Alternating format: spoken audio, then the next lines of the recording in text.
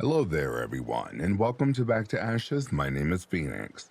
Along the way, if you are new here and you enjoy what you are hearing, please consider hitting that subscribe button, and don't forget to set your notification bell to all. That way you'll be reminded of every time I upload a video.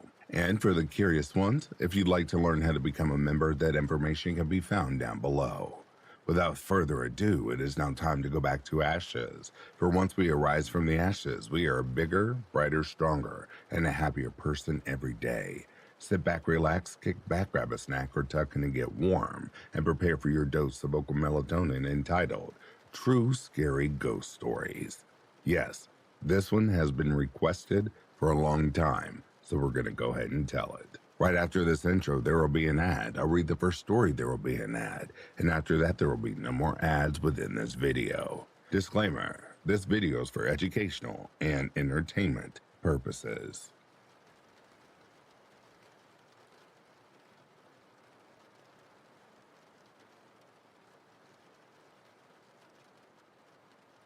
I had little experiences before meeting my husband, but since being with him, I've had too many to count. For my first time sharing, I figured I'd tell the most intense ones so far. It's kind of long, so bear with me. We had moved into a new house, and the first night there is what started everything. My husband is a walking magnet for the paranormal and had a crazy dream about the house. In the dream, he said we were in bed watching TV, and when he looked down the hallway, he saw a lady standing at the end of it. At the same moment, she started screaming and running at us at full speed. A face print burned into the wall, and as soon as she reached him, he woke up physically screaming. After that night, things started getting weird. We'd hear people whispering, see shadows out of the corner of our eyes. We'd even get the ickiest feeling just walking anywhere in the house.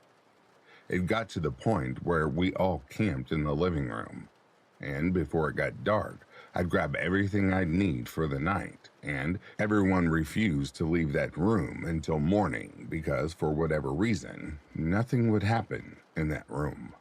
We'd sit and watch shadows peek around the corners throughout the night and hear whispers until we fell asleep.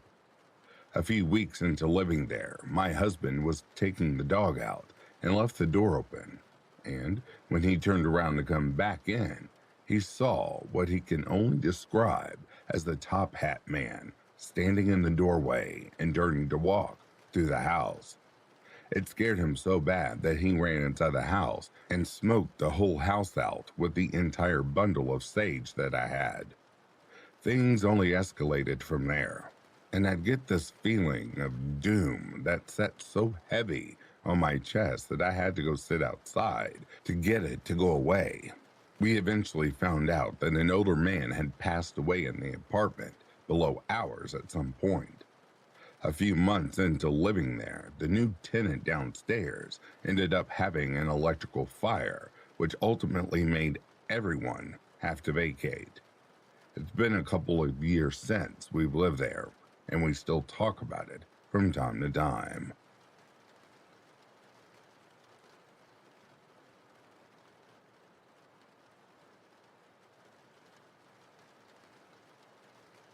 Trigger warning for those sensitive to domestic violence. Hi y'all. I posted a video of a rocking chair moving back and forth by itself in my wife and son's hospital room.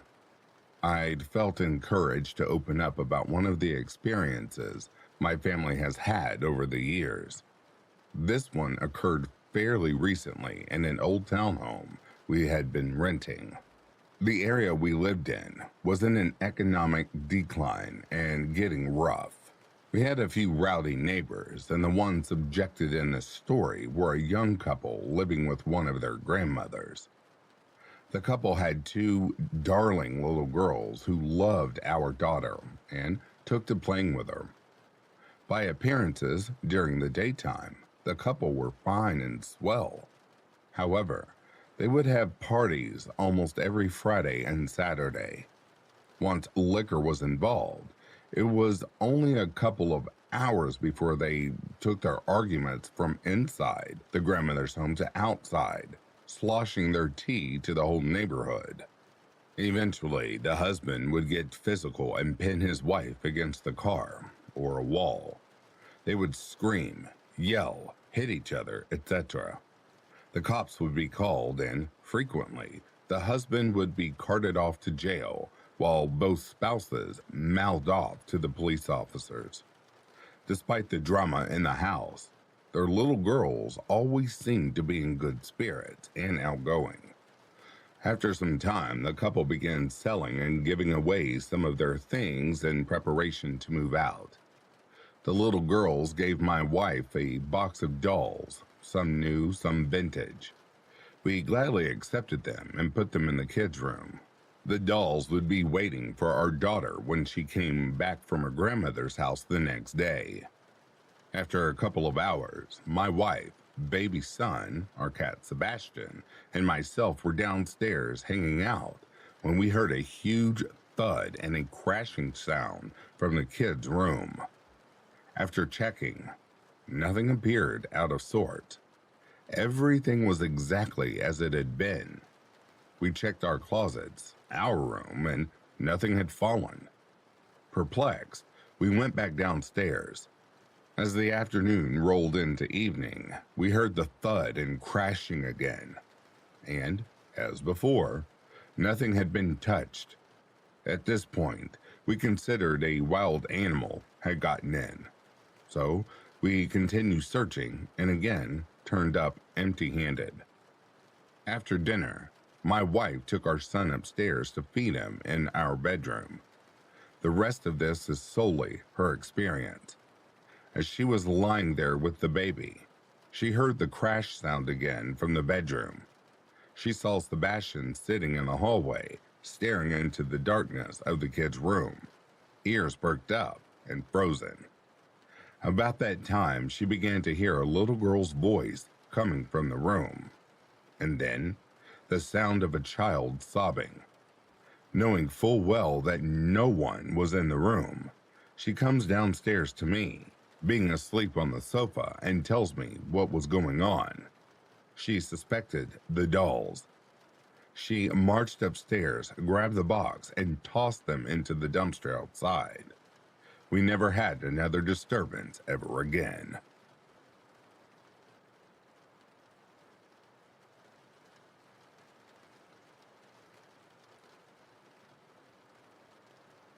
This story happened 3 years ago when I was 15 in my village. I don't tell this story much because people tend to think I'm making it up. But I've been thinking of it quite a lot this week, and I want people to know. My village is located in a rural area that is protected by the government because it has been considered a national paradise for the last 30 years. This means that exploration in the area is quite difficult nowadays, since it is forbidden to cut trees, which means that it is a huge forest. I was spending my summer there, and my favorite thing was going hiking, although I had never gone alone into the woods, just roads with many people. My grandma had told me that cleaning services had opened and rehabilitated a path that had been covered in bushes and trees for the last 30 years because of a race that was being prepared, like runners and stuff. Usually I'd go to the nearest town, which was 1 hour away by foot, by the only way I knew, the road. On my way back from seeing friends there, I took the new path my granny said was safe alone. That was a mistake. The first part of the path was the easiest. Just too many obstacles and landslides, but it was nothing compared to the rest. The second part of a hill full of rocks, that was the hardest thing to go up. Literally had to climb on 4 legs like a dog. When I got to the top, I looked around and found some animal bones. I didn't pay too much of attention to it, since the area is known for its big population of wolves and bears that go out at night. I continued my way faster than before. This part was plain floor. where the woods really began. So it was a relief until I got to the dead end. Some huge trees had fallen exactly on a row on the path, and it was impossible to cross it. This seems really off to me because there were no other fallen trees. The weirdest part? Aside from those trees, there was a little barn. Yes, a barn in the middle of the woods. I thought to myself that it was probably abandoned. At least it looked like it was. So I decided to throw my bag into the little field that belonged to the barn, and then I crossed the fence. I crossed it, running without realizing the most bizarre thing. That field had no trees in it. It was clear.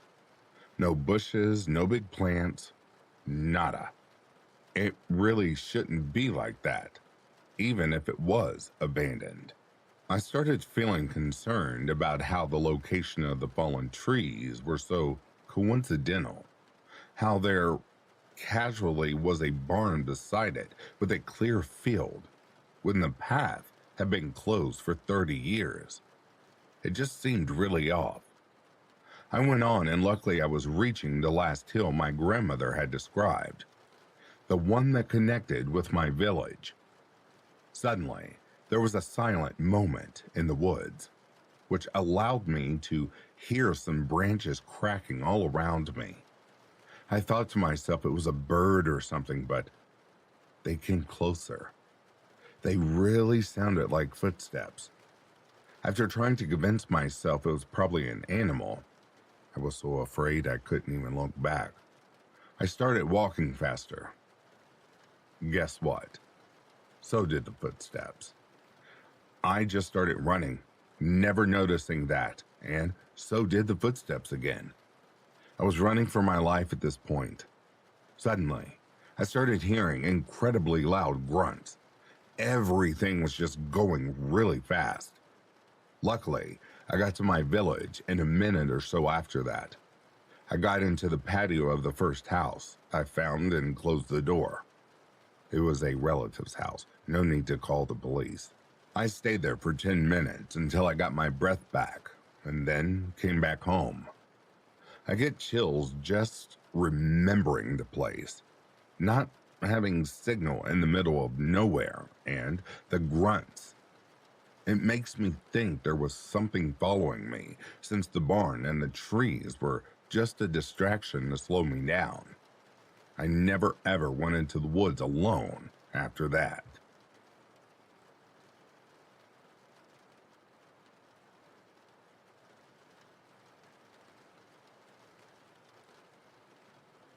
Back around 2001, I was in Dublin, Ireland for a trip.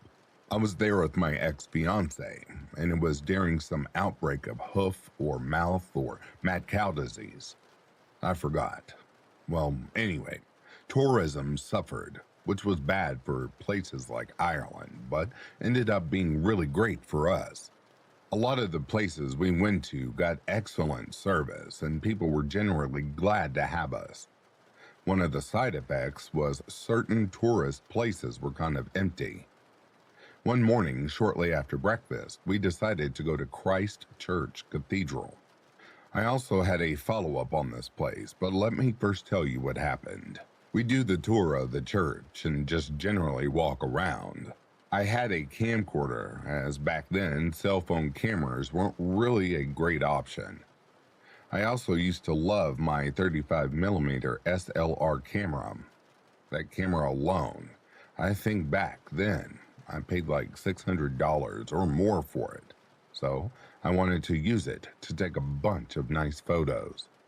Anyway, we are touring the church. I am mostly using the camcorder inside the church, but I do take some overall shots inside.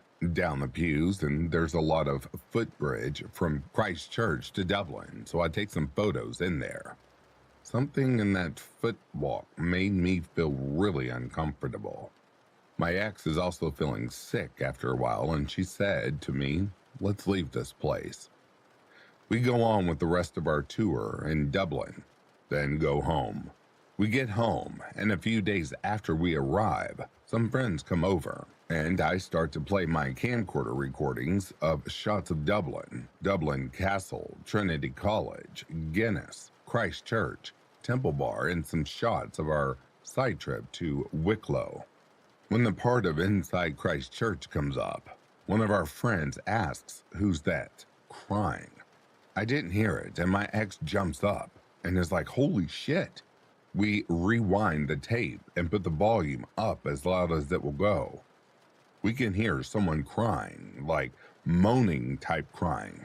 The thing is, it's following us around most of the video.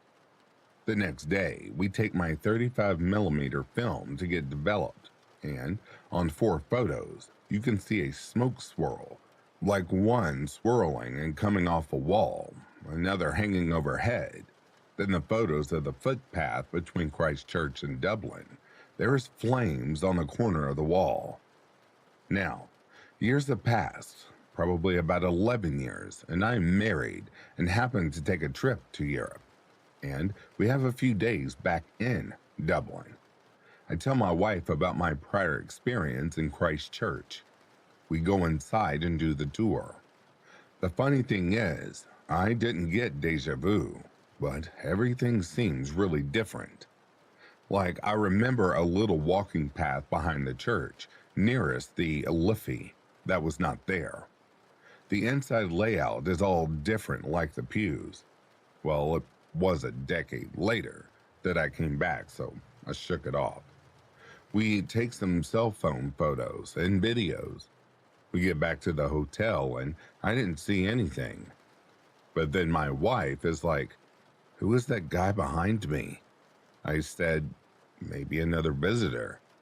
She said no one was around us when we took those pictures. The guy has his head turned, not looking at us, but is really close to my wife. She said if someone had been that close, she would have noticed.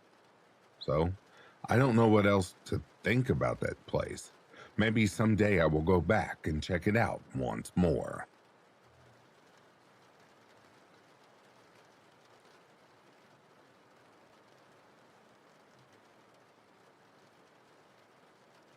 My boyfriend of 5 years has crushed on me for probably 12 or 13 years.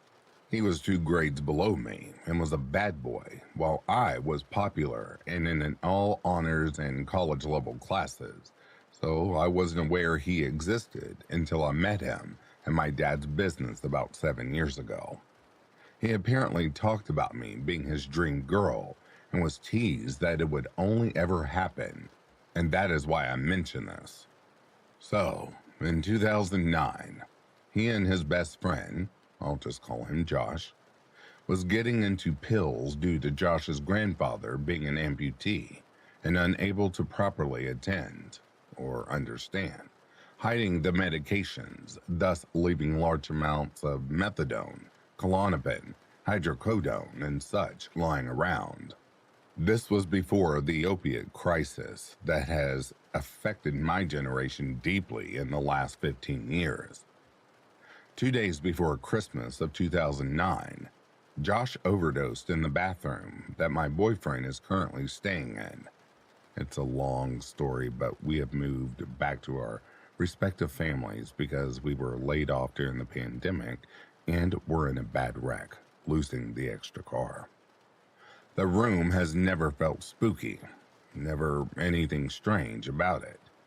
But I've had a few pranks pulled on me that we believe Josh does to basically congratulate my boyfriend on being with the woman he waited for. I've woken up to sticky notes completely covering my body, my drinks poured on the floor, and random objects moving right where I exit the bed, so that I step on them first thing in the morning. I swear I've heard giggling. Each time I've angrily asked my boyfriend if he was messing with me, and I'm aware when he is lying. He always says no. We like to think this is Josh playing practical jokes, something he was known for. But this is nothing compared to what Josh did for me in 2017. It wasn't a prank. It saved my life. 4 years ago, I went into an anaphylactic shock. I lost all ability to speak or move my lower body. I was upstairs with a curved and steep staircase separating me from my phone. I remember crawling to the stairs, knowing it could be fatal if I smashed into the wall that the stairs led to before the turn with very large, steep steps.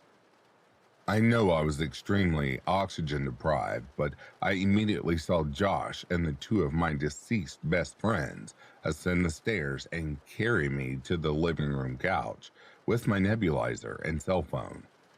I called 911, but I had no voice. My friends were gone except Josh. He told me he was going to wake my boyfriend from the hammock in the back of my yard. And suddenly, my boyfriend dreamed of his friend saying that I was in trouble. My boyfriend came running into the house, and by this point, I was dying. I no longer could use any part of my body, and no air came into my lungs when I inhaled. I remember thinking of my daughter and praying her father would navigate my loss to her and keep memories of me alive. He actually died in a freak accident 8 months ago, so now I'm fulfilling that for him. But I digress. I struggled to remain conscious, but I was fainting. My boyfriend saw the 911 operator on the phone and my sweaty blue body. He told them he didn't think I was breathing, and by some absolute miracle, there was an ambulance passing my neighborhood. The hospital and dispatch were 30 minutes away. The coincidence, plus my boyfriend's sudden premonition that I was hurt, saved my life. Josh and those EMT saved my life. I remember the EMT asking my boyfriend if I had overdosed. Of course I hadn't, because I don't dabble in drugs. And I thought of how Josh had died. I was blabbering on about dead people saving me after a large amount of epinephrine, so no wonder they thought I was high. The doctors and EMT were baffled at how I managed to get down those stairs or even stay alive long enough to get help. I had one bruise on my leg that was tiny. That was it. And the worst headache I've ever had. Turns out, I'm allergic to the latex in spray paint. I just told them I slid down the stairs, but it's not how I remember it. The weird thing is, I'd never met Josh when he was alive. I don't know how I recognized him or hallucinated him, but he looked exactly like the picture I had been shown. I've had a lot of paranormal encounters, but my run-in with Josh saved my life, and he never even knew me. So, thanks, Josh, for giving me more time on this earth, and I wish we had met many years before. I do hope he is resting peacefully, just periodically popping in to check on us.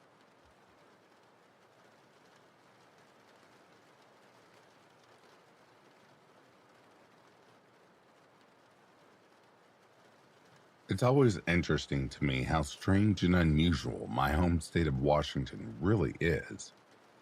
Thinking about it, it's had dozens of serial killers pass through, come from, or live there. We have high rates of Sasquatch sightings, countless UFO reports over the Cascade Mountains, and more eerie little towns like a Stephen King novel. Between June of 2010 and July of 2011, I attended the Cascades Job Corps program in Cedro Woolley, Washington, a rather quaint, albeit weird, mountain town, which bled into neighboring Burlington and Mount Vernon. I highly recommend that if you're in the part of the Northwest Washington, you should pay it a visit. The area is absolutely beautiful. Plus, if you're feeling the need to give yourself the creeps, put on the theme to Twin Peaks on your phone as you drive around. Trust me, you'll love it. Cascades Job Corp was a beautiful campus, somewhat isolated from the main body of Cedro Woolley, with only one road in and one road out. The overall area has a sense of being on an island surrounded by dense woodlands. As you enter, you see to your left, after a short, narrow drive, an abandoned three-story building covered in creepy vines and other parasitic plants common to the area. To the right, you see the lush green yards dotted with massive trees of varied species, and behind them, you see the first of the four dorms. By this time, I feel like I must make it known that the property, as far as I was able to determine, had only been a campus for the Job Corps program for less than 20 years at that point.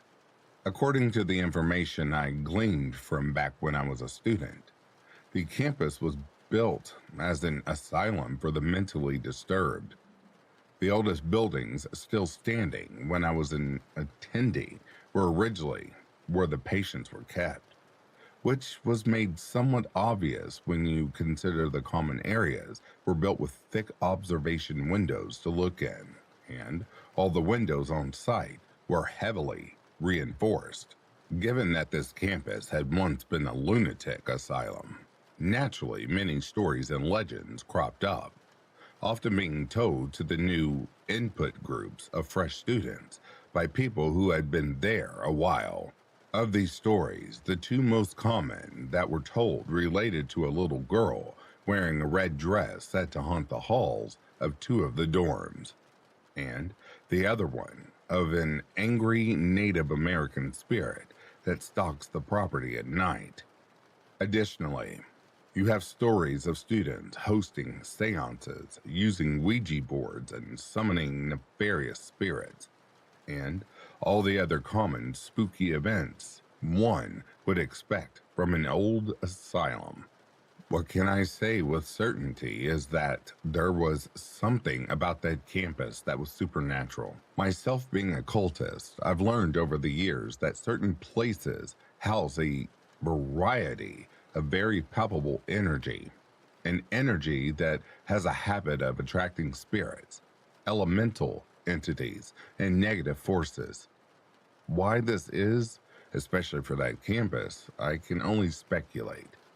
My own theory is that because the campus houses several hundred students, ranging in ages from 16 to 24, many of which come from rather turbulent backgrounds too long to list here, whose own energies and psychological traumas imprint on the land. This is only amplified when you also consider that many years prior to the school, the area had been home to untold amounts of people suffering from insanity and likely had been subjugated to a cornucopia of terrible procedures indicative to the time. Regardless, my years spent on campus had seen my encounters some unusual instances of the paranormal, the first of which happened 1 month after entering the program. I was sitting with my then girlfriend and our mutual friend on a bench, which was located outside an old church, which sat behind my dorm and was connected to the cafeteria and one of the storage areas. As we were talking, we heard something from near the church, which was then surrounded by unkempt hedges and bushes. A very loud, low growl. Now, for the record, all of us were worried a wild animal had wandered onto campus. It had happened before, and signs all over warned students about the possibility of bears, cougars, wild dogs, coyotes, and even porcupines. And it stood to reason that in that moment, we were about to come face to face with a predatory animal. As we jumped up, we slowly began to back away. My girlfriend and a friend behind me pulling at me, though I kept trying to tell them not to run, but move slowly in case it was, in fact, an animal. I was just about to tell both of them to remain calm when I suddenly felt a hard, forceful push on my chest, which staggered me back a few feet and almost knocked all three of us to the ground. Naturally, I was stunned. Nothing was in front of us. just open air, and yet I had felt as if two large hands had pressed against my chest and pushed me back with full force.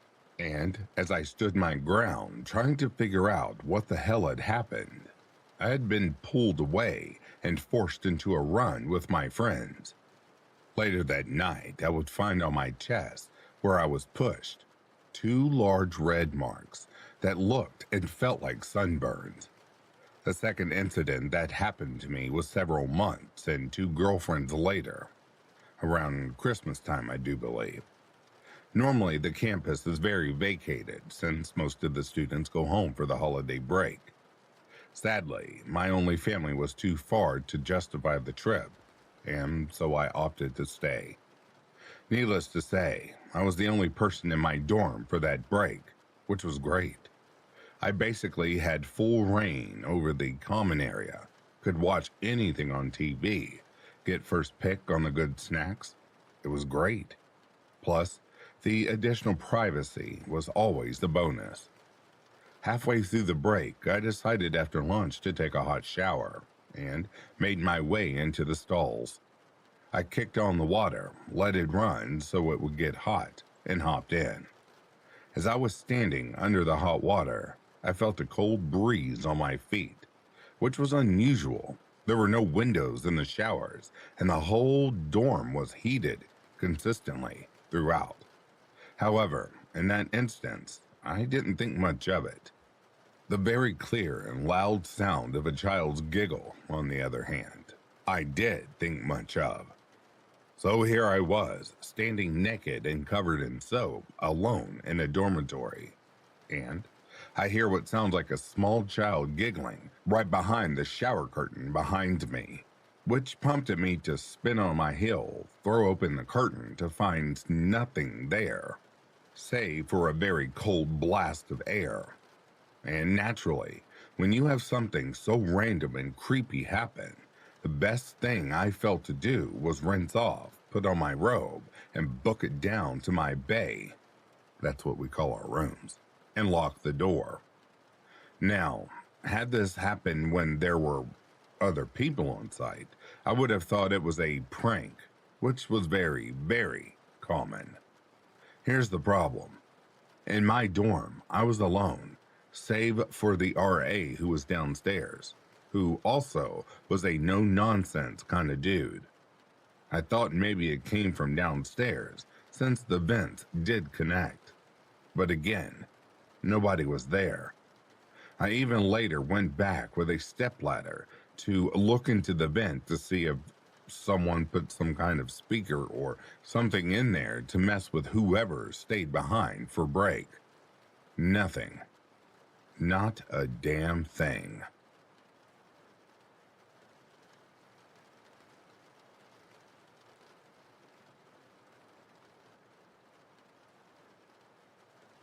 I apologize for the length, but this requires a bit of a backstory. Over 10 years ago, my boyfriend and I were driving around the country over an hour from our house. We were just driving for the hell of it, but were also half-heartedly looking for this little waterfall we had heard about in the area. So we left the main highway and took the side road, which wound up and down a big hill, and eventually found ourselves down in a little hollow, which slowly opened up to a big valley. Everything seemed normal until we passed those stone gate posts, which then led us in this crazy little split road, which had an avenue of carefully planted trees running down the median. We were seriously out, practically in the middle of nowhere. And there was no reason we could fathom for this fancy road to exist out there. We passed a few big abandoned buildings and grand steps, which led to empty concrete foundations, but other than that, there were just a few scattered, regular lived-in houses. After finding the waterfall's location, we turned around and headed back home the way we came in. And we finally saw a historical marker. Turns out, this was one of only a handful of ghost towns in our state, and the name immediately rang a bell, as a coworker who was into the supernatural had just told me about this place and that it is very, very haunted. It had been the site of a big printing press back in the early 1900s, and an entire, nearly self-sufficient town had grown up around it. It was apparently quite fancy in its heyday, with a big hotel, a trade school, and several health spas, as doctors used to send people to the area to recover from tuberculosis. When the press closed down, the town quickly went downhill, and the buildings mostly either fell or burned down, except for the few we had seen. I think the official year of its demise was somewhere around 1976, when the post office closed. We drove home that day without incident, but a few weeks later, my boyfriend's younger sister was staying the night at our place, and we began telling ghost stories. The two of us kind of looked at each other like, "You thinking what I'm thinking?" and asked her if she wanted to go see a ghost town. Like right now. She was game, and we hopped into the car a bit after 1 a.m. and drove to this place. We were all excited and found ourselves going down that hill into the valley in no time. It was around 2 a.m. at this point, and we thought we'd just do a quick circuit down the avenue of trees and turn around. Half the fun was just being out at this hour and having the freedom to go wherever we wanted, whenever, as we were only 18 at the time and had just gotten our own place. We reached the road of the avenue and turned around. No sign of any ghosts, but my boyfriend said something I will never forget. Maybe we'll see a Bigfoot instead. The three of us got a heavy laugh out of that, as we believed in ghosts, but Bigfoot seemed silly. Yes, I know, the logic of that escapes me too. We passed the stone gate posts, and a little ways up the left, we began to see a few lived-in houses, signaling the end of the ghost town. And y'all, here's where the shit hits the fan. As our car crept up the road, our headlights hit this thing. It was standing in a ditch on the left side of the road on two legs and was using its forepaws for hands, I guess? Like it was looking for something on the embankment it was facing. It was kind of hunched over, but if it stood up straight, it would have been around 5 feet tall. It was covered in brownish, black matted hair, or fur, whatever you want to call it. So the body just looked like a big, shapeless mass of hair, with arms and legs that seemed relatively skinny compared to its body. And when it turned its head to stare at us, we realized it didn't have a muzzle, but instead, a flat face like an ape. Even with our bright lights on, we couldn't see a mouth or nose, just the eyes. And they were freaking cliche glowing red, like two pinpricks in this awful, featureless face. This wasn't simple eye shine from our headlights. It was like they were glowing on their own accord.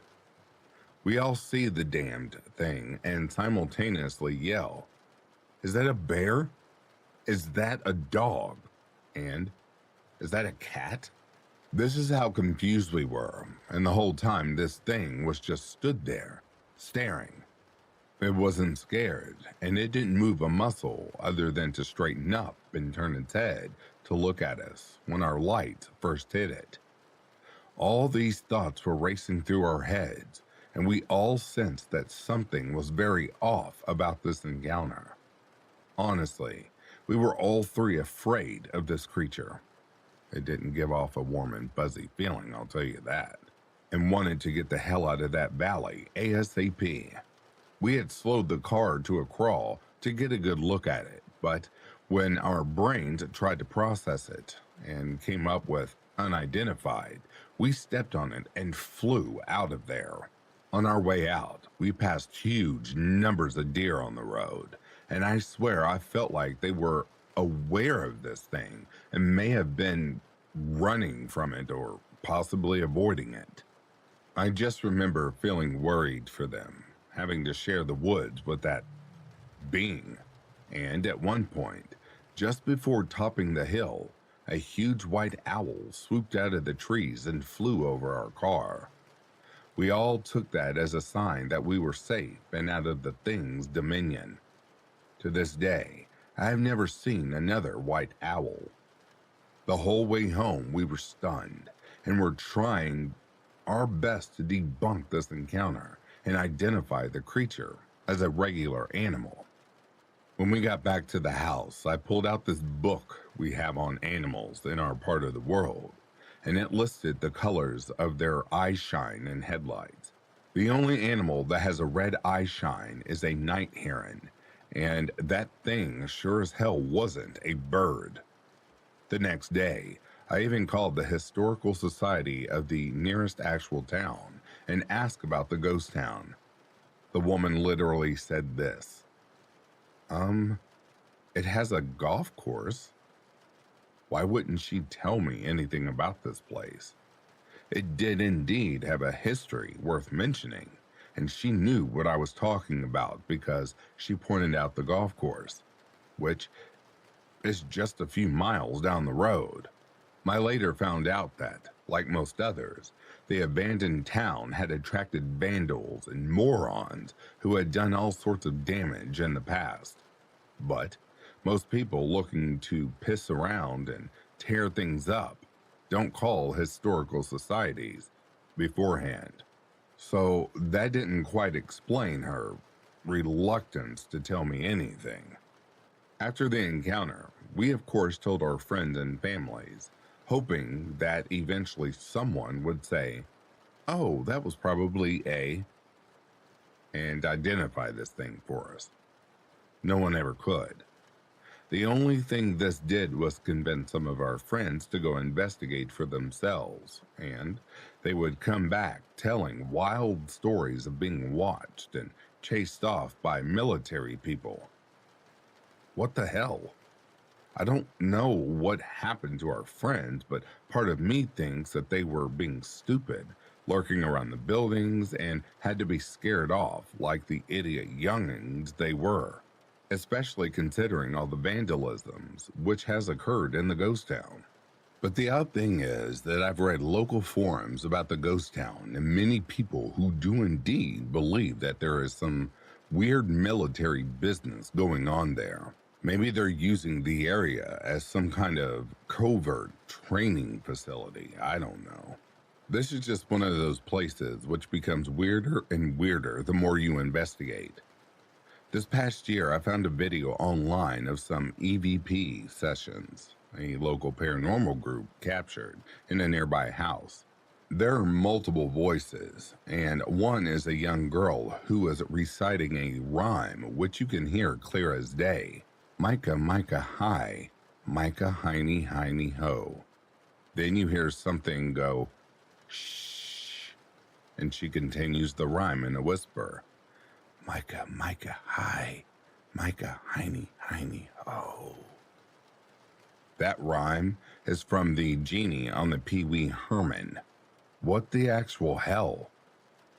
And on another site, I found a very unsettling account of a group of kids being led into the woods there by people they thought were the family members. Spoiler, it wasn't their family. I just know that this place is freaky, and that the three of us saw something there that doesn't exist in any natural history book. I was even trying to blame it on some undiscovered Australopithecine, and even that doesn't make any sense. To this day, I can see that creature in my mind, standing there, staring at us, with its flat face and glowing red eyes. We only went back to the valley once after that. Again at about 2:30 in the morning. We didn't see the creature, but there was a large fire burning in an open field about 20 yards from the road. But no one was anywhere to be found. No people, no car, nothing. We sure as hell weren't going to stop and investigate.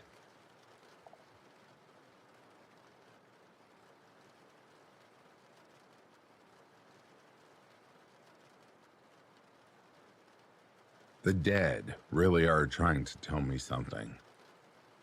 I had a haunting 9 years ago. I was a single mother of a 2-year-old boy and my 9-year-old niece.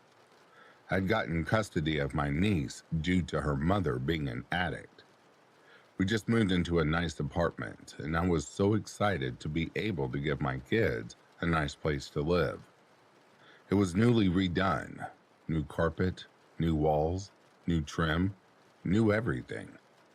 It was a weird setup, though. When you walk in, my bedroom was on the right, living room on the left, and dining room straight ahead. To the left of the dining room was the smaller bedroom, which also had its own full bathroom. I think it was more for roommates than a family. I started having paranormal encounters the same day we moved in, so I always left both bedroom doors open at night so I could see into the kids' room past the dining room table. From the start, I would wake up at around 3:12 a.m. every night. A lot of times my son would too, but would start crying. I would wake up to an old woman in my room. She was always standing in the hall that led to the master bath. She would always try to talk to me. I could never hear her. Then my son would cry, and I'd go comfort him, and then go back to bed. But sleep was hard to come by for me. As time went on, she would bang on the walls where the water heater was, jiggle door handles, knock photos off the wall, wake me up every single night at 3:12 a.m.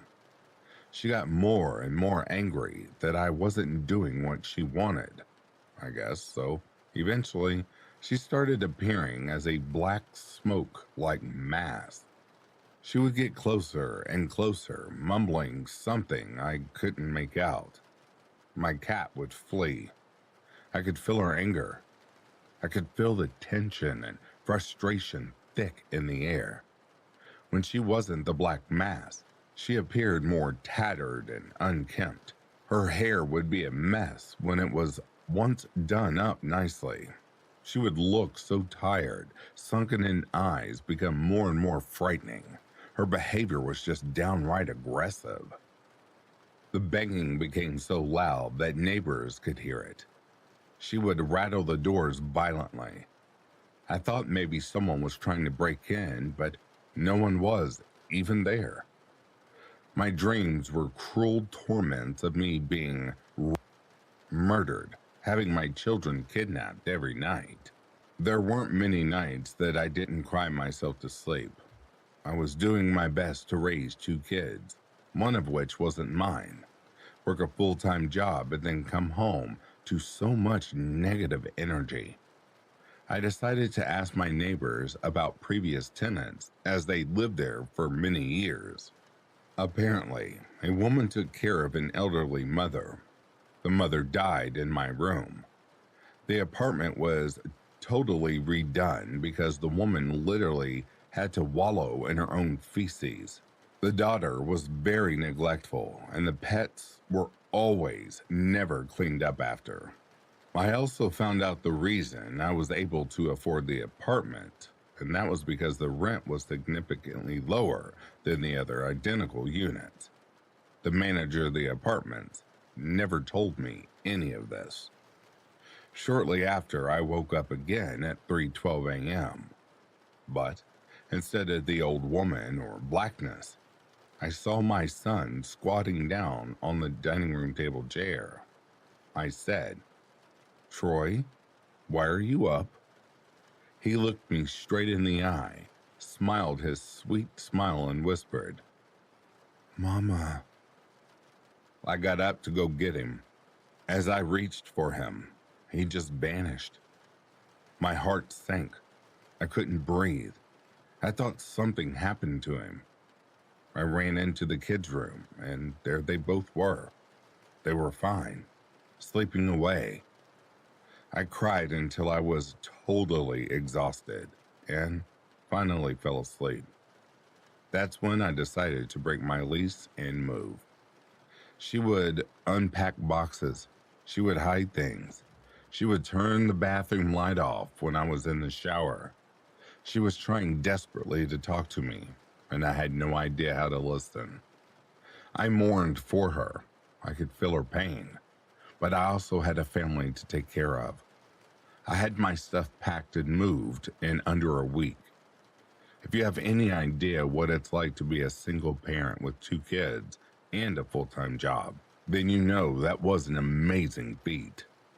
I had a dream after we moved that there was a diary hidden behind the water tank. Why I never thought to look in there when that was where she kept banging. I just hope she found peace.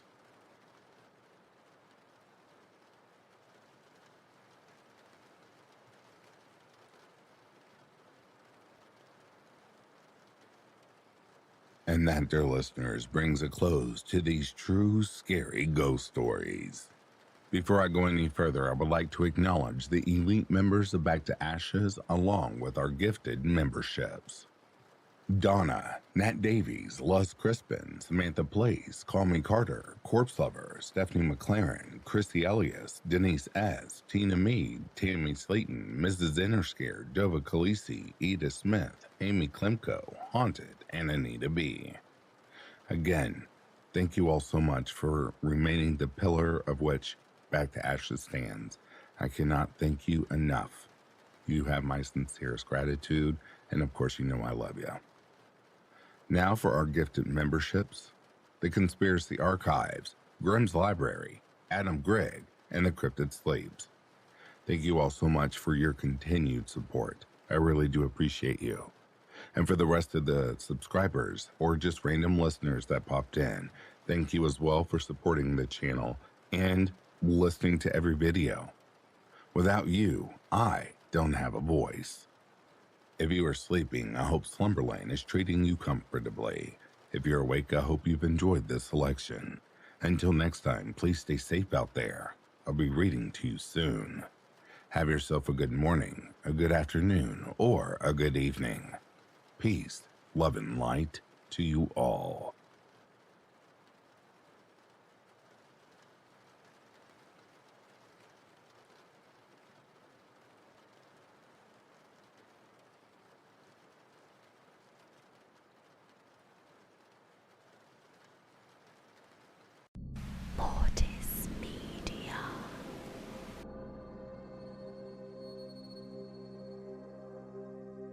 Good evening all, and welcome. I just want to say thank you to each and every one of you who commented and liked and interacted in the last video I released. Your support really meant a lot, so thank you from the bottom of my heart. Lastly, today, well, because it's 1 AM now, or tomorrow if you're in the States, is my wife's birthday, the 15th of January. So, if you could, and you'd like to, feel free to wish her a happy birthday. I'm sure that she'll be very pleasantly surprised in tomorrow morning's comment section. Don't worry, I'm going to take her somewhere nice. But anyway, for now guys, I hope you're ready. And be warned, some of these stories are very disturbing, so proceed with caution. It's time to let the darkness take control. Before I begin, I think it's important to give you a little bit of background. I am currently 20 years old, but when these events occurred, I was between 15 and 17. I had never downloaded Tor and used basic software as I'm not very tech savvy. Nor did I really believe in the hype of the deep web. I never found a red room, nor convincing murders. But I do have some messed up stories. One in particular, revolving around airplane crashes. This site had hundreds of black box recordings, and you could listen to them uncensored. They contained recordings of everything from plane crashes to hijackings. I'm a morbid person, so naturally I listened to a few of them. If you have a weak stomach, I don't suggest ever seeking out this site. You could hear people crying, praying, screaming, in addition to the sounds of crashes and the impacts and gunshots. The worst was a pilot speaking to what sounded like himself during what he communicated to be total engine failure. He was the pilot of a passenger plane carrying 4 families out of China. There are small descriptions of the planes and pilots and what happened under each audio file. In it, you could hear him praying, the controls making frantic sounds, and his frantic, panicked voice slowly receded to a ghost relative of acceptance. I will never forget the absolute fear in his voice, while he spoke what I assume was Chinese, and I couldn't make a sense of his words. His tone told me exactly what he was doing. The movies don't give an accurate description of fear. They don't convey the helplessness of a human trapped in a flying tin can in the sky as it falls back to land.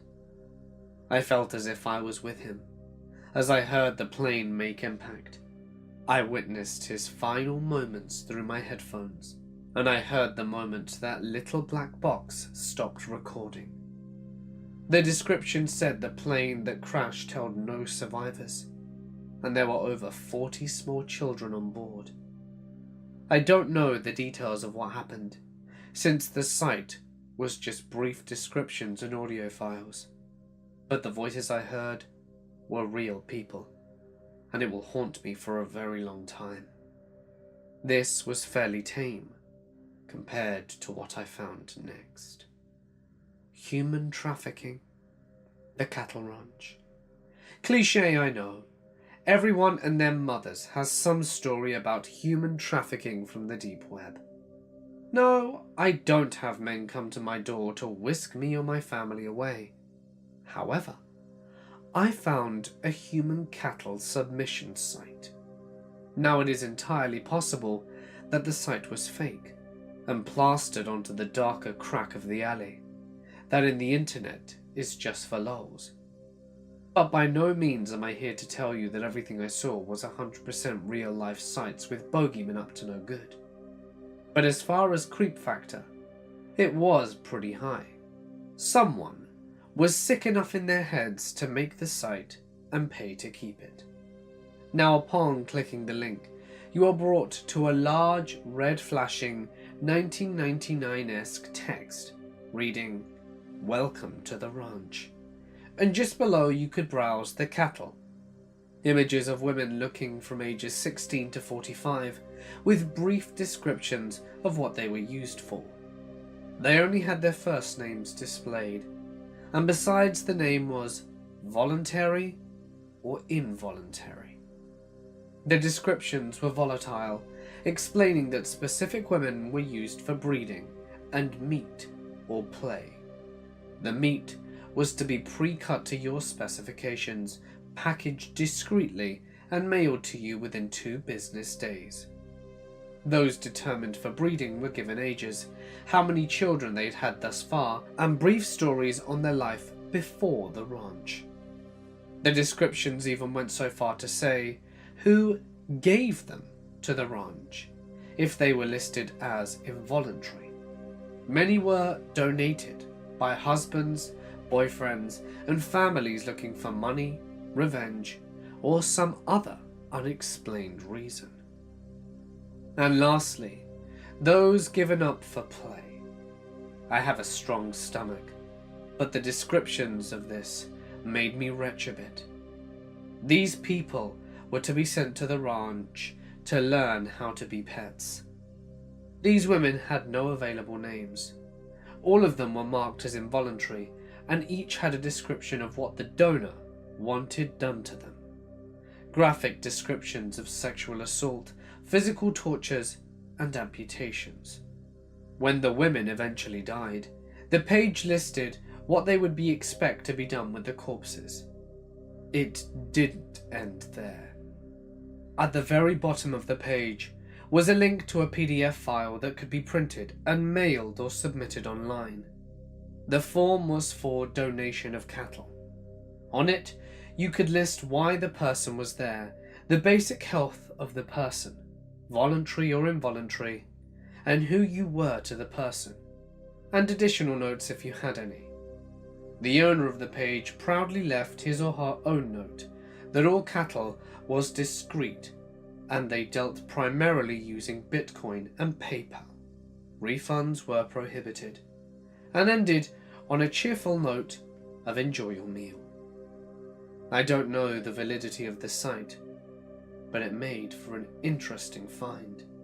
This adventure led to the contemporary death of my old Dell dinosaur. It was about a cannibal cult. This is my final entry. I don't know if this cult is exactly cannibalistic, but they alluded to it. I got interested in a creepypasta story called useless.avi. It was pretty popular back when creepypasta was still a big thing. For those of you who don't know what I'm talking about, useless.avi was supposed to be a video of a woman, naked, tied to a bed and left alone with a chimp that was emaciated and abused. As one would expect, the chimp graphically maws and eats her. The video cuts to a naked man in a mask licking a toilet, and then blackness. The video cuts. I had heard a lot of rumors about the video and decided to look into it. Being in high school and working part-time, I had a lot of free time over breaks. In the evenings, I visited forums and chats dedicated to debunking creepypasta, and it all pointed to the video being fake, until I came across a thread titled, "How Useless Can You Be?" I don't remember what site it was on. I pretty much just randomly clicked and crossed my fingers. Anyhow, a user mentioned seeing the video before it was removed on the site, and had saved it. Too good to be true? Yeah, it was a hoax account, but it luckily prompted an active member of this cult to post, and post he did. He had created a web page for the cult he called Revision of Humanity, or something to that extent. On it he had many videos created by the group meant to be art installations to provoke thought regarding human behavior. The cult had simple origins and were self-proclaimed freedom thinkers, out to wreck the US government. However, they took a dark turn when a member wanted to leave, leading to useless.avi, or at least a rough interpretation of it. The poster had the useless video amongst many other short videos. They were all fake, and the members acted as actors, except in Useless. The woman in Useless was a member that wanted to leave. The chimp was a pet of the leader who failed to care for it and lost his temper at it. The woman was truly killed in the video, and it was graphic, although extremely grainy. The poster made mention that the majority of the cult had disbanded after the woman's body was found, and the leader and 10 members were tried and convicted for a slew of crimes including, but not limited to, murder, rape, petty theft, and animal neglect. The poster went on to say that he wanted to recreate the cult, and left on a message board that if you do not understand, then you are part of the problem. Terminate yourself for salvation of the masses. I laughed it off as just another poser, and assumed it was a hoax until I went to exit my browser, and found that my screen had frozen. Fed up after 5 minutes, I resorted to holding down the power button. It would not shut off. I unplugged the damn thing, as it only had power when it was plugged in. The battery was crap, and it didn't shut off. I plugged it back in and tried to exit using the escape key when the screen started violently flashing error messages, and then finally flashing black and white with the words, "part of the problem," slathered all over my screen like sunscreen left on the hands of a toddler. The speakers started blaring static with chanting voices that I couldn't make out, other than a low hum. My screen suddenly went blue with what looked like random codes, and then shut off. I was unable to turn it on for almost 2 weeks. For a month after that, every time I tried to access a web page, the computer would redirect me to the cult page. After about a month, it all sort of stopped. Smart troll using a programmed virus? A genuine cult? I don't know. I don't concern myself with it much. It makes for an interesting story, even if it is boring to deep web standards. I need to buy myself off the deep web before somebody else does. I don't know how much time I have. I saw the offer hours ago. The only thing I can do now is tell you how I happened upon it myself. It's stupid, really. Really stupid. I was trying to impress my friends. We were all enrolled in IT class at our school. We would take turns seeing who could bring up the most screwed up website. It started out by showing our friends websites on the deep web that people could buy drugs from. Drugs that we had never heard of. That got boring really quick. Other friends began upping their content to try and stand out in our game of "I'm more tech savvy than you." They would bring more and more pictures, each more disturbing and gruesome than the last. Pictures of people dying, of people being tortured, and unimaginable things. People that were already dead. One person brought up a very nefarious site, PC. Instead of people saying exactly how screwed up this was, and how this should all stop, and how this should have never have begun in the first place, and how stupid it was, and how much danger we were all in, they congratulated her, gave her a pat on the back, and asked her how she could even sit down properly in a computer chair because of how big her balls were. I felt like puking. I felt like beating the ever-loving crap out of everybody, and I couldn't believe how screwed up it was to see all that disgusting stuff on the internet and see it as an accomplishment. I didn't say anything though. They began to notice that I never showed off anything myself, and I began to get a new nickname at school. School became a living hell for me. My friends began shoving these horrible pictures in my face whenever they could. When I cried and vomited, they claimed they were trying to desensitize me. Everything became too much though. I promised myself I wouldn't venture too deep, that I would only stay long enough to find something that would appease them. At this point, we were long past the point of finding cool drugs and stuff. I knew I had to find something that would hold importance. At this point, I had been on the deep web for 3 hours. 5 hours was what it took to put an offer for me on the deep web. At one point, I remember opening a seemingly blank page. Immediately, the light next to my computer flashed, briefly. I minimized the browser to close Photo Booth, only to find that it wasn't open, and I didn't think anything of it. I was tired and had school the next day, so, bored, I closed everything down and went to sleep. The next few days went the same, until the last. When I walked in, everyone was huddled around one desk, talking in hushed voices. A few of the girls were crying, and all of them were pale and covered in sweat. I didn't want to see whatever had caused this reaction. Nobody noticed I'd walked in, until class had started. I caught several of them staring at me during the class. They had probably planned a new way to make me go home sobbing. I had tried to leave the class as quickly as I could, but one of them caught me by the shoulder and spun me around. "We need to talk." His voice was quivering, and his clammy, trembling hands were soaking through my t-shirt. He led me to the back of the classroom, where other students in the same shape as him, or worse, were huddled. He began passing out pictures. When it was my turn, I told him that I didn't want to see whatever they had. "No, you have to see this." Something about the way he said it told me that it was serious, and it wasn't just regular bullying. I cracked open one eye.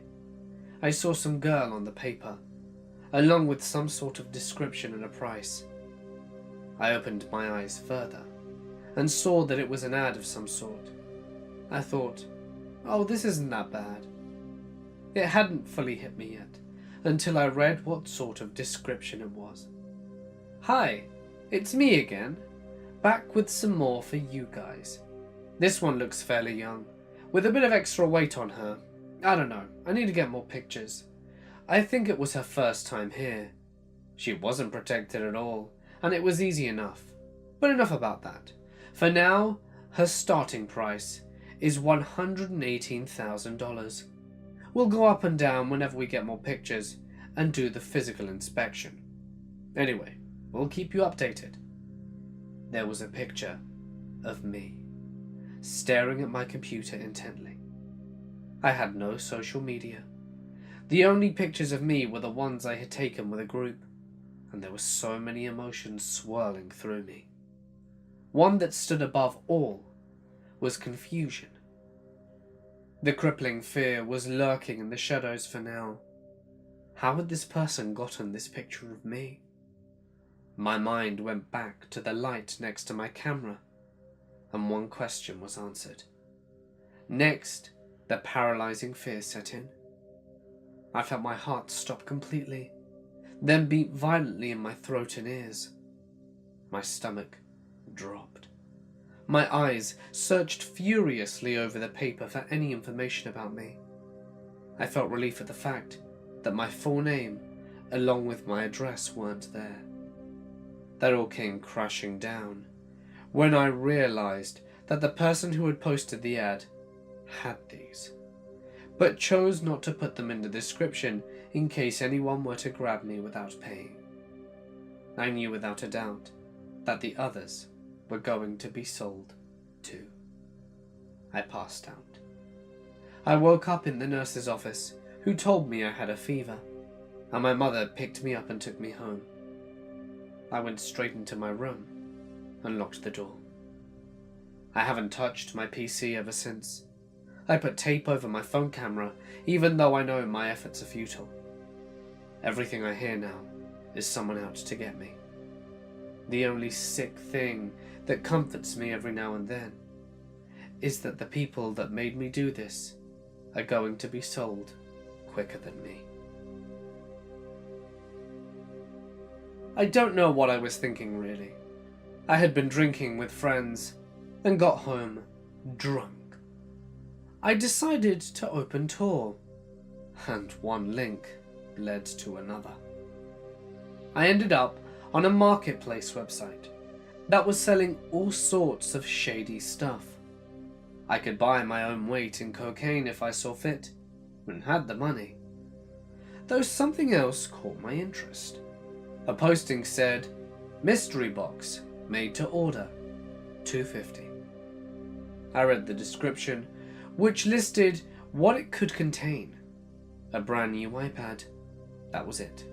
That was the thing that made me send the $250 worth of Bitcoin to some random guy in some random place on the internet.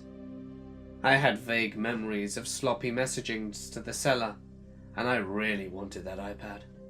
Oh God, I remember sending them an extra $50 to sweeten the deal. What a moron. When I woke, my head hurt. I had a full-blown migraine. It wasn't until I had breakfast, showered, and opened my laptop that I remembered. My heart sunk. I didn't have money to waste on shit like that. But I did. I clicked the button to message the seller to tell them I changed my mind, but nothing happened. I refreshed the page, and as you can imagine, the listing wasn't found. Now, I didn't think myself to be an idiot. I wouldn't fall for some 411 scams. I know no Nigerian prince wants to send me money. But drunk me? He's a bit questionable. I checked my Bitcoin account to see it tell me that I was out of untraceable money. I swear I had at least $750 in there. If you take the exchange rate of the day, with the way it fluctuates, it may have been only $300. I was depressed for the rest of the day. I promised myself I wouldn't do anything like that again. But then drunk me is a real, well, you know. Weeks passed, and I completely forgot about it, to be honest. And I didn't want to remember how stupid I had been. Today, though, I did remember. I walked downstairs to see a large brown box on the kitchen table, addressed to me. My dad must have received it from the mailman when he was getting ready for work. I stared at it, shocked to see that it had actually arrived. I picked it up. The weight was lopsided, but it was heavy. That was a good sign. At least it wasn't filled with packaging chips.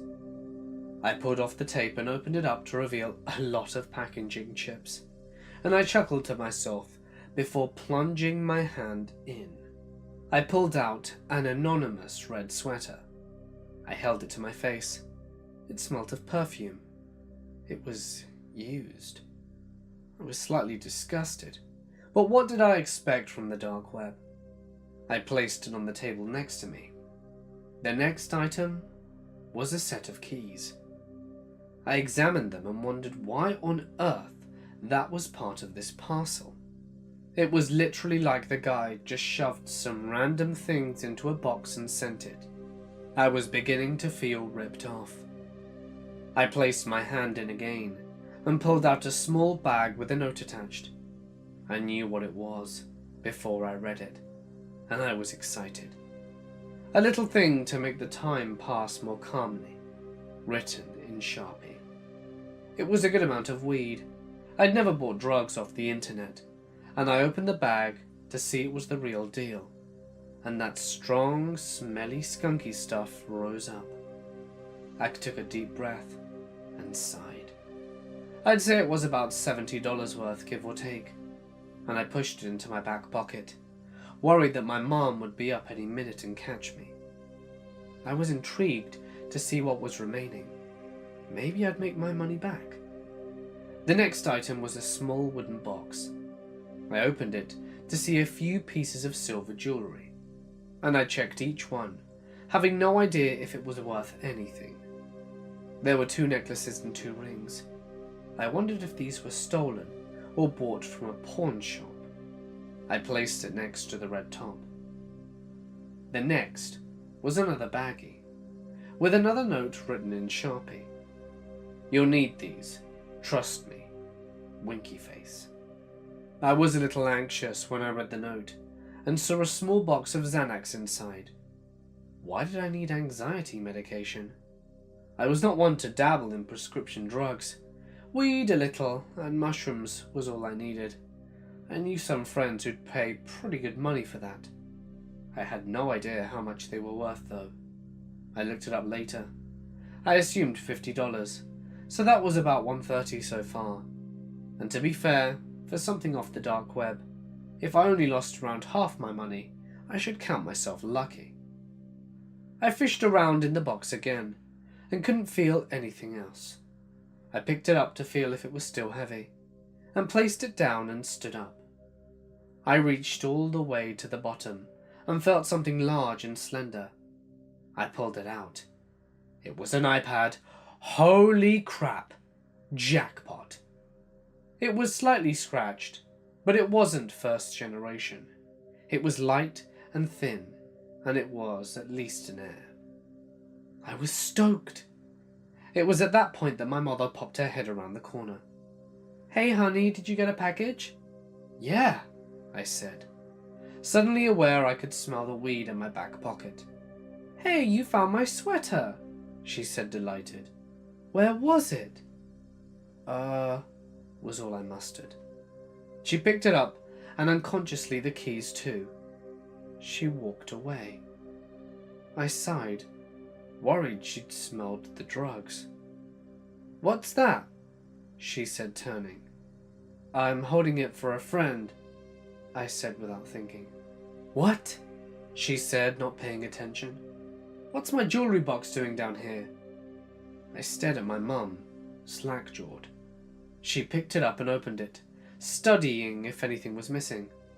"Well, answer me," she demanded. "It was in the package," I said honestly. "Don't bullshit me. Were you going to sell this?" "No, I promise. Just wait until your dad gets home." "Jesus, Darren.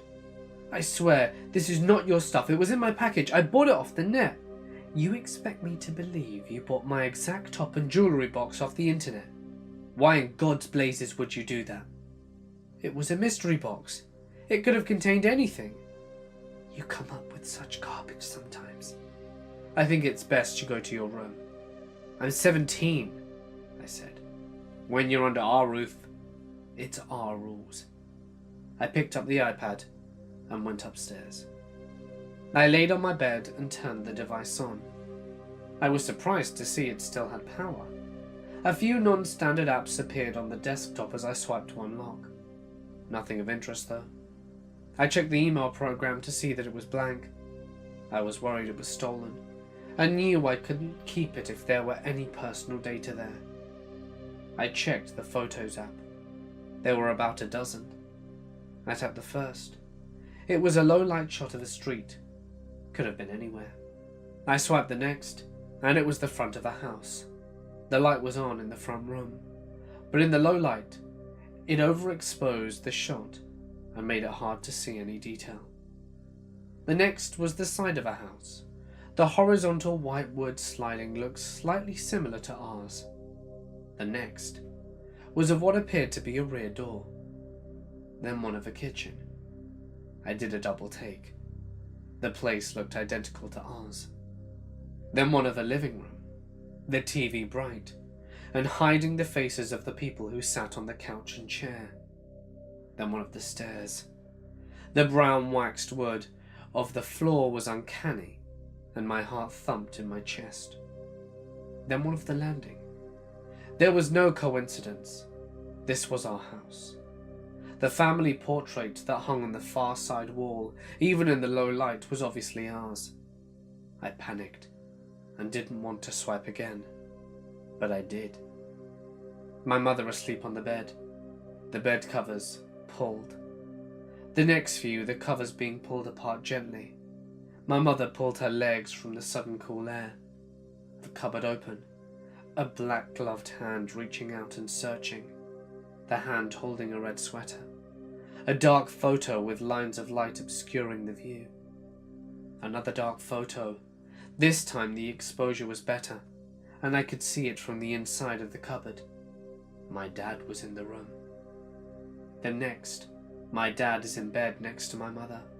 Then one of the bed with my parents asleep. I swiped again and saw the covers pulled back. Whoever was doing this wanted to be caught. I was sure of it. After that, in the hallway again, the black-gloved hand was holding the jewellery box outstretched. Only one photo remained, and it was above a bed with someone sleeping below. It was me. My blood ran ice cold. I threw the iPad to the floor and heard it cracking against the side of my desk. I leaped up and saw the screen stare back at me with a rainbow mosaic of broken LCD and glass. What was I going to tell my parents? They'd never believe me. I'd pulled the bag of pills out of my back pocket and read the note again. "You'll need these. Trust me." I turned it over to read a date. 21/07/2018. It must have been when the package was sent. I read it again and realized that it was tomorrow, Saturday. What does that mean? I have to warn my parents. If you don't hear back from me, call the authorities. I fear the worst. Have you ever found yourself in a position where you found yourself questioning everything you once believed to be true? Perhaps it was something political or religious. Or maybe you found out someone close to you was not as trustworthy or morally upstanding as you once thought. Maybe someone you loved turned out to be a monster. When I was in high school, my father started what he referred to as project in our basement. He insisted that it was strictly for business, and he wanted everything down there to be kept strictly confidential. The basement would be off limits to everyone but himself. He even went so far as to having the basement walls soundproofed. I admit I found it strange that his job would demand such secrecy from him, but otherwise, I didn't give it any thought. Some of my friends at my high school were into all kinds of kinky videos or shock videos, like 2 girls, 1 cup. So it wasn't uncommon for them to spend time on obscure websites. I had never heard of these, but I spent very little time on the internet myself, typically just to look up NFL or NBA highlights. One particular day, we were sitting at the lunch table, and my friends were talking about the usual bizarre stuff that they were into, describing it in disgusting detail. I was never interested, so I barely paid much attention. Then one of the guys, Kevin, began talking about something he described as the dark web, and what he described made all that stuff that he talked about before tame in comparison. Hitman sites, videos of animal cruelty and mutilation and torture. He even saw links to CP, although he denied clicking them. Kevin invited us all for a sleepover, at which he would show us some of the things he was talking about. We all agreed to come over, as he was navigating us through the dark web. I saw that he wasn't exaggerating anything. Every single horrific thing he described was present. He stumbled across a random untitled video link. What do you think? Should we watch? Everyone answered enthusiastically in the positive, although I was indifferent. With that, he clicked the link. The screen then changed to a very dark room, and for about 30 seconds, all we could hear would be the sound of heavy breathing. Finally, a small beam of light appeared, apparently from a flashlight, illuminating some guy wearing a strange mask, a top hat, and a suit and a cape. His voice was deeply distorted, so we couldn't recognize it. Good evening, and thank you for joining us. You may call me Hawkins, and boy do I have a show for you, he said with tremendous enthusiasm. Tonight, we have ourselves a trio of victims, and with that, the rest of the screen became illuminated. The room that they were in was small and cramped, and the walls were painted red. On the back wall, 2 women were locked up in wall-mounted cuffs. They were both completely nude, one of them overweight, and the other very fit. It was not some stereotypical dungeon in an old horror movie, but as I would soon discover, this was not a movie. Hawkins approached one of the female prisoners. "Oh, you are one ugly thing. Things like you don't deserve to share this world with the pretty ones." He glanced over to the other woman, who was easily the more attractive one. "Am I right?" he said to her. She said nothing. I have something special planned for you. But for now, we deal with the ugly one. I stood there near my friends, worrying incessantly about what the man had on his mind. Garden shears, I heard Hawkins say. With that, a second pair of hands appeared from our screen and handed the man a pair of garden shears. He slowly crept up to the woman. A pity. If only you were better looking, I might not have to do this. Without warning, he opened the shears and sliced off both of the woman's breasts, leading to a deafening scream from her and shocking gasps from me and my friends, one of whom began to vomit. Hawkins then went down to the woman's feet and tried to cut them off, but found it difficult as she had very thick ankles. No matter. Chainsaw. My heart sunk at the mention of a chainsaw. I heard him rev up the thing and slowly cut into the woman's ankles once again, leading to a more prolonged screaming and tears streaming down her face. Hawkins' mask and costume became splattered in her blood, and after slicing off both of her ankles, he began cutting into her abdomen, leading to all sorts of blood and guts spewing all over the place. At that point, one of my friends passed out from the shock. I'll leave you to bleed to death. But as for you, he said, moving towards the second woman. Whip, Hawkins said to his unseen assistant. He received the whip and walked up to the woman and proceeded to give her a number of brutal lashings. It was at this point where Kevin typed in the message box, "What is your problem? The police will hear about this."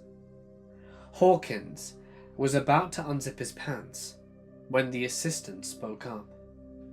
"Hey boss, check the message." Hawkins kicked the woman in the gut before coming over to the camera. "Oh, a tough guy, eh? Gonna call the police on me, huh, Kevin?" And with that, we all gasped in horror as the crazy masked man mentioned my friend's name. No matter. I have all the information I need on you. Looks like I'll be seeing you soon enough. Now if you'll excuse me, I have business to attend to. It was here when Kevin shut off the computer. My other friends bailed, but I chose to stay with him the night, even though I was equally scared out of my wits. Fortunately, nothing happened, but Kevin didn't get any sleep at all. A couple of weeks passed, and it appeared that what had taken place had blown over. Until one Friday night, I was watching the news when I heard a report of a mass homicide nearby. I was horrified when I saw the reporter standing outside what I recognized as Kevin's house. Kevin was reported as missing while his parents and siblings were brutally murdered. My God, they got him. During the night, I woke up to use the restroom. As I walked out, I saw my father coming up the stairs, looking like he had just finished yard work, as his clothing was covered in dirt. "Dad, it's 1 a.m. What are you doing?" I asked. "Fixing a busted sprinkler." "At 1 a.m.? "Why not? Is there some rule that says I can't?" you said sarcastically. "Whatever, Dad." I went back to bed and thought nothing of it. That was until next afternoon. My dad was out running some errands when I decided I was going to be a naughty little boy. I was going down to head into the basement to see what all the secrecy was about. I didn't usually have a rebellious streak, but after what had happened, I was definitely feeling curious as to what was down there. I flipped the light switch on, and so far didn't see anything out of the ordinary. It didn't really look any different from the last time I saw it. Then I looked behind the staircase and noticed something which hadn't been there before. A door. My curiosity got the better of me. I opened the door and a light turned on automatically. What I saw caused me to freeze in terror.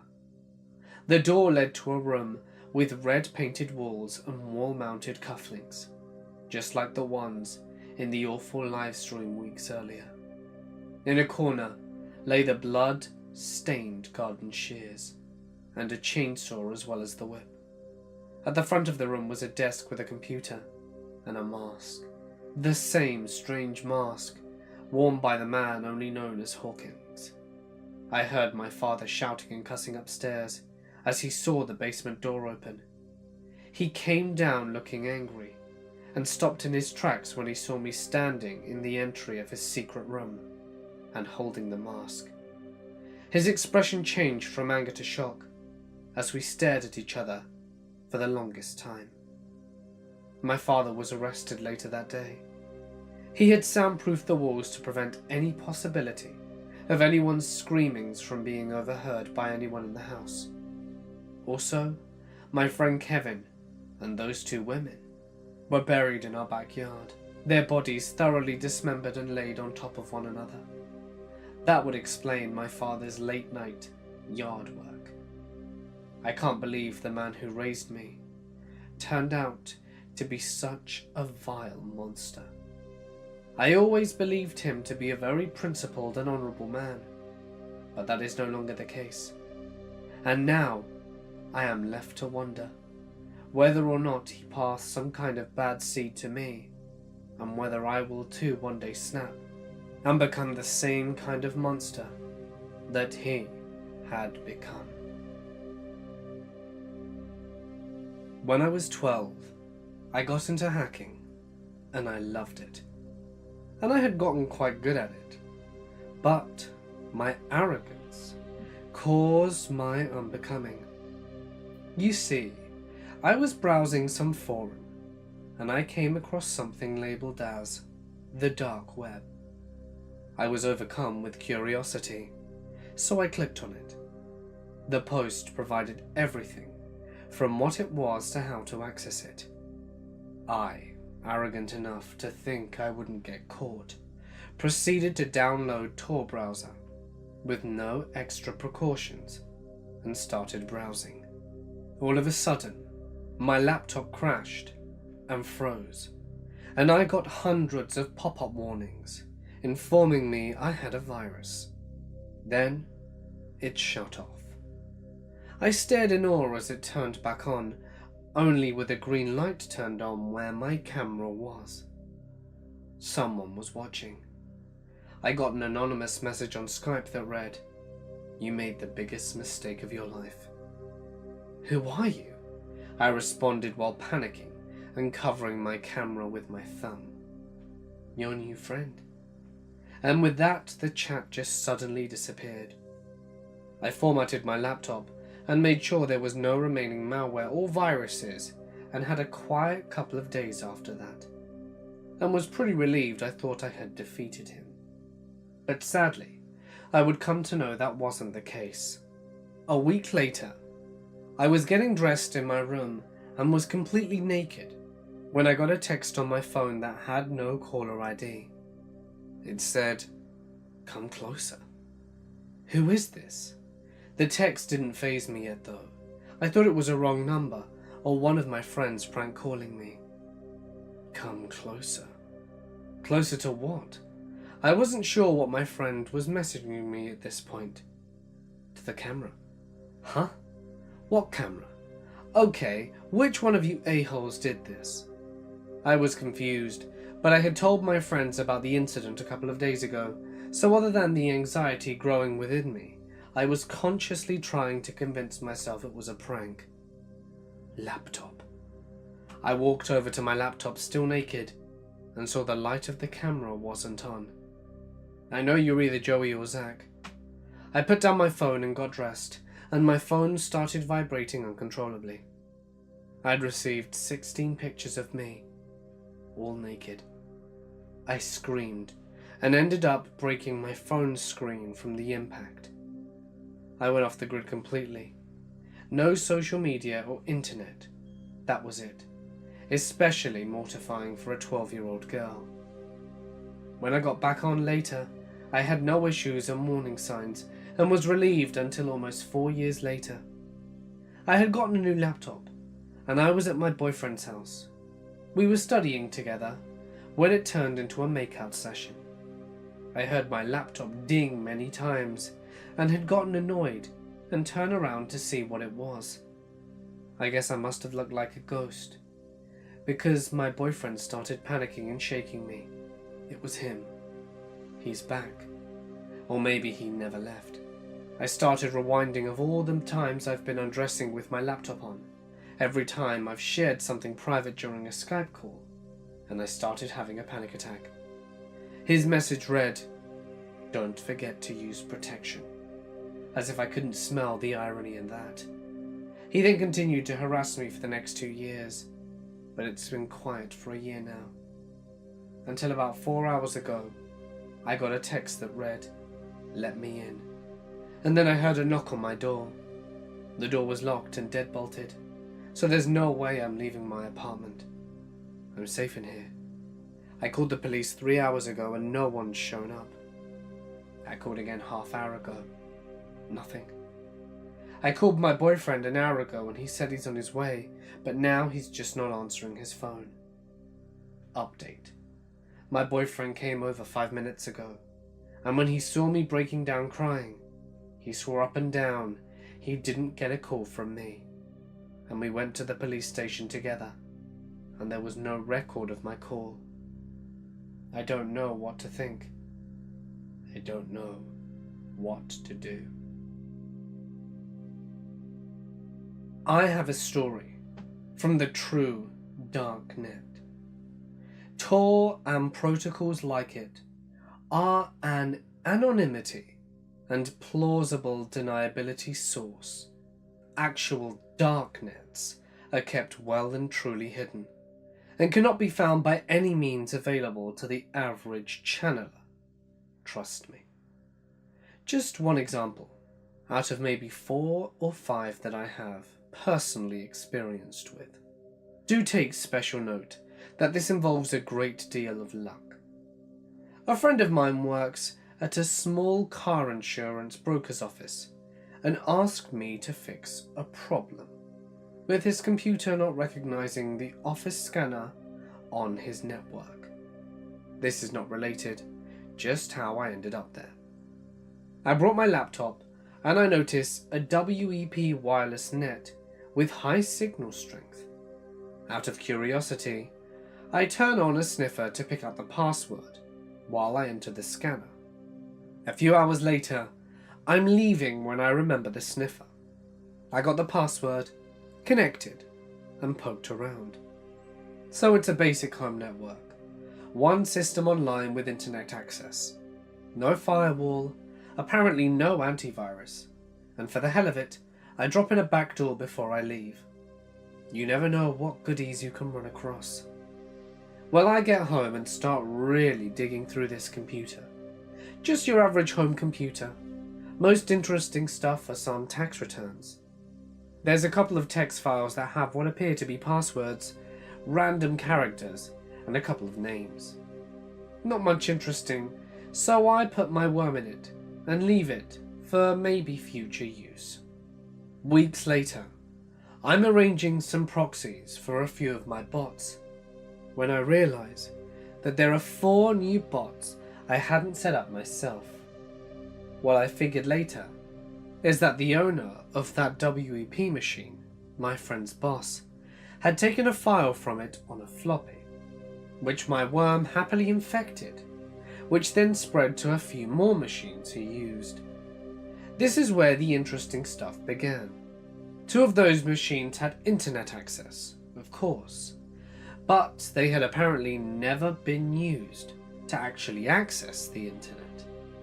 They both ran Windows 98, completely unpatched. They apparently had internet access only because they were physically networked with other machines that were used for internet access. Each one of these machines had about 3 terabytes of storage. Mostly appeared empty, but was actually packed nearly full of encrypted bytes. The stuff that was easily viewable included huge amounts of personal information, including SSNs and tax IDs, names, addresses, and lists of families, friends, sometimes pets, and sometimes a lot of detail, such as vehicles, clothing, height, weight, recent medical issues, and huge amounts of information. Not every listing had all of it. Some were just names, and what they all had were dates. I couldn't make much sense of it, but what I could make sense of were the bank accounts. Thousands, probably hundreds of thousands of numbers, instructions, safety deposit boxes, all over the world. South Africa, Russia, Brazil, everywhere. Nothing but the basic identifying information and another date, no note of what they might be. As I was picking through one of the two machines, I noticed a file being written. I figured someone was on the computer at that moment, but the only command events were coming from my worm. Nobody was using a mouse or keyboard, so then I figured it was an automated system process, and I watched what it was doing for a minute. Then I realized the computer was communicating on another network that wasn't a protocol I recognized. Because I knew when it started writing and when it stopped, I was able to transcribe the entire file, which was about 78 megs. I assumed it was one file and not a chunk of something else, and I was right. It was still encrypted, but it turned out to be fairly simple. Since it was one file, I had a few educated guesses about what a file size it was, and my first was right. It was a movie, MPEG format. The title was just random string. The video itself was an overhead view of three men sitting at a table. In the entire 15 minutes of the video, only one spoke. It sounded like gibberish. I figured it was code or he was nuts. He said things like, broken banana, stung red boot. He would pause and then say another strange sentence, and kept on going for about 10 minutes. The other two just watched him. One was drinking what I assumed was coffee. Finally, he leaned back and asked if they would leave his daughter alone. The guy drinking the coffee just shook his head quickly, and the talker started crying. Really crying. Hard. He leaned forward again and said another nonsense sentence, and the video ended. Timestamp was about 20 minutes before the video was uploaded to the machine I got it from. I had a really weird feeling about it, but my best guess at the time was that it was some kind of clip from a movie I hadn't seen, and what I saw was a streaming broadcast.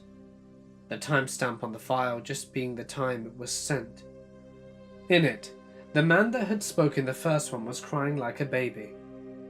He had apparently done unspeakable things with what appeared to be the corpse of a young girl, with her throat cut and blood all over the table, the same one the three men had been sitting at in the first video.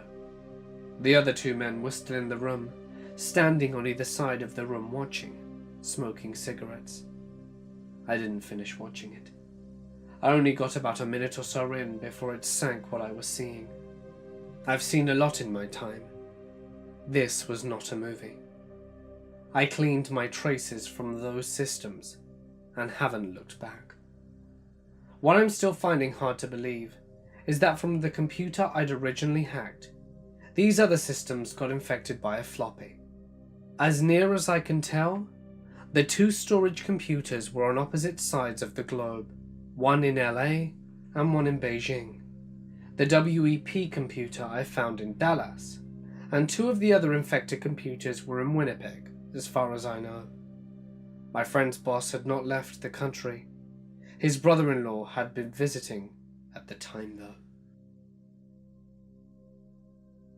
I started doing it on a whim. My brother has an unhealthy obsession with online vloggers.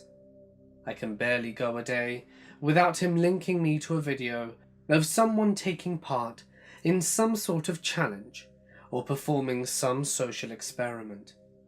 So when the whole deep web mystery box trend started, I was one of the first to know. My brother must have sent me dozens of videos of annoying preteens opening up boxes filled with junk that they tried to pass off as creepy and sinister. When my brother asked me for my opinion, I told him that it combined all the boredom of an unboxing video with all the stupidity of the Tide Pod challenge. I added that most of them were probably making the boxes themselves. Even I could do it. And that's when the wheels started turning. A quick search confirmed that this was a growing trend, with hundreds of people claiming to have opened up boxes containing everything, from drugs to murder weapons to mysterious flash drives. Some vloggers even claimed that they had spent thousands of dollars on a single mystery box. Those were obviously fake. But what about the rest? Were there really people out there who would spend at least $100 for the chance to go viral? I bet they would. And unfortunately I was right.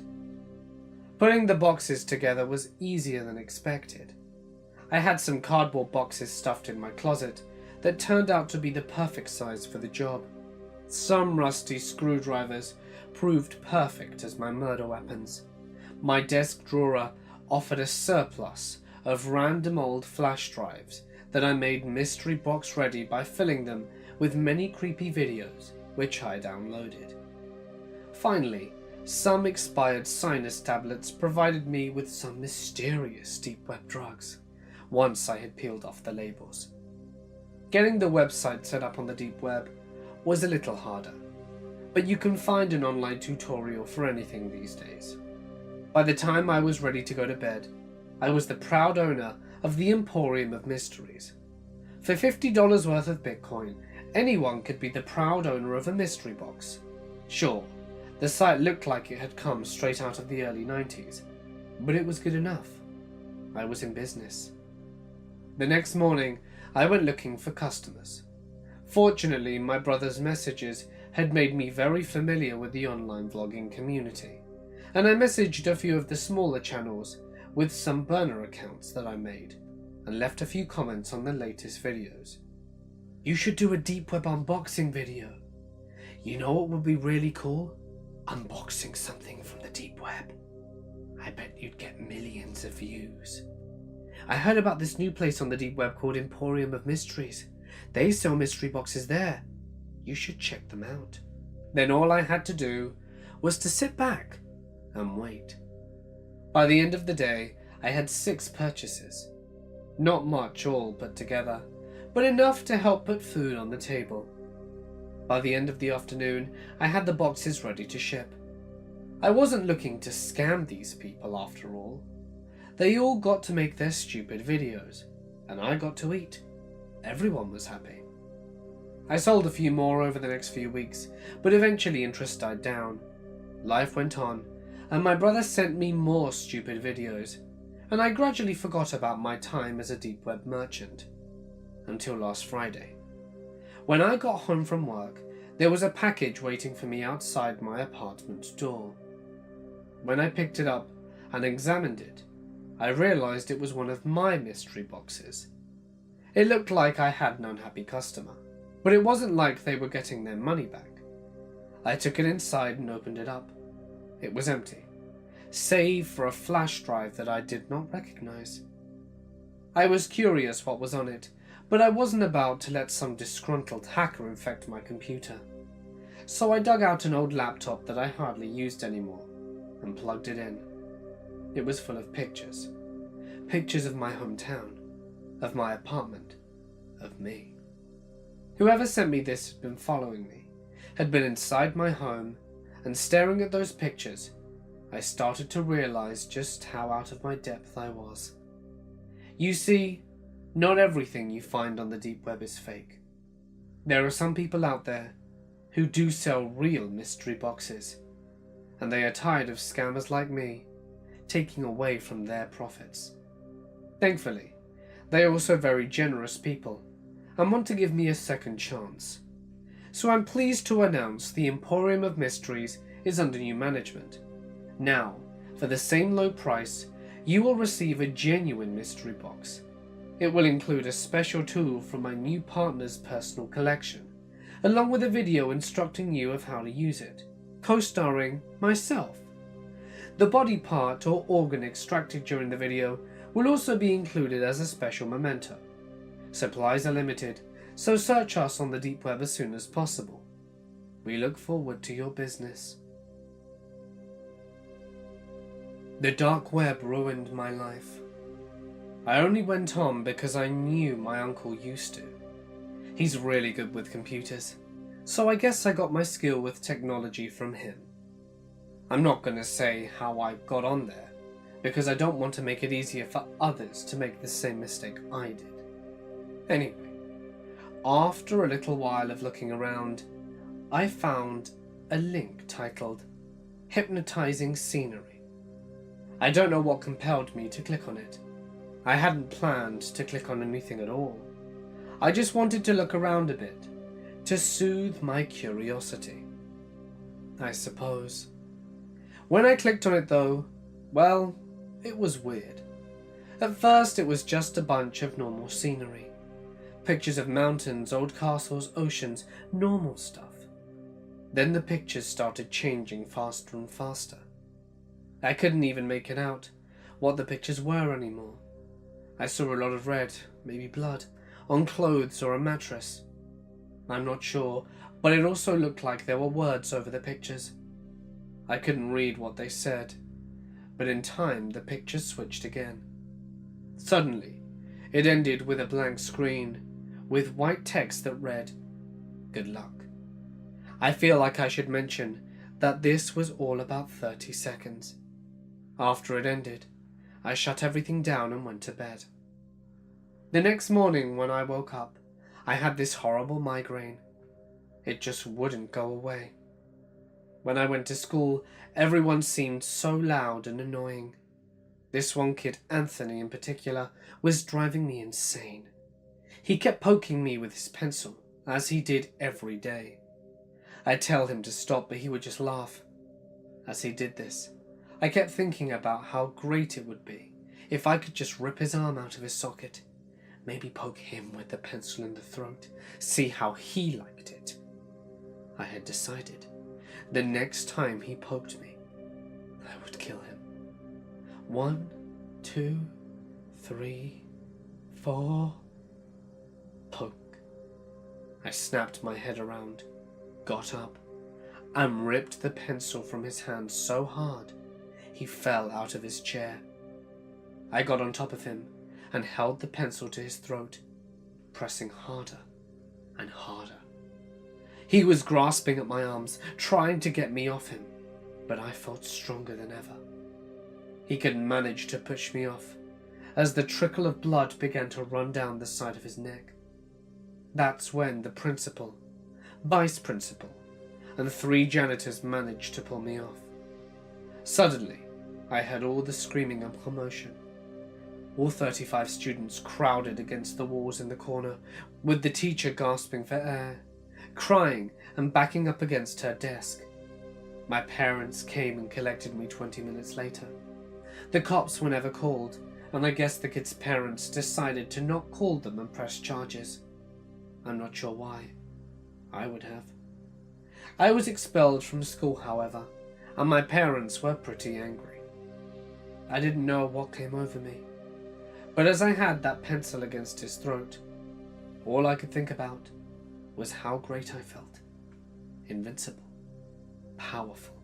Now, I just feel like the same 16-year-old. 5'3", 120 pounds small girl I was the day before. And my migraine was back. Great. I remembered that it had started to fade away as I tackled Anthony. I tried to get to sleep, but all I could think about was how he got away. I wanted him dead, bloody on the ground and gasping for breath. I wanted to end him. I wanted to be the last thing he saw before he died. I couldn't believe I was thinking this way. I was never violent before, but now it was all I could think about. I didn't care who it was. I just wanted to kill someone. Not just kill them, but torture them. I decided to go back to the page to see if I could find some answers. It was that link that did this to me, turned me into some kind of monster. There it was, hypnotizing scenery. This time when I clicked on it though, it was a list, a set of rules. Number 1, always finish the kill. If you don't, the migraine will worsen quickly and you'll be dead in 4 months. Number 2, take it slow. Don't finish it off too soon, or the migraine will return faster. Number 3, don't be stupid. Don't get caught. And number 4, leave the mark. Something for them to remember me. A small J carved into their forehead. Number 5, you are my creation. I have made you to continue my legacy. Don't fight it. It's not worth it. I'm now 26 years old and have killed a countless number of people. Anthony was my first official kill, only 3 months after the incident, when I couldn't handle the migraines anymore. I don't think that I'm me anymore.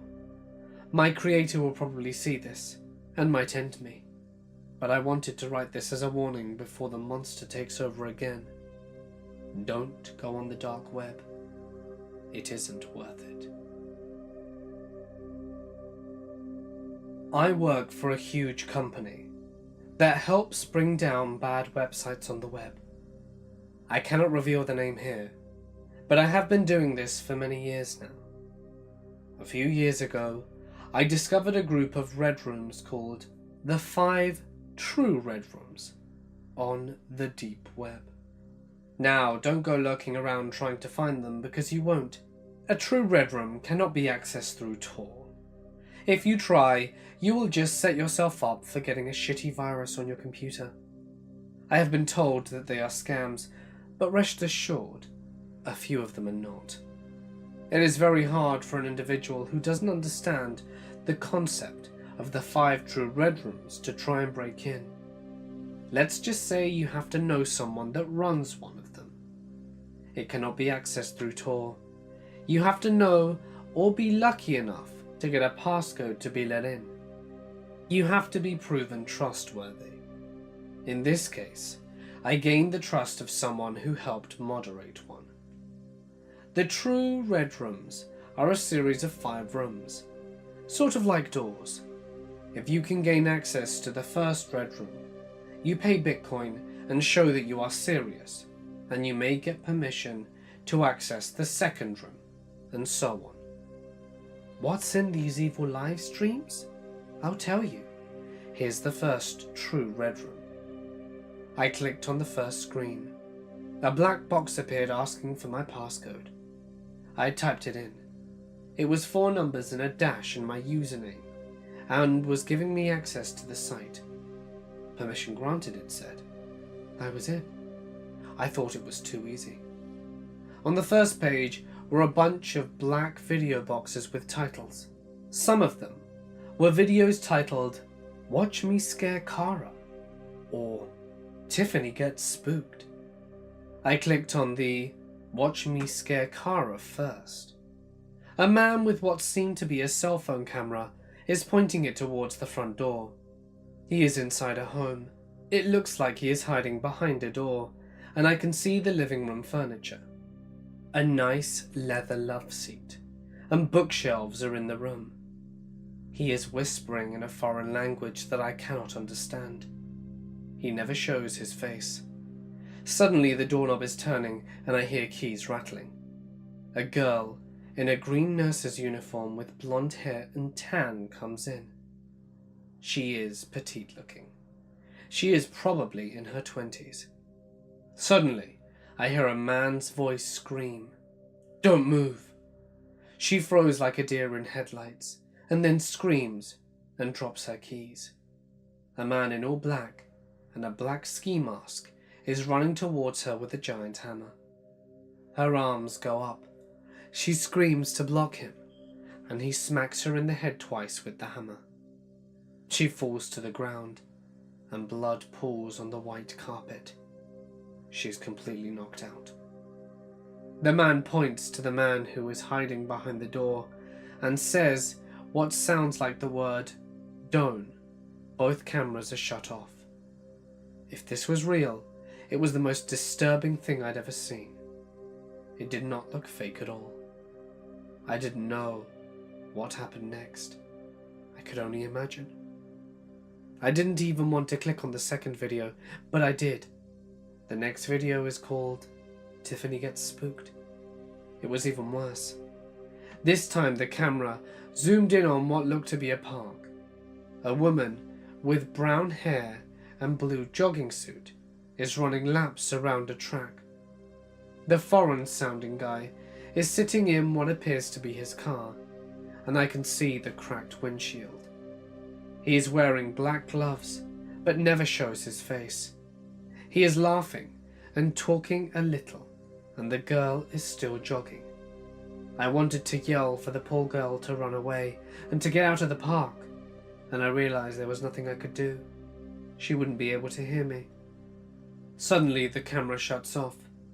I think the video's over, but I was wrong. Very wrong. The video comes back on what looks like night vision. It is green and a little choppy. I can see what looks like a bunch of pine trees around. Then I see what the camera is focusing on. A girl is in what looks like a trunk, and she is trying to scream. Her legs and arms are tied and bound, and her mouth has a gag in it. It looks like the same girl from earlier in the blue jogging suit. She is barefoot. I can only see the black gloves and a hairy looking arm.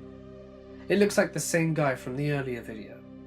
He is in all black and is gently brushing her black hair, and the man holding the camera is telling her to calm down in English. She is crying. Then he begins to pull her body out the trunk. Thunk! He bumps her head by accident on the trunk lid. I feel relieved thinking it's all a joke, and that she will be okay. Suddenly I feel sickened. I can't believe what they're about to do. The man in black with the ski mask lays her on the ground, and she gives up crying and starts screaming. The camera zooms in on her face. The lights go out on her, and all I can see is darkness. The poor girl has lost all hope. I want to cry, and I fight back tears. They began to tie her wrists to the bumper of the car. The cameraman is still there holding the camera. The other man gets the car. I hear the engine roar. They were going to drag her behind it. And with that, the video cuts off.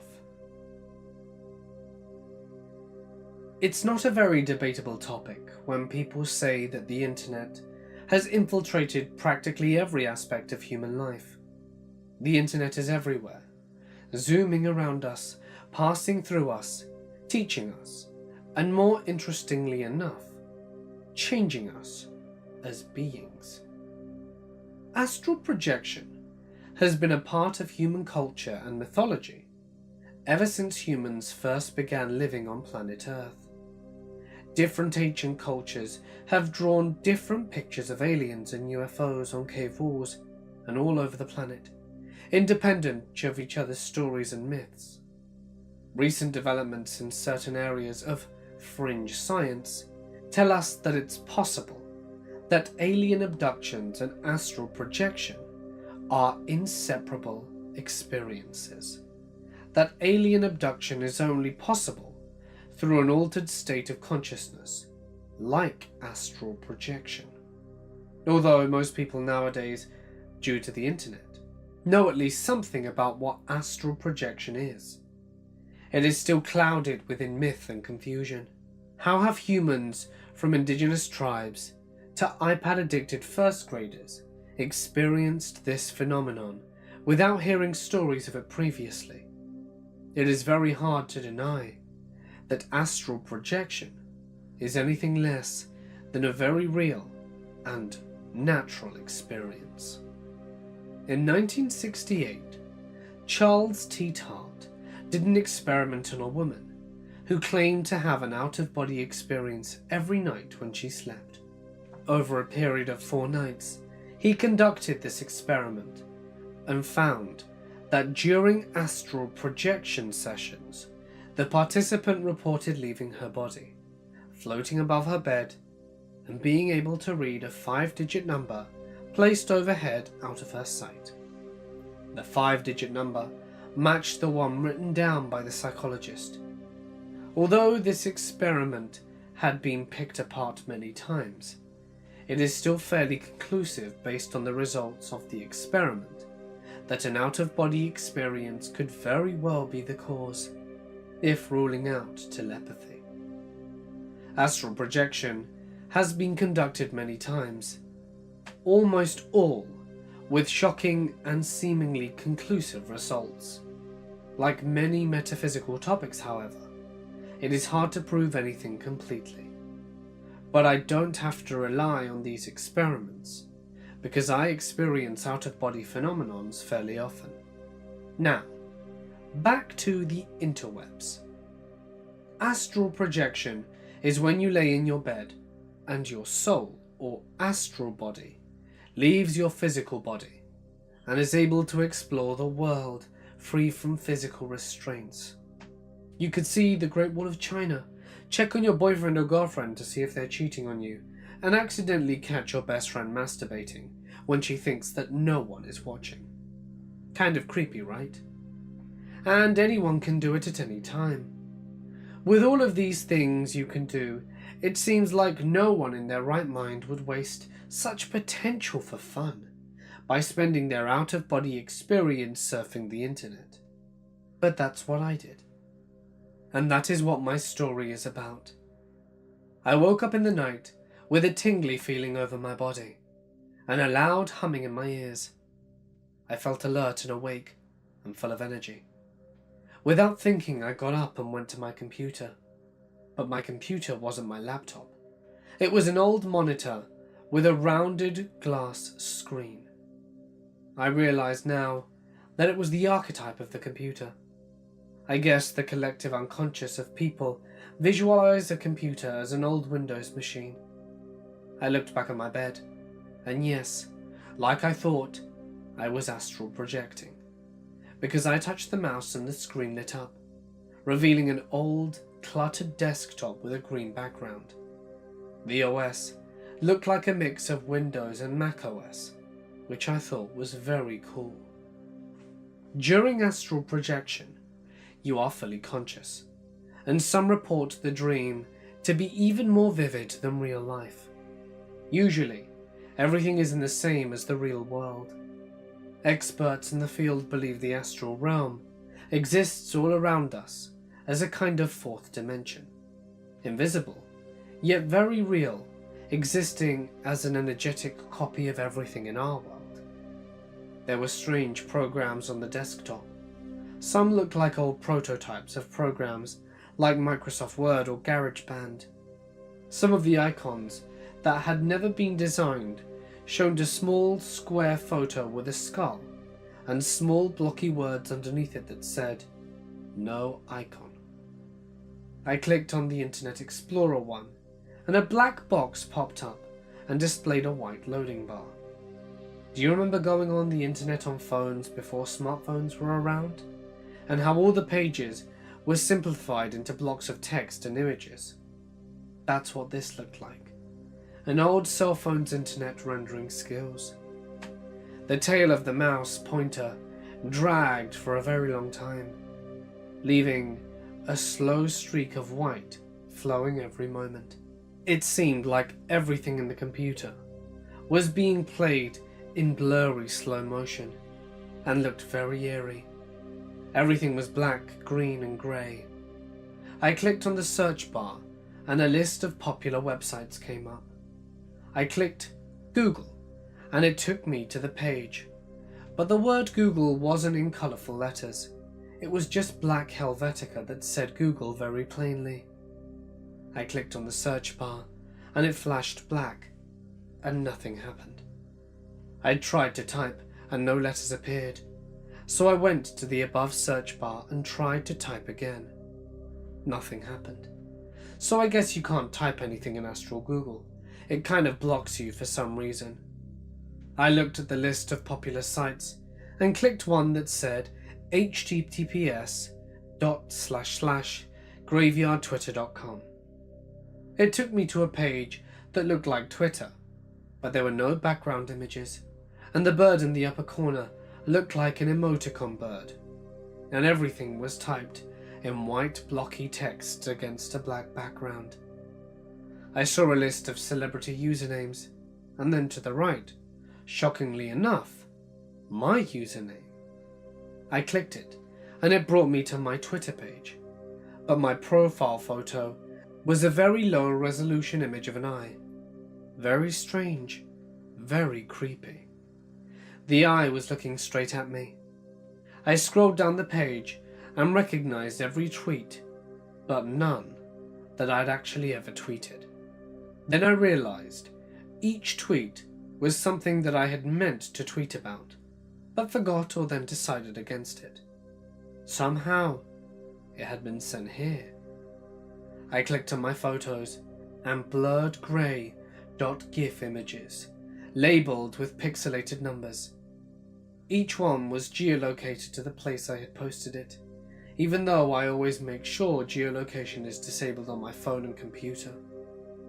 I randomly clicked another link and was reminded of the No Sleep Shadow Web story, because what it displayed was a pixelated video of someone making cuts on their arms with a knife, and beneath the video, people were typing things like, "Deeper, cut the vein and just end it." I felt sick and scared, and I went to click the X button, but my mouse glitched and made me click the next cam button below it. What I saw still freaked me out. I saw a man's wrist tied up to a chair, palms down. The camera was right up to the man's hand, and another person was using needle-nose pliers to rip and pull the man's fingernails off. A loud screaming sound suddenly boomed out the computer's outdated speaker system, making my ears hurt and my heart leap into my throat. My blood pressure was sky high, and the man on the screen continued to pull the fingernails back. What I make of this is that the shadow web, being such a dark place, had made a permanent mark on the internet's archetype and exists there, and freaks who can astral project go to view it in their sleep. I pressed the print screen button and copied it to the Paint program and printed it out. I wasn't thinking that this won't actually print. I'm not in the real world. I was thinking that I had to show this to the police.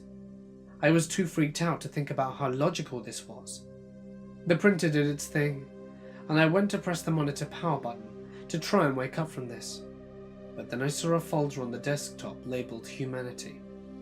Its icon looked different to the others, newer. I clicked on it and found many folders with names. It was almost like it had named everyone ever born. I clicked the first letters of my name on the keyboard, but the screen flashed black like it did before. So I scrolled down until I hit my name. There were about 20 entries, so I expanded the Date Created tab and found the one with my birth date on it. I clicked on it. It wouldn't open. No matter what I did, it wouldn't, and the screen just flashed black every time I did. So I decided to look at my grandpa's folder. He had died years before, so I scrolled down and found him. And as soon as his folder opened, a video of him popped up on the screen, and he was crying and shaking and yelling. The sound from the speakers was terrifying. It sounded like a mix between a computer glitching out, an air horn, and a human screaming. I couldn't have exited the tab fast enough. I sat there crying and shaking, wondering why that happened. I soon got up the nerve and clicked on another random person's folder. All it showed was a picture, as if taken from their webcam, of them calmly surfing the web. In the folder there was a text file, and when I opened it, it had info about them. where they were born and when, and under death, there was nothing.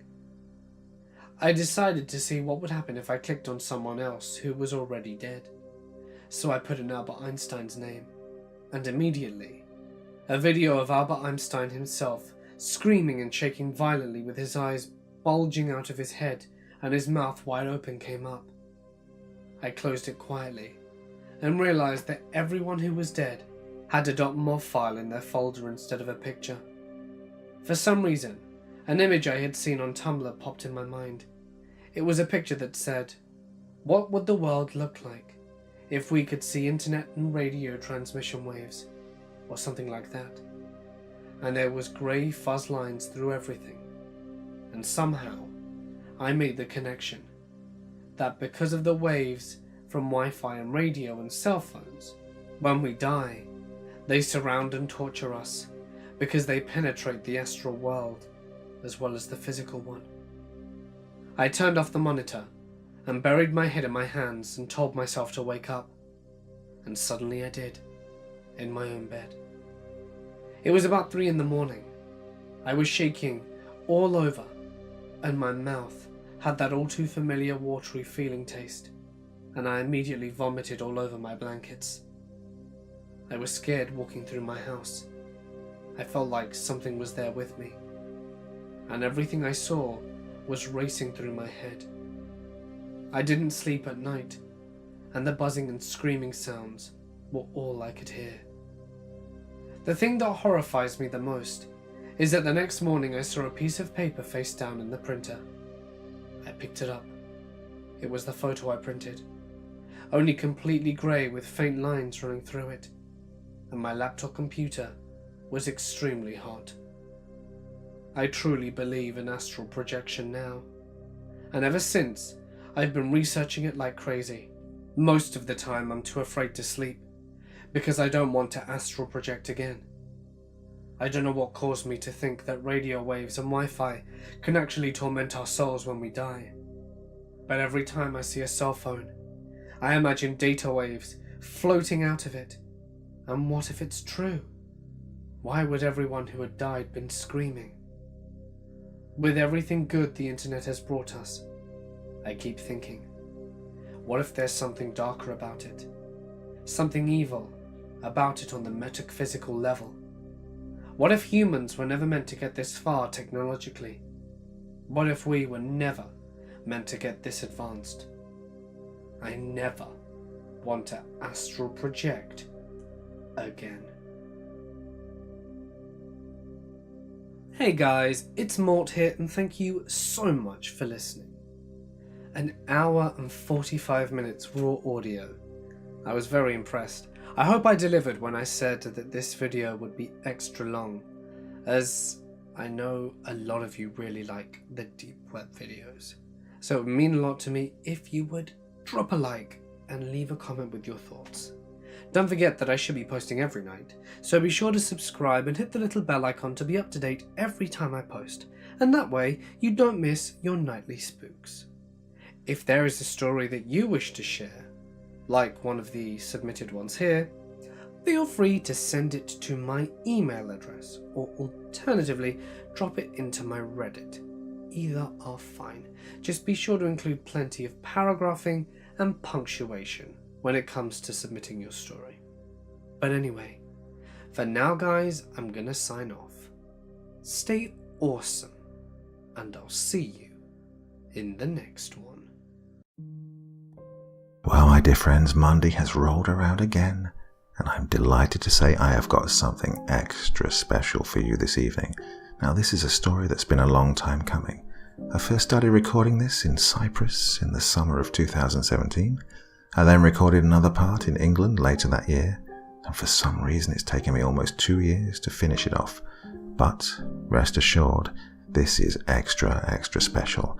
You are in for an absolute treat. This is one of the best things I've ever read for you. Written by the wonderful Ryan Brenneman. This is a phenomenon. Well, my dear friends, like never before, it is definitely time for you to sit back and relax with your favorite drink and listen. It was supposed to be such an uneventful day, but overhead the clouds churned and plotted. Rebecca Madison saw, and she heard the roaring of the wind against her car, but she didn't care.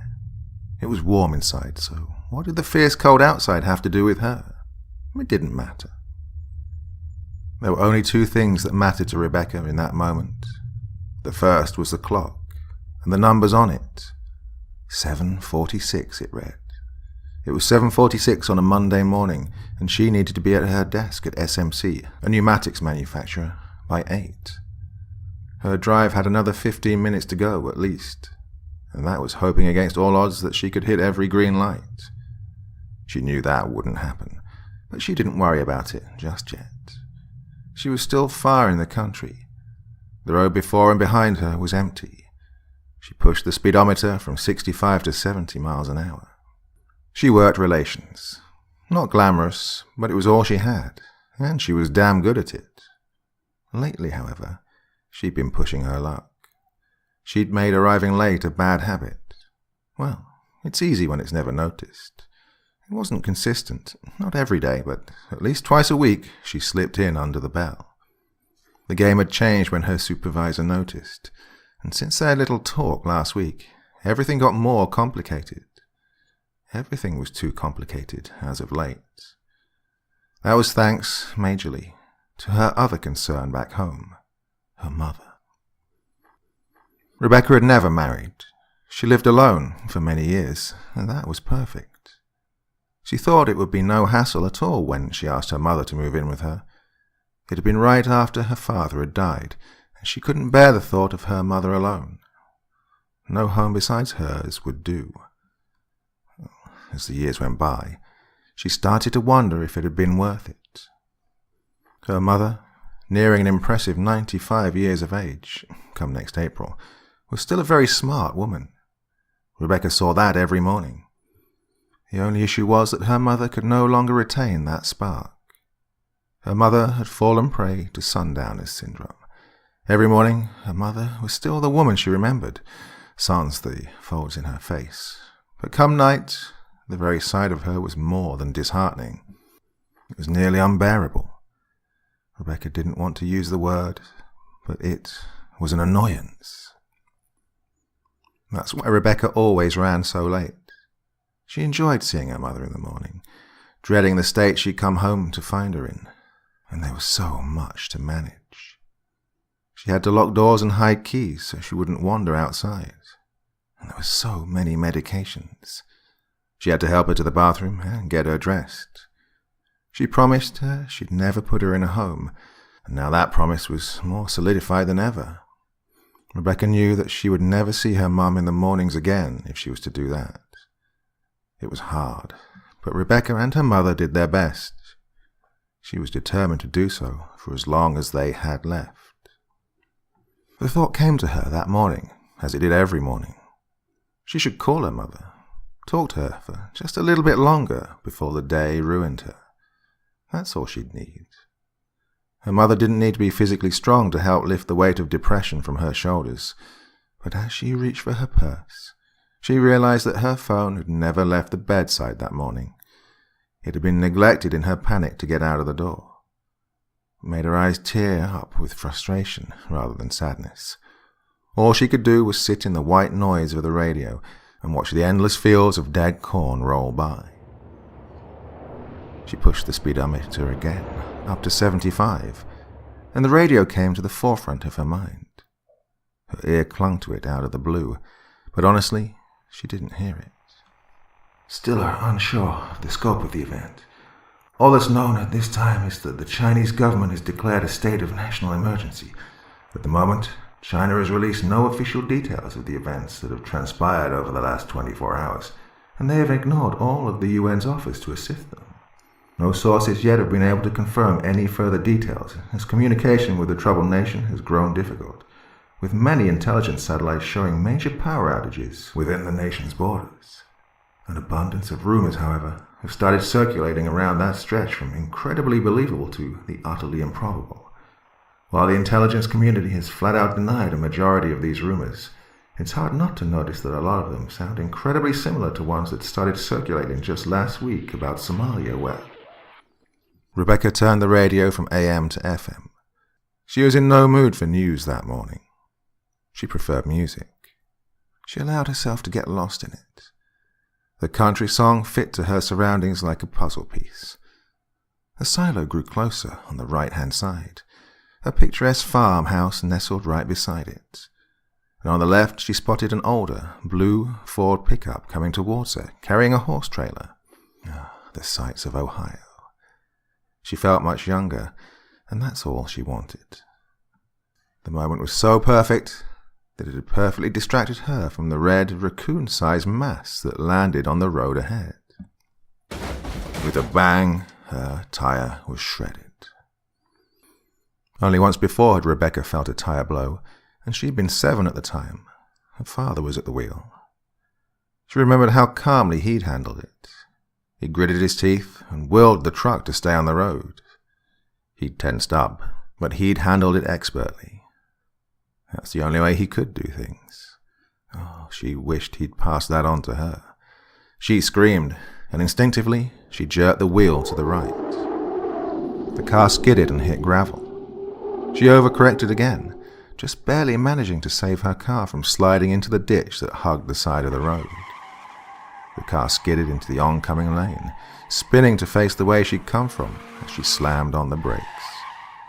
She gritted her teeth, expecting more, but mercifully, her car came to stop without further incident.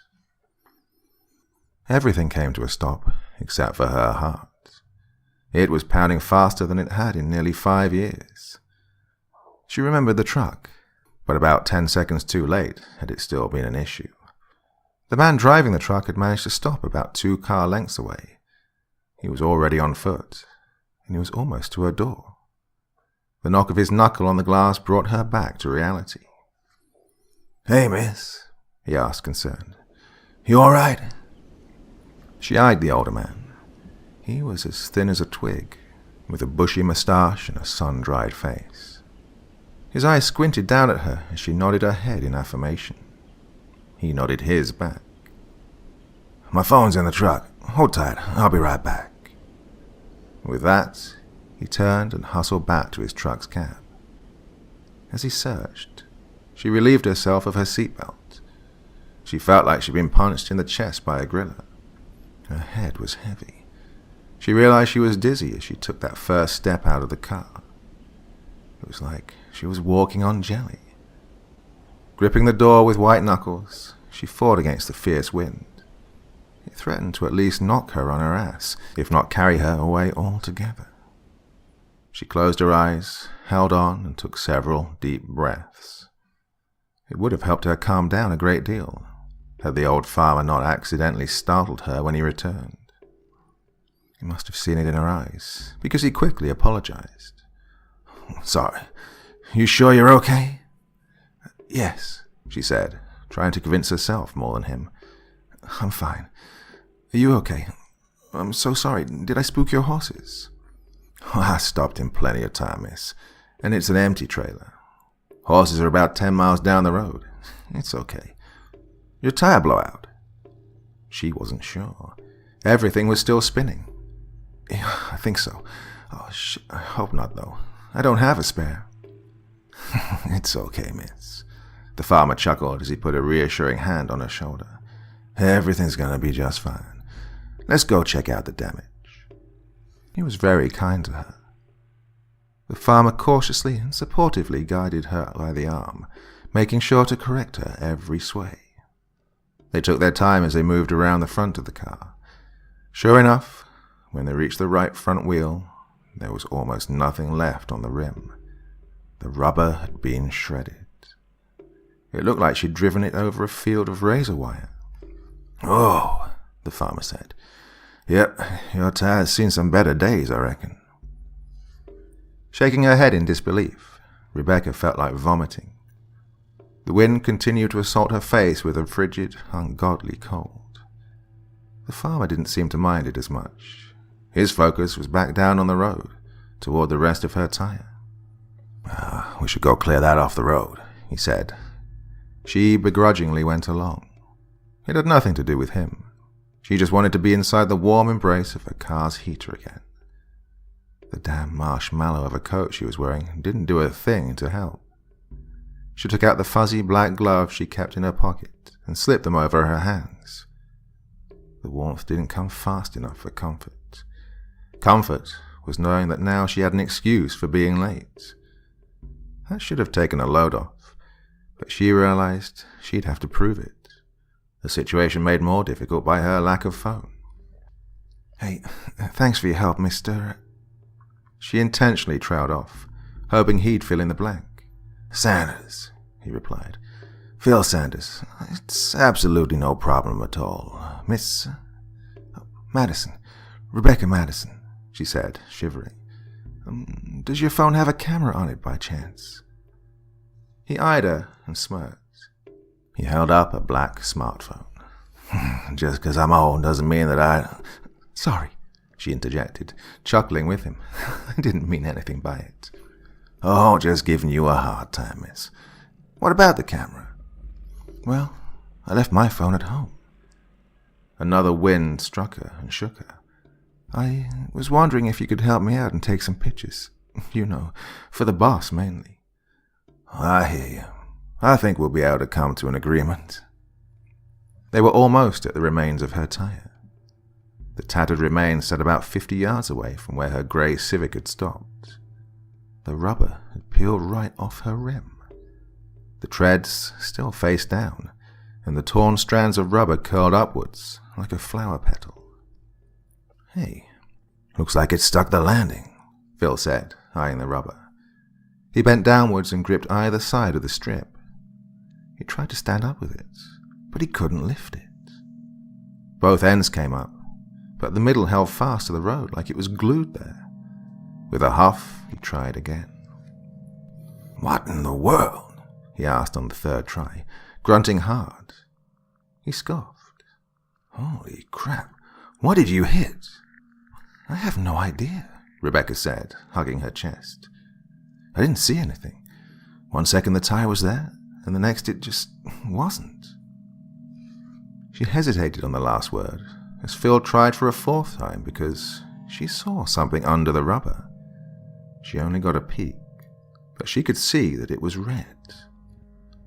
"Hold on," she said. "It looks like it's stuck on something." "Stuck? What do you mean stuck? On what? Superglue?" He chuckled. Rebecca looked either way, checking for traffic. With the coast still clear, she urged Mr. Sanders to try again. When he did so, she saw the red mass again. It looked like a giant piece of bubblegum at first. She was dumbfounded, and she got to her knees. "It's stuck on something gooey." "Gooey, you say?"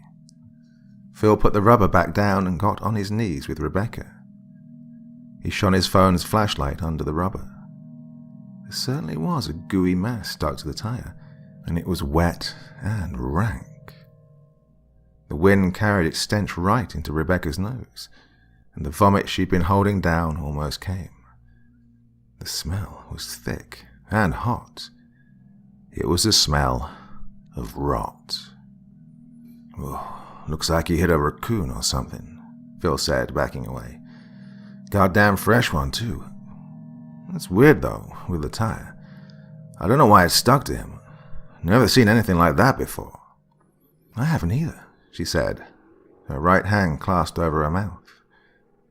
"I didn't see any fur on it. It just looked like meat." "Yep, if you hit them hard enough, that's what they'll look like. I'm going to go ahead and call the state boys in real fast. We're going to need someone a little younger than both of us to take care of this mess, if you know what I mean." With a smile, he escorted her back to her car. He continued talking as he dialed on his phone. "I also think we should get some EMTs out here and check on you." "No, thank you. I'm fine," she said, grinning to assure him. She didn't want the hassle. "I think the state boys will want it too. Might as well just ask now. Get everyone hit at once," he said, trying to coax her. "Maybe, but I'm telling you I'm fine. Just a bit dizzy. You want to make the call? He offered. I'll let you decide. Don't want to speak for you, one way or another. He smiled and handed her the phone, which she took hesitantly. Thank you, she said as she took the phone. It's no problem. Now, let's see what we can do about that tire first. I think I may have a jack in my... His question was cut off by a loud thud that came from her car. On her now dented hood sat a large, bulbous mass, the size of a college textbook. Whatever it was held the same consistency as the thing she'd hit with her tire. Given a clear look at it, it looked as though it had been chewed up and spat out. Rebecca looked up and saw nothing but clouds. She didn't know what she expected to see, but she'd hoped for some clue. The thing didn't just fall out of the sky. It couldn't have. What in God's name? Phil asked, moving towards it. He could only get so close before he had to pull his undershirt up over his nose. Was that there before? Rebecca asked, trying to rationalize the blob's presence. I don't think so. I think it just fell onto your car. Where did it come from? God, it reeks. Step by step, Rebecca brought herself closer to the appalling mass. Her stomach churned faster than the angry clouds above. Whatever it was, whatever it used to be, there was no evidence of it now. It resembled nothing natural that she could think of. It was just a figureless blob. A red stream of liquid ran off it, slowly dripping down the hood of the car. She pushed the notion that it could be blood from her head. Blood from what? That wasn't meat, was it? The only part that wasn't blood red stuck out of the top like a spine. It was small, white, and whereas the rest of the mass seemed soft to the touch, this part was obviously solid. When she got closer, Rebecca saw that it split into two white prongs. Rebecca took a step back when her mind gave the protrusion a name. Is that a tooth? She asked, even though she was confident in her assessment. She didn't know what the blob was, but the protrusion was very obviously the root of a tooth, possibly a human tooth. Phil didn't have a chance to answer before Rebecca finally let loose her stomach on the black asphalt. She proceeded to collapse beside it, her head spinning and pounding. It can't be, Phil said, his voice shockingly less playful than it had been. That's not... There was another thud. This time, however, it came from the fields. It was accompanied by a sickening crunch. Rebecca didn't want to see it, but she did. Dead stalks were flung into the air from above it. Then, before the stalks settled, another blob dropped beside it amongst the husks of corn. Pieces of corn stalks stuck to its sides and held fast. The mass rolled and jiggled, recovering from the force of the impact. More followed. Another piece fell, behind them this time. It struck nearly 200 yards from the road. Before that one had even settled, another one hit the road behind Phil's truck. Rebecca had watched as that piece fell straight down from the sky above. No arch. It hadn't been chucked. It had been dropped. Another piece reached the row of barren trees beyond the fields to her left. The weight of the blob snapped the higher branches. She couldn't see where it landed, if it had landed at all. One struck the top of the silo, causing it to ring loudly, the sound echoing inside the structure. The piece stayed there, holding to the top of the silo's dome with ease. It had stuck like glue. Rebecca looked up to the sky. Overhead, as the clouds swirled and fought, the blobs fell from somewhere beyond them. They started as black ink drops against the grey skyline, but as they plummeted, they took on colour and grew into the disgusting blobs that now littered the landscape. All around them, the drops came faster and faster. The horror of it all struck Rebecca as a piece fell not 1 yard from her hand. A warm red liquid splattered across her face. The sky was raining flesh. "Get up," Phil said, also looking to the sky, with caution and disgust. He turned back to Rebecca. "Miss Madison, please, get up now. You need to get in your car before—" As if out of pure, cosmic irony, a large chunk of flesh, almost the size of a pillow, struck Mr. Sanders on his right shoulder. The impact yanked him towards the ground, but he took the hit. He miraculously managed to stay on his feet. That didn't stop him from screaming. "Oh my God!" Rebecca exclaimed, quickly getting to her feet and rushing over to his side. The thing was still stuck to his arm. The unholy thing had molded itself around his shoulder and arm. It formed a grotesque cast, pinning his arm to his side. Extensions from the impact had splattered out to stick to his face and chest. He wheezed in pain. "I think it broke my damn shoulder. Get it off. Please, get it off," he begged her. "Yeah, hold on," Rebecca said, watching the sky. With every second, the rain of flesh fell faster, heavier. With every second, she felt increasingly uncomfortable, increasingly terrified that the next one would strike her next atop her head. She pictured it wrapping around her face and smothering her in rotted darkness.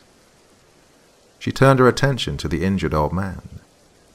Putting Mr. Sanders' phone into her pocket, she reached slowly for the disgusting mass stuck like a leash to his shoulder. She forced her gloved hands onto the thing, and she gripped it tight. As she did so, her fingers slowly started to sink inwards. She winced as an unwelcome warmth soaked into her gloves. Mr. Sanders brought his other hand up to help. It sunk in deep. She took a deep breath, inhaling an unfortunate amount of stench, and gave it a good pull. She managed to yank Mr. Sanders forward, but the mass didn't budge. It was stuck to him like glue. With another tug, she realized her hands were stuck there too. "Harder," Phil pleaded through the pain. "Pull it harder." "My hands," Rebecca said, panicked.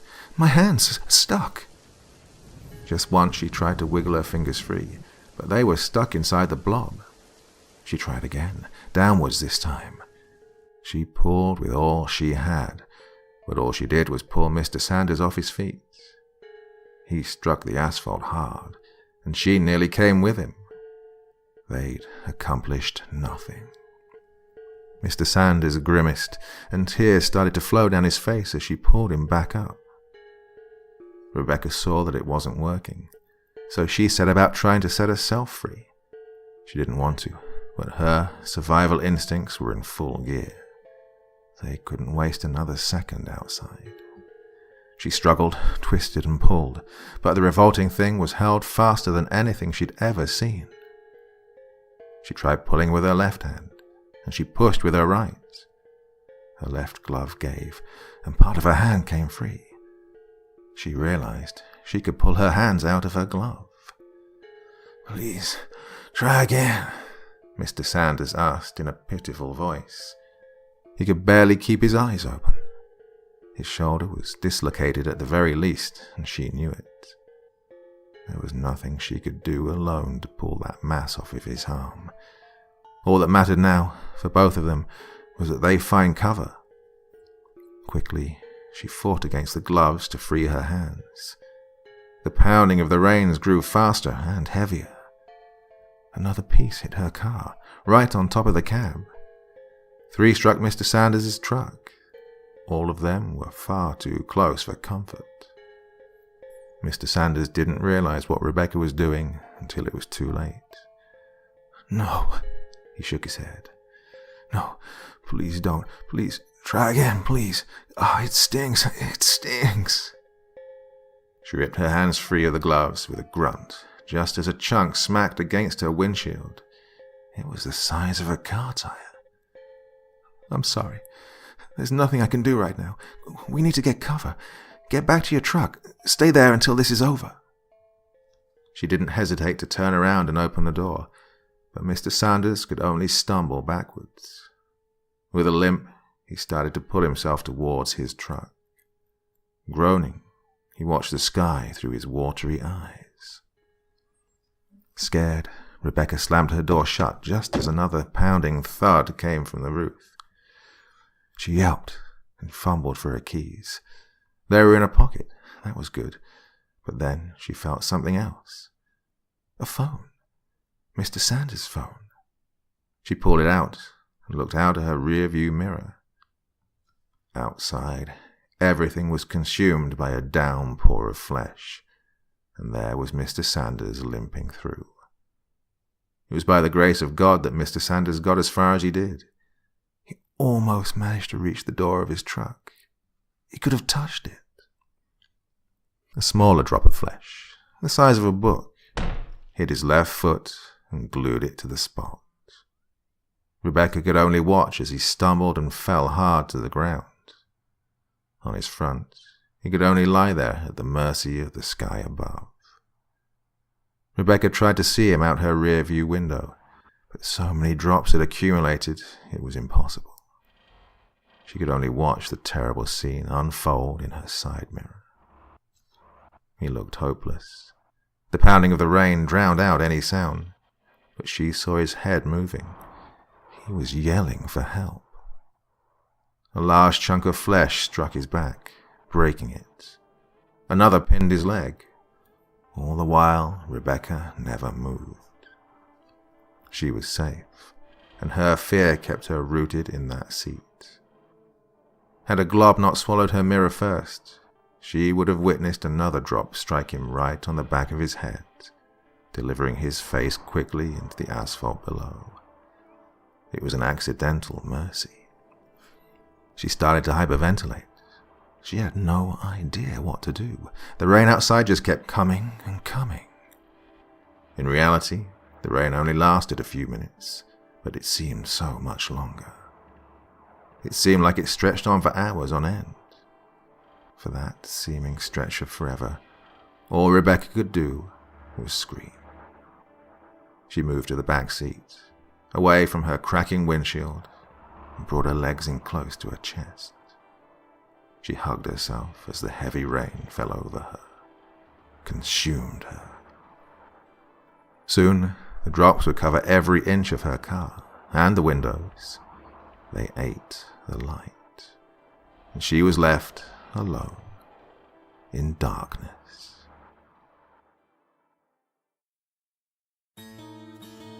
Long after the barrage outside had ceased, Rebecca cried in darkness. Thankfully, the windows had held back the physical barrage, but they could not hold back the stench. That had flooded inside almost instantly. It had threatened to suffocate her then, but she didn't even notice it anymore. Eventually, Rebecca was able to move her arms, and her feet, and her legs, but she didn't want to. The car had protected her, but Rebecca still felt unequivocally surrounded. Like a child under the sheets, she didn't want to let one single limb hang free. The monsters might get it. The darkness wasn't total. A dim glow precipitated between the masses outside. Red light managed to leak through the edges of the blobs, right where the pieces met. The jagged lines covered her car like lightning. It did her no good. Not nearly enough light could seep through to offer her any illumination. When she couldn't handle the weight of the darkness anymore, she reached for Mr. Sanders' phone, which lay face down on the center console. She fumbled for it and accidentally knocked it on the floor. Light flooded out from within. It was blinding, but welcome. After giving her eyes time to adjust, she searched for the flashlight. She was so thankful that the phone had stayed unlocked. She found it, and the entire car was illuminated. But she wasn't ready for what she saw. A Claustrophobic paralysis found her as she beheld the thing stuck to the car. Pressed tightly against the glass, the thing seemed to embrace her. Most of the glass had held, except for her rear window. It had nearly shattered, but every crack and shard was held fast in place by the revolting masses. They didn't move. They hugged her car in silent stillness. Rebecca recalled the tale of Jonah and the whale. She imagined this was how Jonah had felt. She had been swallowed alive. She needed to get out. She flipped over. She hesitated to reach for the door handle. She didn't want to get any closer to those things than she needed to. She pulled, and when she heard the click, she pushed. Her whole body pressed up against the door. Her face met the window, but the door didn't budge. The masses outside held the door like glue. They fought against her. It was like trying to move a mountain. Rebecca screamed in protest. She couldn't be trapped in there. No, not in there. Panicking, she shoved again. She threw her weight into that door time and time again, but it didn't move. It couldn't. She might as well have been trying to beat her way through a concrete wall. After trying every single door, she found that they all held firm. She was truly trapped, and calling for help wasn't an option. She tried 3 times to dial 911 on Phil's phone. No matter where she was in the car, she couldn't get any signal. The mass had drowned out the light, and any hope she had of contacting the outside world. It seemed the car was shrinking by the second. In frustration, she lashed out with her feet. She aimed at the window, hoping maybe it would break. Hopefully the things would fall off instead of in. And if they stuck without the window, she decided she'd cut her way out. One of the shards had to have been sharp enough. With a determined, forceful thrust, she brought her heel to the window. The only thing that she almost managed to break was her leg as she hyperextended her knee. The pain returned her to her previously curled state. She began to cry and plead for someone to help her. Her instincts told her that if she screamed, then somebody would hear. Somebody would come along. Help would come. Her heart told her that was a lie, and it was, for a while. Soon she grew exhausted, and her voice grew hoarse. Not a single sound came from outside her car. The wind had ceased with the rain long ago, and there had been nothing since. No birds, no cars, no people. That silence allowed the small crunch outside to be amplified nearly tenfold. She froze and listened. She thought it had to be her imagination. But as another crunch came, and then another, she realized it was real. It was the sound of someone stepping on dry leaves. Something was definitely moving outside. The crunching approached her car, and she heard him speak. "Hello?" The voice was older and haggard. It sounded muffled through the blobs. "Is anyone in there?" He didn't have to ask her twice. "Yes," she screamed, flying to the window. Yes, please, help me, please. I can't get out, please." The man came closer to the car. He stopped just outside. "Ah, you're covered. This shit's almost impossible to move. It holds fast. Now, give me a minute. It's starting to dry now. I have some tools up in my house. I'll be right back." Rebecca smiled and thanked God. He must have lived in that home next to the silo. Oh, it was all okay. "Yes, please, thank you," she said almost all at once. The crunches returned, faster as the man turned away. Relieved, she knew it would all be over soon. Again, the day sought to destroy her expectations. Then, the crunching stopped. Rebecca put her ear to the window, trying to listen. The glass was uncomfortably warm against her face. There was nothing but the roar of her own blood in her ears. Then a moan. That moan continued for several seconds before it evolved into a short gag, a gasp. Something had happened to the man. He must have only been 4 or 5 yards from the car. He cursed and grunted. There was a louder crunch that was followed by silence. That silent moment hung on the air, and Rebecca pushed harder against the window. She whispered a single "hello" under her breath. Then the moment was shattered by his scream. Rebecca pulled her face from the window as if she'd been burned. "What?" she asked, panicked. "What happened? Are you okay? Hey, are you okay?" She was clueless. Had the man fallen? Maybe he'd rolled his ankle and fallen, but could that cause him so much pain? His scream was primal, like a wounded animal, and it ended for a moment. It was just long enough for the man to take a quick breath, and then he continued, the yell increasing in volume and pitch. "What?" she pleaded. "What is it? Please, tell me. Are you okay? Talk to me." He did, in a raspy, shrill, and pained voice. "Stay in the car." It sounded like he choked on the last syllable as a ghastly, gurgled yell came from his lips. Through his pain cries, Rebecca could only make out so much of what happened next. "Stay. Growing. I feel it. Don't. Out of that car. Oh, God. No." Then, unexpectedly and instantly, the screaming ceased. The silence returned, and Rebecca shook. Her mind raced, and her breathing came in short, fast gasps. Tears warmed her face. No, she couldn't let him leave her. She wouldn't be alone again. "Hey, get up. What's happening? Sir? Sir?" With a determined fury, she brought her hand and the butt of the phone to the window pane.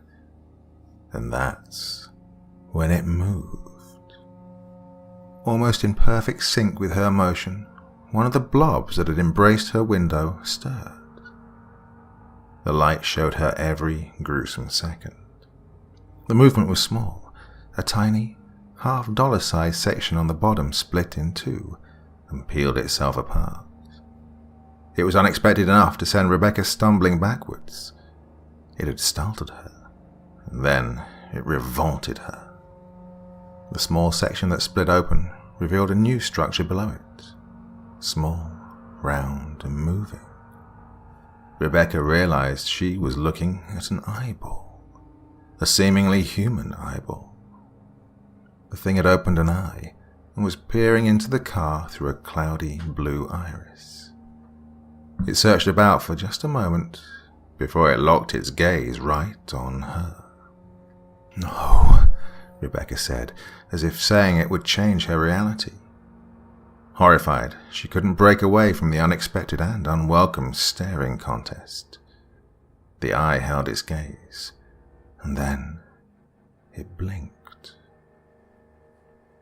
Rebecca wondered what it was thinking, this thing made of flesh and blood. She couldn't resist. Its dead stare offered no clues. Could it think at all? Why was it staring at her? Why had any of it happened? Then, out of the corner of her eye, and at the farthest edge of the light's reach, she saw it. Another eye had emerged from beneath the pulpy masses. When she fully shone the light on it, she saw that it, too, was looking directly at her. It didn't seem possible that it could see her. Once brown, the cornea now wore a red gash across its surface, straight through its pupil. Despite the injury, however, it followed her perfectly, no matter where in the car she moved. Both of the eyes followed her. Before long, they were everywhere. Every single piece of flesh that had fallen from the sky and stuck to her car eventually opened an eye, a singular eye, and they all stared down at her. she no longer felt alone.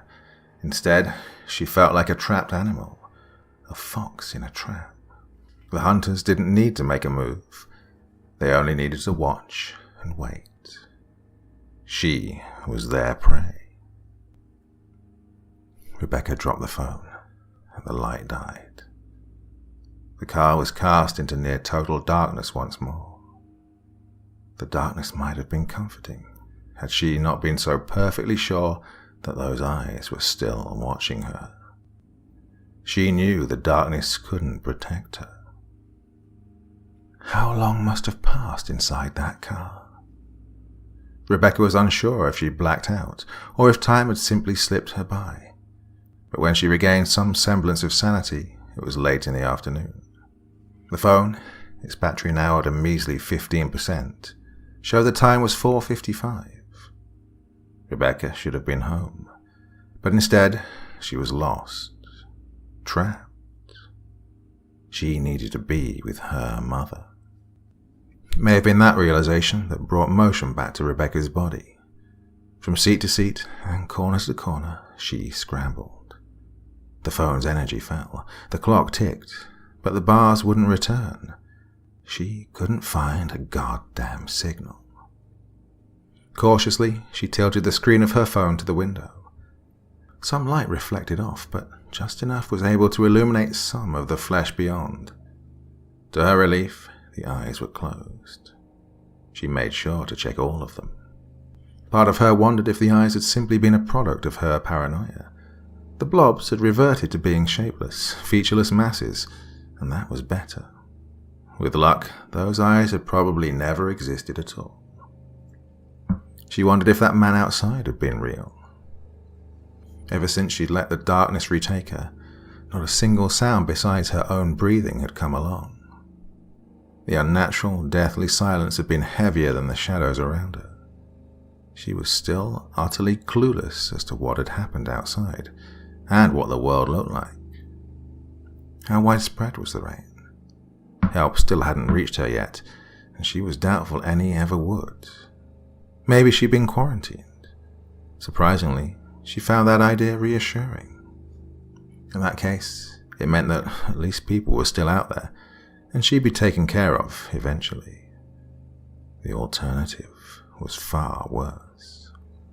Was it even possible the rain was a widespread epidemic?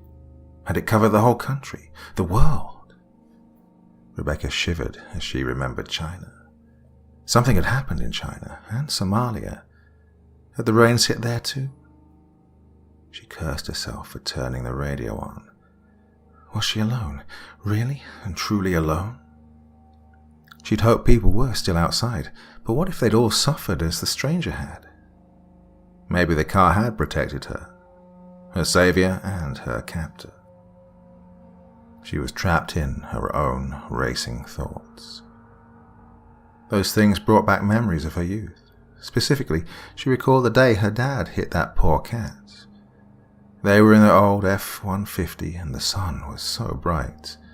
A fat, grey cat had just run out onto the road. It was like it had been waiting for the truck. It couldn't have timed it any better. She still remembered how it felt. The bump as the front wheel struck it, and the bump as the rear wheel finished it. Her dad told her not to look. He'd pulled the truck over so he could go and check on it. Rebecca disobeyed and looked out the back window. All she wanted was a quick peek to make sure the cat was okay. Well, she paid for her morbid curiosity. She recalled Mr. Sanders' words from just a few hours earlier as she remembered the terrible scene. Aside from its craned head and open eyes, nothing on it resembled a cat anymore. They'd hit it so hard that it was more red than grey. It was no longer an animal, just meat. You hit them hard enough, and that's what they'll look like. They were all meat. So, that's what they had to be. Flesh? That seemed the most logical assumption, but so impossible at the same time. She couldn't bring herself to accept that. Flesh of what? How could flesh rain from the sky? It had to come from somewhere, didn't it? She shut that thought, that word, away. It sickened her. She thought of those eyes, those very human eyes. Another thought came into being. It took hold like a cancer in her head. The question came, had those things once, perhaps, been people? No, they weren't. It was too much.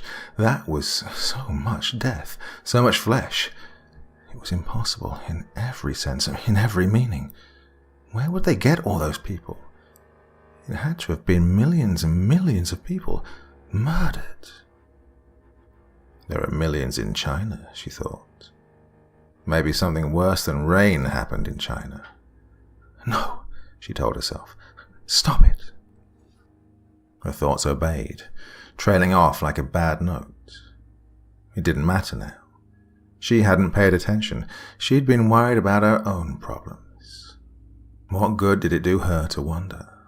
Who cares where they came from? Who cares if they're people? She gagged. All that she needed to do was escape. Her mother still needed her. Sweat rolled down her face. The temperature had to be only 30 degrees Fahrenheit outside, yet the car was steadily heating up. Those things were doing it, she was sure. They were warm, and the warmth they emitted was conducted directly into the car. Shedding her coat and sweater, she found herself with her white, sweat-soaked undershirt. Rebecca wondered how long it would take for them to cook her alive, if that was possible. Death by rank flesh heat, as she decided to call it. That wasn't an option for her. Placing the phone on the center console, she moved to the driver's seat. She didn't like it. Those pulpous things were far too close when she sat there, but if she let herself roast any longer, she wouldn't get to live to regret it. Back at the wheel, she couldn't help but think about driving away. It wasn't a possibility, just a fantasy with those blobs. The packed windshield blocked her sight, and they also probably held her tires to the ground. She'd never move, and she'd never get anywhere. Wondering if perhaps the noise would agitate the things, Rebecca saw their eyes in her mind. It had been hours since then, and the eyes hadn't returned. Assured that if they wanted to hurt her, they would have done so already, Rebecca started the car. The engine turned twice and started. More heat leaked out from the vents in moist, heavy waves. She gagged as the fresh stench overloaded her nose. It would take a moment for the AC to turn on. The radio was as silent as she knew it would be. While she waited, she tried, out of curiosity, to drive. Switching into gear, she eased down onto the gas pedal. The engine picked up in pitch, but the wheels did nothing but flinch. It felt as though she was trying to drive over a curb. She fed it more gas. As she figured, the car wouldn't move an inch. She cursed the damn wheels, and her damned life. A groan came from above her. It wasn't guttural. It wasn't those things. It was her car. The roof of her car was caving in. Something was pressing down on it. On the windows, she saw them twitch. The masses were moving now, reacting. It was a car. It had to have been. She'd accidentally woken them up. Cursing her careless mistake, Rebecca yanked the key from the console. The car fell silent, but the things kept moving. They struggled against each other, wiggling back and forth in their confined spaces. Perhaps they were searching. Rebecca held her breath, and she waited. Their motion had started to rock the car from side to side. The thing shook her, harder and faster. The lurching continued until Rebecca felt she was going to throw up. The wheel was all she had to hold on to. Fortunately for her, the rocking did not persist for long. After just a few seconds, everything stopped. The car fell back to rest, and the calm retook the air. Rebecca sucked in an exhausted gasp. Reluctantly, she released the steering wheel, but as her eyes watered, she reached for the phone. She had been tormented enough. Never before had she been so desperate to speak to her mother. Still, there were no bars, no signal. The battery had fallen to 7%. Her heart was already drained. She fell back into the rear seat, too weak to cry. It was hopeless. Rebecca wasn't sure what prompted her to check again.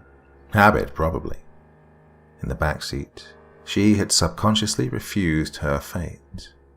Looking back at the phone, she was shocked.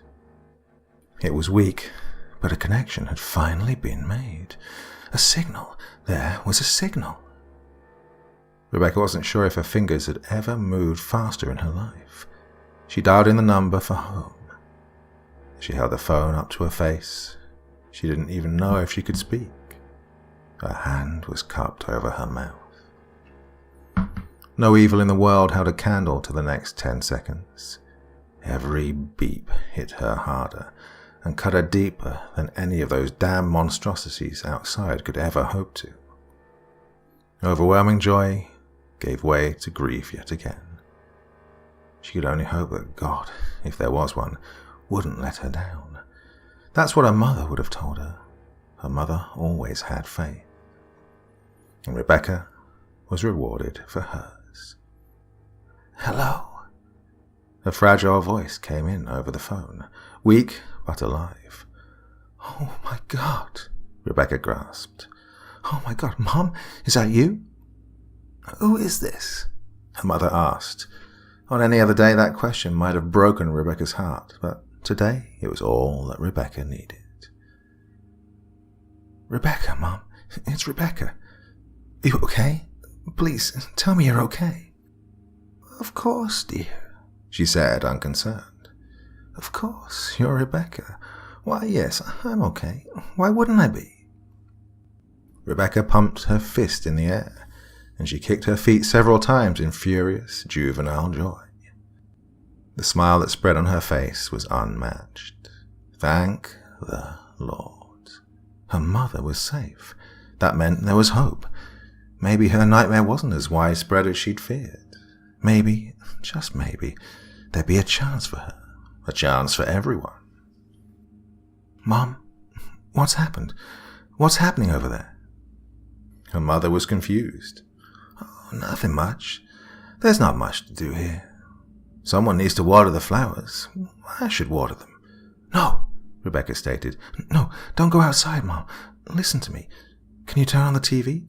What does the TV say?" "Oh, do you want to talk to Rebecca?" her mother asked, confused. "No, Mom. I'm Rebecca. She should be home by now, my Rebecca. She always comes home. I'm sorry. I'm a little confused." Those words broke her heart. "I will be, Mom. I'll be home soon. I promise I'm coming home," she assured. "Oh, well, be careful. I'm going to water the plants. Should I? It's been raining hard today." Rebecca froze. No, it couldn't be. Could it really be that widespread? Home was miles away, but her mum was okay. Perhaps her mum had just been lucky. She was inside after all, and as long as those blobs stayed outside, she'd be fine. But her flowers... Rebecca knew how she could be, in her confused state. And if she was truly determined, then... "Mother, listen to me. I've never been more serious in my entire life. Do not go outside." "Oh, I'll do what I want. Only Rebecca..." "Mother," Rebecca wailed, "do not leave the house. The plants don't need water. Just listen to me." Rebecca stopped. If these were the last words she ever spoke to her mother, she didn't want them to be screams.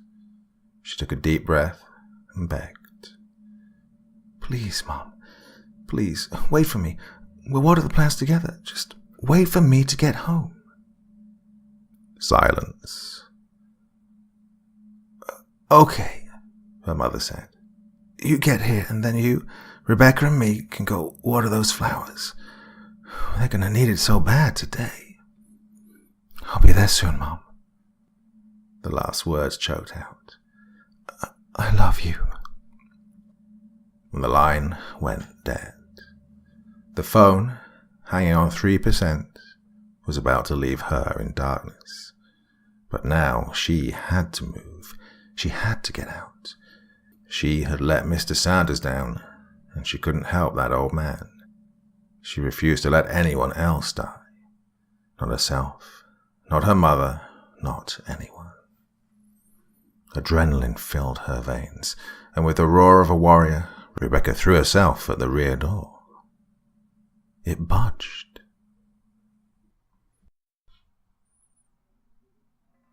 The flashlight burned bright as it sucked the phone's battery dry. All the power left was so precious, and if it went out, then so did Rebecca's chances. Twice more she threw herself. She gave it her right shoulder, and then her left. The door flinched each time, but it refused to yield. A sliver of light had managed to leak in from the side. Both of her shoulders protested against another blow, so she lay on her back, and with her feet she kicked and kicked. The battery fell to 2%. Her feet ached, especially her right ankle, as she felt her pain from earlier return in force. Pain didn't even slow her down, though. Regardless of how futile each kick seemed, she refused to stop. She was going to escape, or die trying. She had no idea how true that statement would be. One moved in the corner of the light, squeezing its way through the newly formed crevasse between the door and the car. She didn't see it until it had just about touched her leg. When she did, she instantly brought her knees to her chest. A thin mass, a fleshy tentacle, had entered the car. It squirmed around blindly on the seat. It pulled itself forward with what looked to be a fingernail. The battery slipped to 1%. A noise came behind her. Turning her head, she found that she was surrounded. Through the other door, more tentacles were starting to wedge their way through. The center of the seat offered little solace. As both sides grew closer, the glass behind her started to crackle as even more protrusions pushed themselves through the cracks. They pushed their way through shards of glass, carrying each piece with them at the end of their arm. They were coming for her, but she was done hiding. If anything, their intrusion only encouraged her. Now it was her and her mother's survival on the line. With her booted heel, she squashed the singular tentacle that originally disturbed her space. It wiggled, pinned against the seat. She initially thought it was blood that leaked from it, but it came slow and viscous. It stuck to her boot like syrup. With a disgusted shriek, she pushed the tentacle to the floor and out of her way. The door had been pulled open by those things to let the tentacle in, and she saw her chance. She offered up a final double leg kick. The flashlight went out, and with a final yell, light flooded the car. She had considered everything in the last several hours. Every scenario had danced through her mind like terrible daydreams. The memories of that man had fed most of them. She thought about the crunching beneath his feet and those terrible screams. She wondered what she would find, but she was far more worried about what might find her. Rebecca wondered what the world would look like once she escaped, and to her disgust, nothing she imagined could compare to what she found. As soon as she kicked the door open and leapt from the car, she suddenly felt like she was standing on an alien world. There was a loud crunch when her boots hit the ground. It felt like she was standing on well-packed snow. Those things covered every square inch below her feet. In fact, they stretched on as far as she could see.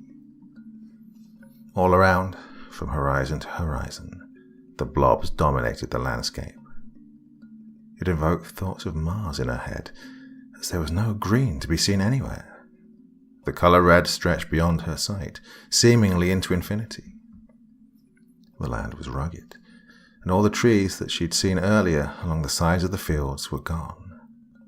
The only major protrusions on the rugged landscape were the solidified shells around the houses and cars that still stood. They looked like they'd been scabbed over. Most had remained upright. They spotted the landscape in every direction. The old man's house still stood. The overhang of his porch had sheltered his front door from their barrage. The now dried, hardened creatures seemed to form a cave around it. It was a relief to say that they hadn't reached everything. The silo had fallen. The pieces lay in a messy heap beside the house. The combined weight of the things must have proved far too much for it. Rebecca hoped that her house had held out better. But when she caught sight of the old man, she couldn't help herself. She shrieked. The old man was frozen, on one knee, halfway between her car and Mr. Sanders' truck. He must have been going to check on him, the same as he had for her, when the things had got him. She saw it enter through his pant leg. A bundle of tendrils, very similar to the ones that had invaded her car, had snuck up his pant leg. Down at his ankles, where his skin was exposed, one had seemingly burrowed into his flesh. She followed the tendrils up. Like a snake, they coiled up his leg. They crawled along his body, and she thought she could see the tendrils branch apart under his clothes. They snaked around his body, but they all ended before they reached his neck. Blood soaked through parts of his blue button-up shirt. The worst part was his head. It was forced back, held in place, and his mouth was agape. Sprouting from it, several dozen vein-like stems that ended in red, plant-like petals rose towards the sky. Liquid circulated inside them, as if pumped in by the man's heart. The grotesque growths wouldn't have terrified her as much had it not been for the man's eyes. They were still open, and they were looking right at her. Then came a single, labored breath. He was still alive. She heaved, but her stomach offered nothing to expel. By the old man's feet, she saw a bulge in the ground, and another bundle of macabre flowers protruding from within. Rebecca knew they marked Mr. Sanders' grave, if she could even call it that. Was he too still alive under there? Was that even possible? She prayed for mercy and for Mr. Sanders' forgiveness. She knew she didn't deserve it. No, she couldn't have imagined this, not in her worst nightmares. Whatever those things were had grown into the man, through him. She let another shriek loose as she saw his stomach twitch. The man grimaced as something moved inside him. Rebecca wasn't sure if there was a worse fate. The old man, his eyes wide with fear, gestured down. It took several motions of his eyes for her to even catch it, but once she noticed, she followed his gaze down. Rebecca hadn't noticed them before, but little fibrous structures stuck out of the blobs. Each one was several inches tall. They looked like red ferns. A similar one was wrapped around the old man's ankle. Looking at her own feet, she noticed she'd stepped on one. The pressure from her boot had triggered one of the tentacles to slowly emerge from the blob below. It reached around, blindly, unable to cling to the material of her boots. They weren't plants. They were snares. She nodded to the man, and she thanked him. He didn't need to tell her for her to understand that it was imperative that she not let those extensions, those blood ferns, touch her skin. She didn't want to leave the old man. In fact, she offered to help, but he groaned in disapproval. Exerting himself, he managed to shoo her away with small motions of his hand. Through his stuffed throat, he tried to speak, but no words came out. Rebecca knew it was too late. And so, she went to his house, again forced to leave someone behind. A tear ran down the old man's cheek. It was like navigating a minefield, but Rebecca did it quickly and skillfully. The blood ferns were scarce enough, thankfully. If she stepped on one, her boots offered more than enough protection. The ground crunched like snow beneath her feet. When she stepped on something new, it caught her ear. The crunch she heard wasn't light, like snow, but heavy, like glass. Lifting her boot, she saw it embedded in the mass. Desensitization kept her moving, despite the appalling discovery beneath her foot. There was no mistaking it anymore. She knew she had been right. She had stepped on a watch. Through the cavernous maw of the blobs, she made it to the porch, and she found the door unlocked. The house was abandoned, as far as she could tell. She called several times to check, but no one responded. That made her incredibly thankful. She was still alone, sure, but she didn't want anyone in that house to see what had happened to the old man. There was a picture frame, hung askew on the wall. In it, the old man stood with his family. He was about 5 years younger in it, and his wife and 3 grown sons smiled with him. The eldest son sat a toddler on his knee. He'd probably be about 8 now. Oh, she dreaded to even imagine. It was a stroke of luck that the keys were on the counter, and an even bigger stroke of luck that the garage door had been left open. Inside sat a '98 Chevy with battered red paint. Rebecca looked at the path before her. The truck would, hopefully, do. If those things couldn't stop her boots anymore, they sure as hell weren't going to stop a truck. They were dry, and that meant they could be easily navigated, hopefully. She hesitated, getting inside the truck. She imagined and dreaded the idea that the rains would return. They would fall, and again she'd be trapped. This time she'd be without hope, and without hope. With a single, calming breath, she pulled the door open and took her seat. The engine purred, and it was the sweetest noise she'd ever heard. The terrain was bumpy at first, but she got used to it fast. She set a course across the alien Earth. The road was lost beneath the surface of flesh, but Rebecca found her way. The houses, though covered, offered plenty in the way of navigation. They made the skeleton of her map. Memory filled in the rest. Through the atrocious, unspeakable landscape she drove. Those plants had sprung up in unbelievable numbers. The rain must have infected anything that touched it. The larger the animal, the larger the plant. Passing a farm, she observed large, bush-sized growths that sprouted from what used to be cows. They were buried now, but she'd passed them that morning. She was glad that most of the plants were covered. She'd rather not know whose grave was whose. She did see some terrible scenes during her journey. Cars were scarce, but she didn't find a single survivor in any of them. She slowed to check, but every car had at least one door open. No one had been able to claim refuge inside. Instead, they found themselves trapped outside. The lucky ones, the ones who weren't buried, could only watch as Rebecca drove by. One had been glued to the side of his minivan.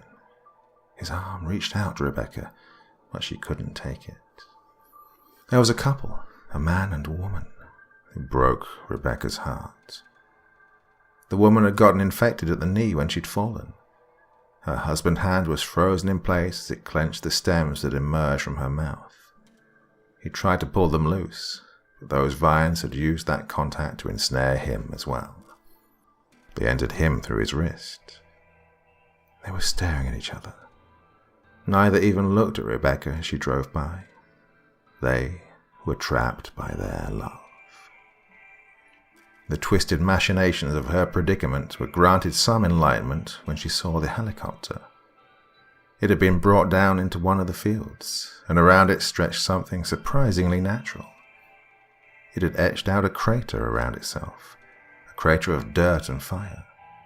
The fire, caused by the collision, had eaten away at the surrounding flesh. It had managed to etch out a radius about 3 times longer than the helicopter itself. Rebecca couldn't believe the sight of dirt and fire would ever have caused her joy. It was good to see the things pushed back, to see them burnt and beaten. That feeling died as she saw the clouds swirl above. An eye, like at the center of a hurricane, opened above her. The winds picked up and threatened to pluck Rebecca's truck from the ground. Slamming on the brakes, she could only watch in awe at what happened next. From within the eye, 3 large shapes descended. Blacker than the night, tentacles of enormous proportions dangled from the clouds. Surely they were thicker than skyscrapers and twice as tall. They hovered over the spot where the helicopter had crashed, examining it. Rebecca couldn't breathe as one retracted to the clouds, and its end split open into 5 pieces, 5 fingers. She could only watch as its, dare she say, hand disappeared behind the sky, and then reappeared, grasping something massive. Pieces dropped from the hand, like sand from a fist, and splattered against the ground.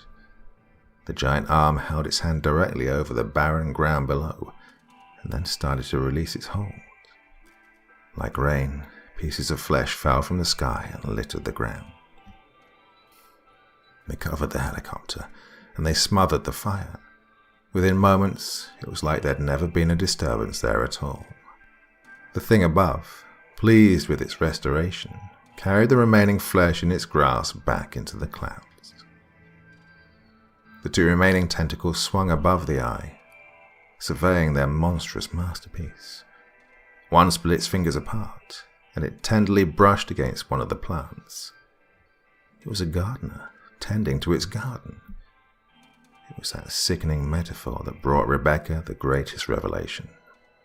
The rain, all the people infected, they were nothing more than fertilizer.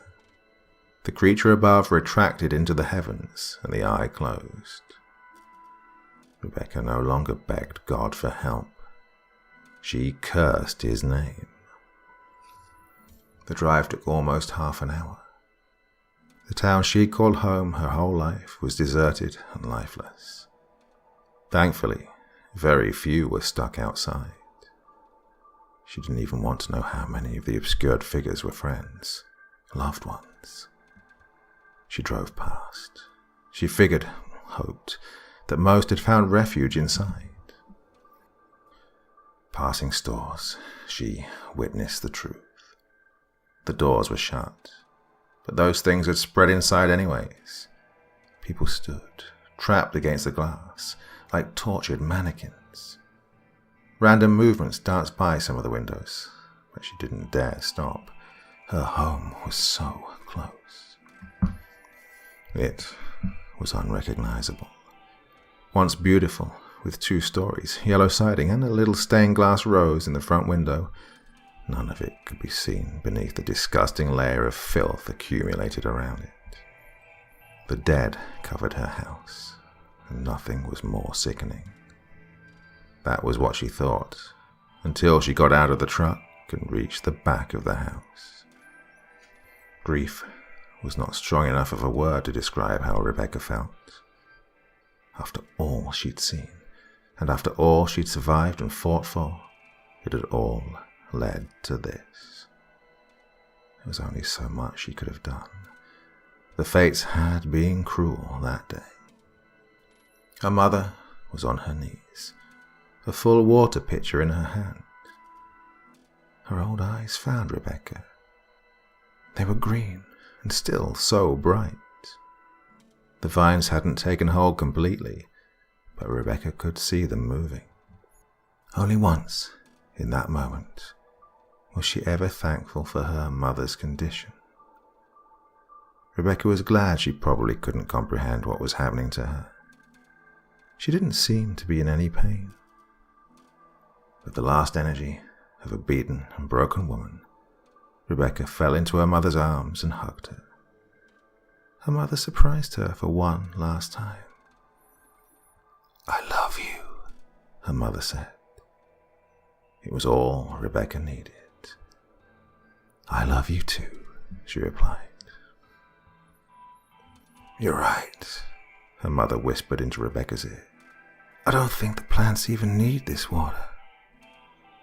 Rebecca managed a final laugh as the infection took hold.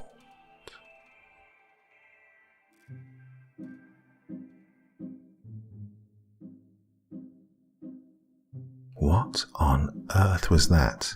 Can you even imagine something like that? Where does this man get the ideas from? That was phenomenal. That is just one of the best things I have ever read for you all. It really was. I remember being absolutely stunned by it back when I first read it in 2017. And honestly, I can't understand why it's taken me this long to read it all for you. Hope you think it was worth it. I definitely do. Did you notice the difference in styles? Maybe the first 15-20 minutes or so was recorded a couple of years ago. Have I improved? Have I changed? Who cares? Great story anyway. Well, I will be back again on Wednesday with another long story for you.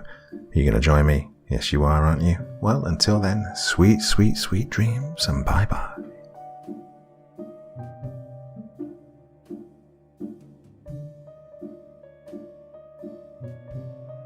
Thank you so much for choosing to spend your time listening to me. Now, if you enjoyed the Dr. Creepen experience, then come find me on Facebook. Come chat with me on Twitter. Listen to the background music and download it if you like on SoundCloud.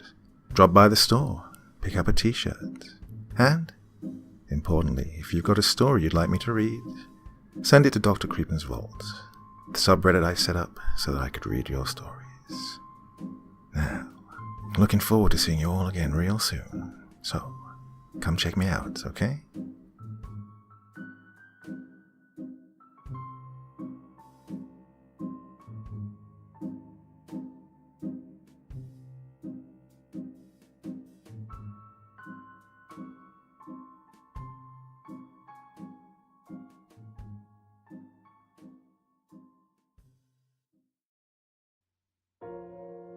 I think something went wrong when I was born.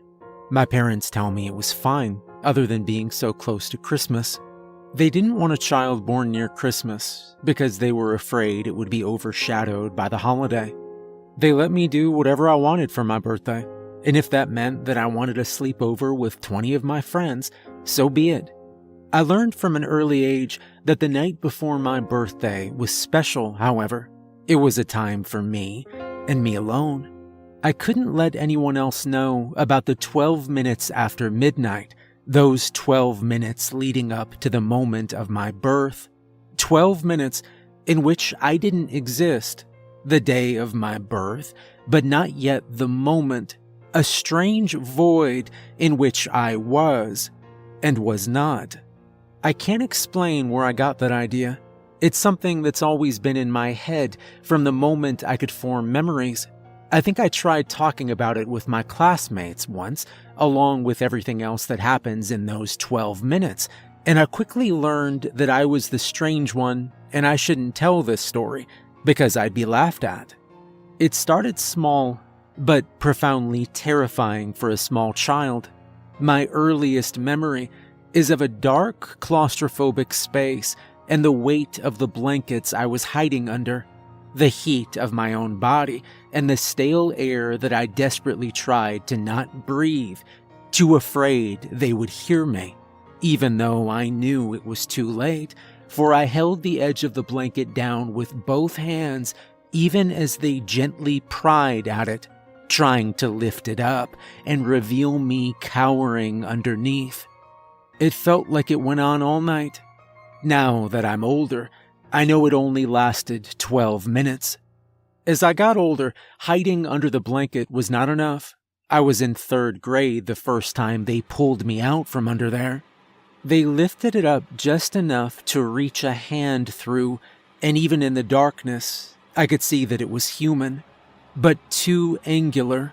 The swell of joints and the curve of skin was entirely absent. It was like a cutout of a hand. There was no color either, and no depth. It did not reflect the light, scant as it was. It grabbed my wrist, and it was so cold that I cried out, but weakly, because terror was wrapped around my throat and I was choking on it. I could barely move. It pulled and drew me out, and I stumbled as I fell onto the floor, and I saw that all around me, the darkness had covered the walls of my bedroom and was stretched across the floor. I was alone on a narrow strip of carpet with my bed behind me, and it was like everything ended at that edge, vanishing into an empty gulf. The hands came from that darkness, dozens of them, stretching out along the floor to grab at my wrists and ankles. I dug in my heels, grabbed hold of my bed frame, and the hands could move me no further. They tried, but they were weak, and I remained where I was until my clock's minute hands reached 12, and I was alone in my bedroom. I screamed for my parents. Sobbing, I told them what happened, and my father investigated the house and told me all the windows and doors were locked, nothing had gotten in, and it was probably a nightmare. And like with my classmates, I learned to not talk about it. I guess as a kid, I interpreted that their evasiveness about the circumstances of my birth meant they knew about those 12 minutes and wouldn't do anything about it. In 8th grade, I learned to fight back. Holding my ground wasn't enough. I was getting bigger, but they were getting stronger. By then, I'd learned that hiding wasn't enough, and so I'd sit on the edge of my bed, watching the clock tick towards midnight. "Happy birthday," I whispered to myself as December 20th began, and the darkness started to crawl in across the walls, starting at the corner of my vision. The 12 minutes in which I didn't exist, and the void came to claim me. They surrounded me, and I stood to confront them. I felt cold fingers close on my legs, on my arms, and I braced myself as they began to tug, to drag me towards the void. And my front foot gave a step. Another. I stumbled, and panic welled up in my chest. I was losing. They were dragging me forwards, inch by inch, and I wondered what would happen when I reached the edge of the floor. Would I fall? Would I die? Would I cease to exist? My breath felt like fire in my lungs, and my chest heaved. And in my panic, I slapped one of the hands, then I closed my fingers into a fist, and I hit it at the wrist, and it shattered. Just like that. Shattered like glass, and fell into splinters on the floor. So I fought them off for 10 long minutes, and when they vanished, I went to my bed and sat there, shaking for hours. I didn't take it very well, realizing I had to fight for my life now. I got shingles soon after, the reactivation of chickenpox that the doctor said was due to stress, and my first ever D on my report card. My parents assumed it was because we just moved to another state and grounded me until my grades improved. I resented them for that and decided I wouldn't tell them anything ever again. In my sophomore year of high school, those splinters cut my skin when I shattered the hands. The next year, I wrapped my hands with medical tape in the minutes leading up to midnight. In my freshman year of college, I bought a baseball bat and smuggled it into my old bedroom. Classes were out, and part of me was relieved because my roommate wouldn't be involved. But part of me was also sad because I wanted to know if anyone else could see the darkness too. I still don't know. I've never married, and I've never had anyone around at midnight on my birthday. I keep people at a distance. I think I'm cursed. You see, my parents kept telling me that my birth was normal, and I finally stopped asking. Don't get me wrong, despite what I said earlier, I have a healthy relationship with my parents. I grew out of the teenage angst, and I haven't told them what happens every night on my birthday, because I don't think they can help me. And I think it would destroy them to know I've spent all these years fighting for my life, all on my own. but they have their secret as well. My birth was not normal. Something went wrong. I'd long suspected this, and a couple years ago, after a particularly vicious fight with the intruders, they pulled my feet out from under me, and I was at the very edge of the floor. I could feel the cold of the void on my back, and then it was 12 minutes, and I was safe. I decided that I was going to figure out exactly what happened. I'd start with the only documentation easily available to me, my birth certificate. I went to my parents' house one day while they were out of town on a trip. They keep all their important documents in a lockbox, and I got this out and opened it. Inside were their passports, their birth certificates, copies of our social security cards. Underneath that were personal things, letters and photos, and other irreplaceable mementos. I made sure to set everything aside in order, but I quickly lost track as I had to dig through far more than I thought I would. My birth certificate was at the very bottom, the second to last document in the box. I wondered why they'd buried it there when all the other identifying documents were within easy reach. I took it out, unloaded it, and read my birthplace. The time of birth, 12:12 a.m. Then I folded it and started to put it back into the box. My glance fell on the document underneath. Only one thing left inside, a yellowed envelope. On a whim, I picked it up. I'd already snooped through everything else. What was one more envelope, right? Inside was a death certificate. Same town, same date. My name, 12 a.m. Was I stillborn? Was my soul fighting for the right to existence in those 12 minutes, just as I fight every single year? I don't know. I have my answer, I guess, but I don't know what to do with it. I have to keep thinking of how to stay ahead of the void that comes to claim me. Fighting them off is getting harder. There's too many of those hands, and I can't shatter them all, so I started prioritizing. I keep my center of gravity low to maintain my balance and aim for the ones that are trying to grab my arms first so that I can keep swinging my weapon. Then I try to knock off the ones grabbing my legs next. 2 years ago, one grabbed my throat. I dropped the bat on instinct, stupid, I know, and tried to pry its fingers off my neck. I couldn't breathe. It was crushing me. I couldn't break its grip, and I remember slipping into darkness right as the clock ticked over to 11 minutes after midnight.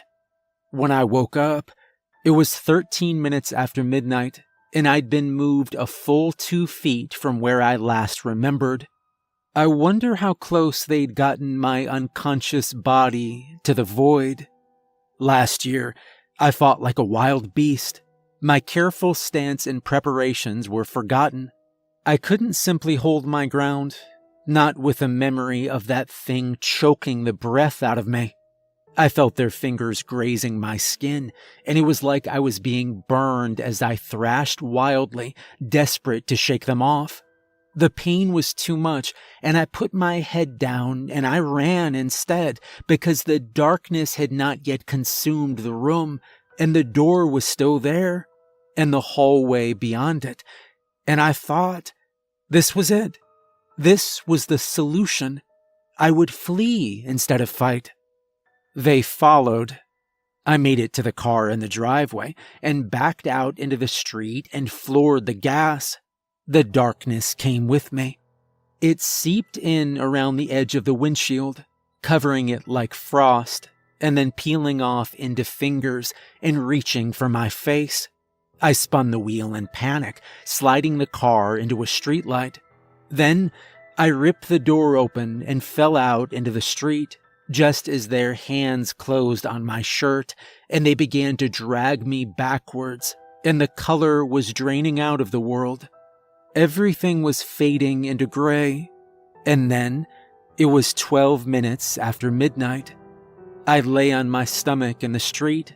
My car was badly dented, but no significant damage from the impact.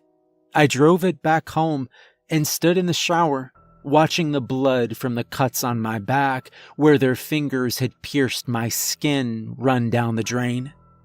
I think I understand what's happening. A friend's kid once made a smart remark to us after she said she was 11 and a half and someone told her that her half year didn't count towards her age. She said that grown-ups don't count half years because we're close to dying, which is dark and hilarious, but also true. I am closer to dying. Every year, I'm closer to death. And every year, my visitors have gotten stronger. I guess we're all trying to stave off death in our own way. My fight is just a little more literal. I was dead in those 12 minutes after midnight, and something brought me back. Perhaps I fought my way out. But I think I was meant to stay dead, and perhaps this is just the grave's window of opportunity. Once a year, trying to drag me back to where I belong. It's getting so hard. 12 minutes is a very long time when you're fighting for your life. I took up running this year. I've been working for speed more than endurance. I only need to keep going for 12 minutes after all. Hiding stopped working, and now fighting is not enough. So I'm going to try flight. I'm gonna run like death itself is on my heels, and it is. And maybe I can keep running every year after this until my body begins to fail with age and oblivion doesn't seem so unjust anymore. I've got my running clothes on already, my running shoes. I'm terrified, and there's still hours to go. Wish me luck. And if you don't hear from me tomorrow, then I guess I wasn't fast enough. Hello again. It's been a year since I last posted. Well, a year and some change. Today is my birthday. The exact moment of my birth has already come and gone, and here I am, still alive. I wish I could take such a thing for granted. I've been running all year, 4 times a week, or perhaps 3 when I feel I need a rest. It's difficult. I'm focusing on both speed and stamina, after all, as 12 minutes is a long time to run. I run the same route every day, because as tedious as that sounds, I need to know it by heart. I run it regardless of the weather, because I need to be able to keep my footing in snow, slush, or rain. Sometimes when I see other people out running, I wonder what it is they're running from. I think we're all running from death in our own way. Other runners might talk about how it gives them more energy, or makes them feel better, or countless other benefits, but I think subconsciously we all know we're just trying to outrun death, trying to keep our hearts and lungs strong so that we can better fight off that specter if it chances to cross our path. They just don't want to admit it. My running is out of desperation. I was training for one run in particular, the only one that would matter. This year, as November started to roll around, I started hinting to my parents that there was something bothering me, that I was actively dreading my birthday. My parents tried to make light of it, saying that if it bothered me so much we could just skip it this year. I could open my presents from them at home, and we wouldn't make a big deal out of it all. Whatever made me happy. No, it's not that, I told them, over dinner about a week before Thanksgiving. It's just, I can't sleep right before my birthday. I'm always awake around midnight, and it's like those 12 minutes after midnight just feel weird. I watched them carefully out of the corner of my eye, trying to do so inconspicuously. Surely they didn't know.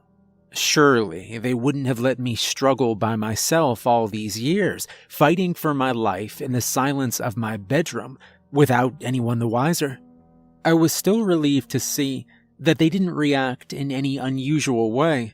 My mother just said that's an odd thing, and maybe I could try taking some medicine that would help me sleep. I waited a few minutes and then said something that did make them pause. Did anything odd happen during my birth?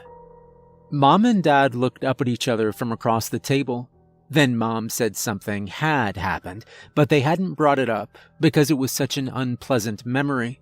After dinner, we all sat down in the living room, and they brought down my death certificate. I stared at it and tried to pretend I was seeing it for the first time while Dad told me the story, how I'd been born, and I wasn't crying. The nurses quickly whisked me away. No one told them what was happening, my mom said. She was crying for her baby, and the nurses were cleaning up like nothing was wrong. Then, after a little bit, after my dad threatened to punch the doctor, I was brought back in. I was fine, the nurses said. Nothing to be worried about. They put my name on the birth certificate, and a day later were leaving the hospital. That was when it got really odd, my dad said.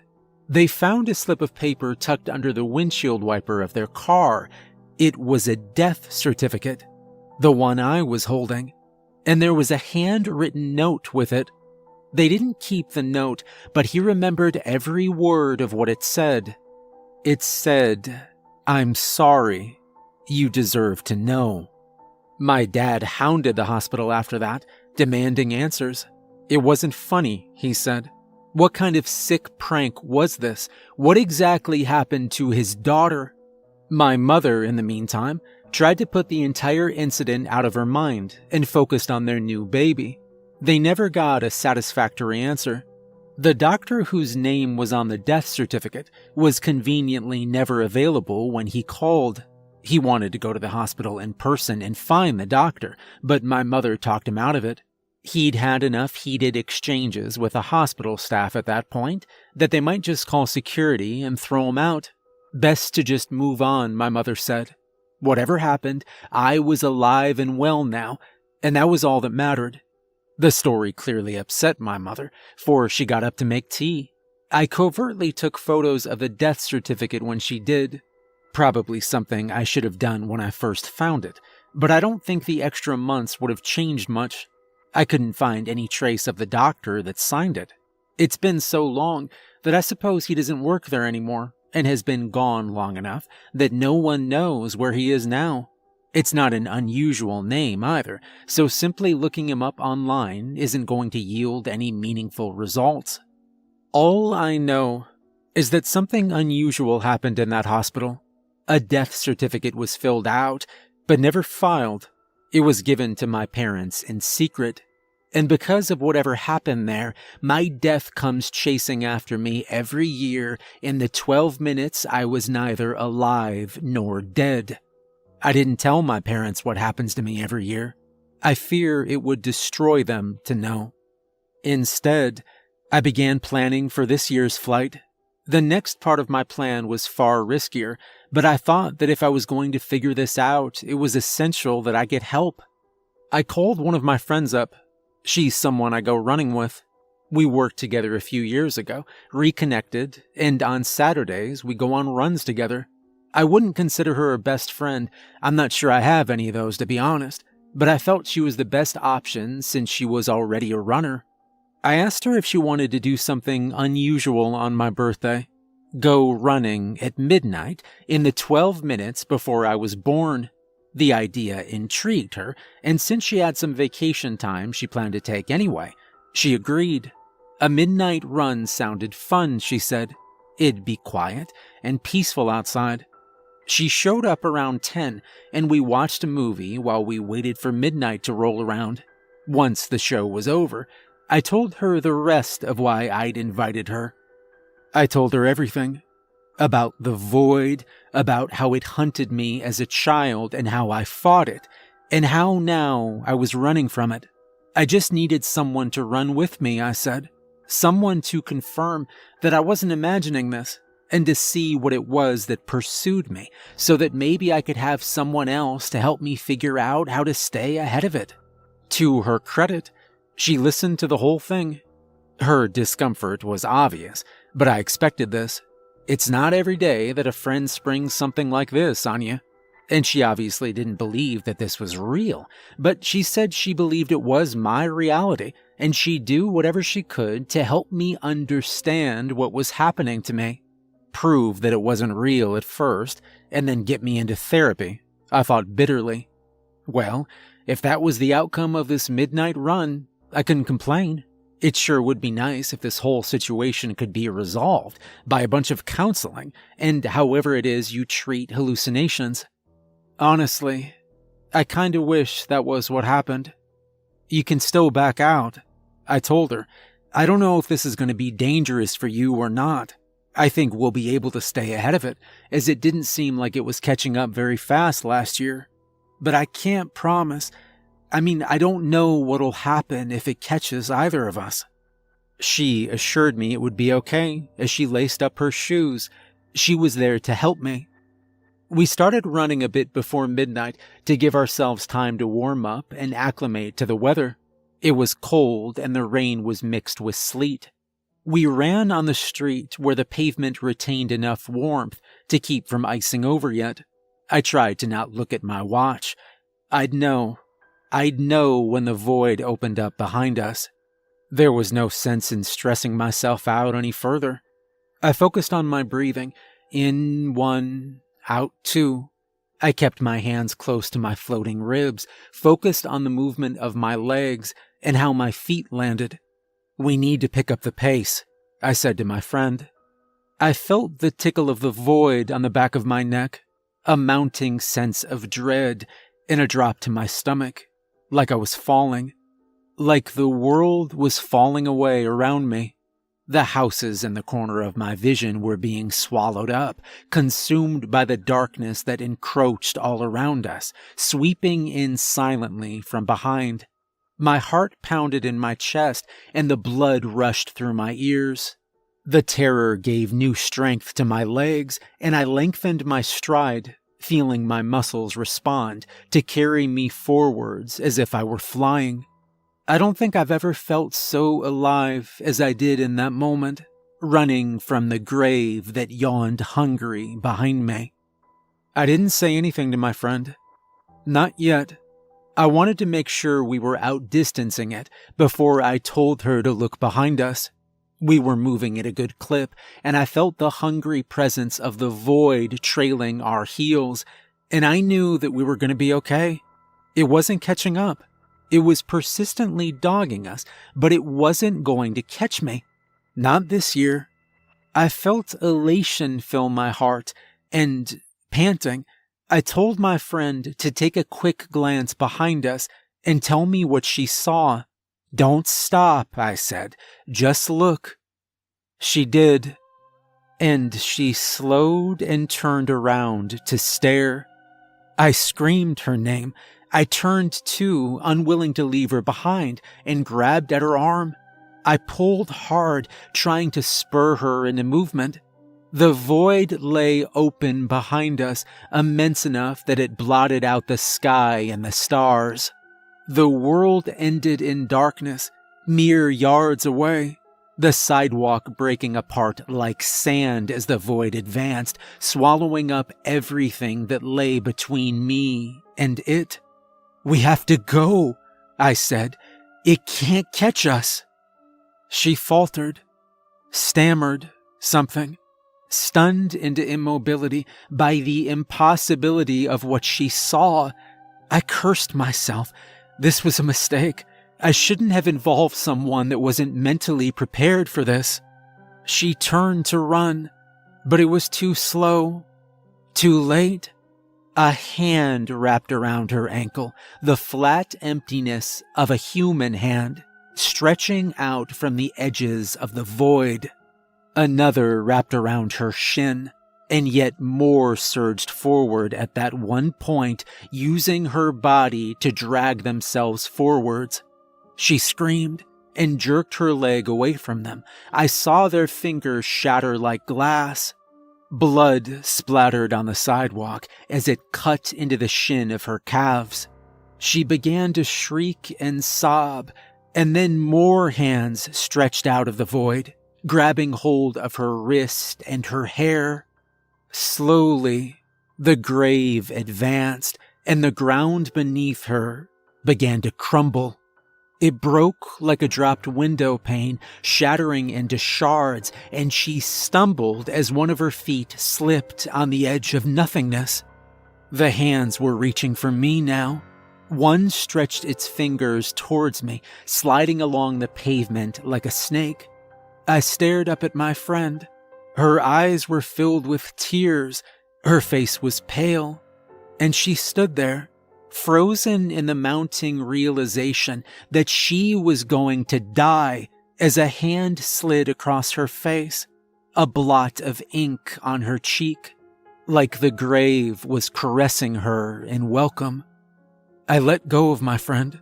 My eyes were filled with tears, and it blurred my vision, mercifully hiding away the look on her face as she realized I was leaving her.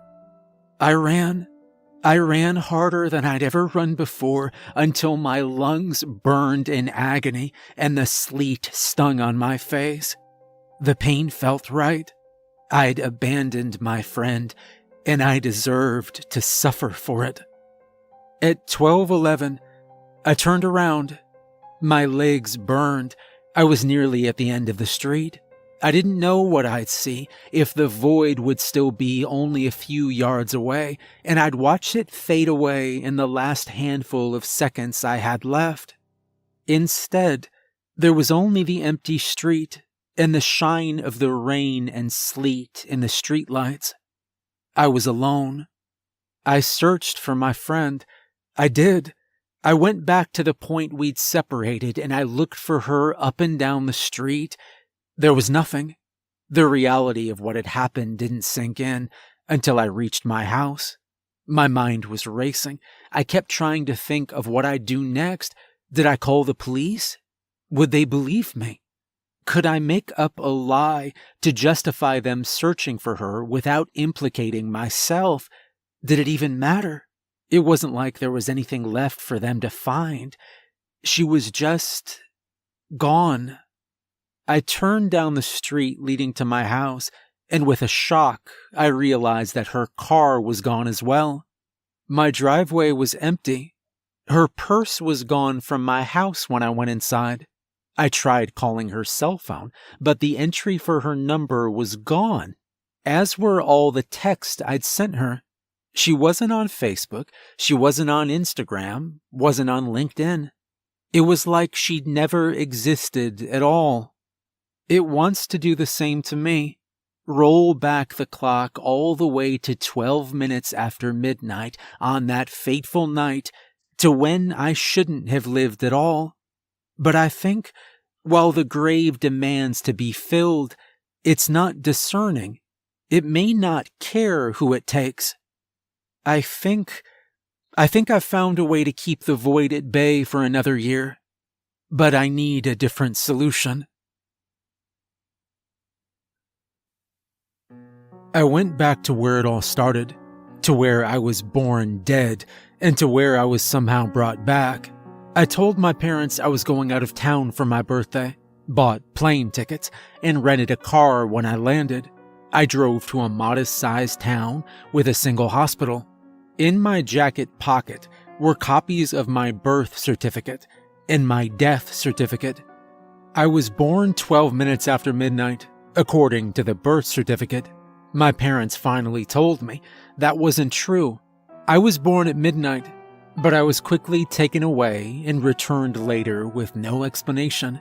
12:12 a.m. is the time that was written on the birth certificate, and my parents didn't find out the truth until they left the hospital and found a death certificate left under their windshield wiper, filled out, but never filed. I talked with Dad some more over the past year about this. Mom doesn't want to talk about it. She's trying to forget it ever happened, I think. But Dad is still mad all these years later, angry about how he never got answers, about how the hospital blocked his attempts to contact the doctor that filled out the death certificate at every turn. We talked quite a bit about this, and once I was convinced I knew everything, I started doing some digging of my own. The doctor in question no longer works there. He unfortunately has a common enough name that I wasn't able to find where he moved to. That's a dead end. I also made no progress with the hospital administration. The best I got was a half-hearted admission that perhaps some paperwork was filed erroneously and some miscommunication happened. But that was so long ago, and it was unlikely anyone that remembered what happened still worked there. They understood my frustration, they told me, but it'd be just one of those things I'd never find out. I wish I could just learn to accept that and move on. I would if the stakes weren't so high. But every year in those 12 minutes, the void comes for me, trying to undo whatever mistake was made all those years back. Last year, I lost my friend. She simply ceased to exist. I'm not going to let the void take anyone else, and I certainly am not going to let it take me. I'm tired of greeting my birthday with dread every year. I'm sick of having to run from death. I'm angry. I'm frustrated. And you know what?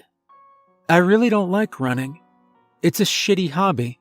I can't believe people do this for fun. I planned my trip to give me a few days in advance of my birthday to scout out the hospital. My plan was to wander over to the nursery, and if I got caught by a nurse, just pretend I was lost. When I got to that part of the hospital, I realized it was a lot newer than the rest of the building. I quickly found a fancy sign that thanked the generous donors that made the addition possible. It was built 5 years ago, so that obviously wasn't what I was looking for. I went back to the main entrance and chatted with the person at the desk after that when it looked like he wasn't very busy. I was waiting for my aunt to get out of surgery, I said, and was just killing time. And then I casually asked what was made out of the old nursery wing, because my mother used to work there before she retired. It was all just inpatient rooms now, he said. Might even be where my aunt wound up once surgery was done. I got the floor number from him and then made my excuses to leave. Not that he cared. It's amazing how easy it is to just walk around somewhere when you look like you know what you're doing. I scouted the floor, but didn't see anything unusual. I mean, I didn't expect to. If there was anything weird going on, then I'm sure someone would have noticed by now. I was more just trying to find out if there was a decent escape route. I didn't want to run down the hallway in case anyone saw me, so my plan is to head down the stairwell. From watching it through the day, it was clear hardly no one used it, so I wouldn't run into anyone. I'm not very confident on how fast I'll be on the stairs. I mean, I'm in great shape from running all the time, but it's still a heck of a gamble to take.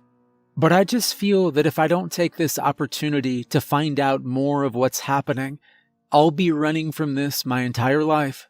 I hate living in fear of this one night for the rest of the year. I have to do something. So, I've got my route. And that brings us up to date. I've scheduled this to automatically post, so if there's nothing after this bit, that means I wasn't fast enough.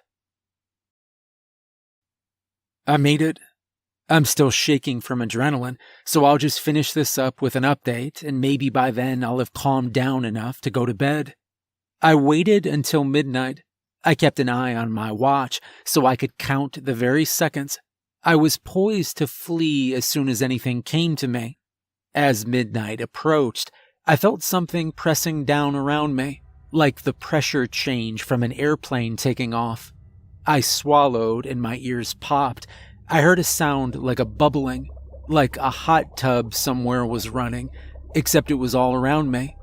Then it was midnight, and there was nothing to run from. The void had swallowed up the entire hospital. 1 minute I was standing alone with a harsh fluorescent light illuminating the drab walls, and the next, it had all changed. It was like every surface was dipped in ink. The darkness ran together, and I could no longer see where the walls joined the floor. The overhead lights still shone, but the walls and the floor simply swallowed up the light.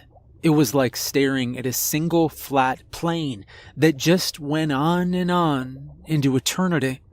I could only stare at it for a few seconds before vertigo made my head swim, and I desperately squeezed my eyes shut and put out a hand, trying to ground myself with the feel of the wall.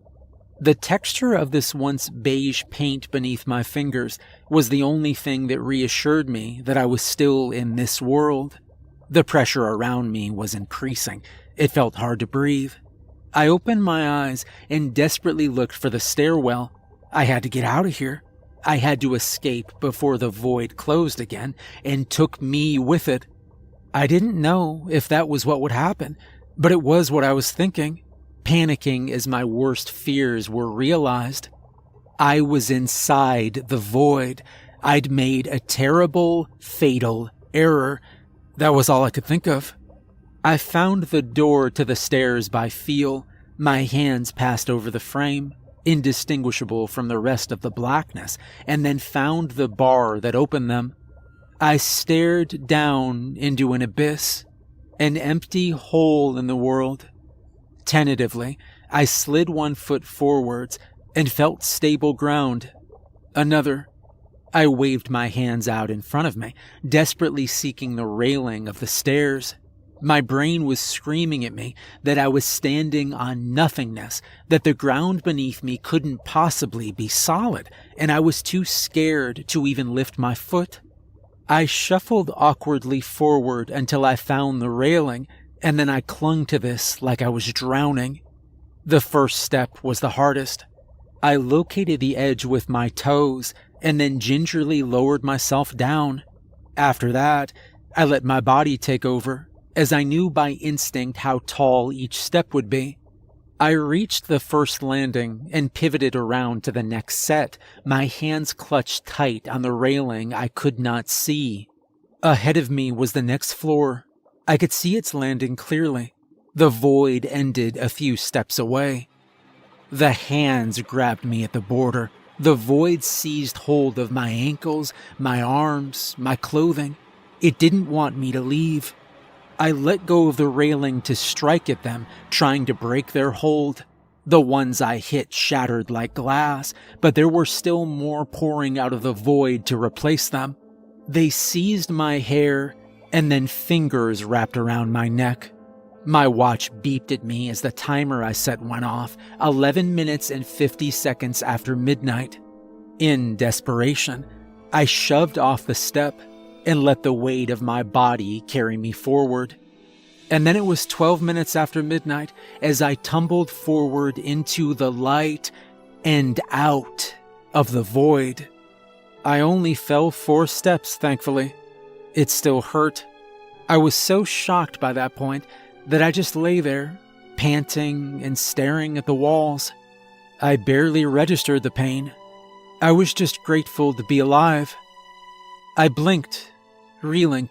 There was a nurse kneeling over me, watching with concern. I must have been a sight, on the ground, pale, shaking, dripping in cold sweat. I tried to say something, but the words wouldn't come, so she helped me get up and sit on one of the stairs. She asked a few things, I can't remember quite what, to make sure I wasn't hurt, and we sat side by side for a moment while I recovered my wits. I asked her if she'd seen anything, when my heart had slowed enough that I could catch my breath. Something that couldn't be explained.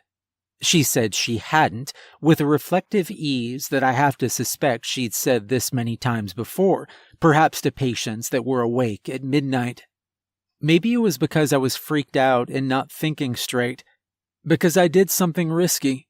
I took out the copies of my birth and death certificate and handed them to her.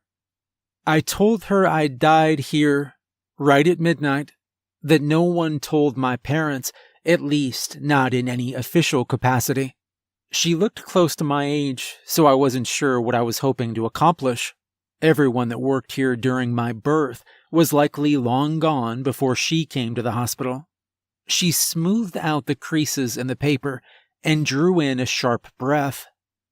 I didn't see anything, she said, but something felt wrong. It always does when midnight comes around. She paused and took a deep breath. It felt especially wrong tonight. I was scared to go upstairs, and then there you were, like you appeared out of thin air. And then she asked me what I saw. So I told her.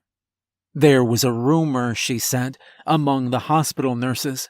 The doctors don't pay it any heed, but the nurses and the rest of the staff that control where patients are placed do.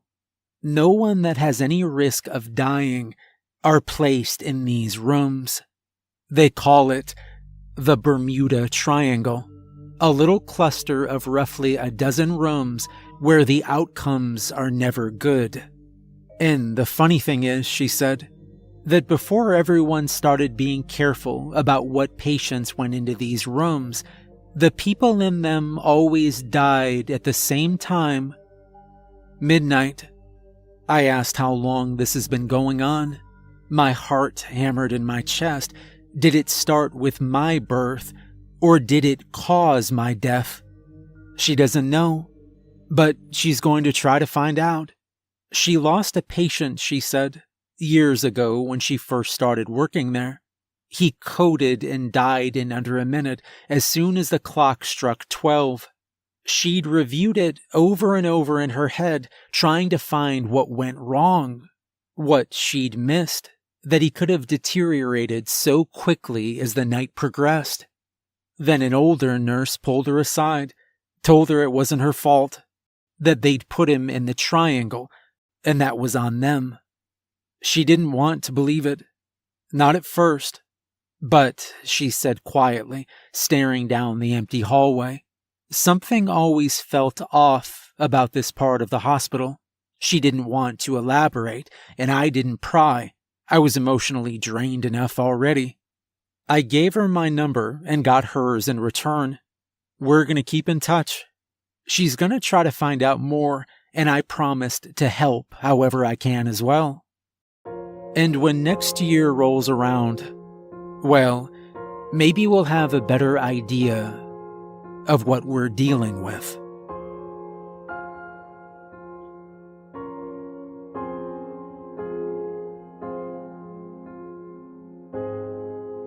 Hey everyone, thank you for listening. Remember to like and subscribe if you enjoyed the video. A special thank you to Fainting Goat, who is one of the absolute best authors on No Sleep, for allowing me to narrate this story. Make sure to check out more of the author's work. There'll be a link in the description. If you'd like to support me further, there's a link to my Patreon in the description. And remember, if the void comes for you this year, make sure to keep running for at least 12 minutes.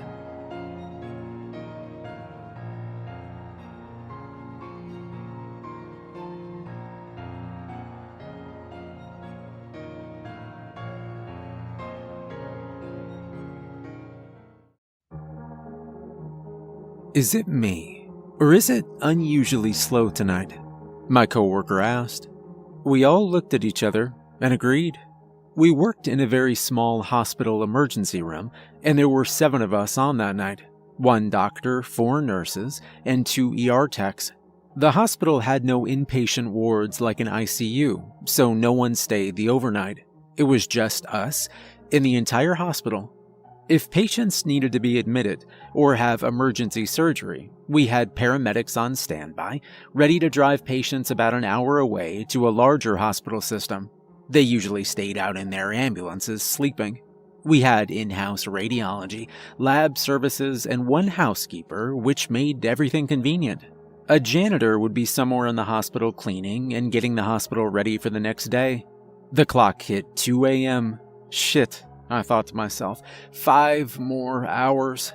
It's not that I was tired necessarily. It was more so that there was nothing to do, and that level of boredom, how quiet it was, and my sleeping coworkers made it difficult to stay awake. The housekeeper on tonight was Dua. Dua is mute and deaf, and sometimes that communication barrier can make her job difficult. They say she used to speak, but something happened a long time ago in her past, and she stopped. Most of us learned some basic ASL to communicate with her. Things like, hello, how are you, and some work-specific signs. She was so sweet, and almost always brought us in food. Tonight, she brought in lumpia and chicken noodles. She even made her own homemade sweet chili sauce. She would always make much more than we could eat, but we were so grateful. She was like a mama bear to us. Hello, she signed to me. Hello, I signed back. How are you? Good. she signed, with that sweet smile of hers. She took out her notepad and wrote, "Help?" I smiled back and nodded. Dua often asked us to go down into the basement where the laundry area was with her. I think she liked the company. I can see how it must be hard to work solo every night. Dua grabbed the bedding storage, and we started rolling it out of the ER and down the hall. The halls would be dark at night, but as we walked down the hallways, each segment would activate the lights with our movement. We had 2 elevators in the hallway, with only one going into the basement, and it was on the other end of the building. Dua motioned me to push solo, and she took out her notepad and wrote, "Busy?" I shook my head no, and made a doozing off face. I wonder if she ever gets offended with any of the facial expressions we make. I motioned for her to push solo, and we traded. I wrote, "It's been a struggle staying awake. I'm sure you saw everyone falling asleep." She grinned and nodded. We both were pushing again, and arrived at the elevator. On the way down, the lights flickered. It doesn't happen often, but when it does, my heart skips a beat thinking it's going to get stuck. I couldn't imagine being stuck in an elevator in a building built in the 20s with sleeping coworkers on the other side of the building. I pulled out my cell phone, and sure enough, no service. The elevator door opened, and we made our way to the laundry area. We were greeted by an awful-looking brick exposure, and you had to turn a corner into the only hallway that led to the different rooms. The basement had a few different operations: the laundry room, the sterilization room, and an old morgue that hadn't been used in decades. We used to have an operational ICU and a surgical suite, but budget cuts apparently shut all of that down, and now everything gets passed off to the city. The laundry area was the last suite on the right. We passed by the sterilization room, and it reminded me that before I leave for the day, I have to bring down the used equipment from the day shift. As we were walking by the morgue, I saw something in the corner of my eye that looked red. I briefly paused in our walk and looked, but nothing was there. Dua made eye contact with me, with a concerned expression on her face. "What?" She signed. I shook my head with a smile and made the crazy sign by rolling my finger at my temple. Her expression was now a mix between concerned and borderline scared. I started to feel guilty for spooking her. We walked into the laundry room. Before she got started with her tasks, she turned on an old boombox and music started to play. Some pop song filled the room with techno beats, and a robot sounds girl singing about her wild party life. I walked over to Dua and started to help. She grabbed my arm and motioned to me that she didn't want my help. I nodded and went and sat in a chair. The wave of needing sleep came over me again. I felt myself doze off suddenly, and I stood up. I motioned for Dua's notepad and wrote, "Thirsty?" She shook her head. "I'm gonna go grab a pop from upstairs. I need caffeine," I wrote. Her eyes darted to the doorway of the laundry area and back to me with that borderline scared impression again. She seemed to reluctantly nod. "Are you good?" I wrote. She took a deep breath and nodded. Her bright smile flashed across her face, and she motioned for me to go. I smiled back and made my way out of the laundry area. As I made my way down the hallway, I looked into the morgue by putting my hands over my forehead and peering in. I swore I saw something red before, but the room was completely empty. I kept walking down the hall and made it to the elevator.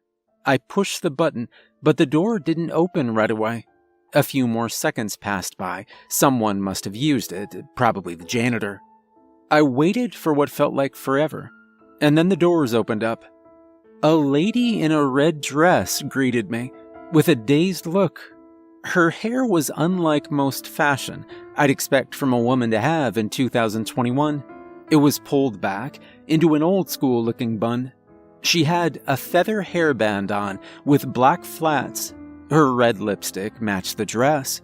I held the door open, expecting her to step out, but she stood there with her eyes to the floor. I don't know why I expected her to step out. There was nothing for her down here. You, looking for the ER? I asked. She looked up at me with that dazed look. I think I'm lost. Yeah, I said. Looks like it. If you're looking for the ER, I work there. I can take you there. Nothing else is open, I'm afraid. She looked back down to the floor and kept silent. Okay, I thought to myself. The elevator started beeping, wanting me to make a decision. I stepped in and hit the L button to get to the main floor. As the elevator started to go up, the lights flickered again, and the elevator stopped. My heart skipped a beat, and I felt my pulse slowly start to rise. Sorry about this, I managed to say. Our building is super old, and sometimes this happens. I wasn't sure if I was lying to her or myself to make the situation better. So, you looking for the ER or anything specific? She turned her head and rose her eyes to me. Her head slowly turned back, and she looked to the floor again. My husband is here, she said softly. Is he in the ER? I was just up there about 20 minutes ago. No one was there, I explained. Do you know which hospital he went to? Mayo Clinic is about 45 minutes from here. Is he there? She kept quiet for a bit, and then said, No, he's here. Got it. Well, you can come with me to the ER and we can take a look. Maybe he got there shortly after I came downstairs.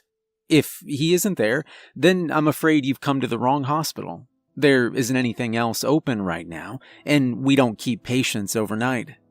She didn't respond. The elevator still wasn't moving.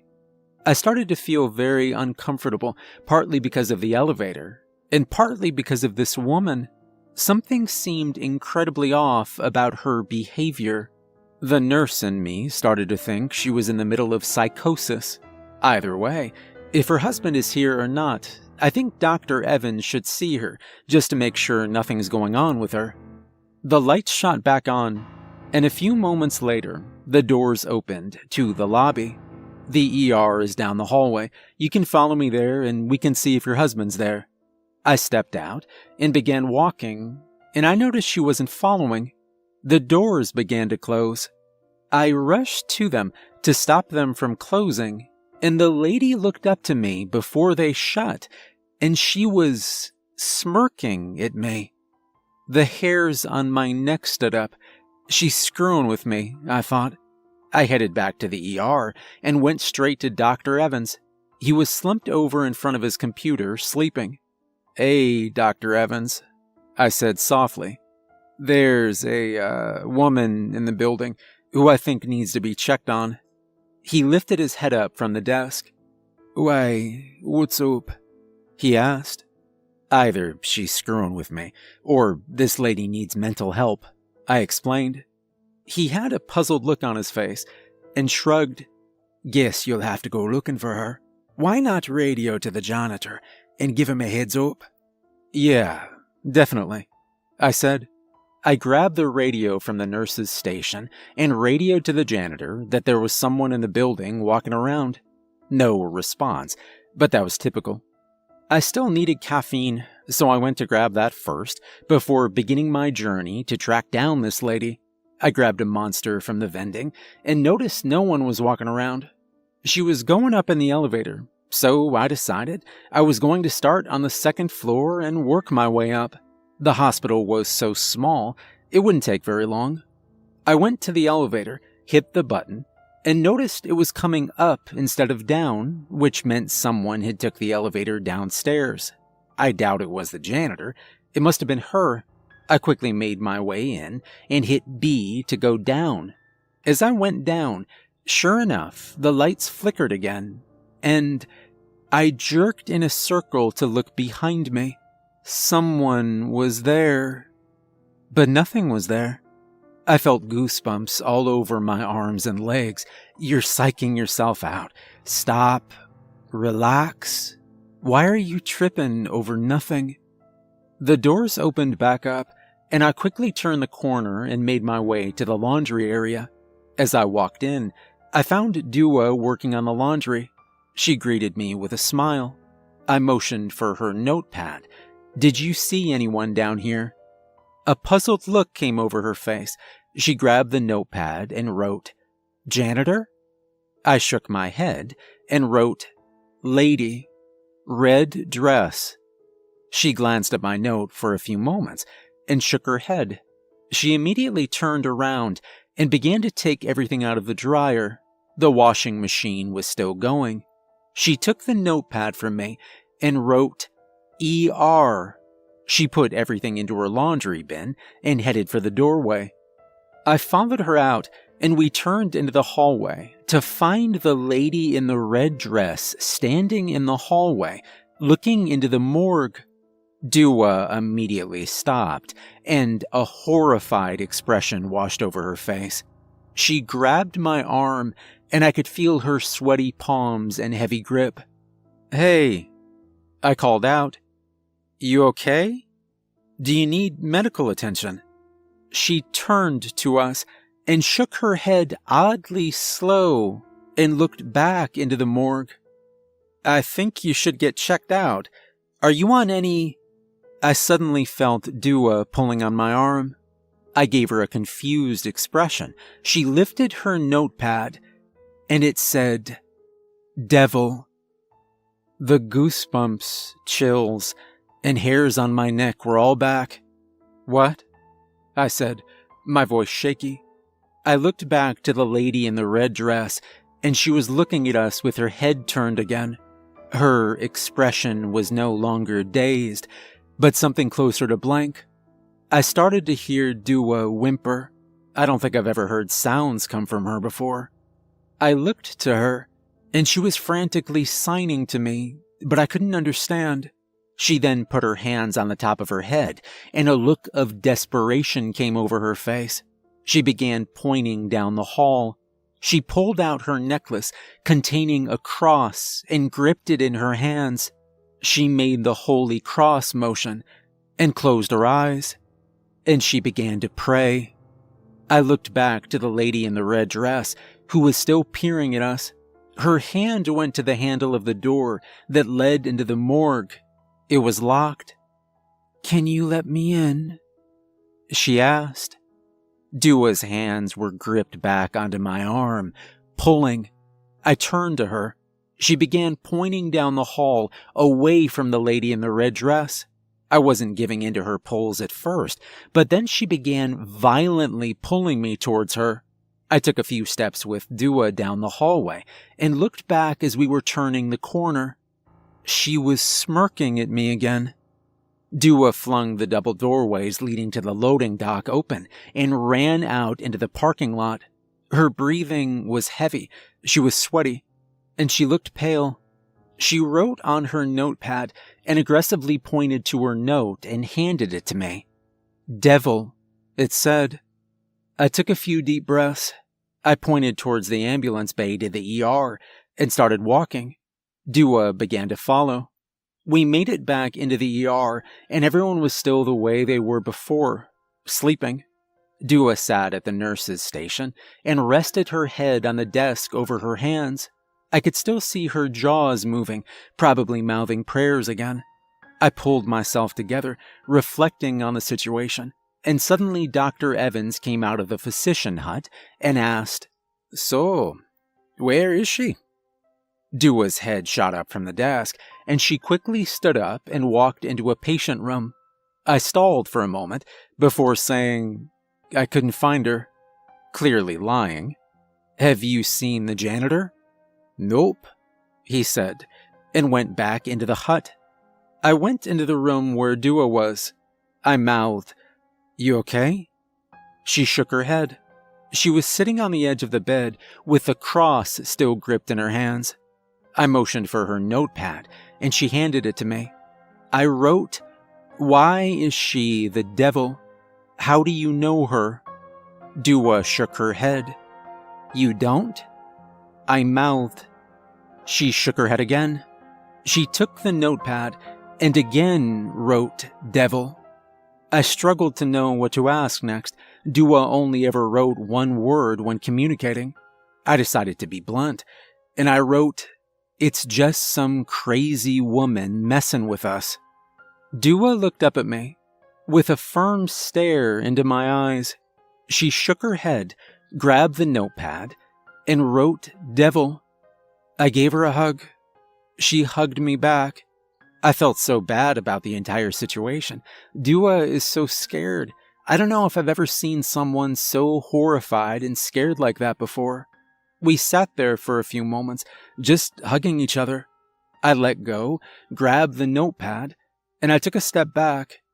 I wrote, "It'll be okay," and I showed it to her. She looked up at me, as if to say, "I hope you're right." She nodded slowly and laid back on the bed.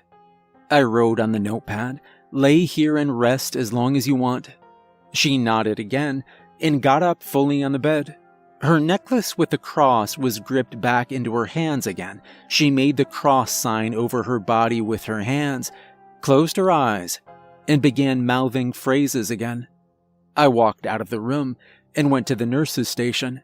Everyone was still asleep. I began to pace. I felt anxious. I started to think about the lady in the red dress and those smirks. I started to wonder if I actually saw the smirking, or if in my anxious state and Dua's panic, my mind made it up. I went into an empty patient room and splashed water on my face from the sink. I looked into the mirror and saw the heavy bags under my eyes. My eyes were bloodshot. Maybe I was more tired than I thought. I began to think about if I should go back down there and confront the lady in the red dress. She needed to leave the hospital. I could threaten to call the cops. Yeah, that's what I'll do. And while I'm at it, I'm going to take the bucket with the items that needed sterilization. I noticed there was a large scalpel. I looked to see if anyone else was awake and put it in my scrub pocket that was over my chest. Just in case I got to defend myself, I thought. I took a very large deep breath. I held it in for 4 seconds and released my breath over 8. I have no reason to be scared. It's just some lady screwing with us. I'm going to go down there and I'm going to tell her to leave. If she doesn't comply, I'll call the cops and they can deal with her. I walked down the hallway to the elevator. I stalled for a moment and then I hit the button. The elevator came up and opened. Empty. I stepped inside and the door shut behind me. I hit the B button and began the descent. No lights flickered. I hit the bottom and the doors opened. I took a step and peeked around the corner. Nothing there. I stepped as lightly as possible towards the corner leading to the hallway where I last saw the lady in the red dress. A sudden confidence rose within me. It's just some person who needs medical attention. Or it's someone who's going to bail once threatened with the police. There are people out there who do shit like this and screw with people for a rush. I got closer to the corner, paused, and peeked around. The lady in the red dress was faced towards the opposite end of the hallway. I slipped the scalpel under the end of the bin in my right hand. "Hey," I called out. "If you don't need medical attention, you need to leave or we'll call the cops." My heart was racing. My palms were sweaty. My fight-or-flight response was turned all the way up. She stood there, without moving or saying anything. The silence was deafening. I could hear my heartbeat. I could hear my breaths. I could hear my internal panic. I took a deep breath and confidently asked, "Do you need medical attention?" She began to slowly shake her head. Suddenly, she began to heel over as if she was laying over something at the waist. Her arms were dangling. She slowly turned towards me. What I saw next made me realize that Dua was right. Her eyes were white, as if rolled back into her head. Her jaw hung open, but it was at least 1 foot open towards the ground.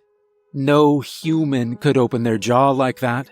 Her legs looked as if they were cracked backwards. Her arms rose and were reaching back and forth towards me. A choking voice, gargling, quietly moaned, "Help me." I was frozen. I felt nothing. I didn't feel there. The bin of equipment dropped to the floor. I didn't hear anything impact the ground. I felt the scalpel in my hand shaking. Was I breathing? The lady in the dress had blood suddenly dripping from her abdomen and onto the floor. She moaned again. Her intestines slowly collapsed out of her stomach. They were dangling from her. She took a small step towards me. I could hear her legs cracking. I took a step backwards, and another, and another. I had a horrified look on my face. I was looking at the most disturbing thing I'd ever seen. My back hit the wall behind me. I was trying to push myself back farther, but I couldn't get any more back. She took another step towards me. The cracks filled the hallway. Blood was spilling out all over the floor around her. Her jaw, her lower jaw, was so low. I couldn't see her neck. Her head began to tilt. She began to cough, and blood sprayed out. She was gargling on her own blood still pouring out. I next heard something I could not define or see the source of. It sounded as though something had moved. There was a loud screech, a long tire squeal. And then I watched as all of her internal organs spilt onto the floor. I couldn't move. I was frozen. The only things that were working were my eyes. I didn't know if I was breathing. I was seeing something horrifying. If it wasn't real, this was a dream. She was moving towards me, cracking bones with every step. She was stumbling from side to side. There was a trail of blood behind her. She was feet away from me now. I was looking into her eyes. They were completely white. I could see all the way into her throat. I could see the blood gargling in her mouth, dripping onto the floor. With each step, I could see her swinging intestines. And then she was right in front of me. I felt my vision narrow. I wasn't breathing. My heart felt like it would explode. I could only feel my heart. The scalpel was in my hand, trembling. My eyes were deadlocked onto her. I scanned her entire body one last time. Her white eyes, her open jaw, the gargling blood in her throat, the intestines dangling, the blood pouring out, her bent back, cracked legs. Her eyes and pupils suddenly dropped. She was looking at me with them. The lady in the red dress roared a deafening, demonic, demented roar, blood spraying across my face, her breath blowing into me, and I came to standing in the ER. I was violently shaking. Sweat was dripping from my eyebrows onto the floor. I was hyperventilating, and I was choked up. My knees were weak. I was crying. My eyes were glued to the bloody scalpel in my hand. It wasn't bloody before. I looked around the ER. No one was in eyesight. With all of my might, I tried to take a step forward and collapsed onto the ground. The scalpel dropped and slid across the floor. I brought myself to sit against the wall. The nurse's station was directly in front of me. Everyone must still be asleep. How did I get up here? I looked down, and in my lap, I was drenched with blood. Was it her blood? Guys, I called out. My throat was so dry. Nothing. I managed to bring myself standing. I felt the whoosh of all my blood dropping to my feet. I thought I was going to pass out. I stumbled my way around the nurse's station to see everyone as they were before, slumped over their desks, sleeping. I inched my way to one of my coworkers and shook their shoulder, attempting to wake them up. As I did, their head slumped to the side. His throat was cut open. Horrified, I jumped backwards with a gasp. As I looked around, there was blood everywhere. All of them. They were all dead, their throats slashed open. I peeked into the physician's hut and saw his throat was cut open too. Blood poured out all over his chest, his lap, his legs. His eyes were open, dead, and looking my way. Dua came into mind, and I rushed to where she was before I left. I lost my breath. All sound disappeared. I felt lightheaded. She lay there, her arms spread out to each side, hanging off the bed, her throat cut open, the bed soaked in blood. Hanging from her left hand was the necklace with a cross. I took a few steps back. To my left, in the bay, was the janitor laying in a pool of blood, his throat cut open. In a state of shock, I went to the sink, turned on the water, and attempted to wash the blood away. It wasn't coming off. I used soap, and I scrubbed harder, and it still wouldn't come off. I looked at myself in the mirror. Blood covered my face. Hair had been pulled out.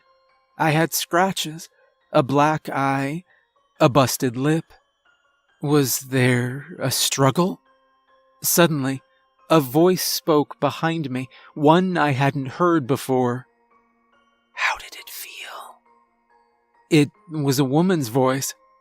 I turned to see Dua sitting up, blood draining from her cut throat. I choked. You can talk? I said. She fell back onto the bed. This wasn't real. None of this was real. I slowly turned to exit the patient room, and I saw her, the lady in the red dress, but she was back to how she was before when I first saw her. She was grinning at me. What? I choked out. Is happening? Her grin disappeared, and now she was blank in the face. She crossed her arms, and keys were dangling from her fingers. I remember, she said. I didn't remember. Remember what? I managed to say. She was looking dead into my eyes. She stepped forward. I remember when your ambulance hit me, pinned me against that tree. I remember. My husband was driving. He hit me on purpose. He wanted me dead for a long time, at least since 15. The coward waited until our 10-year anniversary in 1922. I was walking home from a party. He knew when I'd be leaving.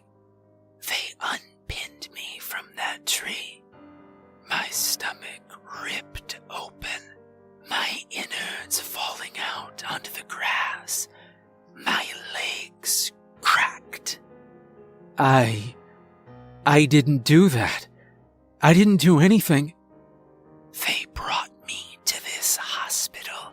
He brought me to this hospital, to this very emergency room. Your doctors and nurses, his friends, they left me in that bay. You all were watching me die. You stood over me. You did nothing. I shook my head, and I said, I would have helped you. She rushed towards me and grabbed my throat, pushing me against the wall. You did nothing, she said through gritted teeth. She was looking straight into my eyes. I felt a disturbing presence. Dua was right. The devil. I woke up in that morgue. I wandered these halls. For them, I never found him. I never found the other man driving that ambulance. Those doctors, those nurses, I never found any of them. She let go of my throat, and I fell to the floor, her standing over me. Your friend, the one in the bed. I felt my throat closing. Dua, I found her first. Then her friends, they were the first. I watched them from the morgue. I waited for a long time before coming out. I found the strength to open the door, and I walked out, finally able to. I tried to leave the hospital. I did, but I couldn't. So, this hospital is mine now. She's dead, I thought. She died a long time ago. This hospital, those employees. How did it feel? She asked. I was shaking. Was I dying? I'm scared, I said. I'm not talking about downstairs, she said. What? How did it feel, killing all of your friends? She was grinning ear to ear. My eyes went straight to Dua. I looked out of the doorway to the nurses' station, knowing they were all dead. I looked at the blood all over my body. I remembered the way I looked in the mirror with black eyes, scratches. I've never felt my eyes so wide. I remembered. I was rocking in bed, wringing my hands together. I haven't said a single word in 2 years. So, when are you going to talk about what happened? The psychiatrist asked. It's been 2 years today, and you've never said a word. Trauma does that to people, but if you ever want to move past this, I need you to talk to me. I was rocking. I didn't have thoughts. I heard his words, but they came through a narrow tube. They were meaningless words. I can't think. Just because you murdered them, you still have a right to live, he said. I'm here to help you with that. I want to help you move past that. I said nothing. The psychiatrist sighed. There was a knock at the door. He went to the door and opened it. We need to talk, a voice said. In the middle of a session? He asked quietly. It happened again, the voice whispered. Another mass murder at a hospital. I looked over to the two of them. The psychiatrist looked over to me. He nodded to the other employee and closed the door behind him. He sat down in the chair, and we locked eyes. Are you ready to talk? I heard him. I heard both of them. This was the first time I looked at him. He raised his eyebrows with a smile, as if to encourage me. I tried to say a word, but it didn't work. Nothing came out. I cleared my throat, but I couldn't talk. Hey, that's the first step, he said, elated. You can do it. I felt an anger inside of me that I hadn't felt since I was found guilty of 8 counts of murder. I reached for his clipboard, took it, and he handed me a pen. I wrote and showed him the note. Hospital. Yes, you're in a hospital. I shook my head. I wrote, Grady? The hospital you worked at, where the murders happened. I shook my head again. I took a deep breath. It happened again. The lady in the red dress did it again, this time to someone else. Innocent people. She will keep doing it. The cycle will continue. First, Dua. Who knows who else it happened to? I wrote one final note for the psychiatrist. This was the last time I will communicate with anyone here. I will wait until the pattern is noticed. They'll see it. They'll make the connection. And once they do, I'll be ready. I'll leave this place, and I'll figure out what happened. I will try and make things right." The psychiatrist took the clipboard and looked at the note. There was only one word: devil.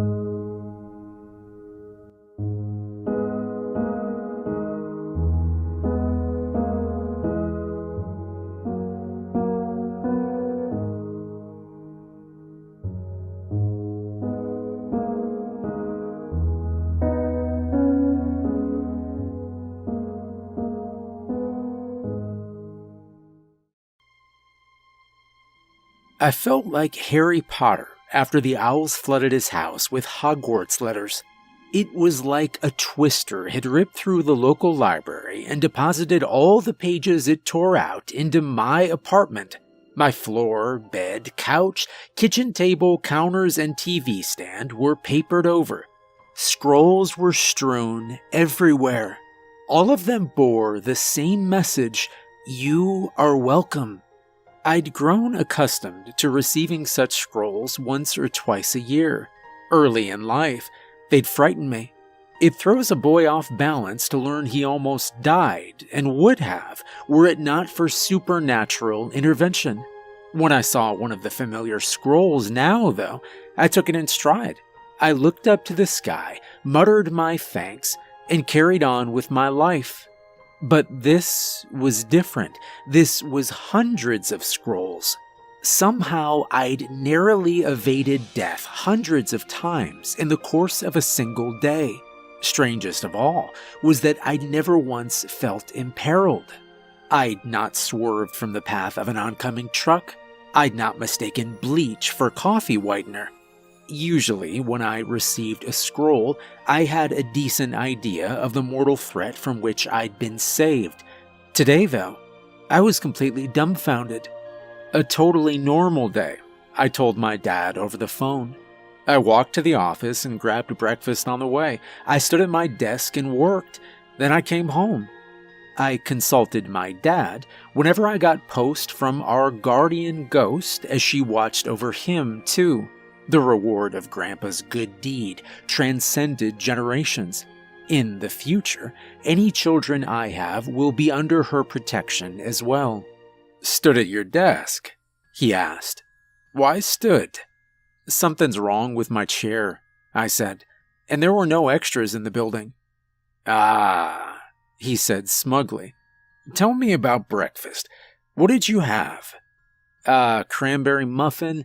I wanted one of those bacon, egg, and cheese sandwiches, but they were clean out."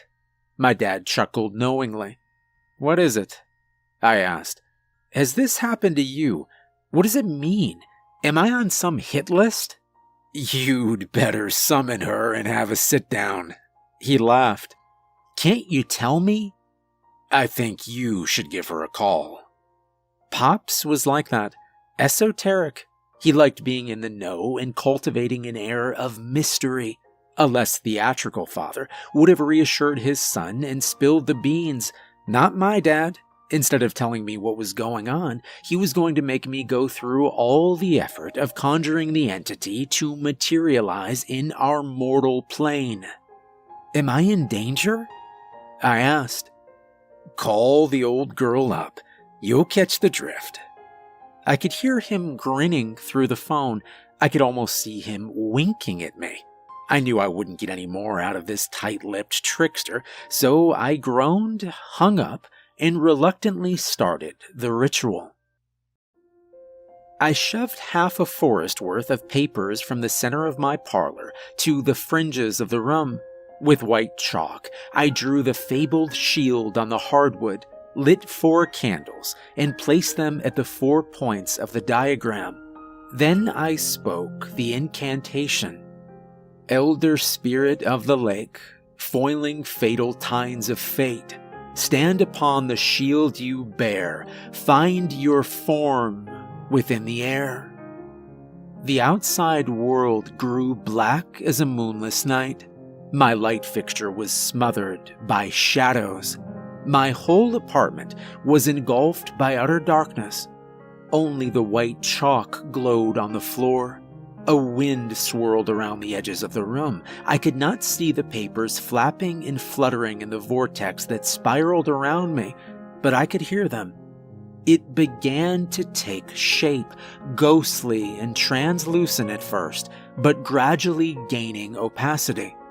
A rusty shield, grown rustier since our last encounter, engraved with the strange language of her race, the race of guardian spirits, who have floated alongside men and women since the dawn of time. The protectors, once proud and visible and strong in constant commerce with humanity, now weakened and hidden, banished ever farther to the margins of existence, as humanity grew tamer, safer, more advanced. "Lady Helen?" I asked. In the past, she'd always appeared standing, bearing her shield like a disciplined woman-at-arms. This, despite being an elderly spirit, crouched and hunched with age.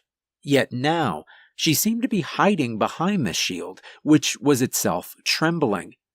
"Lady Helen, what are you doing back there? You sleeping?" "If only I could sleep," the old woman cried. "But I'm too busy saving you, sweet boy, from danger and death. A constant vigilance is required."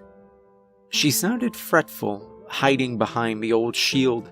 I pictured workmen dropping wrenches from high towers as I strolled hundreds of feet below them. I pictured gas slowly leaking into my office building, and then a coworker lighting a smoke and blasting the whole block to smithereens. Were these among the threats she had neutralized? And if so, what were some of the others? My imagination could only come up with so many possibilities. How many ways can a man almost die in a single afternoon? It had to be that I was being pursued by assassins, and she'd spent the whole day tirelessly foiling their attempts. "Why don't you come out from behind the shield?" I suggested. "I'd prefer to talk to you that way." The poor old spirit peeked from behind the rusted artifact like an anxious mouse. She was disheveled and unkempt. Her flowing white hair was a tangled mess. Her fearful eyes were set in dark, insomniac circles. It was hard to believe that this timorous, ghostly grandmother had spent the day thwarting assassins. "Lady Helen," I gasped. "You look a wreck." "Don't I know it?" she whimpered, looking shamefully down at the floor. "It's happened before, you know, when my nerves got excited, when my sensitivity became heightened like this." There was no chance she'd spent the afternoon deflecting sniper bullets and defusing bombs. She looked liable to cower in fear at the sight of a sharp knitting needle. "It was with your father the last time it happened," she said. "Around the time he turned 30. He'd been a rambunctious young man, your father, traveling the world, getting into trouble wherever he went, riding his motorcycle too fast down winding, narrow mountain roads. Perhaps I shouldn't tell you all this. He was even somewhat of a brawler in his heyday. He would get drunk with his friends at the bar and pick fights with other young hooligans after last call. A brazen fellow, courting danger, seeking out thrills, foolhardy, yes, but alive. Both of us were, hanging on by the skins of our teeth. The scrolls I sent him after such nights, a knife thrust narrowly parried in a drunken game of fisticuffs, a patch of gravel on which his racing bike almost skidded, from which he was almost hurled to his doom. But every time, I saved him." She looked vitalized by this reverie. She straightened and stood taller. Her wrinkles seemed smooth. A flake of rust fell from the shield. The very thought of old dangers made her look younger, more engaging. A lively fire flared in her eyes. "You're welcome," I said in the notes, and he always thanked me for saving his life. But I never thanked him for giving me so many opportunities. And now, what opportunities are left? Her eyes grew dim. Her face wrinkled. She hunched. She was a decrepit old lady again, peering anxiously at the floor. "It was when he got his accounting designation," she explained. "That's when my last fit struck, when he started his cubicle job, got a stable routine, drifted away from his wild friends. Then he met your mother and really buried all traces of the Spitfire he'd been. The transformation was so gradual, I hardly noticed. Without any real danger or excitement, the small worries began to seem large, even monstrous. Terrible threats. Suddenly, minuscule dangers felt like matters of life and death. He would jaywalk across an empty street, and I would be on my guard. What if a car suddenly reared out of nowhere and flattened him? He would get a small hangnail, and I'd ask myself, what if it turns septic and curdles his blood? The smaller and more routine his world got, the smaller my tolerance for danger became." The worried old woman lightly sobbed. She shook her head and muttered, admonishing herself for her weakness. I wanted to lay a comforting hand on her shoulder, but of course I could not, as her body was phantasmal. "At least when you were born," she sniffled. "That gave me something to do. You gave me purpose again. Toddlers are always a trip and bump away from a mortal injury. Kids are much the same. Teenagers seek danger out, and young men are driven by pride, peer pressure, and a lust for excitement to stare death himself in the eye. You kept me busy for many years, Henry, but now you too have settled into your routine. You, too, have tamed the wildness inside you. No longer do you pursue thrills or novelty. You don't even flirt with danger anymore. There's nothing new in your life, nothing exciting. You traverse your regular paths. You sit at your desk and type, just like your father. And as your world becomes narrow and predictable, I become a frail and fretful old fool once again." She seemed truly ashamed of the level to which she'd sunk, to which we both had sunk. I wondered what minor inconveniences she'd classified as mortal dangers throughout the day.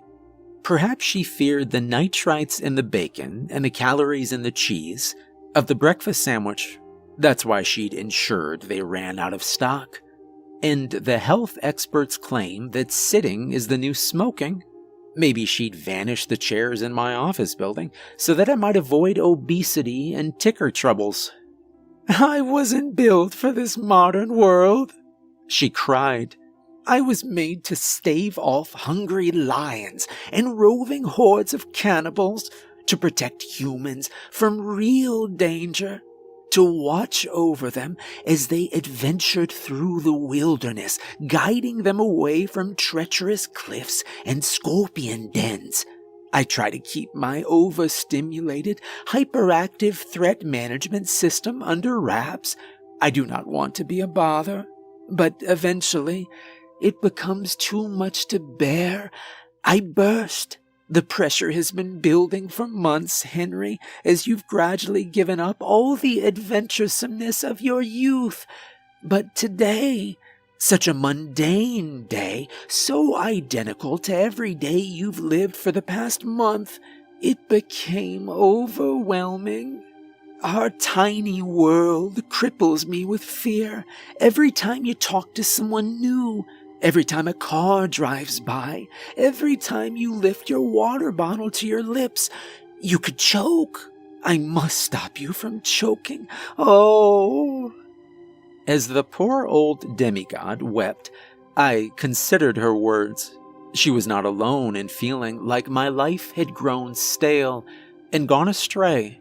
I, too, noticed. I'd become more irritable and anxious lately. I was seeing the minute problems of humdrum life take hold of my mind and define the limits of my world. Concerns about bills, fears about meeting new people, dissatisfactions with the way my life was unfolding. These had begun to zap me of all energy and passion. These had begun to prevent me from venturing out of my safe and familiar bubble. Now, I was scared even to think new thoughts, let alone experience new people or activities. Good Lord, even when I slept, I used to dream about hunting fabled beasts in faraway mountain ranges. Now, when I closed my eyes, I saw paperwork and the quivering mouth of my boss, a prim ogre, berating me.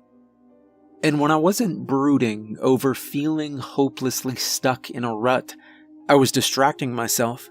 Meaningless entertainment, games on my phone, scrolling through social media. I certainly wasn't making any changes to my life to pull myself out of the muck.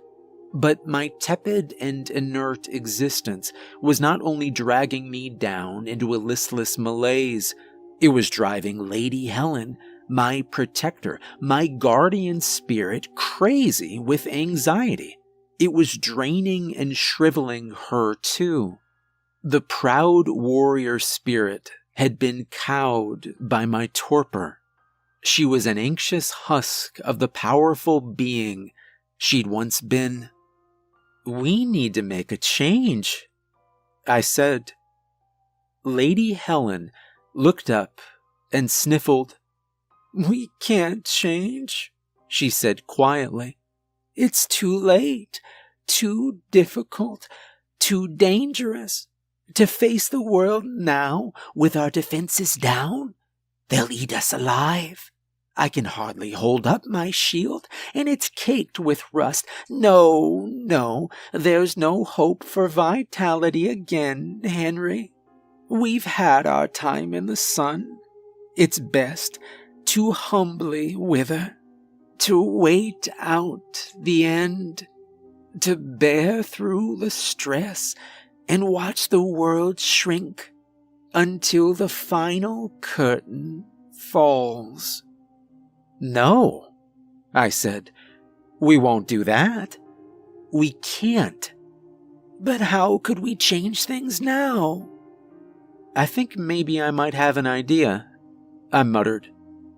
But then I summoned the old boldness and proclaimed, without a shred of self-doubt, "No, I have an idea, and you and I are going to see it through." When the wheels of habit have worn grooves into your world, it's hard to break yourself free. When the momentum of your life has carried you in a certain direction, it's tough to suddenly change course. So it was for Lady Helen and I. We had big ideas and elaborate plans for the lives we wanted to lead. Every night, we got drunk on the possibilities of change. It seemed each thrill or exotic location was within reach. But every morning, hungover from the previous night's binge on flighty fantasies, we struggled to actually make any changes. We had to start small. We had to make gradual shifts. That was the only way. We began by taking evening strolls to parts of town with which I was unfamiliar. Waves from a distance to other ambulance turned into chit-chat, which turned into conversation. I learned names and occupations. I pet dogs. I began to exchange contact information, make new acquaintances, even a new friend. We went to movies, sometimes just Lady Helen and I, sometimes with my sister or dad. We threw a dinner party at my apartment, to which I invited old buddies with whom I'd fallen out of contact. A couple nights, I even forced the lady to accompany me to the bars and clubs I'd haunted in my early 20s. The idea seemed promising. The reality was a letdown. I was far too old to be dancing with undergrads, and Lady Helen was centuries older than me. But what counted was the effort and intention. There were bound to be missteps along the way. Of course, I wasn't living the scrappy bohemian life my father had lived. I didn't start any drunken brawls. I didn't buy a motorcycle, let alone tear through narrow mountain passes on one.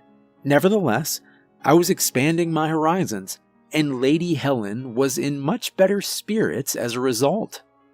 On one of our nightly walks, I managed to ask a dark-eyed girl with a Doberman for her name and number. Her name was Mila. She smiled and nodded enthusiastically and typed her number in my phone. Her grouchy dog growled and glared, saliva dripping from his mouth like I was some incomparably dangerous, yet incomparably delicious steak. "You are welcome," said Lady Helen after we floated away from the encounter, Mila's number safe and sound in my pocket. "For what?" "I almost made you tuck and run," she said. "I had visions of that beast tearing your throat out, and of your magnificent Mila growing fangs and joining the feeding frenzy." Yeah, I'm glad you kept that to yourself." "As am I," she said. "Though I'm sure I'll remind you when you try to call her to set up a date." "For all our progress," I laughed, "you still have an angsty turn of mind. You keep pushing me to get out of my comfort zone. Are you sure there's nothing you need to work on yourself?" In the 1500s, a malevolent sorcerer had trapped Lady Helen in a small metal box. Over the years, that box somehow found its way to the bottom of a local lake. There, she lay imprisoned, cramped and trapped, and alone, until my grandfather, out fishing, accidentally hooked and reeled the box in. Then he pried it open, unwittingly releasing her from that solitary hell. As a reward, she promised to protect him and his descendants for as long as his line endured. We stood gazing out over the lake. She'd been growing progressively younger as the weeks marched on. Her shield was no longer a tarnished relic. Together we'd made great strides. But now, standing on that shore, she seemed withered again. Weak. Old. Afraid. Her shield was decrepit and brown. She'd not been back to the lake since her release. Merely standing on the shore filled her with fear.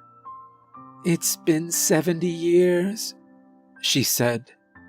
"Please, I'm not ready." "You're ready," I said. "But you can't swim," she cried. "Exactly. That's half the fun." Climbing into the canoe and rowing out to the middle of the lake was a risk for me.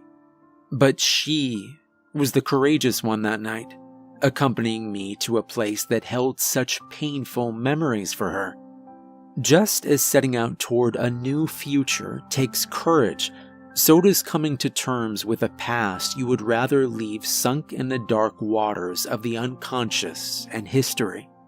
But her past was like an anchor, invisibly tethering her to old fears and pains. She needed to face it, to truly move forward, to free herself. And I knew she was ready. "Besides," I said, rowing into the sunset, zipped up in a bright yellow life jacket, "even if I fall out and you're too overwhelmed to help, this thing's puffy enough to keep a damn anvil afloat. There's no way I'll be in real danger." "Yes," said the old lady, shriveling like a prune in real time, her shield disintegrating with every oar stroke, until it looked like an old pot lid left for 1,000 years to corrode in the rain. Night had fallen. By the time we reached the middle of the lake, the bright moon was reflected in the water, which gently rocked my canoe. 1 trillion stars twinkled in the dark sky. In the past, I would have brooded on the immensity of space, the preponderance of dark compared to the scattering of light, the smallness of Earth and humanity, our relative insignificance in the grand scheme of things. But tonight, the stars meant something else. They were points of light that held fast. They were a brightness that trembled, yes, but endured. I wasn't concerned about the fact that one day they would die. I was happy that now they were alight, alive, just as I was, separated from darkness and doom by a thin hall, a bright jacket, and an old demigod's protection. Thrilled to be so close to the line between life and death, and tremendously grateful to be on this side of the line. This was an adventure. This was something new. This was living. "Dive in," I said. She looked like a great-grandmother on her deathbed, shriveled with age and fear, hardly responsive. "I can't," she whispered. "You can," I said. "Dive in." She was shrinking. Her shield was no larger than the lid of a tin can, corroded, flaking away into brown dust. She was a dwarfish skeleton with wrinkled pouches of skin hanging from her bones. Her thin white hair was wispy, dry. "Lady Helen," I said. "Yes, child," she croaked. "Dive in." "But I'm scared." "We've come this far," I said. "Look what we've faced, and we've got many conquests ahead of us. But you need to do this. I know it. You know it. I have faith in you. You're stronger than you know." The old, weary crone nodded. She reached her arthritic hand to the edge of the boat. Her sunken face was lined with fear. She looked at the water in despair. Then, with all the strength she had, she heaved herself into the dark lake. There was no splash. The night was silent, calm and still, save for the gentle rock of my canoe. I held my breath with her until I couldn't hold it anymore. I exhaled with a violent gasp. I watched the placid water and waited. I wondered how long she would stay down there. A fear began creeping into my calm. What if I'd pushed her too far, too fast? Perhaps she wasn't ready after all. I had no idea what spirits like her were capable of withstanding. I might have consigned her to death. Or perhaps the place was like kryptonite to her, and now she was stuck at the bottom of the lake, languishing, trapped, alone, weak, impossible to retrieve. I was overwhelmed with worry of an intensity I thought I'd left behind. The foolhardiness of the whole evening seemed clear. We should have built ourselves up farther before forcing her to face this. Cliff jumping in Thailand, running with the bulls in Spain, so many thrilling activities we had not yet accomplished. We were still on the road to recovery. After all, I was still making excuses about calling Mila, and yet I'd forced this old crone to jump from our boat into the arms of her greatest fear. I looked over the edge where she dropped. Catching my faint reflection, I fell into a panic. I'd killed my elderly protector, and now I was alone in a dark lake. What if I fell overboard? I couldn't swim. "Lady Helen," I cried. Lady Helen, can you hear me? Are you okay? We need to go back. Behind me, the moon grew brighter. It seemed to illuminate the lake and fill up the sky with silver light. Lady Helen, I cried. I'm sorry. Please, can you hear me? I thought you were ready. And you were right. I turned to face the blinding moon, but the light was not coming from the moon. It was coming from the beautiful young woman who floated above the water. Her blonde hair cascaded down her shoulders, not a wrinkle in her face. Her eyes burned like two blue stars. Her bright shield was burnished like a mirror and engraved with letters that smoldered like fire. Now it's my turn to goad you, joked the young demigod. You've got a phone call to make. It's been 4 years since that night on the lake. I wish I could say my life has been one grand adventure ever since, an electrified and uncompromising existence filled with constant discoveries and new, thrilling experiences. I wish I could say I never relapsed into mindless routines or leaned too heavily on the crutches of easy entertainment or distractions. Alas, that is not the case. For better or worse, modern life requires one to fulfill certain mundane obligations, and the modern world offers too many safe and comfortable escapes from the intensity of immediacy to boldly reject them all. What I've worked on, and am still working on, is finding a balance, living neither as Alexander the Great, nor as the risk-averse young man I used to be, but as someone in between, with enough excitement and adventure to keep me vital and engaged, enough risk and danger to keep Lady Helen young and alert, her shield only slightly tarnished and her hand still occasionally smeared with ink. Yet, with enough safety and stability to be a good husband to Mila and a good father to our young son. Thankfully, during my listless periods, the little rascal gets into more than enough trouble to keep Lady Helen occupied. Despite being only 3, he has already received 2 scrolls, and I can't help seeing many more in his future. I look forward to the day when he's old enough for me to tell him what they mean. I wonder if he'll find them as strange as I still do. And I wonder what he'll make of the fact that for all the times Lady Helen kept me from death, it wasn't until I drove her crazy with my safe and boring existence that she truly saved my life.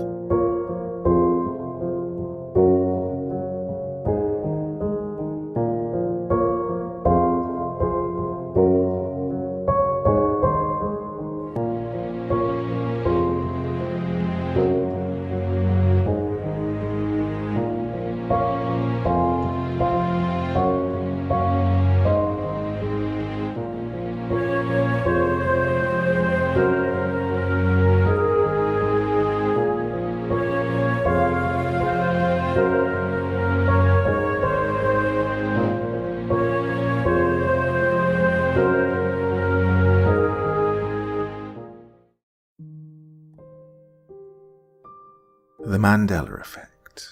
It really is a fascinating phenomenon. Is it merely the mass misremembering of a fact or an incident from years ago? Or is something more sinister afoot? Does this represent a glitch in the human matrix?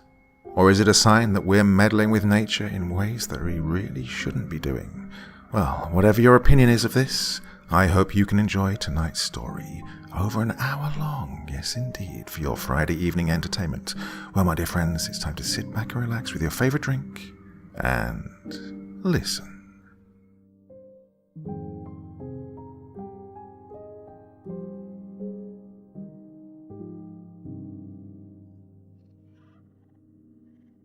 What? What is it? Where am I? Who am I? What is this feeling? There's no light. There's no dark, no sound. Just a feeling. A consciousness. Did I die? Is this heaven? No, it can't be. I can't move. I can't breathe. This feeling. It's like I'm trapped in my own mind, and there's nothing I can do. It feels like I'm drowning, unable to grab a grasp of air, even though my whole being calls for it. What am I? What can this be? Is anyone there?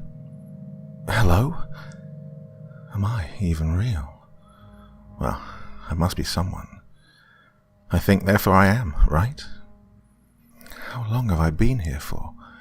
Oh, feels like I've been here forever, and yet I'm just becoming aware of it.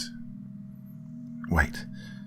Memories flooding back to me like a wild tempest. I can remember my past self. Remember the pain, the sorrow, but also the beautiful moments, the pride and passion, the highs and the lows. I can remember riding my first bike, learning to drive, getting married, our first home. Yeah, I remember that one quite well. But there's something more, something powerful. Memory. Wow, that's a powerful feeling. Oh, her. How could I forget? It's all coming back to me. She was my everything. My being is now just filled with a formidable emotion, a protective, nurturing sensation. All I can do is think about her, my little one, my daughter, Penelope. Where is she? Oh, is she like me now? Does she even know? Oh God, she must be so afraid. But there's nothing I can do. I don't even know where or what I am now. Christ, I don't even remember if I died, but I do remember where and when this all started. I know I'm just talking, well, thinking to myself, but if anyone can hear me in this void of reason, then listen. Listen to me now. I'll tell you how I think it happened. Maybe you can help me. Even better, you can bring me back. Maybe I'm not even dead. This is just my brain keeping me going. Somehow, though, I don't believe it. This is all too vivid, too real to be made up. One thing, though, if you can hear me, but you can't bring me back, then just tell the little one. Tell my Penelope that I love her, and Daddy will find her. You need to find her. You need to. You must. Just listen. See for yourself. Work it out for me. Then do what you must. Whatever it takes. Oh, it all started on just another normal night. What I didn't know is that this night was potentially my last. Daddy, close the window. Little one barking her orders as always. I may have been her dad, but, well, she was in charge. Yes, boss. Best not to make her angry. The temperature dropped rapidly when the sun set. The curtains in her bedroom blustering in the breeze. She was tucked in her bed, tired after another day of discovery. So, what do you learn today then? Before she drifts off to the land of Nod, I always wanted to know what she'd discovered. The mind of a child is like a sponge. Everything they learn and pick up develops over time and shapes their future. Little one could choose to be anything. An astronaut, a zoologist, maybe even a footballer. But judging by her duvet, she wanted to be a princess. I'm not pushy. I just want her to live life to the full, to capture every moment. Finding out what she learned, well, that made me part of the moment too. And I wanted to be in every moment. Today we learned about space, she said with a smile and abundant enthusiasm. Which is good. It's my favorite subject too. Yeah? Oh, sounds exciting. Maybe one day you can be an astronaut and go into space. Really? She replied with a shocked and surprised notion. Little one, if you tried hard enough, you could touch the very stars themselves. As I said that, little one just looked at the window, past the trees and nearby houses. She just concentrated on the millions of minute specks of light in the dark ocean that is our universe. Her imagination must have been running wild. Her smile only grew with each possibility in her mind. Then, as always, she never failed to make me laugh. I could be a princess in space. Yeah, why not? No need to kill her dreams, not yet. Let her be a princess in space, even if it is just for one night. Come on, little one, time to shoot off to sleep. I tucked her in, and she looked so comfortable, her eyes still fixated on the stars in the night sky. With a kiss on her head, I leave her room, leave her to the dreams of what could be. Night, Daddy. Good night, little space princess. She laughs so gently. I close the door too, but not fully closed. She may be a bright girl, but like any other child, the darkness is one fear she's yet to conquer. Well, that's the end of my fatherly duties for another day. Now's a good time to catch up on some football. I go to the living room and slump on the couch. A beer already waiting for me, now I remember. I got it out the fridge earlier, just before I put Penelope to bed. Nice little gift for myself. I switch the TV on, and as always, the default channel is none other than the sports station. Fantastic. What's this? Kickoff been delayed. Bloody hell. I wasn't known for my patience, less so when football is involved. Oh well, not much to do. Let's see what else is on. I flick through the stations. As always, nothing but adverts. As I'm passing through each channel, the periphery of my vision is drawn to a picture frame, sitting proud next to the TV. It's of me and the little one on holiday. Both of us sunning ourselves on the beach. Bless her. She had her leg in a cast in this photo. Broke it while on holiday. I always loved this picture because, well, I just did. She showed such strong will just to continue the holiday and have a smile on her face. That picture reminded me that she's going to be okay. Such a strong character. Anyways, after being cheered up for a few moments, I went back to the monotony of changing the channel. Rubbish, rubbish, advert, rubbish, another advert, I muttered to myself. My patience is wearing thin. Screw it, I give up. There's nothing on. I have to revert to the one channel I hate, but it's always running. The news. I don't watch much TV, so need to keep up to date with any events any way I can. Not exactly how I envisioned my night, but, well, here we are. Now for our top stories. The news reporter looks too enthusiastic. It's only news. Maybe another politician has been screwing around with expenses, or a dog's won a talent show. The Prime Minister has said that talks over Brexit are going well and a deal is in sight. Boring. Said that a bit too loud. I listen out for movement, but looks like I got away with it. Penelope didn't hear. Always have to be careful, especially when the football's on. Also, scientists at CERN have experienced difficulties when conducting experiments. Now this is more like it. Genuinely something interesting on the news. During recent tests, the Hadron Collider, a giant magnetic tube over 16 miles in diameter, able to send atoms at 99% the speed of light, malfunctioned and caused a power outage across the city. Professor Clive Tremaine had this to say. These tests are perfectly normal, and the odd power outage is a possible outcome with each test. Sometimes the generators can overload, which causes power surges. The outages are down to our safety procedures being adhered to. I can assure the public that there is nothing to worry about. Well, if the professor said we're going to be okay, then we will be. But just before I got too confident, the news reporter had another guest on, just to make me question my own beliefs. That was Professor Clive Tremaine at CERN. But not all scientists are so sure that everything is as it seems. Andy Parsons, a radio presenter from the famous paranormal channel Coast to Coast, has his doubts. Oh, here we go, I jest to myself. Coast to Coast is famous for being rather outlandish with their claims. If CERN continues with their experiments, then eventually something will go wrong. You're not just messing with atoms. There's potential that time and space itself can be distorted. Each time they smash these atoms, it creates a microscopic black hole. Now, luckily these are so small that they die almost as soon as they're formed, but, well, what if? What if these black holes merged or got bigger and swallowed as whole? Or changed the very fabric of this dimension? God, those guys over at CERN are just not going to learn. They're trying to become God. Ugh.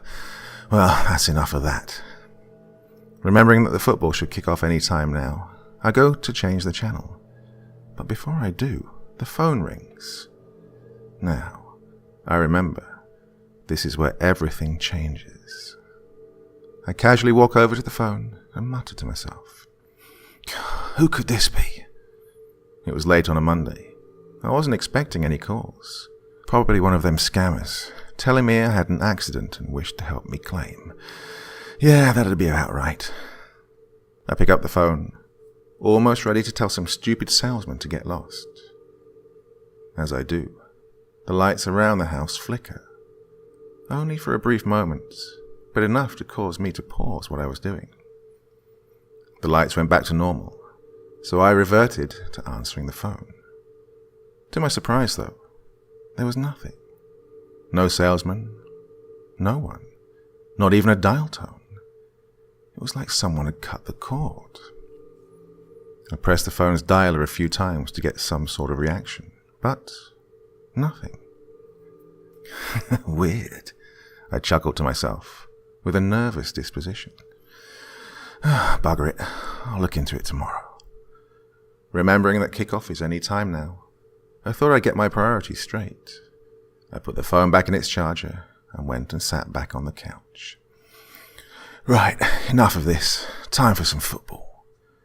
Once again, to my surprise, the TV was off. I don't remember turning it off. Could have been that power flicker, maybe. No matter. I get the controller and turn the TV on. Nothing. What the hell? I was angrier rather than surprised now. I'm missing the football. I pressed the controller again. Still nothing. I check the controller's batteries, then give the controller a smack, seeing if that could help. No different to kicking a tire in an old car. Still nothing. Bloody thing. Useless piece of...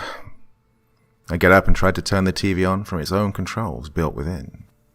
I pressed the power button. Nothing. Not even a small glitch of static. God, what the bloody hell? I pressed the power button a few more times just to be sure. Nothing. Oh, that's it. Must have blown a fuse from that power surge earlier. The lights were still working though, so it couldn't have been a full power cut. Just weird how both the TV and the phone had stopped working. I wonder if next door has the same problem.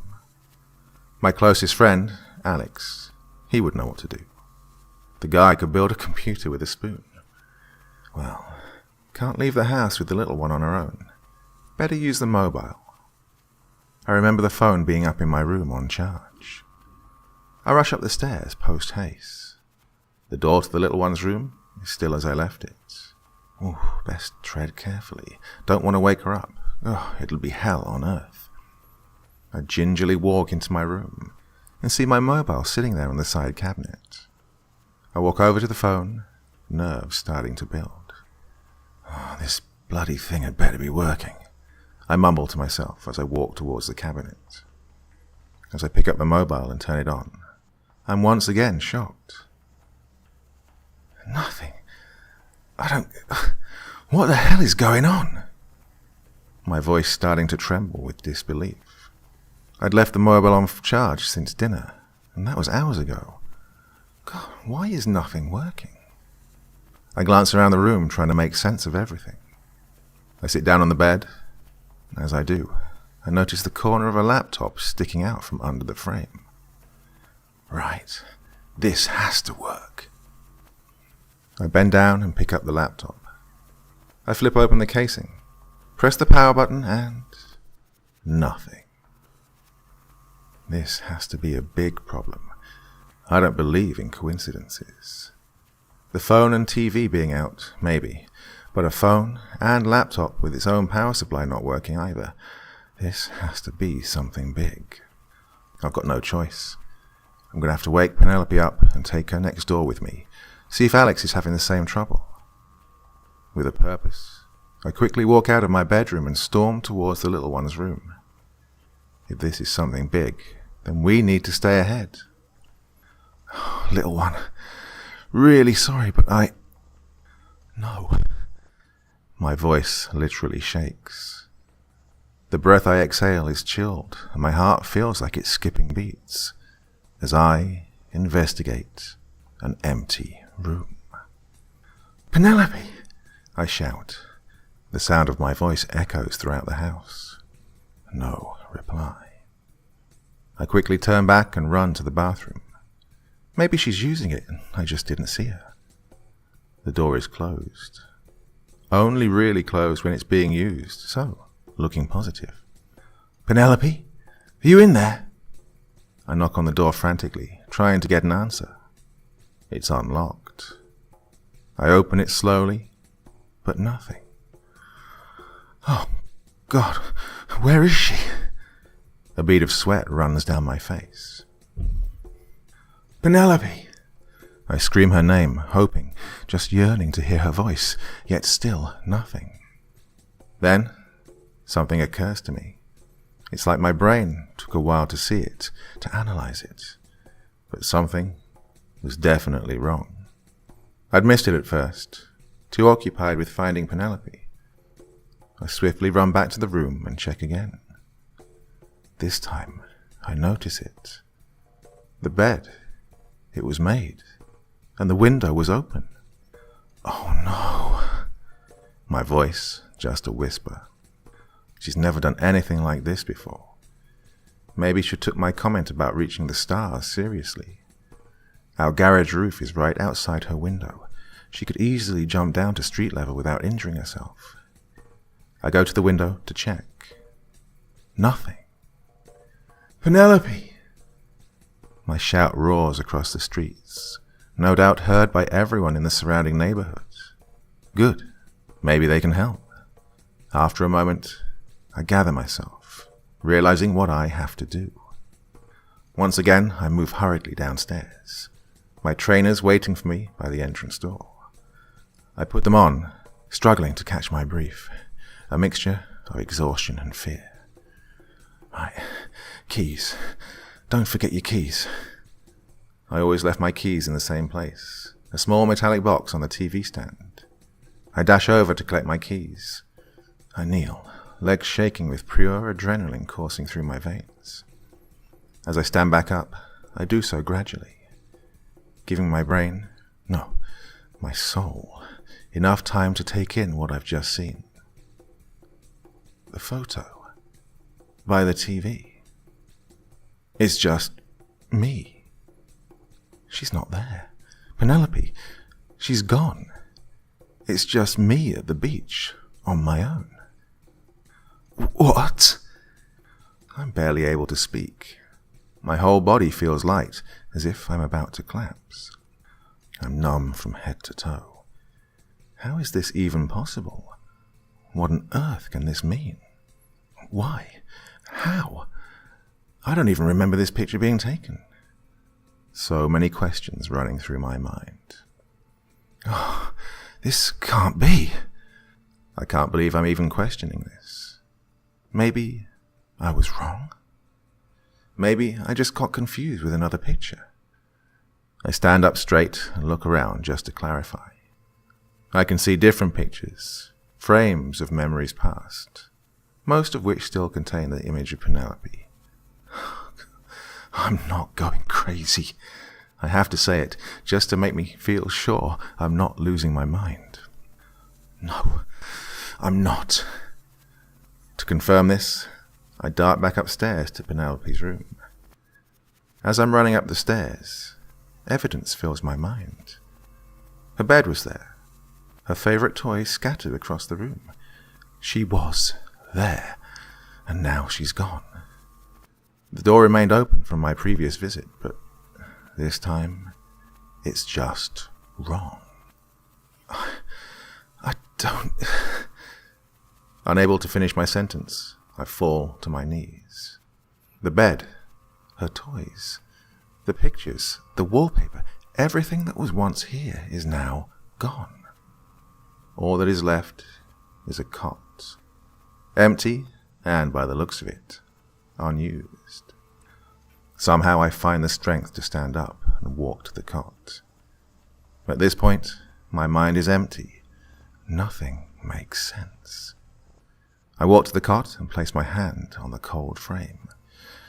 After just a few moments, I lift my hand to see the imprint left in the layers of dust. I look around the empty and barren room. Dust particles fill the space, creating a hazy, sparse fog. It's as if this room has never been used. Not for an age. God, I can't take no more. I fall to the floor, using the frame of the cot to keep me upright. Whilst I hold my head in my hands, I cry, like I've never cried before. I sit there for what feels like a lifetime, unable to compute what I've seen, the very fabric of my reality changing in front of me. Even the smell of this sacred ground, the room just feels like, well, it just feels like death. No, it's not true. I struggle, but I manage to stand up, again using the frame of this cot to support me, my legs offering only the shakiest of foundations. No. It doesn't matter. I'm a father. I know what I have to do. Doesn't matter to me what I see. All that matters are the feelings. That's all a man needs. I can feel it in my heart. She's out there. She's real, a part of me, and nothing will stop me. I will go out and search the very heavens themselves if I have to. I will find her. Enough. I wipe away the tears. I take another look at the cot, refusing to believe what this symbolizes. I can feel the strength building within. Maybe it was just a resurgence of adrenaline. Either way, it didn't matter. I was going to find her. Without any further setbacks, I storm out of the room, down the stairs, with a purposeful stride. I'm going to find her. I keep telling myself, just to keep the adrenaline flowing. I get to the bottom of the stairs when, once again, I'm stunned by what I see. It's as if reality itself has reloaded, and it's taken time for everything to catch up. The pictures are no longer on the walls. The TV itself, just a broken mess on the floor. The living room, it resembles that of a college frat house. Empty beer cans, dirty laundry. God, even the walls are starting to crumble with rising damp and flaking wallpaper. The entire house feels as though whoever lives here has given up on living. No, this can't be happening. I can't believe what I see. At the moment, I don't know what this is, or how it's even possible. My mind flowing with possibilities. It doesn't matter. For now, I have one purpose: to find my girl. Trainers on, keys in hand, I rush to the door and open to the clear and silent night. The living room filled with light from the full moon. Feels like this room hasn't seen the light for some time. I walk outside, and the first few breaths help clear my lungs of the smell of stagnant water and dirt. The fresh air helps slow down my heart rate. I close my eyes and try to be within the moment, to help myself be calm before I set off. As I open my eyes, the night sky opens itself to me. The scattered clouds disperse completely, leaving in their wake the beauty that is the Milky Way. Light after dazzling light, the stars fill my eyes like glittery grains of sand. The street itself covered with the gleaming glaze of the interstellar light show. Princess in space. The night sky reminded me of our earlier conversation. There was something else I noticed. It was the silence, as if a vacuum itself had sucked the soul out of this world. No rustle from the trees, no commotion from the nearby town, not even the sound of air itself passing over my face. The world at this time just feels lifeless. The sensation of feeling like a man out of time soon passes. I have to start my search for Penelope. I run from the front door of my house and stand directly in the middle of the road to try and get the best vantage points of the whole street. I have no fear of being in the road. As I said, there's nothing going on. Penelope! I scream once more. The sound of my voice more than likely the only evidence of life on the entire street. I go to scream her name once more, but before I can exhale another plea, I notice a single light emerging from Alex's house. Finally, a sign that I'm not alone in this world. Like a fly to a flame, I chase this solitary beacon. Alex! Alex! I need your help! I shout ahead to warn my friend. The light to his hallway now alight. I get close to his door. Before I can knock, it's swung open. A startled, half-asleep Alex is standing there, his dignity only spared by his dressing gown. What the bloody hell's going on? I can just about understand Alex. His yawn muffles his words. Alex, it's Penelope. She's missing. I can't explain everything, but come on, get some stuff on. And... Before I can finish my cry for help, Alex interrupts me. But what he says next, no matter what happens, will haunt me for the rest of my days. Who's Penelope? Spoken with no hesitation, whilst wiping the sleep from his eyes. Dude, it's like 10 p.m. and I've got to work early. Who's Penelope? What, you got a new cat or something? A feeling of true dread fills my very being.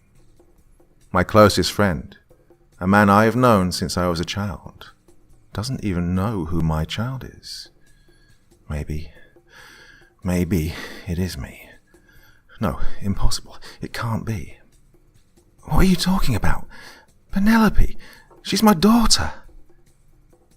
Alex looks at me, not angry or even confused. Actually, it's a look of disappointment, as if I've failed at something, and not for the first time either. Your daughter. Oh, man. Alex pinches his nose, a mechanism of calm, perhaps. He continues to speak to me, but it's like he's talking to a patient, slowly and articulate in his pronunciations. Dude, wait here. I'm going to put some clothes on, then we can go back to yours, okay? My patience has faded. My tone quickly turns from fear to panic, and firm and clear. What? No, I won't wait here. We need to find her. She jumped out the window and now she's out here somewhere. Alex gestures to me to be quiet. Right, stop it. You're going to wake the missus. Alex looks back to his staircase to ensure his girlfriend hasn't stirred. Then he focuses back on me, this time with a fierce gaze. Listen, I'm not sure what's going on with you, but it's probably to do with them meds. Meds? What meds? I'm not on any.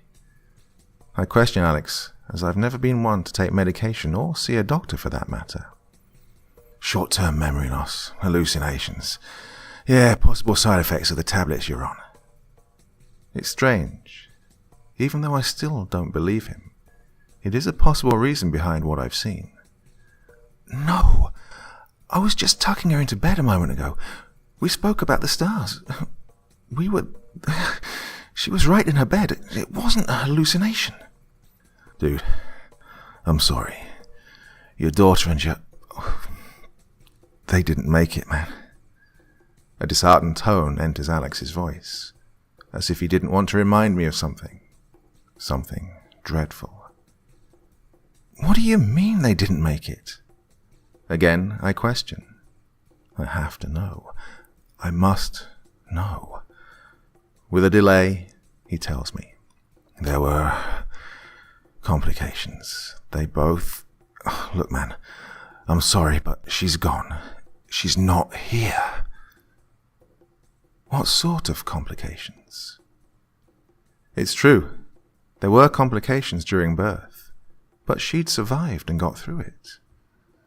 Oh, man, I don't know you ever told me exactly what happened.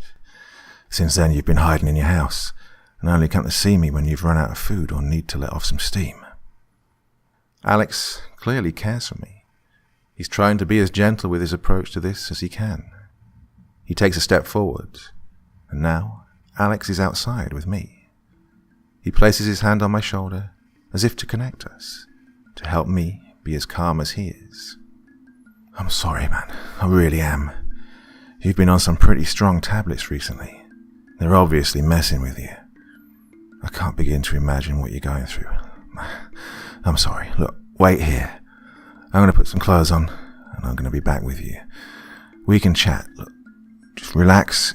Just wait here. No. The anger builds again. I aggressively brush off Alex's hand. I'm not crazy. Alex looks at me with an element of concern and fear. Fear that I'm crazy. I'm not. I just said goodnight to her. We spoke about school. Her smile. She lit up the room, Alex. The feeling in my heart, it's not false. It's no mirage. It was there. She was there. And I'm not going to stop until I find her. With that, I run back towards the road and head back to my house. No, wait. Look, come back. Alex shouts his instructions from his doorway, but I wasn't about to listen. I'm going to find my girl. I'm not crazy. I'm not losing myself. She was there. I know it. A father's love is no deception. It's as real as the air that you breathe. Before I make the turn into my path towards my house, I step into the road. I canvass the entire area. With one last roar before I return, I cry out for my girl. Penelope! Any louder, I'm sure I would have coughed blood. But once again, nothing but silence. Dude, wait! A cry from Alex. I can see him now at the end of his front garden, just wearing a pair of shorts and trainers as he chases after me.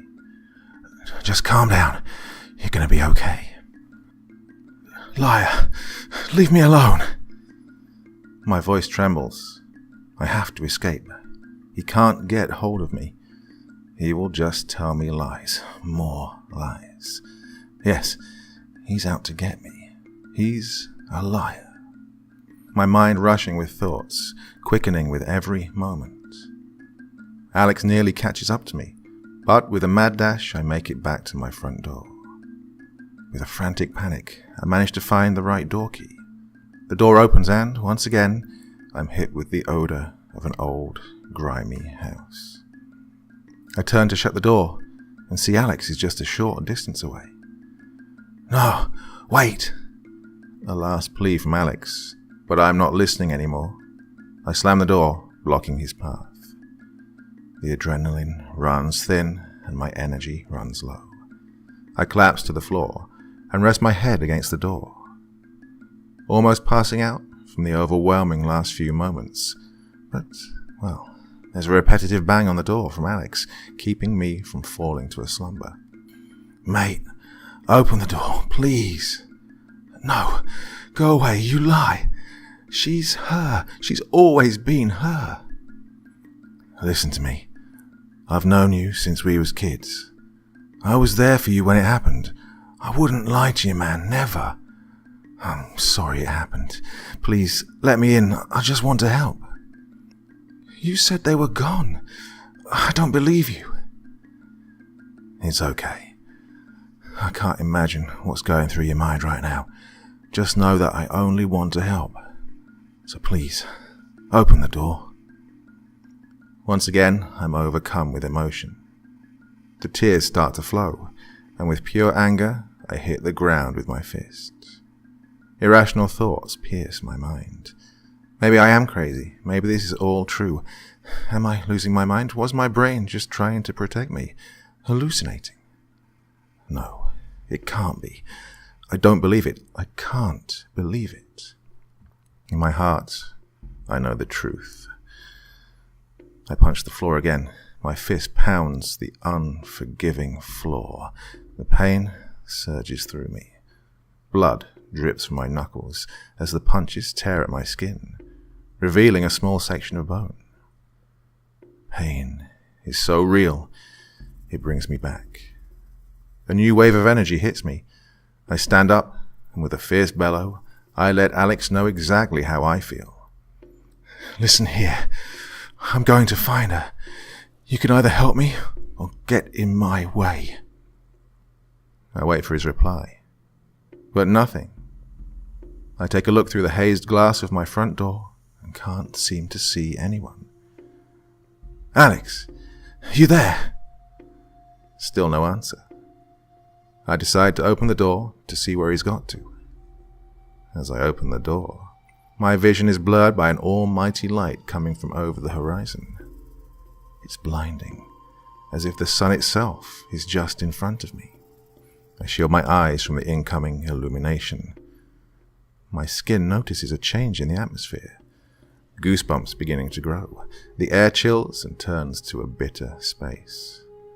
After a few blinding moments, the light dies down. I slowly relinquish my face from the protection of my hands and see the world dissolve. The sound is almost deafening, like a crash of 1,000 waves against metal walls. Each wave brings a movement to the ground below, like an earthquake caused by the sound. I step out from the protection of my house as I watch reality itself crumble in front of me. The distant hills and fields fade away and crumble like a strong breeze on a desert dune. The dust of this reality rides the wind, like a leaf stuck in a current. Is this even real? I have to question myself now. There is no logical explanation as to what is going on. Maybe I am mad. Could this all have been a fantasy created by a chemical imbalance in my mind? Rather than seeking shelter, I venture forward and stand in the middle of the road. I look to my left, then to my right, and reality is crumbling around me. The houses and apartments in the distance, now also collapsing to a fine dust. Let it happen. A wave of calm fills me. If this is all a dream, then it can't hurt me. Let it take me. Wherever I end up, well, can't be any worse than this place. I close my eyes and wait for the uncertain. The sound of the wave becomes more intense as the destruction around me leaps forward. I'm going to find you. My last words? No. A promise. Eyes still closed, it feels as if the devastation is at my feet, ready to take me to the next plane of existence. Wake up! A whisper sounded like it came from afar, but surely it would have been drowned out by the incoming storm of ruin. It was too quiet to hear exactly who'd said it. Wake up! There it is again, this time with more clarity. Wake up! Once more, it's coming from behind me, from within the house. It could be a trick, another way for my mind to keep me in this prison. Oh, it may feel like this is a safer bet than what's on the other side. I turn back and face the incoming wave. The house is in front of me starting to deteriorate. It will be over soon. Just let it happen. I stay put and hold my ground. Daddy, wake up! I instantly turn to face the house. Little one? A whisper of hope.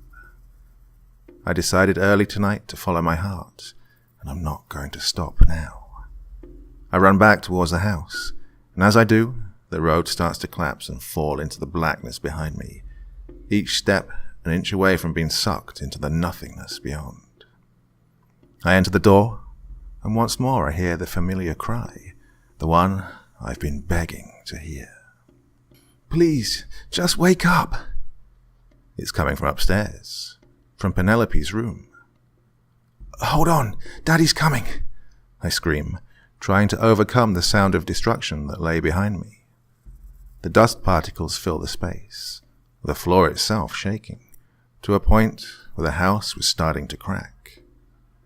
It's not long now. It will soon destroy me. I run to the steps, and with my last few pockets of energy, I stride up the stairs and enter Penelope's room. Once again, the vision of just seeing an empty cot shakes me to my very core. I look around the room, trying to see if she's there. Penelope, where are you? A desperate cry reverberates around the room. No answer. Maybe I just imagined it. Instead of seeing my life pass in front of my eyes, I just hear the one thing I need to before the end. I walk towards the cot. If this is my last action, then I want to be connected in some way to her. I fall to my knees, holding the frame to support me on my way down. Goodbye, little one. The devastation has now entered my house. I can hear the sound of my world roaring downstairs. I close my eyes and let off one more tear before the close. I'm here. The gentlest of whispers fills my mind. I quickly open my eyes to a wondrous sight.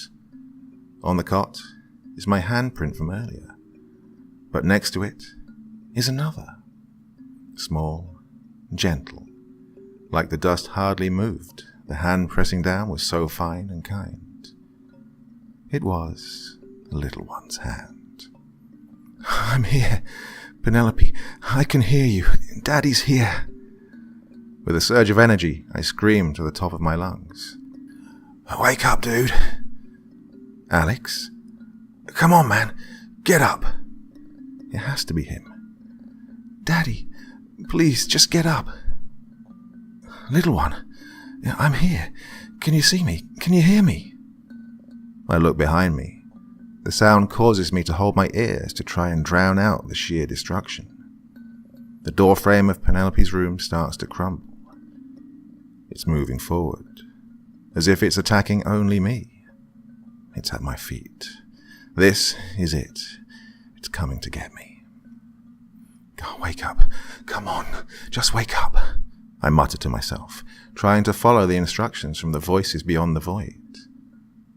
Nothing changes. I'm still here, and the destruction is nipping at my toes. I don't know what to do. Should I just let it happen? Or is there a way to wake up from this nightmare? Penelope, I love you. My last words for sure. The destruction has me. My legs start to dissolve and turn to dust. Numbness covers my body. No pain, no feeling, just thoughts. I turn back to the cot and smile. If this is my last memory, at least I heard her one last time. My torso is next, then my neck. The bedroom is now completely turned to black. And then, nothing. And that's how I got here. If you're still listening, then now you know. Maybe you know what happened. Maybe you can help me. But if you can't, just find her. Find my... Wake up. Wait. There it is again. So quiet I barely heard it, but it was there. Please, just wake up. Yes, I heard it, much clearer. Daddy! A loud scream from a scared little girl. I can hear her. Oh, the feeling of love, devotion, pride, and joy. That's all I am now. Not a physical being, but a collection of emotions and thoughts placed into one entity. Dude, if you can hear me, listen. Come on, wake up. You can do it. You just have to wake up. We're all here, and we are with you, together. Alex. He's there as well. Wait, maybe that's it. Together. Combined energy. Maybe it was you. If you can hear me, if you've listened to my story and been a part of this, then please, help me. Help me wake up.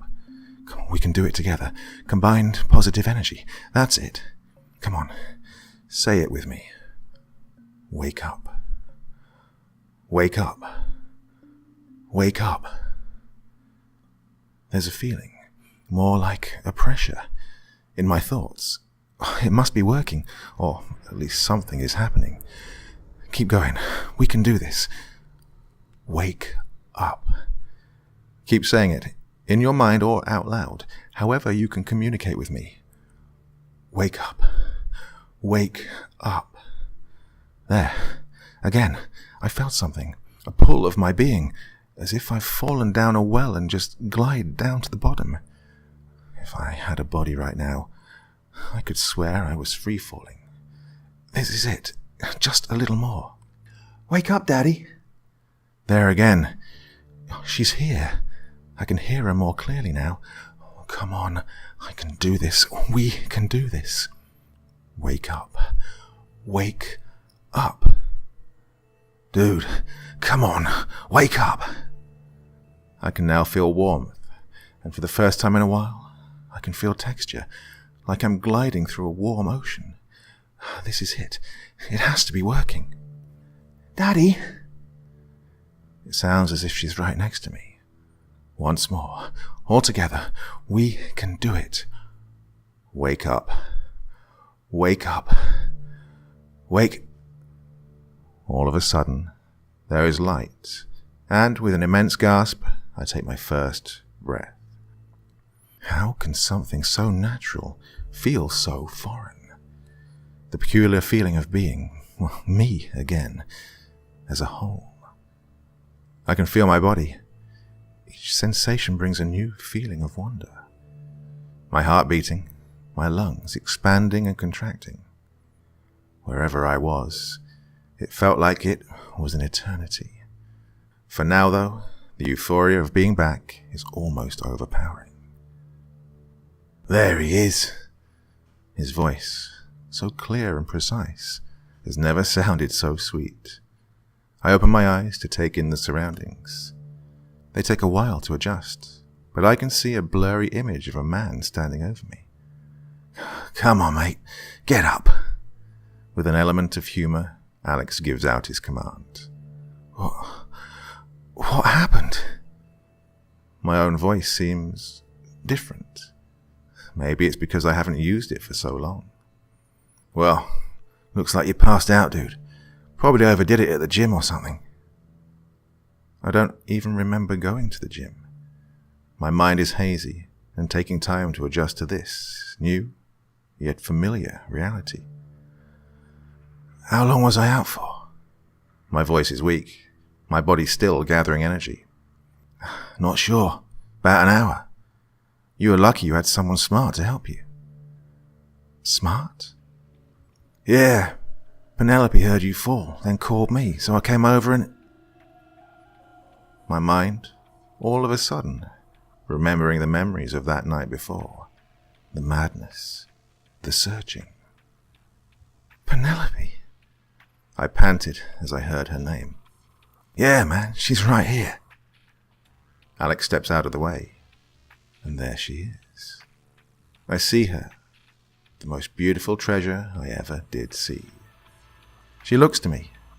As we make eye contact, an overjoyed smile appears on her face. She comes dashing over to me and hugs me whilst I'm laying on the floor.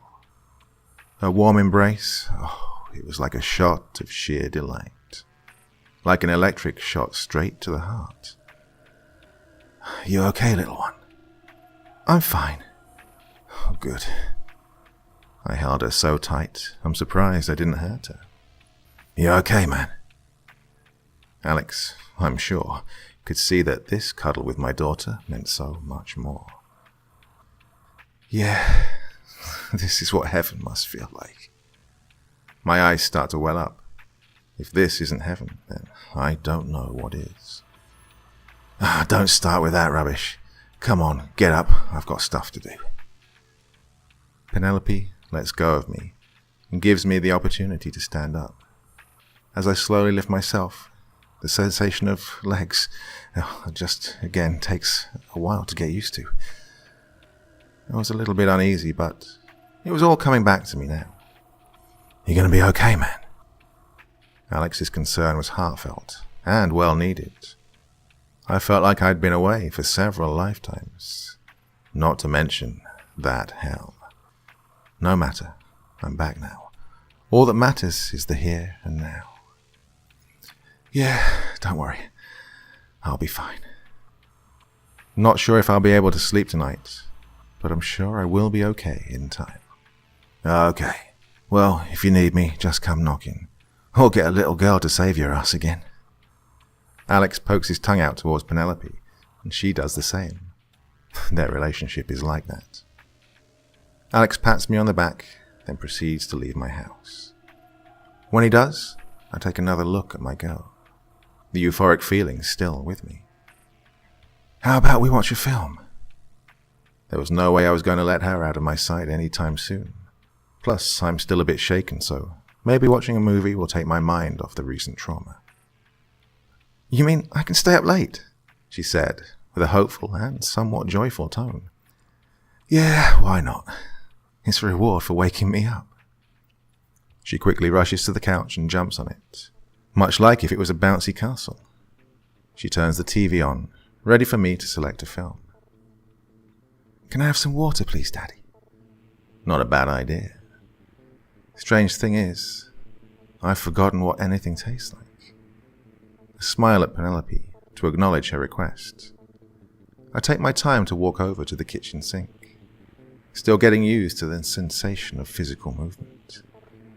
As I start filling a glass with water, I can hear the TV in the background. It was on the news channel. I remember now, just before all this lunacy happened. "This is an emergency announcement. We have confirmed reports from around the globe of members of the public experiencing bouts of nausea and causing people to fall unconscious." What the? I turn to face the TV in disbelief. "We are having reports of planes falling from the sky, trains derailing and multiple car pileups from around the world. We cannot tell what is causing this or how many people have been affected, but it's likely to be in the millions, with the death toll expected to rise. Some reports are coming in now where members of the public who regain consciousness have experienced hallucinations, and we're also getting reports of... Yes, we are getting unconfirmed reports of people disintegrating. You heard me correctly. People are turning to dust." Oh, it wasn't a nightmare, and it wasn't just me. This was happening to untold millions around the world. But before I can react, the glass overfills with water, and I feel a sharp pain as the water pours over my hand. I quickly look around to check, and there I can see small droplets of blood in the sink, falling from a cut on my fist. It was real. Every moment. "Wait! Alex!" I scream his name and rush to the door. As I open it, I straightaway look to his house, and I can see him. In the distance, I can hear the sound of screams and panic as the devastation runs amok through this reality. "Alex!" He turns to me, and I can see it. The start of his demise. I have witnessed the destruction on buildings, landscape and such, but not on a person, a living, breathing human being. As Alex turns to me, I can see his face, his eyes bloodshot as if vessels had burst behind the spongy tissue. He goes to shout back, but as he does, he notices his skin starting to flake and peel away. He looks down to his hands, now holding them in front of him in disbelief. He looks back at me and screams, "Help!" I can't move, paralyzed with fear. I don't want to watch it, but I can't help it. My body is frozen. My eyes fixated on Alex. He looks back to his hands. Each strip of skin that flakes off peels away, and the sound of it tearing is much like the sound of paper being ripped. Alex screams in pure agony. Each flake of skin blowing away in the wind reveals his unprotected muscles, tendons, and tissue. He moves his hands, seeing each individual tendon contract and relax, working together with his muscles to form each individual movement. As his flesh is now exposed to the elements, droplets of blood drip to the ground. His white shirt now showing patches of red marks as his body starts to decompose. Massive clumps of skin escape his shirt through the arm and neck openings, almost seeming like they had purpose, the flakes drifting away and fading to nothing. "Help, please." Alex's cry for help is matched by a tear running down his face. Crying for help, but again, I cannot move. The tears soon turn to blood. A gust of wind brings a smell of iron to my senses. Fresh blood in the air, as if death itself was part of the elements. Alex starts to walk towards me, in a desperate manner, hands out in front. But as he takes his last step, he begins to wobble. He looks down, and a pool of blood flows from his trousers and stains the cold granite ground. He looks back at me, and with a whimper, he begs for one last act of kindness. "Please, kill me." The agony intensifies. Now holding his head in his hands, Alex almost begins to shrink as his muscles start to melt and his bones crumble to dust. Now to his ankles. The screams are piercing my skull. Alex moves his head from his hands, and now my mind will be forever etched with this image. His face, decomposing right in front of me. I can still see his expressions, but only through muscle movement. The muscles begin to melt away from his skull, dripping down his clothes and in clumps falling to the ground. There's a sudden snap, and Alex's thigh bones crack, and now Alex has completely fallen to the ground. Laying on his back, he pushes himself up. The feeling of cold, sharp stone on his bare, exposed hands pales in comparison to the horror in front of him. Blood still pouring from his body, openings and tears in his muscles are now starting to reveal the inner workings of the human body. Alex lifts up his shirt, and in complete disbelief, starts to see his core muscles liquefy away, exposing the bodily systems that keep us alive. His digestive system is the first to be exposed. Much like pinching yourself to see if you're awake, Alex, now completely mad in agony, pushes his hand into his bowels and pulls on the intestines. Like putty in his hands, the blood drips in between his exposed fingers. The muscles from his chest corrode and disintegrate, revealing his ribcage and the vital organs. I can see it, happening right in front of me, and yet my body still won't obey my command to move. Alex's heart is pumping with pure adrenaline. His lungs expand and shrink at a rapid rate. I can see the inner workings of his body, a sight nobody alive should see. Alex takes another look at me. His eyes begin to boil and pus. Blood bursts from the sockets, and Alex claps his back to the hard ground. Watching someone die is one thing, but seeing their systems shut down one by one is another. His heart begins to slow down. His lungs relax and fail to expand once more. I watch as his heart beats its last, whereas mine feels like it's stuck in my throat. The rest of his body begins to dissolve and flutter away in the wind. Blood-soaked skin, bone and sinew, now specks of dust in the air. A gust of wind brings his remains closer to me. Eventually, a few of his flakes of skin, soaked in blood, land on my face and clothes. Again, I'm unable to move them, unable to process what I have just seen. Another rush of the wind blows the skin away to the night sky. All that is left of Alex is a pool of blood. What's remaining are just bones, crumbling away. This is real. I know it is. But reality, well, the one I knew anyway, is now gone. "Daddy, something's wrong." A faint whimper from inside the house. I can't bear to turn around, but I somehow manage to pull myself away from the side of Alex's bloody grave.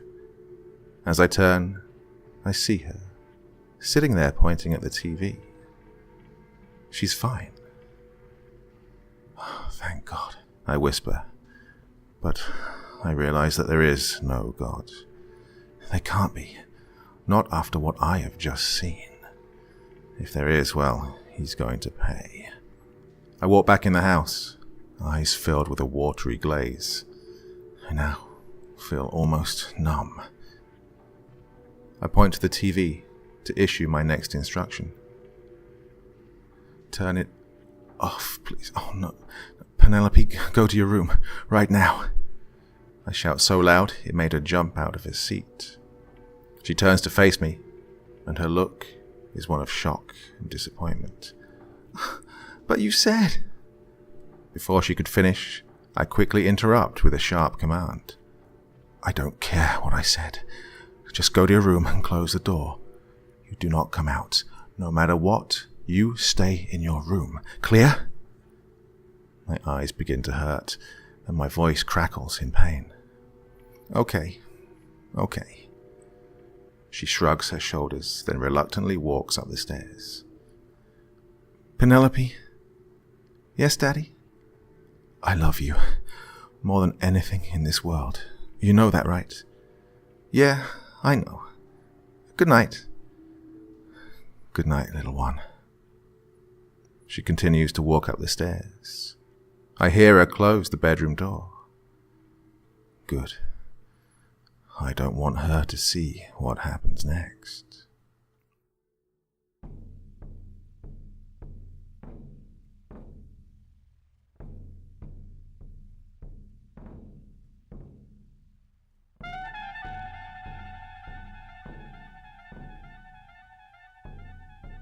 Wow, what did you think of that one? Another brilliant story from Dr. Creepen's Vault, the subreddit I set up, so you could share your stories with me, and I can read them all to you. Oh, over an hour of reading. I tell you, I'm a bit tired now. I need the weekend off, but rest assured I will be back again with you on Monday with another story. You'll be there, won't you? Of course you will. But for now, it's time for me to bid you all sweet dreams, and bye-bye.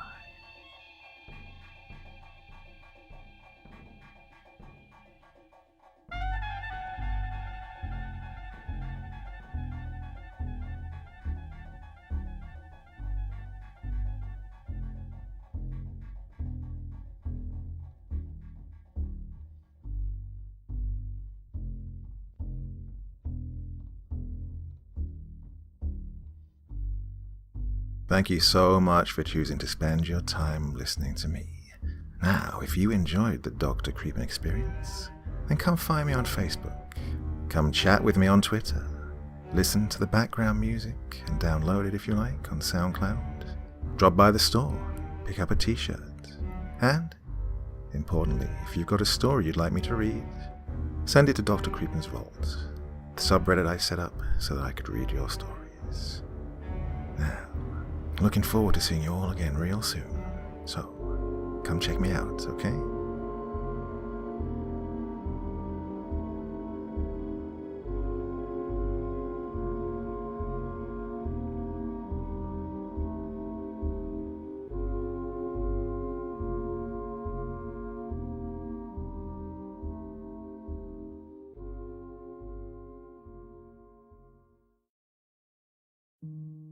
Well, my dear friends, tonight's video represents pretty much the combination of everything I could possibly wish to achieve on this channel. It's a story sent to me directly by Dr. CREEPEN'S Vault, so I could read it all back to you, and you could enjoy it, but more importantly, it represents a friendship between a narrator and a writer, which has developed over time, over the course of, the time I've been doing this and the time that the writer in question, Black Friday's Witch 13, has been writing stories. We've kind of evolved together, and I'm very, very happy to say this is a product of both of our journeys. So, my dear friends, please sit back and relax with your favourite drink and listen. A man sees his son as a reflection of himself. Creating his son is a way to validate what kind of man the father is and what he has passed down.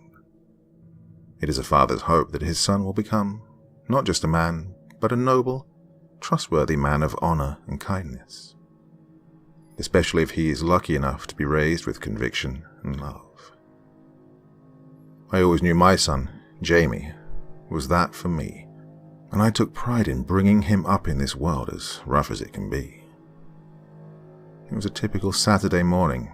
My wife, Sarah, was making breakfast while I was on my computer analyzing the stock market, something I did a lot lately, given the state of the ever-changing economy. My daughter, Emilia, now 15, but going on 30, was sitting in our breakfast nook, playing on Snapchat with a boy I'm pretty sure I told her she was no longer allowed to talk to.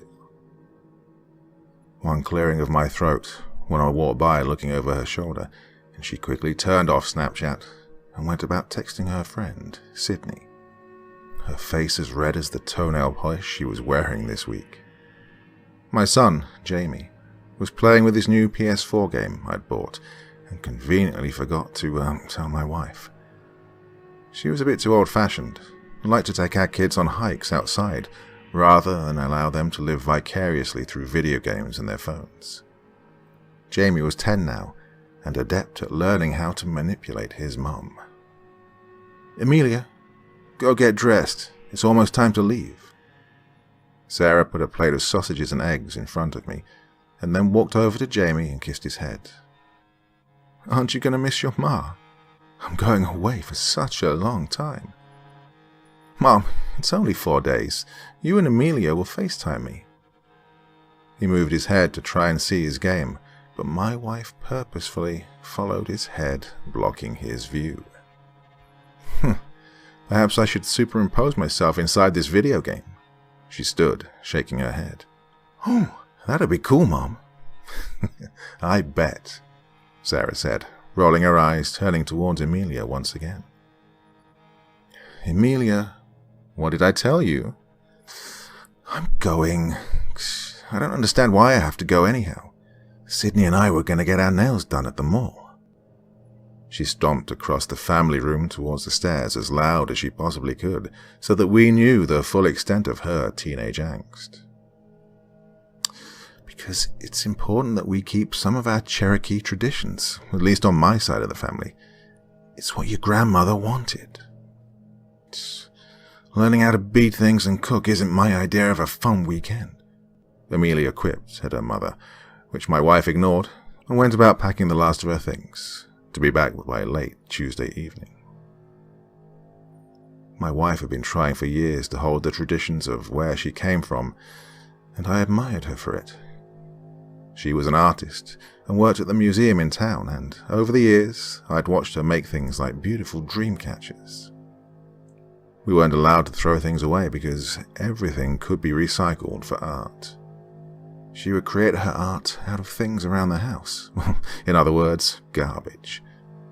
We had chimes on our back porch made of forks and spoons that she collected from around the woods surrounding our house. Sarah tried hard to teach our daughter the importance of family traditions, especially those of Native American origin. This weekend was Mother and Daughter Weekend, where most of the older women on the nearby reservation spent the long weekend teaching the younger generation the traditions that had been passed down. My son and I were none too glad to see them go. We had an entire weekend of horror movies, video games, and junk food planned. We planned to eat everything my wife forbade us to eat when she was around.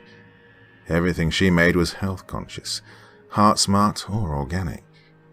Well, those were all admirable things. However, you needed variety.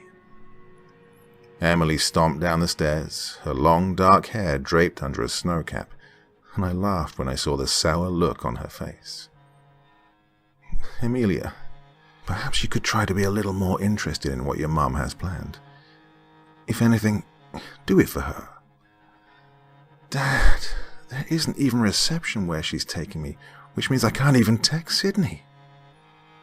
I laughed, glad that Sydney wasn't the only one she wouldn't be texting this weekend. Just try and have a good time, okay?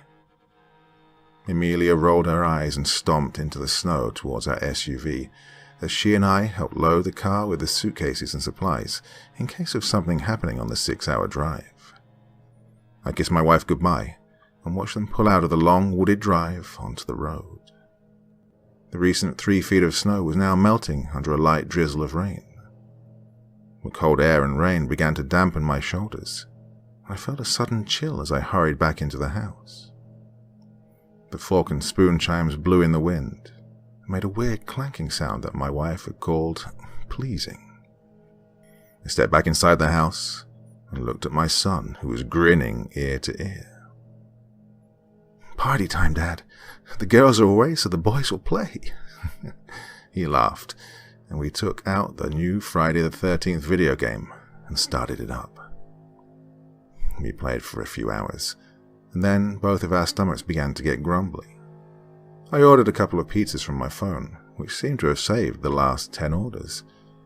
With one press of a button and one saved credit card, our pizza delivery was on its way. The phone app said that our food would take approximately 30 minutes or so to arrive, so I stood up and began to get the plates ready. Poured out a beer for myself and a root beer for my son. I happened to look outside, noticing there was a fog so thick that I couldn't even see to the end of my back porch. I turned on our outdoor lights and noticed it didn't seem to matter. The fog was so thick it loomed outside our door like a cloud of smoke. I cleaned up some of the mess we'd made, and by now my son had grown bored of his video games and had moved on to some Disney show he liked to watch. The television was at full blast, and I stepped into the family room to tell my son to turn it down, only when I stepped in there, he was nowhere to be found. I figured he was in the bathroom, and as I walked over to turn the television off, I saw something out of the corner of my eye, giving me pause. There was a flash of red coming from the big window of the family room that overlooked our back deck and sliding glass doors. It was strange, but I gave it no more thought and went about checking my phone, which now showed the pizza was approximately 12 minutes away now. "Jamie, you okay in there? Did you fall in?" I yelled, laughing to myself. "Just make sure you wash your hands." I saw lights coming up the driveway, and Jamie ran into the kitchen. "Hey, son, want to go grab the pizza for me?" "Yeah, do we tip him?" "Yes." I sighed. Handing him a 10, I went back to cleaning off the counter. Trying to find a clean spot was a bit of a challenge. My wife had art projects all over the house, while my daughter had nail polish, books, and sweatshirts lying about. The door was left open, and it seemed like he'd been out there for too long. I figured he was giving the poor man the 3rd degree, as he sometimes got to talking to people and would ask them everything under the sun. I didn't want our food to get cold, so I went to look out the door. That damned fog kept everything cloaked in its cover, and I could only see dim lights from our driveway. I walked towards the light, and when I reached the delivery driver's vehicle, I saw the neon sign adorning the top of the little Ford Focus. The driver's side door was open, but both the driver and my son weren't there. Confused, I tried my best searching for them, but they were both now gone. "Jamie, I was beginning to panic as the fog seemed to swallow everything within a foot of where I was standing. The fog broke as I walked through it, and it reminded me of the tall grasses surrounding the marsh I'd grown up around as a boy. I cut in and searched with my eyes, using the dim light from the delivery driver's car. And then I heard it. "Dad, come look." I walked toward my son, who was standing by the delivery driver, and I was perplexed as I looked at them. The driver was still holding the pizzas in the warmer bag when I approached them. They appeared to be watching something as I came up behind the two of them. I looked over my son's head and saw what the fuss was about.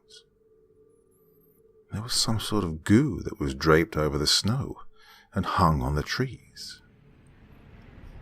An opening appeared above us in the fog as a full moon popped out, as if gazing down at us, causing the mysterious goo to glow brighter. The fog slowly rolled back over our heads, covering the moon again, and the brightness of the goo dimmed. "Oh, this is weird, man. But, well, I've got to go finish my deliveries," the driver mused, thanking us for the tip and driving off. My son stood watching it for a while longer, and I now stood holding hot boxes with pizza inside of them. I figured it had something to do with the snow melting and perhaps a chemical from the recent rain that was now turning back into snow. I led my son back into our house, and we sat down to watch a movie, shoveling food into our faces. An hour into our second movie, my son falling fast asleep on the sofa, I smiled as I watched him. I stood up to turn down the television and covered him with a blanket. I crept into the kitchen and started to clean yet another mess of candy wrappers, pizza boxes, and soda bottles. Oh, if my wife saw all this evidence, I'd never hear the end of it. I looked at the clock, realizing it was nearly midnight, and I'd yet to hear from my wife. Picking up my cellular, I made a call and immediately got her voicemail, so left a brief message to let her know I was checking in on her. I went to set my phone down, but held it in a tight grip instead, as something outside caught my attention. Startled by what I was looking at, I dropped my phone to the kitchen floor and stood looking at the deck. The fog seemed thicker than it was a few hours ago, except for one thing. Red eyes. They met mine, and it was made only worse by the fog illuminating their glow into the night and into my own gaze. I took a deep breath. It had to be a wolf or some other wild animal. I turned off the kitchen light, and as I did, the eyes melted back into the fog. I reasoned with myself that it was nothing, but even I had to admit to myself that there was something about those eyes. I didn't feel comfortable leaving my son on the sofa for the night, and I budged him to come upstairs to his own bed. He wandered, half asleep, up to his room, and I went into my own. My head hit the pillow, but I spent a restless 2 hours, half in and half out of sleep. I kept seeing those eyes staring back at me. A loud bang at my back door had me sitting up out of a dead sleep. I took a moment, and then got out of my bed and went towards my son's room. He too had heard the loud bang and was standing in his room. "Dad, what is it?" "I don't know, son. Stay here." As usual, Jamie didn't listen, and was slowly following me down the stairs. I crept into the kitchen and motioned to Jamie to stay where he was. This time he did as he was told, and I looked at the back door, to which I noticed blood smeared down the sliding glass doors. I heard Jamie again behind me, and this time I'd had enough. "Stay back, for God's sake. Can't you just listen to me for once?" He stepped back, now realizing how angry I was. "Sorry, Dad." I walked towards the door and could see there was some sort of dead animal laying on my deck. It appeared to have been thrown against the glass. I wasn't sure if it was still alive. Although my instincts told me this was a bad idea, I opened the glass sliding door and looked around. I couldn't see anything from the fog. Looking over at the creature, I realized it was a dead bobcat. It looked as though something had bitten into its neck, nearly severing the poor creature's head clean off its body. Jeez, how did it end up against my door? I felt it then, a rush of fear, and so I went back into my house and locked the door. My son was looking at me. "Dad, what is it?" "A dead animal is all. I'll get it in the morning, so just go back to bed." We were walking towards the family room to go upstairs, when all the lights in my house went off. With the electric out, that also meant the heater was out, as it too was powered by the electric. "Shit," I muttered, and grabbed a flashlight from the junk drawer in the kitchen. My son stood behind me, and I put on my coat and boots, walking towards the back door again, only this time to go outside and turn on the backup generator. Because of safety, it had to be a fair distance from our home, and so I slowly slid open the glass door and walked onto our deck. I turned, and once again my son was standing behind me. "Jamie, go back inside." "No, Dad. I'm scared, and I don't want to be in here alone." "Get your coat then," I said, walking back into the kitchen. Jamie quickly dressed, and together we walked back onto the deck. He didn't seem to even notice the dead animal, and I looked back a few times to ensure he was behind me. I think his fear made him too scared to even care about it. We got to the generator, which was held up in an old shed, and was more of a standing cover than anything. Holding up the flashlight to look for the switch, I turned towards Jamie. "Son, stay back a few feet. This can be dangerous." For once my son listened to me, and for once I wish he had not. I looked back, and noticed I couldn't see him because of the fog. Jamie, maybe you should come over here so I can show you how this thing works, in case you ever need to know." When he didn't respond, I figured he was just pouting because I wouldn't let him help at first. I turned on the switch, and the sound encompassed my ears. I saw lights in the distance, so I knew the kitchen lights were now back on. I stepped out of the open shed and walked in the direction of where my child was. I didn't hear anything from Jamie, just the mechanics of the generator. I walked back towards where he'd been and yelled, "Jamie, come here." I yelled again, but I heard no response. I began to panic, and even though it was cold outside, I felt sweat on my brow from frustration. I walked towards the light of my house, my flashlight shaking in my hands. I was growing worried, shivering at the wet cold that seemed to bury itself into my neck. Light bounced off the trees of the snow-covered meadow near our home as I walked onward. I felt it. I stopped abruptly as a warm gust of air hit the back of my neck. I was shaking harder, and this time it wasn't the cold, as I could hear something come up behind me, sniffing. I closed my eyes and stood as still as I could manage, and then I felt it. Something rubbing up against the thick of my coat, and then into my hair.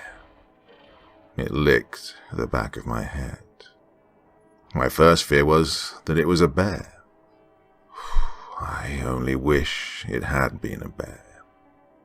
I turned, looking at this creature, who stood nearly 8 feet, with a head like a large dog or wolf, eyes so red they glowed.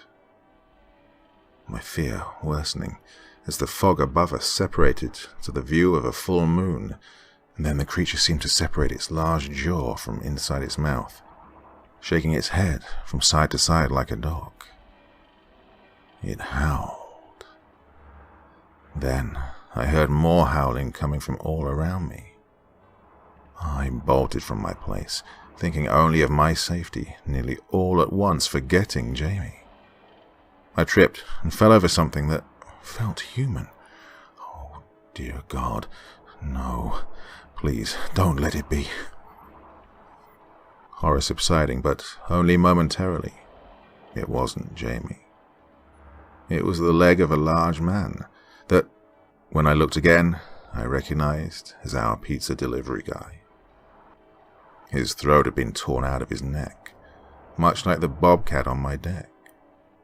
Some ways from him, I saw his car mangled after sliding into a ditch near the end of our driveway.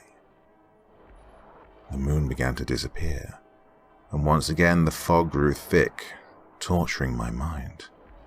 I had to find my son.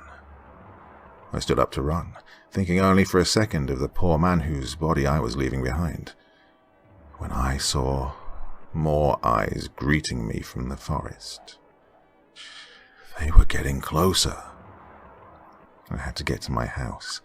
I had to run for my life. I had to find Jamie. I heard them all gaining up on me from their hiding places in the woods, but I was determined to get to my house. I hoped that, perhaps, Jamie had gone back to the house when I was fixing the generator. Snap. Slice. Rip. I heard it first, the ripping of my pant leg. I was only a few feet from the steps of my deck when I felt the pain. It caught onto my leg. Sharp things like steak knives were cutting into me. Only when I stood up long enough to peer over my shoulder did I see the fur and claws. Tripping, I fell onto the dead bobcat from earlier, blood smearing onto my face and chest. I managed to crawl into my house and stood up as fast as I could manage. Shutting the glass door so hard it began to crack, I quickly locked it and began to run towards my son's bedroom, hoping that I would find him there. I was bleeding, and with each step leaving a puddle of bloody footprints behind me. When I didn't see my son, I knew that I had to find him, even if it meant leaving the confines of my safety. I went into the bathroom and wrapped my leg in bandages as quickly as I could. Tears fell from my eyes, but I didn't have time to think of my pain. Jamie was out there, alone, with those dog men. I moved slowly towards my bedroom, and inside I rummaged through the closet until I found an old pistol. I'd never felt the need to use a gun. I wasn't even a gun type of guy, but, well, my child was out there. I looked as quick as I possibly could, but realized, to my unending horror, the bullets were nowhere to be found. I put my head in my hands, tears rolling down my face. Then, I thought hard as to what I was going to do. I recalled there was an old axe in my basement that I used for chopping up wood. It wasn't much, but it was something. I stood in my closet, and then I heard something. Just above my head was the attic, and there was a sound coming from it. Footsteps walking around above my head, causing dust and pieces of the ceiling to crumble and fall upon my head. I walked slowly towards my bedroom door and shut it. I moved throughout my upstairs as quietly as I could, but those damn creaky stairs gave away where I was each time I stepped down them. I could hear this thing above me, and it was following me with each creak of the steps, moving closer to where I was on the ground floor. I heard a loud crash, and I ran towards the basement stairs. I knew the axe was in the corner of the basement. The dark basement. When I tell you I prayed, I asked God to get my son to safety, and I didn't care how. I crept into the dark basement, and was slow, but I was able to find my axe, and, being the only weapon I could think of right now, it was better than nothing. Moving quickly, I thought of the only other place my son could be. Just behind the house there was a little tree house he and I built together. Perhaps he was hiding inside of it. It was worth a shot, and so I moved towards the kitchen to turn off the light so they couldn't see me moving about inside the house. A sound. What was that? Something was coming down the steps. A basketball bounced down the stairs and landed near my feet. I looked up into the darkness. That was where the ball had come from. Then another object was thrown down, and then another. Finally, I heard it. Laughter. The sound of someone laughing came out of the darkness, only it was as though a human being was laughing. Then I saw red, glowing eyes slither above me at the top of the stairs, and they were laughing, taunting me. The creature threw a doll at me that had been my daughter's when she was a little girl, and then stood up and walked slowly in my direction. With each step, the stairs broke beneath them. 1, 2, 3, 4. I knew one more stair and it would be directly in front of me. It laughed like a hyena, and then it crouched down with a roar, jumping directly on top of me. Something made a noise, and then blood covered me, splashing into my eyes and dripping over my chest. Its weight was heavy, and I could barely breathe from the crushingly enormous size. I was on my back, staring into its cold, dead eyes, as light trickled in from the television in the family room. It landed directly upon the axe I held in my hand, and it went straight through its heart. Pushing it off me, I at least knew now that they could be killed. "Dad! I heard it. Jamie, could it be?" It was coming from outside. When I looked out of the window, I saw them. Hundreds of them, watching, waiting. I found the strength to keep moving, but I was already failing. My leg was badly injured. I could hardly walk, and running wasn't an option. What did they want? Just then, a miracle arose. The fog began to lift, moving up and away from my yard, and these dogmen seemed to move with it, their eyes disappearing into the woods, following the dissipating fog. Red to pink to nothing. I opened the front door, watching them scatter as I noticed the moon fading into a morning sky. The sun was coming up just beyond the horizon, and I looked towards the meadow where one single tree stood. I was right. My son had escaped to his treehouse. I ran to him, and he met me halfway into the meadow. Tears of joy stained my face as I held onto my son. I looked at his face, and I took a deep breath. We need to call the police. I had to get back to my phone, and it was in the kitchen, still laying on the floor where I'd dropped it. I'd forgotten it when I went to bed. I walked into the house with my son, and when I saw it, he didn't even flinch. The creature was gone. In its place lay a man naked as the day he'd come into the world. "You should get that leg looked at, Dad," Jamie said, pointing to my injured calf. The bandages had been put on so quickly that coagulated blood covered my leg and ankle. I looked at it and noticed something strange. A patch of grey and white hair covered the wounds, and I stood up to go look at it better in the bathroom. I pulled off the bandages and tried cleaning my wound, but, oddly enough, there was no wound.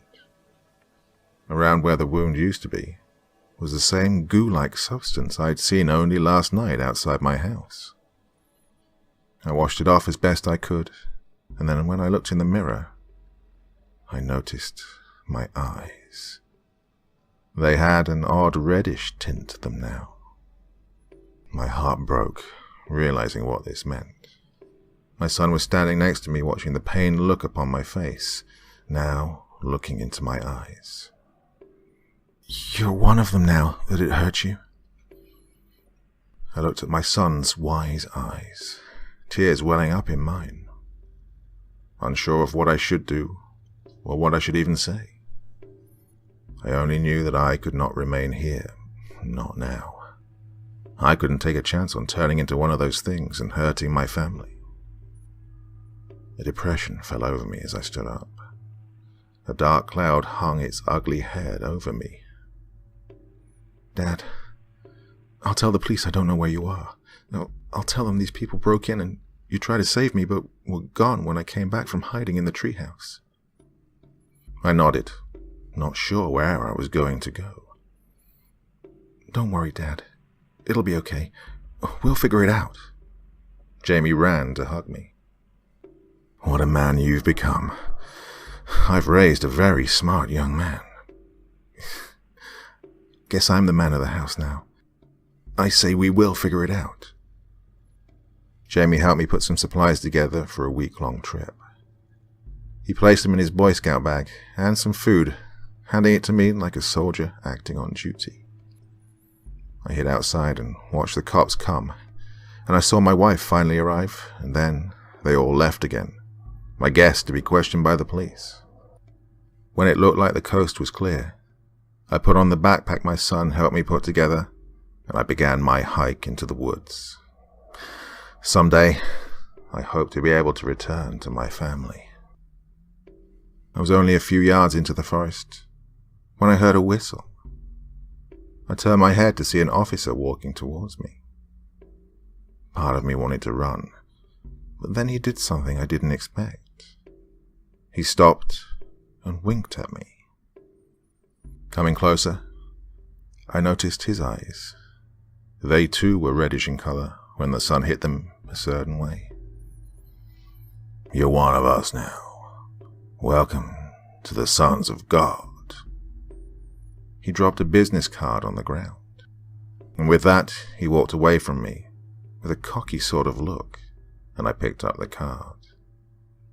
There was nothing on it except for a symbol of the sun and moon and a canine creature. I'm not sure what any of this means, and I've yet to find more information about it. Since all this happened, I've researched and, well, struggled to find answers. I tried finding others that may know more. It's been nearly a month since I've seen my family. I still can't locate the officer that I met in the woods that day, but there is a full moon coming in a few days. Maybe I'll know more after that. So, wish me luck and say a prayer. I'm going to need it.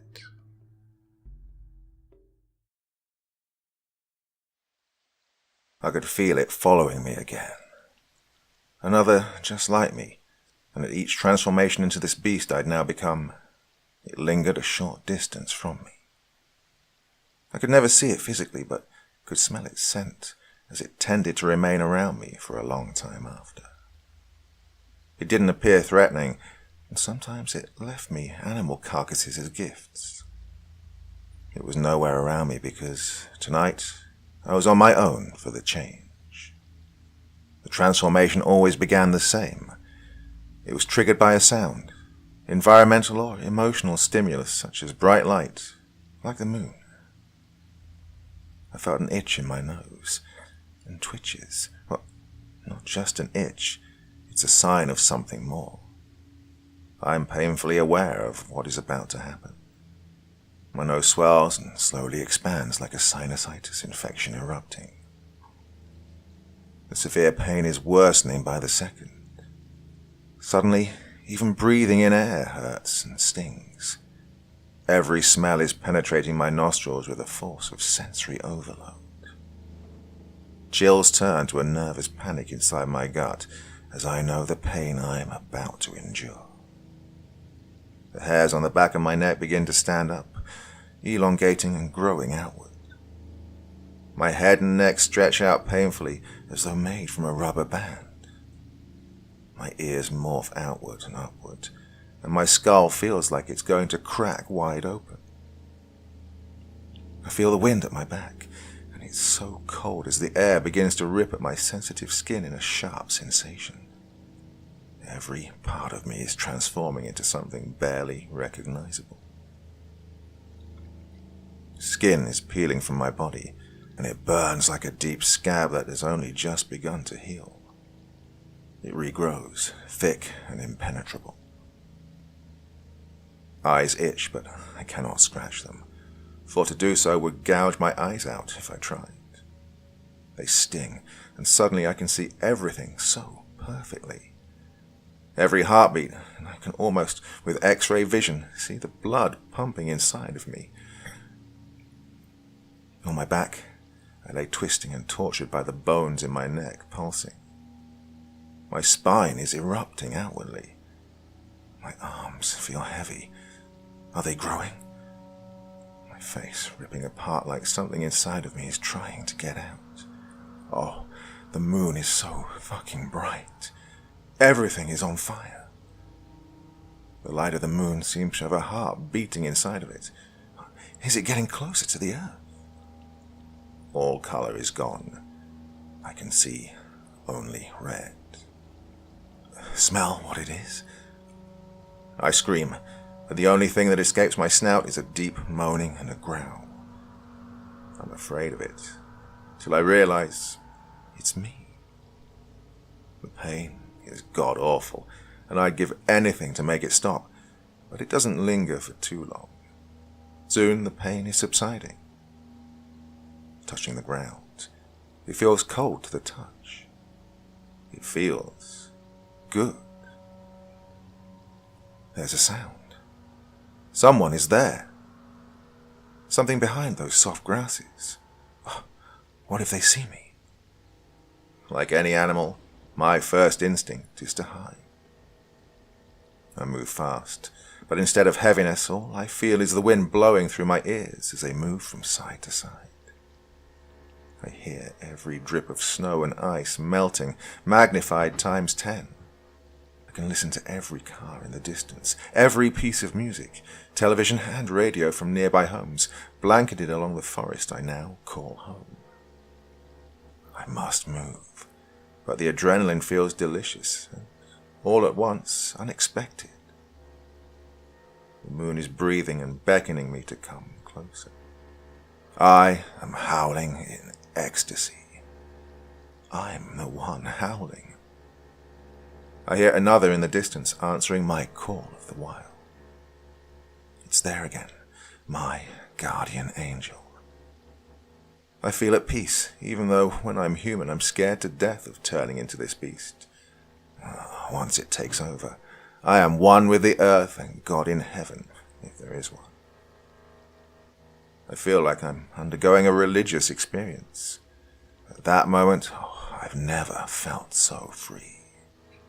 I see a cave, but first I must eat, and there it is, just in the distance, not too far, not too close. My leap before it has a chance to move and snap the rabbit's neck in my new razor-sharp jaws. It never takes long to swallow fur, tooth, and meat. It's down my throat in seconds, whole. I retreat to safety. My shelter, a shallow cave in the ground. The cave is dark, and my body is tired from the transformation and the freshly caught meal. I'm on all fours. I feel cold rock beneath my hot paws, sticks and dry ivy. A den. My new home. I rest. I spent that first full moon in the cave down by an old stream. I made sure to move tree branches in front of it the next day, so I could avoid being found out. The change hurt like hell, but before I could feel myself change back and endure more pain, I passed out from the stress it did on my body. The strangest part about all of it, I heard another out there answering my call. It was there every time I went through the change. Like I was being monitored. I wondered if whoever was following me would come and try to find me. Part of me dreaded this transformation at every trigger, but the other part wanted answers. It was like they all vanished after that night of hell I'd endured with my son Jamie. The only proof I had there was anyone else out there just like me was the day that cop dropped me his card. I was glad I at least knew I wasn't crazy. I hadn't seen him, nor was I able to track him down. He gave me no real answers, and he left me out here on my own. Granted, I wasn't far away from home. I left the area many times, hitching rides from strangers, but I always came back. I wanted to know my family was okay, even if that stupidly meant I was putting them in harm's way by default.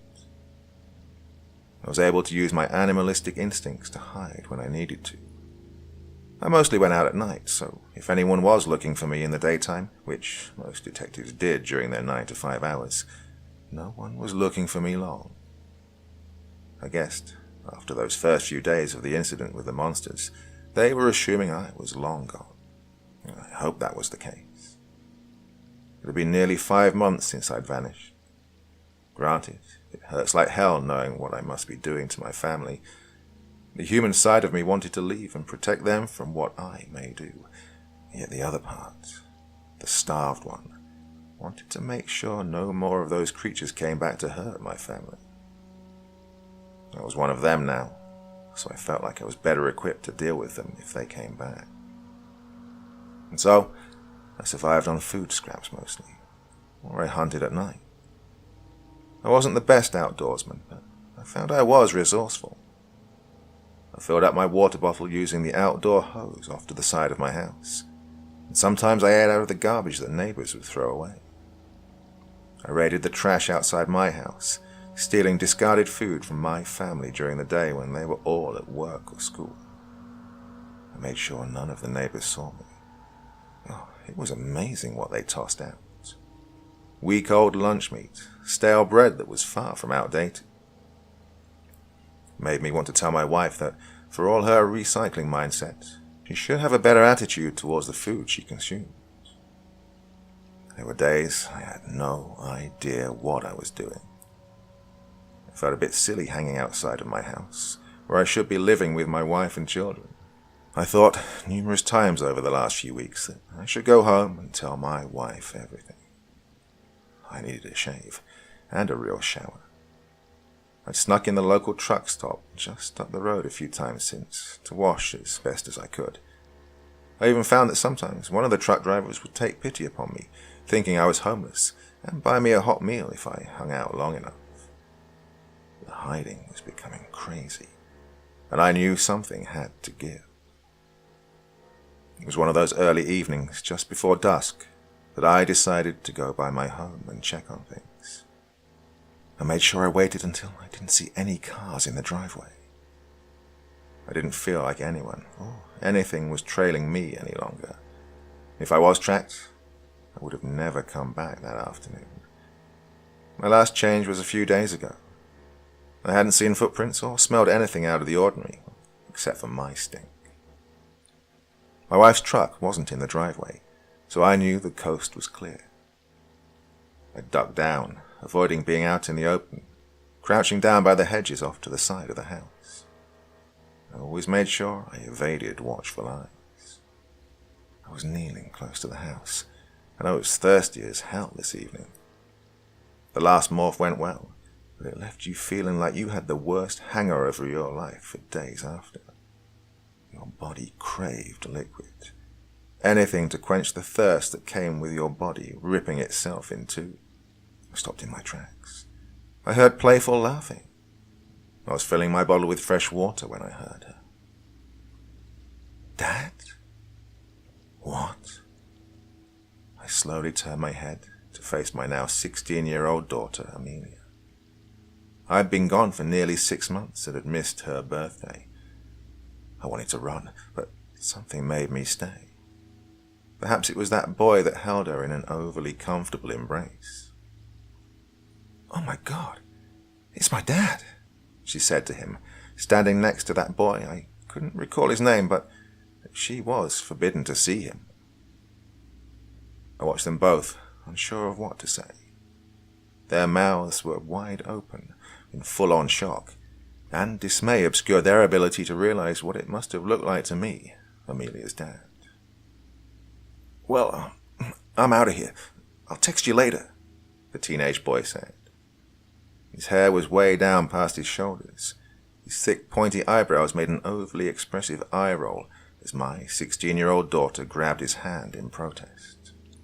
Paul, you just got here. Amelia looked at him, crushed. Yeah, but... Dude, so did your dad. Text you later, babe, Paul said, eyeing me with an annoyance and then walking hastily off to his... Was that a motorcycle? Jeez, I'd been gone far too long.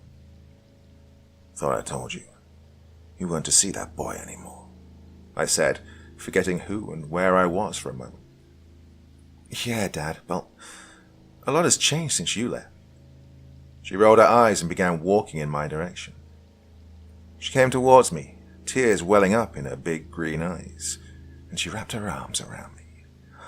It felt nice to be loved and feel that touch of humanity. Been so long. I heard her begin to cry. She was sighing with relief. I wrapped my arms around her tightly. Now what? I thought to myself. What was I going to say? Oh my God! She pushed me away suddenly. Jesus Christ, Dad, you smell so bad. She looked up at me, wrinkling her nose.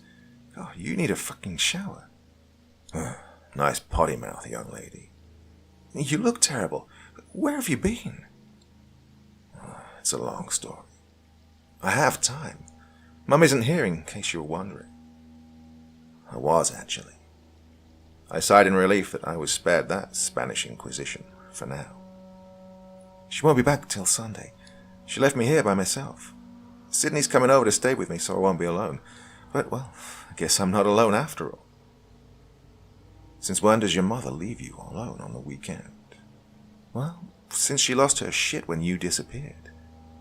There's a lot she doesn't care about these days. It's been only about you since you vanished. She never goes to the reservation anymore. Granddad and Auntie Ma keep begging her to stay with them, but she won't. She went to meet with a private detective to find out if they had any leads on where you were. God, if only they knew. She stood there, shaking her head at me. Where's Jamie? He's with Mom. He never leaves her side anymore, except to go to school. Mom thinks it's because he's scared she's going to leave too. I see. My voice trailed off in deep thought. I knew I couldn't stay. I'm glad you're here. I feel like I should be mad at you, but I don't feel like cooking for myself. You hungry? I nodded. How about I order a pizza? The last thing I wanted was a pizza.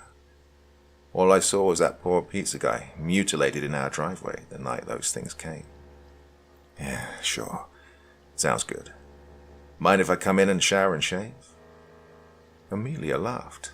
Your house, Dad. Do what you want. That was my daughter, the wise ass. I followed her inside, and that's when my nose went in the direction of her bedroom. I could smell that boy. One of the things I missed about being human was I didn't know certain things. My new superpower was sniffing out where Paul had been in my house. It was strange being in the upstairs. Newly repaired stairs awaited me from that night when the dog man jumped down them. I walked into the master bedroom, where I used to share a bed with my wife. I expected utter chaos, but I didn't find it. The bedroom was immaculate, and the bed looked as though it hadn't been touched in weeks. I peeked down the hallway into my son's room. I saw my wife's robe over one of his chairs and a blow-up mattress on the floor. I felt like I'd been punched in the gut. The chaos was in front of my face. My wife had been staying in Jamie's room to comfort our son. I closed the door, went back to the master suite and showered. I managed to shave and clean myself up enough to look respectable. I put a few things of clothing in my duffel bag and then walked downstairs into the kitchen to find my daughter sitting helplessly at the counter, twirling her long black hair. My neglected princess, I thought, laughing to myself. Did you order the pizza? No. That's fine. I can cook us something. Your favorite, maybe. Cheeseburger? She was staring at her cell phone with a sour look on her face. Sydney isn't coming over. I lied to you. Truth is she and I fought after you left. We haven't spoken since, Amelia said, sadly. You two have always been inseparable. Was it such a bad fight? She said you probably ran off with your secretary at work. I told her that just because that's what her dad did doesn't mean you're like that. You're one of the good ones, and something had to be wrong. I can't understand why you left. She began to tear up. Looking at Amelia, I walked toward her and sat at the counter across from her. The men that came here that night were evil men. I only came back to make sure you were okay. Even my being here is dangerous. You're leaving again. Don't worry, your secret's safe with me. I looked down at my crippled hands. They'd aged overnight from the brittle bones breaking and moving from the change into the beast that now lived inside me. There was a sound suddenly that only I heard. I stood up and walked toward the back of the kitchen. The sun had begun to go down, and I felt sweat suddenly appear on my brow. I looked back at my daughter, and then I realized there was another one outside my house. Should I order that pizza? I ignored her as I looked out the back door. I saw movement in the grass. A deer raised its head. I took a sigh of relief. Dad, are you okay? You hear me? Yeah, sure, go ahead. Anything you want. I watched, eyeing the yard still. The hair stood up on the back of my neck. Okay, pepperoni and sausage it is. Hi, yeah, I'd like to order a large... Amelia's voice changed, drifting away suddenly as I drowned out every sound to concentrate on the others, and now the smells. Something was coming up our driveway. The front door opened suddenly, nearly coming off its hinges. The tall man stood before us, and just behind him a woman and another man. They weren't human. They were like me. The woman eyed Amelia immediately. I could barely stop what was about to happen next. The man's eyes were red and glowing. I could sense the change overcoming him. I could sense it in me, though I was preoccupied with my daughter's screaming. Dad! She fell, trying to back away from them.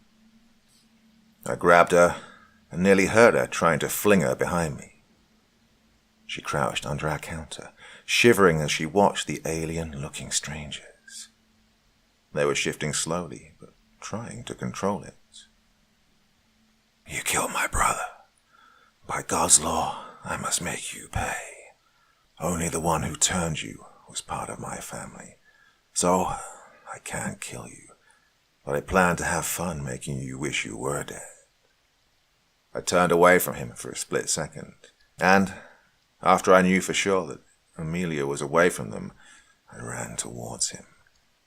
Something in me wanted to tear his flesh from his body, and there was a part of me that loved it. My daughter screamed again, and I noticed the female had vanished. She popped up behind me and had my daughter by the hair.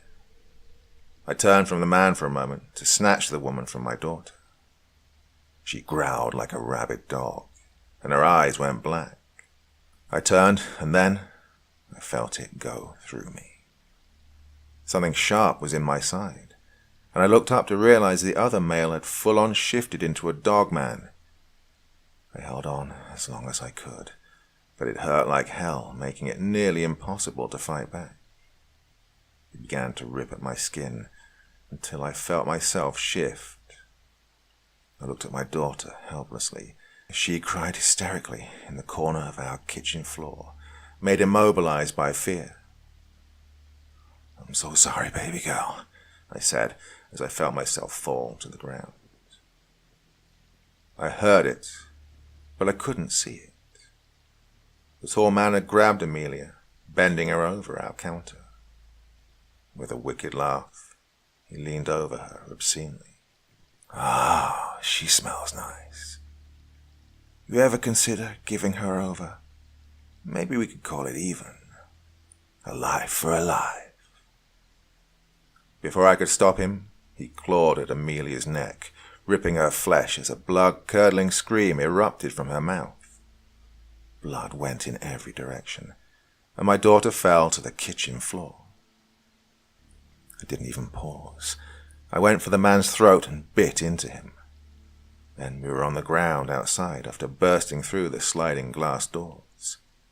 We toppled down the back deck stairs and into the yard, just as the moon burst through the trees. The other two were now running away into the woods, and I saw this evil dogman stop in his tracks. He shifted back to human form. "Sorry, we have to run," he laughed wickedly.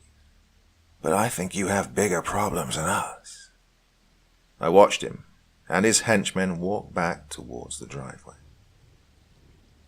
I dismissed them and ran back towards my house. I had to care for my daughter and get her medical attention. However, when I got inside the kitchen, my daughter was gone. I ran towards the front of the house, and that's when I saw her. Being carried away, in the female's arms was Amelia, and then the woman smiled coyly at me. Before I could stop them, a car appeared. They jumped inside and sped off. I stood there watching them as they sped off in an older vehicle. I was rendered helpless as I watched my baby girl, well, not so much of a baby now, stolen from me. I called 911 immediately, and before I knew it, squad cars and sirens had surrounded my house. One of the detectives met with me and saw I was bleeding. "I'm sorry about this, Mr. Harmer. Can you run by me what happened one more time?" I looked at him through eyes covered in coagulated blood. My side ached but was healing quickly. I arrived home shortly after 6 or so. I found my daughter in the driveway and we went in. I showered, and she was ordering pizza when I came downstairs. Then 3 strangers burst through my front door and assaulted both myself and my daughter. I was trying to be patient, but I was at a losing battle with my head and my heart. I just wanted someone to help me find Amelia. She was in danger, and the longer it was taking, the harder it was to stave off my sudden burst into a dogman. "Thank you. So, you'd never seen these people before?" he asked me suspiciously. "No." "Can you tell me where you've been, Mr. Harmer? You are missing for nearly 6 months. Perhaps given recent events, you're not telling us something important. Maybe it has to do with your daughter going missing?" I looked at him and then looked away to balance out my emotions. If I stared too long at this goon, I was going to shift and tear his throat out. So I looked away and deterred them as best I could. I could see him out of the corner of my eye. And that's when I saw her. She came up to me quickly and furiously. I stood to face my wife, who stood 5 feet 2, weighed approximately 125 pounds, soaking wet. She walked up to me and smacked me in the face. I took a deep breath and looked down at her. She was so much like my daughter. The eyes, the long black hair. All I could do was begin to sob. She took me into her chest and sobbed with me. I couldn't find the words, but she had no issue. "My husband's done here unless you're going to arrest him. Let's go, Eric," she said, pulling me upstairs to our bedroom. I watched her, unsure what to do or even say. She, on the other hand, had a lot to say to me. "What the hell, Eric?" "Yeah, I know what you must think of me. I don't blame you for being angry, but that's why I left. Help me understand, because right now I want to smash your face in." She began to tear up again. I had no idea what to say to her. And before I could even try, I saw my son Jamie standing in the doorway. We both stood and looked at him. "Jamie," I said, looking at his small frame and his dark eyes and hair that had the air of someone older than their years. "Dad?" he asked. I walked toward him, and I saw him back away. To my disappointment and shame, my son was afraid of me. I stopped and smiled at him to reassure him I wasn't the boogeyman. "Jamie, go downstairs until your father and I have had a chat," Sarah said to my son sternly. Her face shook, and I could tell she was nearing a tearful breakdown. He left and didn't seem to pause even for a second. I looked at him walking away hastily, and then I turned to my wife and grabbed her by the shoulders as if I was trying to reassure myself of what I was about to say. "Sarah, I love you. Please understand this has nothing to do with me and you.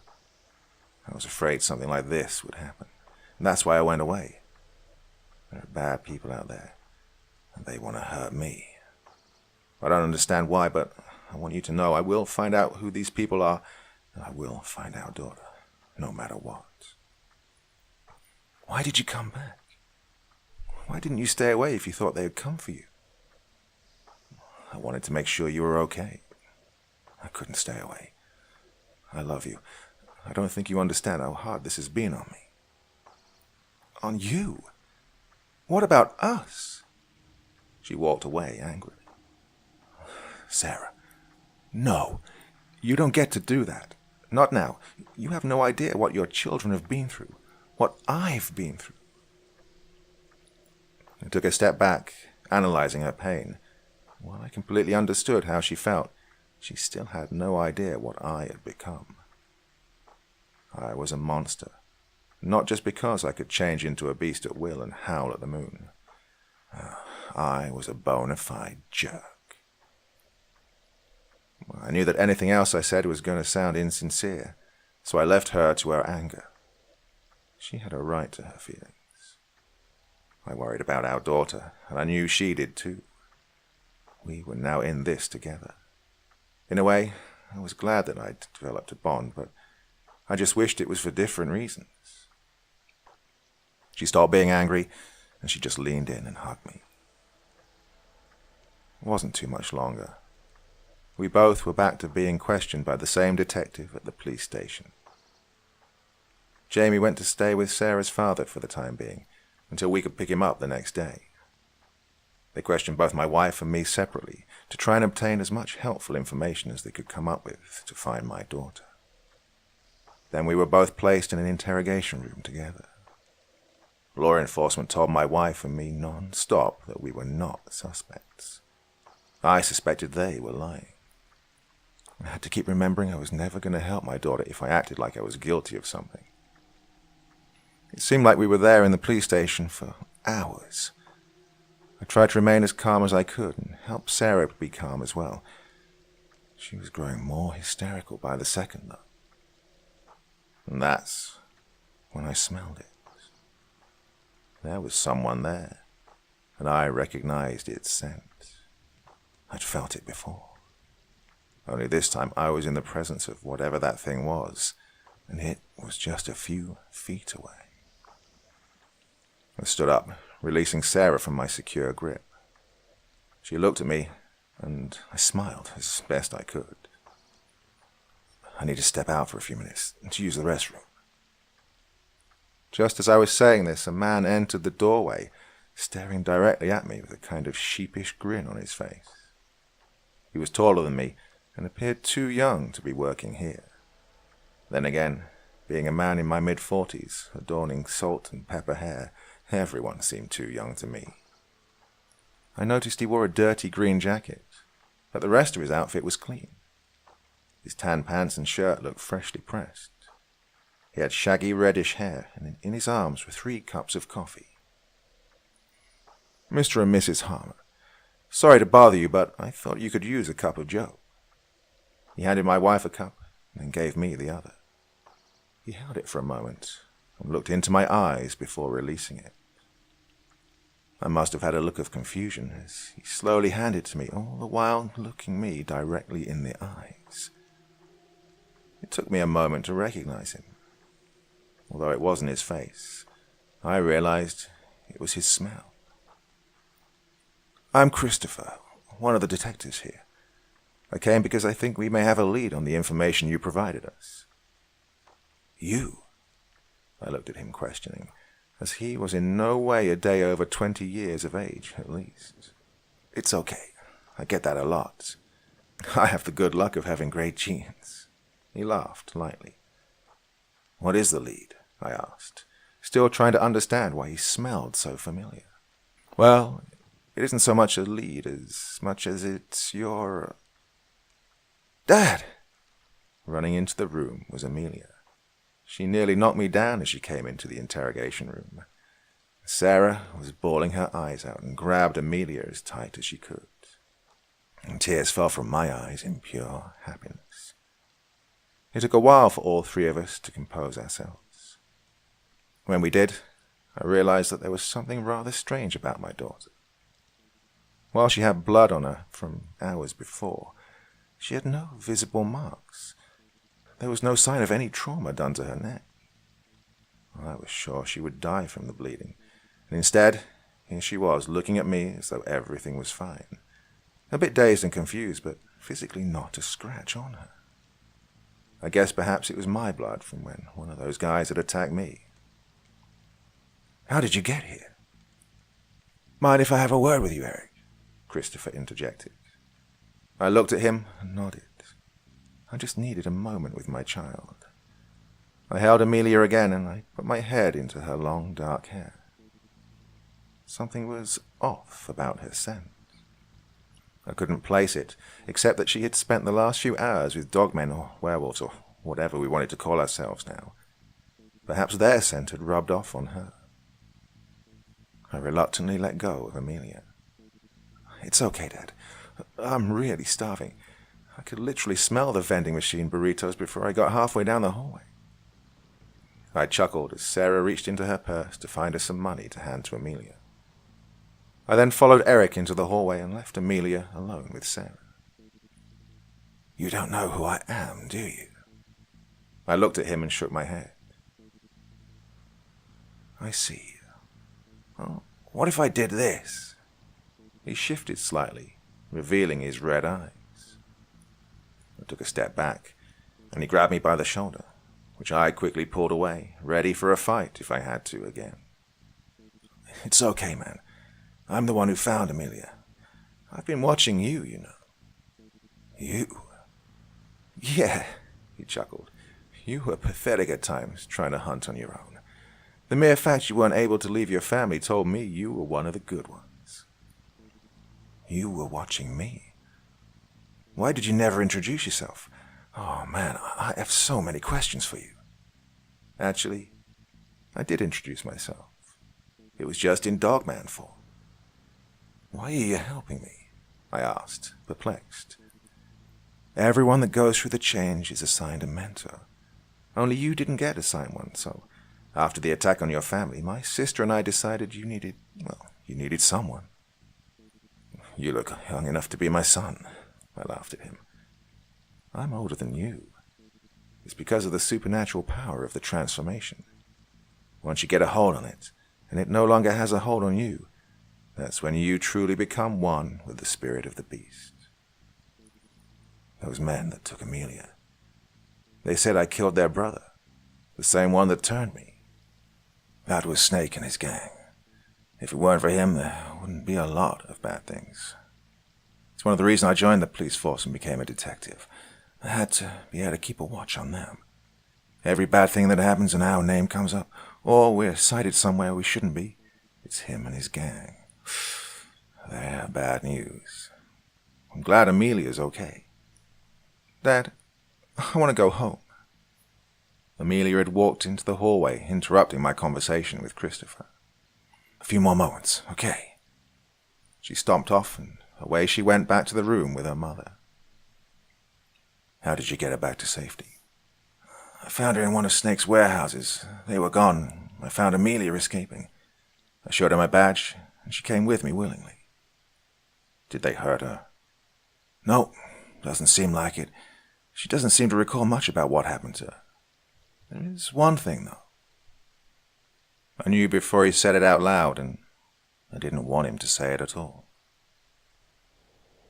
Amelia's wound's healed, Eric. Oh, fuck, I said, and I crumbled to the floor.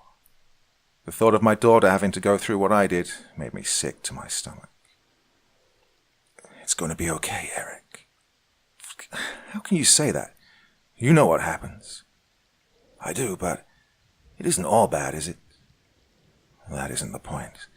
How can Amelia have a normal life? She must go to college and do all the normal things girls like her age do. For instance, go to her senior prom like other girls her age. Although, the thought of who she may go to the prom with might be a good enough reason not to let her go. She can still do all those things. Christopher, I don't want this for my child. There has to be a cure, something. Look, my sister dabbles with what you might call arts and crafts. She may be able to help your daughter, but if not, then together we'll help her through it. I promise you. Where is this sister of yours?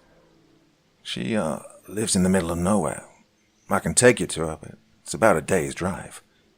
We own a nice little cabin in the woods, not far from her house. We can hike to her house from the cabin. Give you and Amelia a chance to bond and help her understand what's going on with her body. As if being a teenager wasn't bad enough, I smirked. I took Amelia and Sarah home, and once we were there, I spoke to Sarah about maybe taking Amelia on a little getaway to get her mind off her ordeal. Sarah was reluctant at first, but once I explained it to her that Amelia needed a break after something so traumatic, she agreed. In the meantime, she'd go to her father's house with Jamie and stay until I got back. Well, I didn't want to tell Amelia the real reason why we were going at first.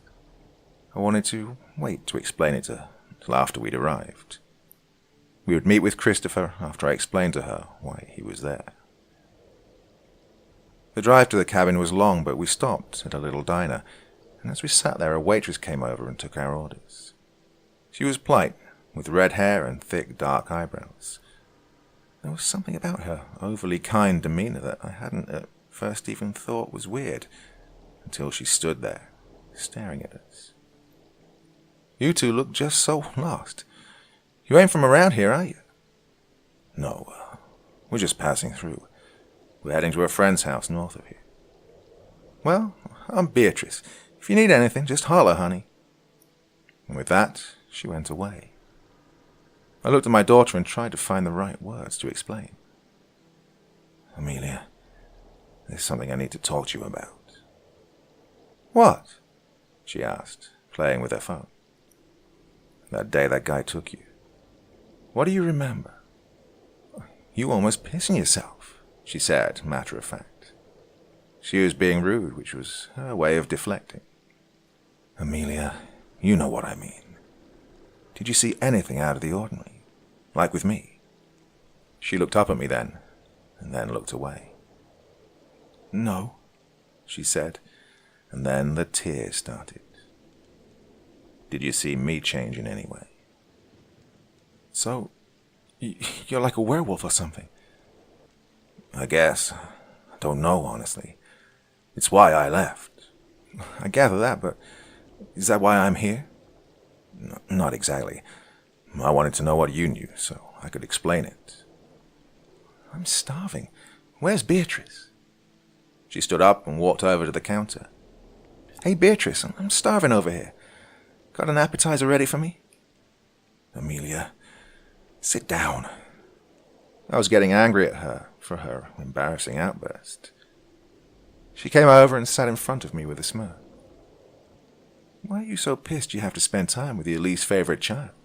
To be honest, young lady, I'm not that sad. I don't very often. You're acting like a brat. I'm ravenous. I looked at her and could see her fury, and I recognized it from the days before my first transformation.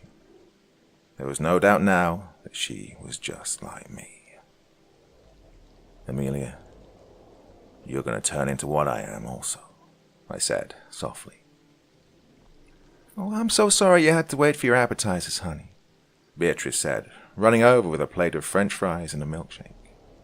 "Oh, can I have an order of onion rings, some pancakes with extra syrup, and that cheese sauce you advertise with nachos?"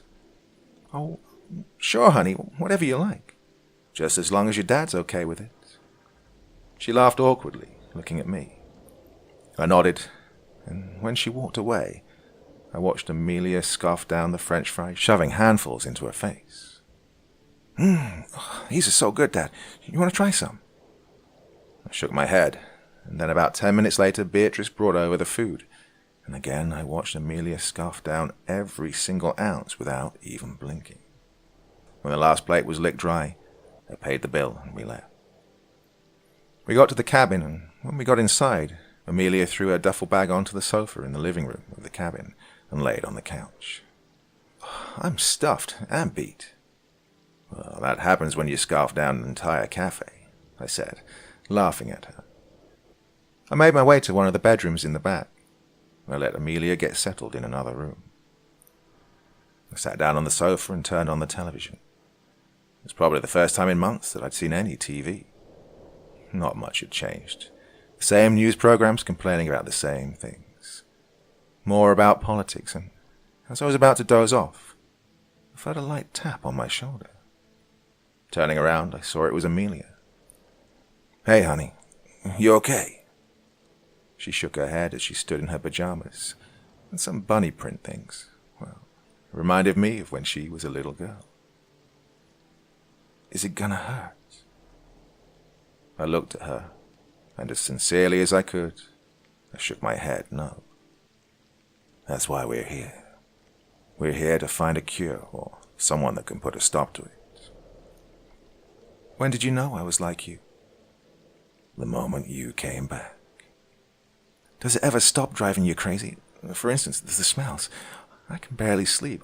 I can smell every animal carcass hanging on the walls in this creepy old cabin." "Yeah, it'll take some getting used to." "I get why you left, but why couldn't you just talk to us?" "Jamie was there that night. He saw everything. He knows everything." Amelia looked struck down. "Why does he always get all your attention?" "He doesn't. He just happened to be there." "He has these terrible nightmares sometimes. Mom started sleeping in his room. I think I can see why." "I'm going to try and find a way to fix this," I said, looking at her face, which looked mature beyond her years, as opposed to the bunny PJs which were proof of her actual age. "Paul is going to love this." "I thought I asked you to stop seeing that boy." "He isn't like what you think, Dad. Paul's a great guy once you get to know him. Well, after you left, he came by every day to check up on me. He even started helping with stuff with Jamie. He'd pick him up after school for Mom." "Not on that motorcycle." "No, Dad. He had his dad's car. I do love the motorcycle, though." She grinned. I eyed her very thoughtfully. They can be dangerous." "Everything can be dangerous," she laughed. "I haven't ridden on his bike, but I love that look on your face. Serves you right for leaving us for the last 6 months." "Time for bed," I said, shaking my head. "Night, Dad," she said, and kissed my cheek, still giggling. Next morning, Christopher came by, and we set out on foot to begin the 2-hour hike to his sister's home. The walk was long but uneventful. We finally reached a rather dark part of the forest that seemed to harbor things you couldn't explain. It was like eyes were watching us at every turn. I got an uneasy feeling the closer we got to Christopher's sister's home. I kept hearing things in the woods, and I looked at Christopher, who knew what I was thinking. He nodded, acknowledging my fears. "I hear it too," he said. Something was following us, and I wasn't sure what, but I didn't want to think about who or what it might be. The woods cast a shadow over us, and it seemed to get darker the further along we went. Deeper and deeper the forest seemed to go. The strangest thing was that there didn't seem to be any sign of life anywhere. Amelia didn't seem to mind the hiking, and didn't protest once about not getting reception on her phone. That changed when we got to Christopher's sister's home. Neither Amelia nor I wanted to go anywhere near that woman's house, but onward we braved, towards the clearing where her cottage was. Upon first entering the little clearing, we saw a stone cottage, but unlike one of those fairy tale cottages you read about in fantasy novels, this one had a slightly sinister outside. There was broken fencing around it, and it had a black door that looked in need of repair.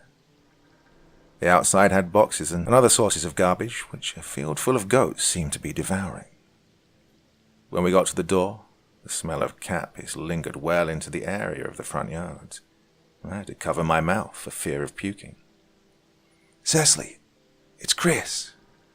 He knocked twice for good measure. There was no answer, and we stood there for around 10 minutes or so, and Christopher knocked on the windows, and we looked in the barn, which also looked like it needed repair. It tilted slightly, and when the wind blew, it nearly toppled over.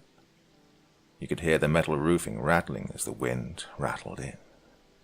"Shut up, you vermin," yelled an older woman's voice as it seemed to be coming closer to the front door. When she opened the door, she squinted, looking at Christopher and then at me, and completely disregarding Amelia. "Cecily," Christopher said, hugging the old woman tightly. "Stop all that," she said, smiling big as she showed she was missing several of her front teeth. She had grey hair in a clip on top of her head, and she wore a black silk nightgown which she held a shawl over.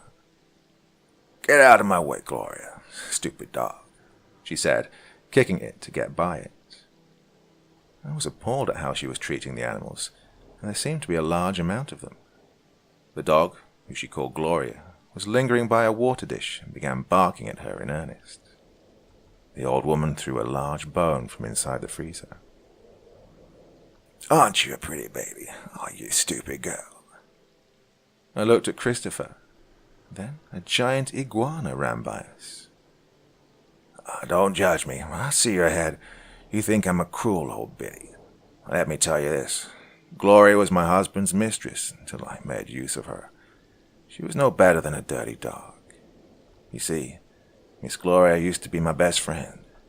Isn't that right, you old bitch, you?"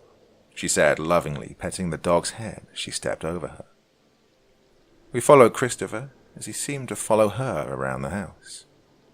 "This is Peter," she said, pointing to the iguana as it ran past us. "He used to be my gardener until I caught him stealing from me. So he stays here with the rest. My menagerie of assholes." She laughed. "Some of them are in the freezer." I looked at Amelia, and then we both looked at Christopher. He seemed to look apologetically at us and change the subject with his sister. "These are the two people we spoke about on the phone, sis." She grabbed a can of Pringles and popped the lid, shoving a handful of them in her mouth. "Want any?" She held out the can of chips to us. We all shook our head no. Cecily shoveled more of them in her mouth and mumbled, "Good, more for me." "Sis, we need to do something to help these nice people. They didn't sign the book of the law. They didn't get that option. Snake made them." "Ah, dirty bastard." She looked at me and then shook her head. "He is our brother. Different fathers. He uses his gifts for evil. Purest I ever knew." She shook her head solemnly before turning back around to us. "I can help you," she said, walking away. "Christopher, you bring it?" she asked, throwing off her shawl and then walking into a small room that led off to the back of her tiny house. Once inside the room, everything seemed to change, and she relaxed. Christopher walked over with a small rectangle box and handed it over to her.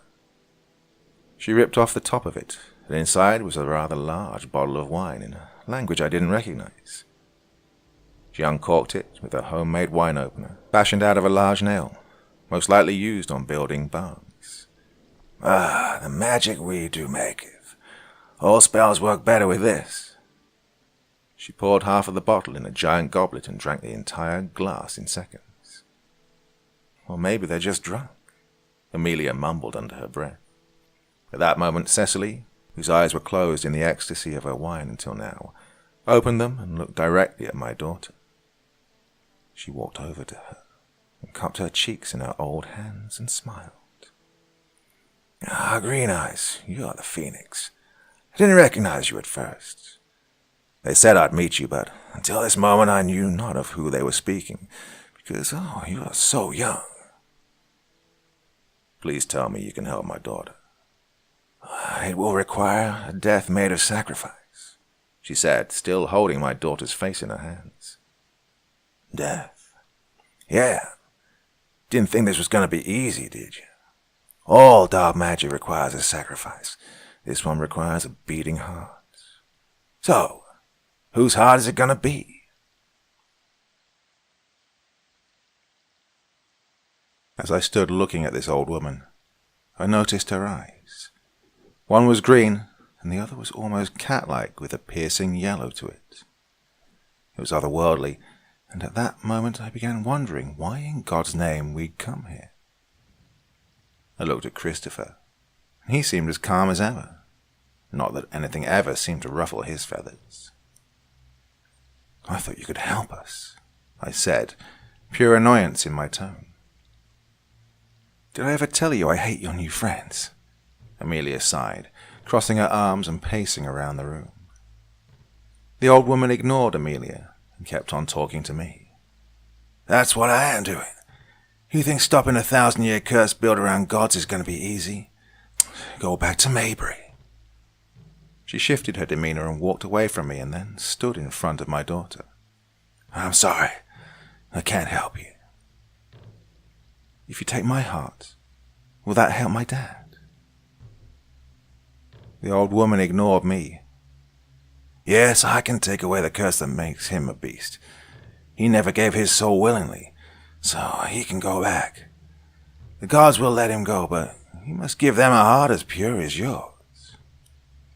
Amelia nodded and looked down at the ground, as if in deep thought. "I'm willing to, for my family." "No," I yelled. "If you must take anyone's heart, you'll take mine. My family's already used to living without me, and Amelia has too much life left in her." "Then it is done," the witch said, picking up a small bag and heading towards the back of the house, motioning for us to follow her. Before we could even take in what was going to happen, Cecily had begun the ritual. She had a small brown bag, and in it red salt. She poured the red salt in a large circle around the room, and then lit 2 black candles and 2 white. 2 before and 2 after. Salt is for making the labor of the spell more aggressive." I looked at her bewildered as to what was happening and trying to figure out a way to get out of here before it had begun. There had to be another way. She grabbed Amelia's hand and cut her palm. Amelia winced in pain, and she dragged Amelia to the center of the circle and made her sit down. She drained the bit of blood and put it onto an old cloth. She then cut Amelia's hair and then sliced her hand and added her blood to the fabric and threw it into a glass jar. I watched her add dirt and a scarab beetle. She then took agave and poured it inside as well. She made what looked like more blood and drew a circle and wrote in 2 letters, and what I realized was some sigil in blood. I walked a bit closer, but felt knees weaken. All I could do was watch. She then began to chant something in a language I'd never heard before. "Mishu, Mishu," she began to chant. I had no idea what she was saying. I did start to feel a bit odd. I was angry, and I'd had enough of Cecily's craziness. I stood to grab my daughter, and then I nearly fainted. Something she was doing was making me feel lightheaded. I stood again to grab Amelia because if anyone was getting their heart taken, it was me. This crazy old woman had stuck my daughter in her sacred circle, and I was supposed to be the one. I'd said it. Again, I stood, and yet the room seemed to shake all around me, causing me to fall over. When I looked at Amelia, She was now lying down in the circle with her eyes closed. Christopher watched me without offering any help. "O gods of the moon and gods of the stars and sun above, give this soul back to her body. Take what you need." She seemed to be yelling at the ceiling, not the sky. Again I stood, and I managed to walk over to the circle, and before I could stand inside of it, the lights in the room went out. A strong wind blew out the candles, and then something shook the cabin. I was unable to continue walking towards Amelia. There was a loud crash on top of the roof of the tiny cottage. Amelia slowly sat up. "What's going on?" she asked as she slowly stood. Cecily, the old witch, took a deep breath. "Bastards!" Who is it?" I asked, panicking more for my daughter than myself. If it were just me, I could change and protect Amelia, but someone needed to protect her now. "I can take a guess," Christopher said, making a motion with his finger to his mouth to shush us. The darkness seemed magnified by the fear that gripped even Cecily. Seeing the old witch scared now made it even worse. It had grown so dark outside before I realized it, and it must have been dusk now, as the moon was a crescent in the sky above us. I didn't see it happening, only heard the screaming that followed. Amelia was on the floor, writhing in pain, twisting back and forth until her body began to rip in two. I couldn't stop it no matter how hard I wanted to. It was too late. Amelia was changing. Her transformation was brought on quickly through intense fear. When it started, I held back my desire to shift, while Christopher transformed already and was out the door to rid the cottage of whoever was out there. I watched her crawling towards my feet while still in the grips of murderous pain. I bent down and placed my hand upon her head. "Daddy, help me, please," she groaned, until her groan turned into a low growling. I couldn't do anything except watch helplessly. I still held my hand on Amelia's head until I felt her head split in two, stretching her skull outwardly.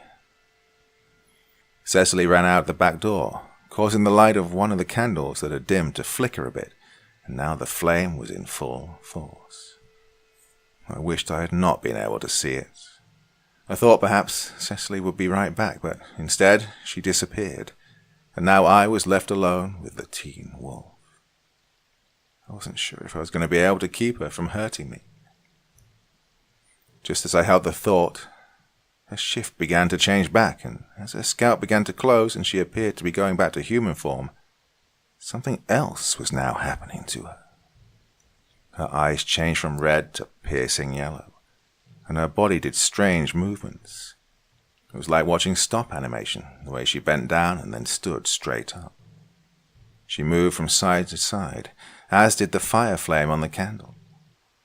It made strange shadows dance along the walls of the tiny cottage. To my fear, she jumped up on the ceiling, sticking to it like an insect. There was no sight of a dog or wolf in her. Instead, she had shifted into something else entirely. She seemed to waver in limbo between shifting and remaining human. I knew then there was a real possibility my daughter was already gone. It scared me, and I was too afraid to move from my spot as I looked up at her. Her mouth opened wide to reveal two sets of pointed, sharp teeth. Her tongue was in a point, and it was almost serpent-like.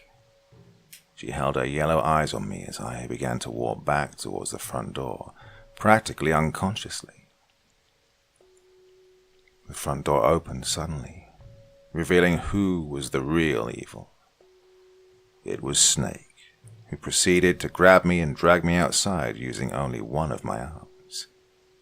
As he did, Amelia followed us, escaping out the back into the nearby woods. Then Snake had me on the ground, using his fists, hitting me one hit after another. Christopher appeared and jumped on him, wrestling him to the ground. They fought, the snake shifted into one of the most massive, red-eyed wolf creatures I had ever seen. He had razor-sharp yellow teeth, ready to sharpen bones like the finest cutlery. Then I looked around and saw them just beyond the tree line. There was a fog that had begun to appear, and red eyes surrounded me. This time I was no shrinking violet. I allowed myself to transform. It was amazing how easy it was when you had a purpose, and right now, anger fueled me. I'd had enough of this shit. I geared up for a fight, and one by one they came at me. I had no idea where I found the strength to continue, but I found it, and I slew them one by one. Snake and his henchmen were still out there, and I noticed they'd all gained up on Christopher as he ran from the woods on all fours. I ran at them as they chased my new friend. I bit at the female's leg and nearly tore it off.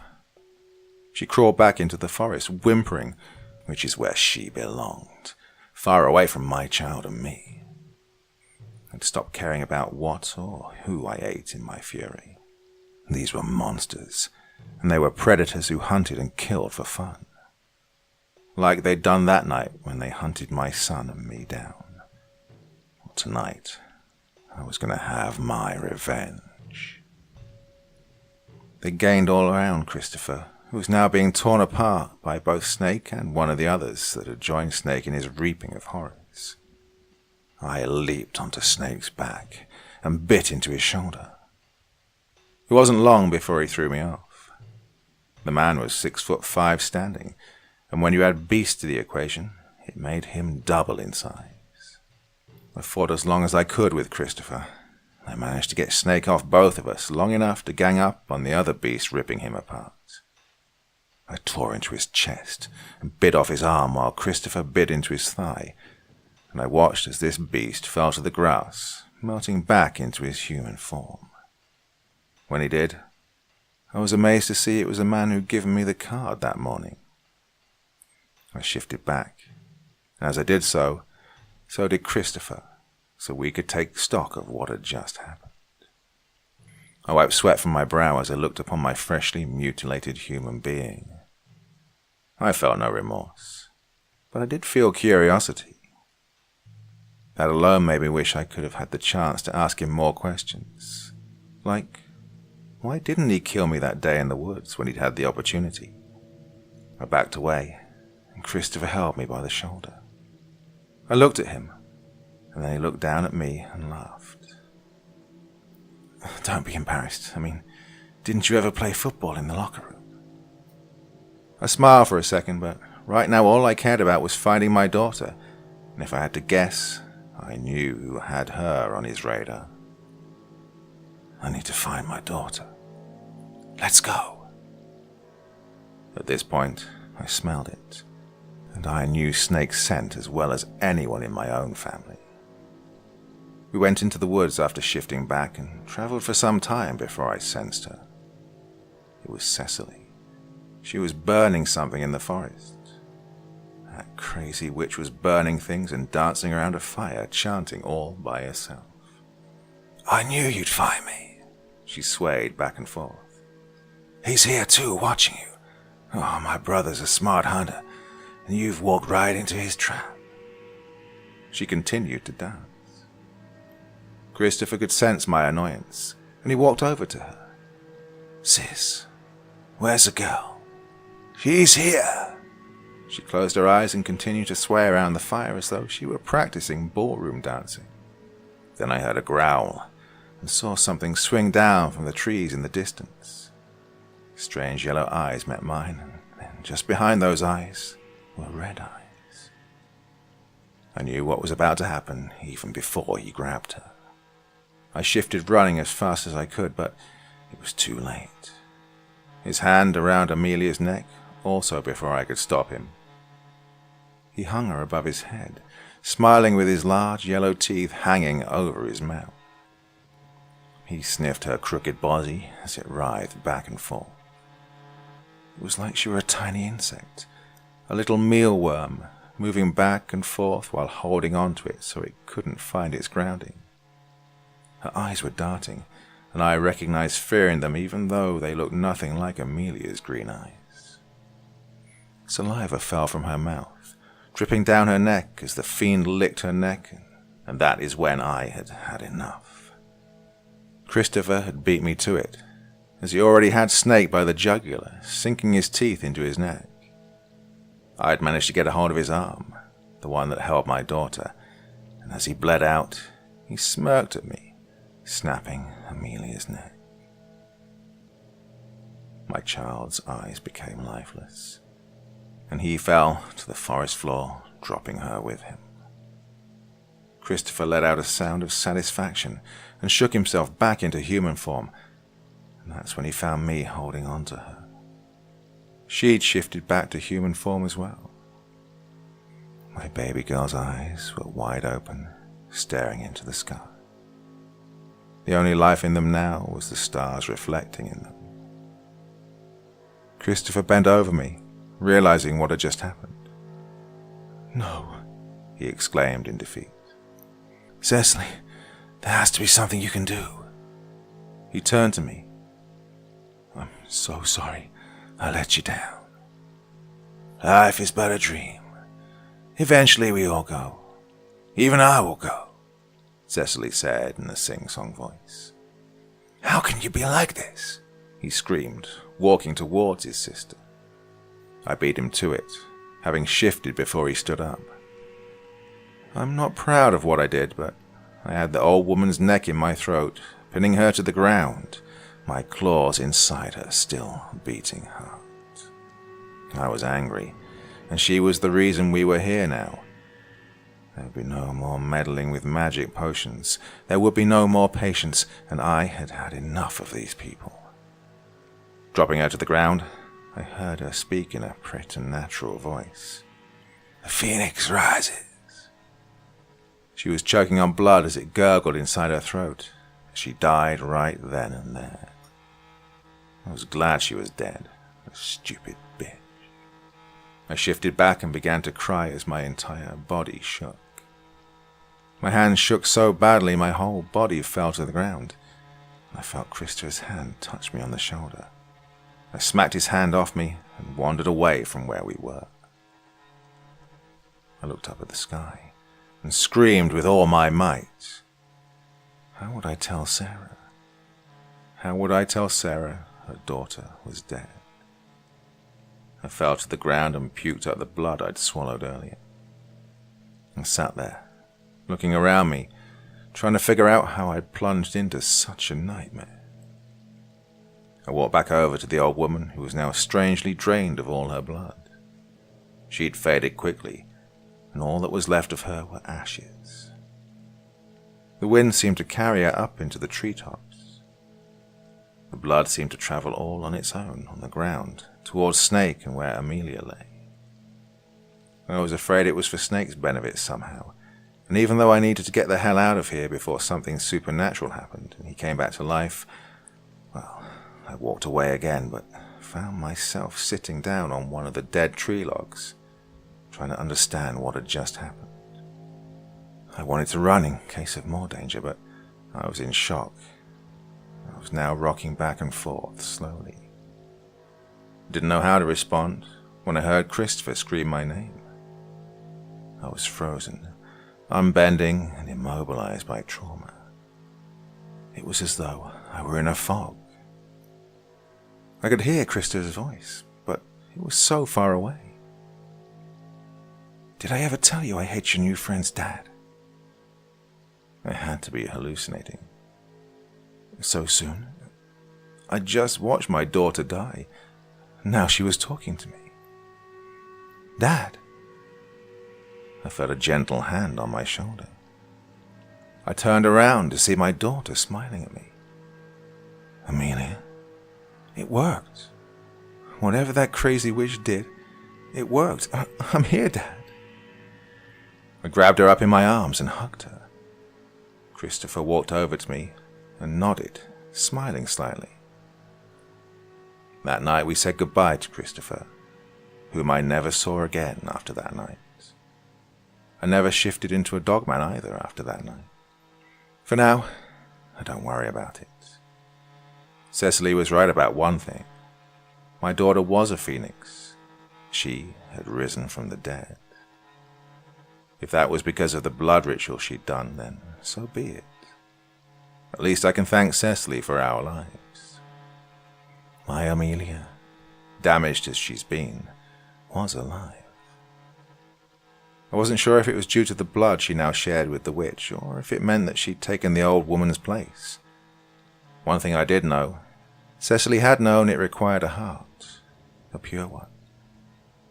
I didn't want to think about all that now.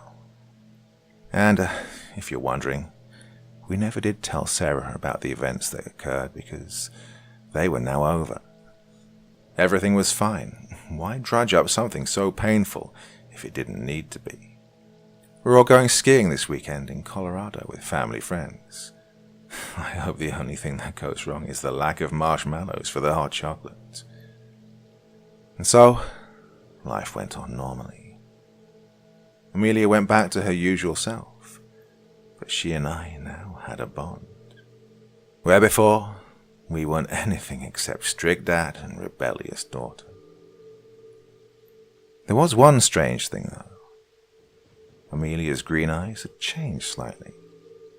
She now had one green eye, but the other one was half green and half cat-like. Very much like that old witch's eye had been.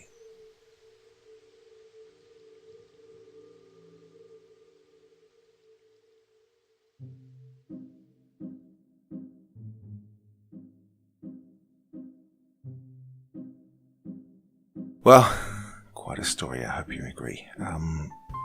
As I was kind of pouring out emotions in the introduction there, I hope you realised how special that one was to me. Brilliant story, and I'm delighted both to be a friend with Black Friday's Witch 13 and to have read her story here for you all. Well, emotions welling up inside a little bit. Not much more to say tonight, but of course I will be back again with you very, very soon, and I hope you'll all join me again. You will, won't you? Of course you will. Well, until then, very, very sweet dreams, and bye-bye.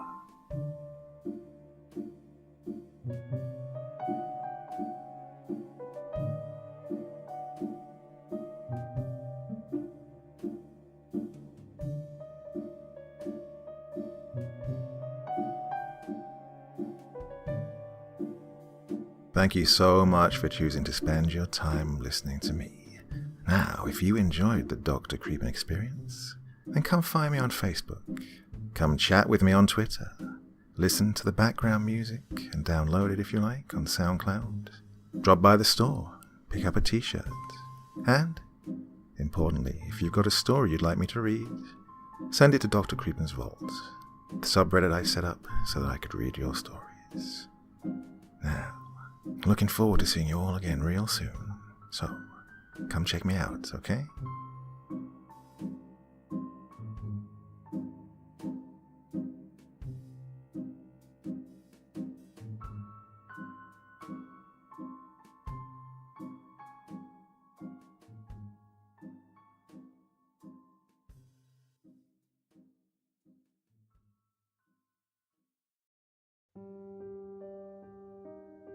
Back in October of last year, I applied for a job as a hotel bellboy, and the interview came with some peculiar rules. I'd been laid off in August, like many others, and this opening came up in passing during a conversation at a bar. I was camping on a college friend's couch at 22. We decided to meet his girlfriend to get out of the house and have a drink with her old sorority sisters. The term outdoor in 50% capacity had been stretched to its limit in Hoboken. The only real change since the pandemic was that no one could sit at the bar and they put less tables on the floor, meaning seating was cramped. That's how I met Catherine. In the commotion, my group rushed to find seats with some friends we already knew. Catherine had been talking to my friend Jill when everyone scrambled to make room for us, and she hesitated to move during the seating shuffle. When everyone was settled, my roommate had stolen Jill away to another table, and Catherine was trapped with us. Catherine was a pretty blonde girl with big brown eyes and definitely one of Jill's sorority sisters. While conversation kicked up for our group, Catherine was quiet. obviously feeling kind of awkward and excluded. I guess she only really knew Jill, so I struck up a conversation with her to be polite. Of course, there's a limited number of topics near strangers are comfortable having with each other at first. Inevitably, I asked her what she did for a living. "I work at the Magnum," she said, as if I'd know what that was. To be fair, most of my friends who'd taken up business degrees and gotten jobs as analysts of some kind answered the question the same way. My biology major didn't lend itself to company names. When I asked, she explained it was a luxury hotel in the city. "I thought hotels weren't doing so well right now," I said. "It's the type of place with clients rich enough to rent out floors for 6 weeks," Catherine explained. "We kind of don't worry about rotating traffic. Pays well, tips are pretty good too. Biggest problem is the short staff since, you know." The giant unemployment elephant in the room all of us young workers refused to acknowledge hovered wordlessly between us. I spent the rest of the night talking to her about hockey, latching onto the fact that she was a Devils fan. I didn't really get desperate enough to consider hotel service until a month later when my already pathetic savings had dwindled to almost nothing and none of my other prospects had panned out in my field. I was staring down my last can of tuna, and though Brian hadn't asked, I knew I should be paying rent or moving out by now. I wasn't going to move in with my asshole dad, and my mom just sold her house to pay for her own hospital expenses. Money, any money, would do. I decided to take a chance and text Catherine, hoping she wouldn't be offended that this was the first time I was reaching out to her since we met. I got an automatic message back that I was texting a landline. I half assumed then that she gave me a fake number, one off from her cell or something. Part of me found that amusing. I called it, half expecting an automatic machine to tell me I'd connect to the moon in the rejection system. This would be a funny little anecdote to tell Jill if that was the case, and maybe a little concerning for my social skills. But no, 2 rings in, Catherine picked up. "Hello?" "Oh, hi," I said, stilted, shocked she was actually on the other side. "Catherine. This is Catherine, right?" Right about then, I realized I didn't remember her last name. From the bar the other night for Jill Delaney's sorority sister reunion. It's Jessie, by the way. Smooth as sandpaper. "Yes, I remember. You alright over there, Jessie?" "Yeah, I just didn't expect you to answer a landline." "Right," she said sheepishly. "I forgot that. They don't really let us use cell phones here, so I kind of fell into the habit of giving out people my work phone. Sorry. You can call me Kat, by the way." "Kat. Okay. You're working. I can call back, or you can call me back, or..." I heard myself making a bigger deal out of a simple question than it should be. "I had a question about your job, if you were still hiring. I mean the Magnum, like if it was still hiring." I was listening to myself nervously rattle off nonsense, wondering why I wasn't dropping dead from mortification yet. Somehow, after that mess, Catherine didn't immediately hang up. She even told me she'd asked the manager about potential openings. I didn't hear anything for 2 days after that and had almost forgotten about it, when my friend Brian dropped a manila envelope on my lap. It was addressed to me, though I usually had my mail forwarded to my mom's in South Jersey. But there it was. When I opened it, there was a little introductory letter to me in type and textured paper. "Dear Jessie Fawkes, your interest in joining the Magnum's hospitable team. We have been referred your information and believe that it may fit the goals of our hotel. We would like to extend an invitation to conduct a formal interview and further discuss your skills and qualifications in relation to further opportunities. Please arrive at the following address at no later than 10 a.m. sharp on Saturday, 10/10/2020. Before your interview, please be sure to study the following rules before arriving and to come prepared. Number 1. If you arrive by car, you may park on the east lot in any blue space. Do not park in the white or reserved spaces. These are for guests. Number 2, you will enter through the eastern entrance. An eagle in the bronze filigree on the door is the correct entrance should you not notice any signs. Number 3, if the door is open, walk in and proceed to step 3A. Number 4, if the door is closed, walk around to the south side entrance marked with a decorative woman and proceed to step 3B. Number 5, please bring a printed copy of your resume. A, if you have arrived through the situation described in 2A, hotel staff will be there to greet you.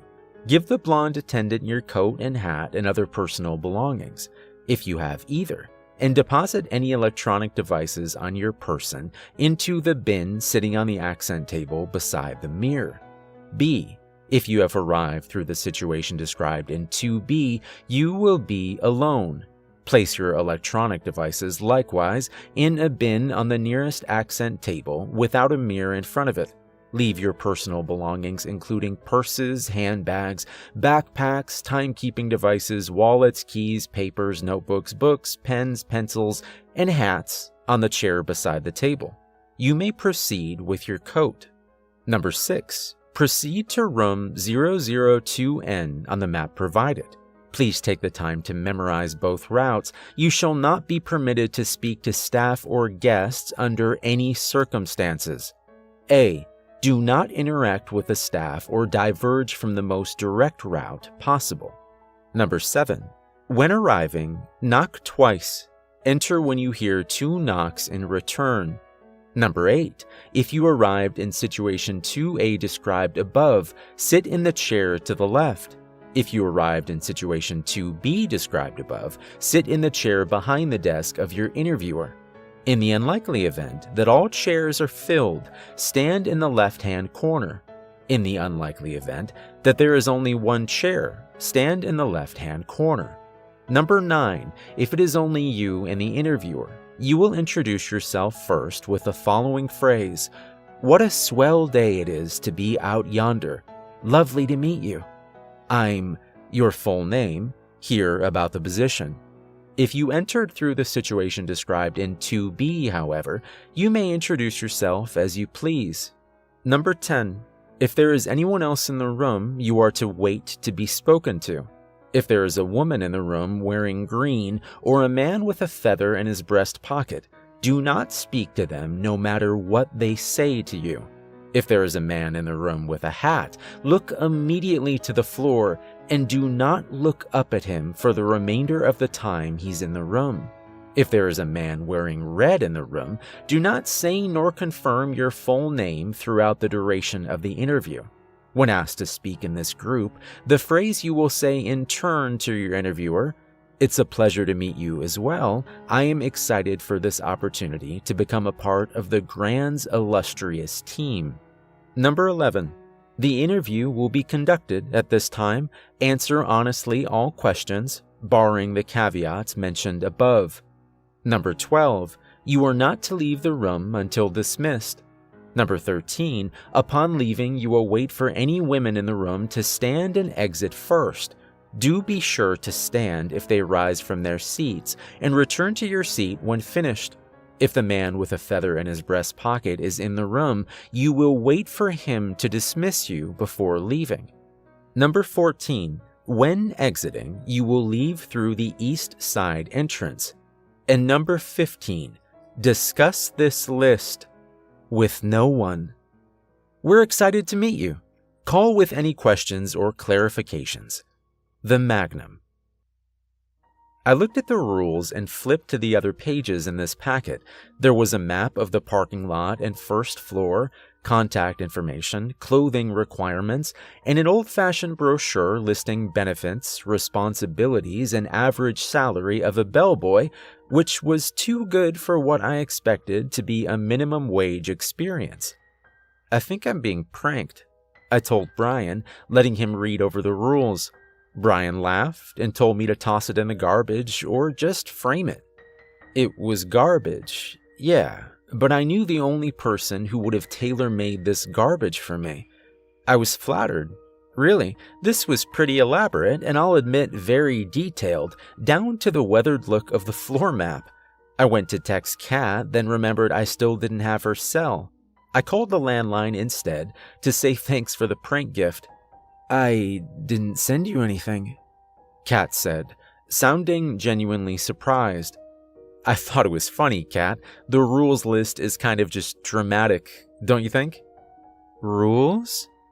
Kat sounded confused over the phone, and then laughed.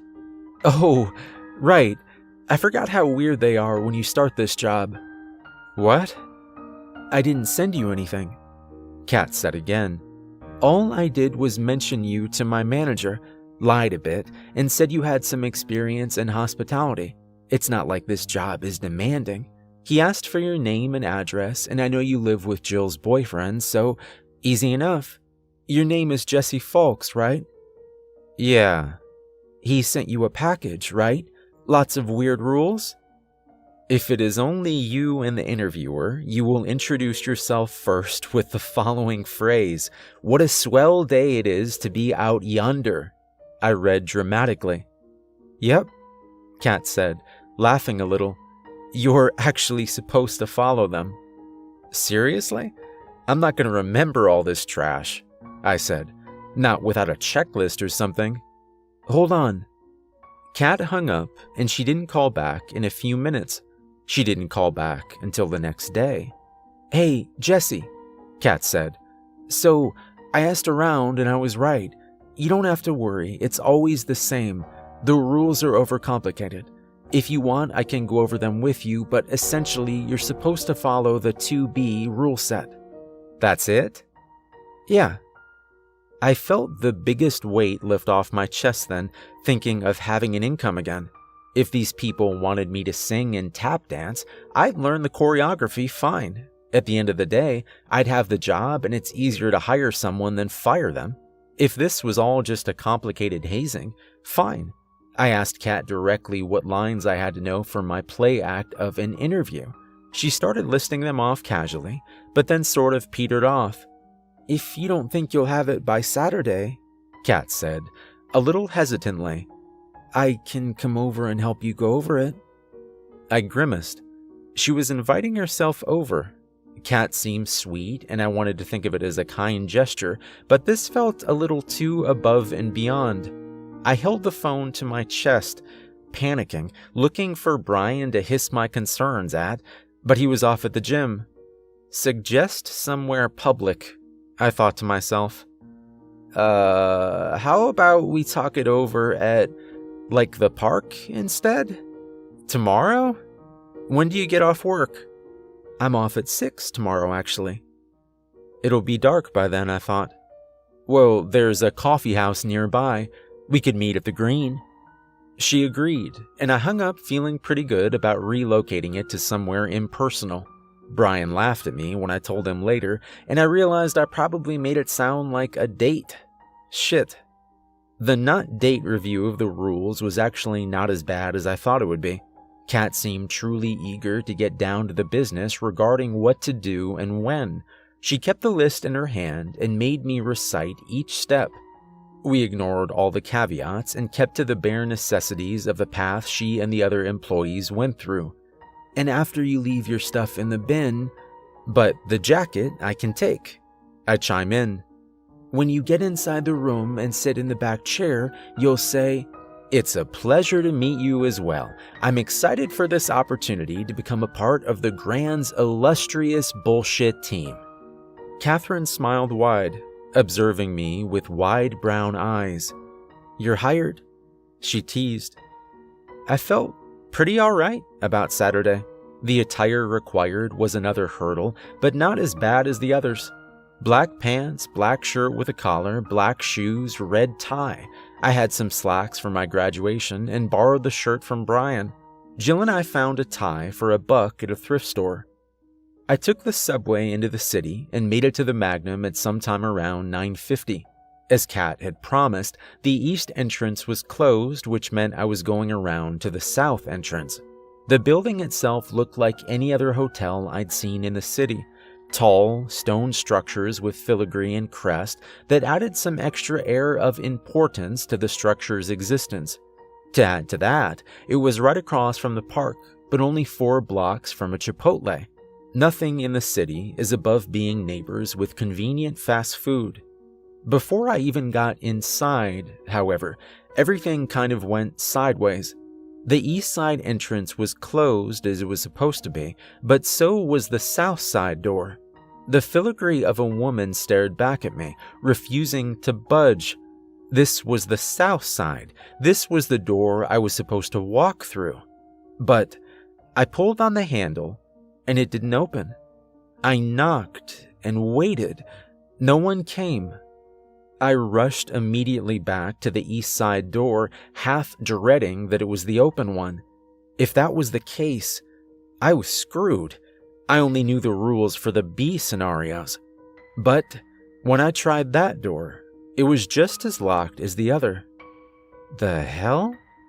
I walked around the street looking for another entrance, but couldn't find one. It was soon 10:05, and I was wondering if something had gone wrong. So I did the only thing I could think of. I called Kat. She answered quickly enough. "What do you mean the door's closed?" Kat snapped. "It's Saturday, isn't it?" "Yeah, it is. You're supposed to be here. I saw it on Robert's schedule. Hold on, I'm coming down. Just go to the east side of the building and walk past the door into the alley. There's an employee entrance there. I can let you in. Just wait there." She hung up on me, and I practically sprinted back around the wide building. The alley she was talking about was the odd backing to an otherwise opulent building. The walls were flat, the dumpsters crowding both sides and half open, reeking with garbage.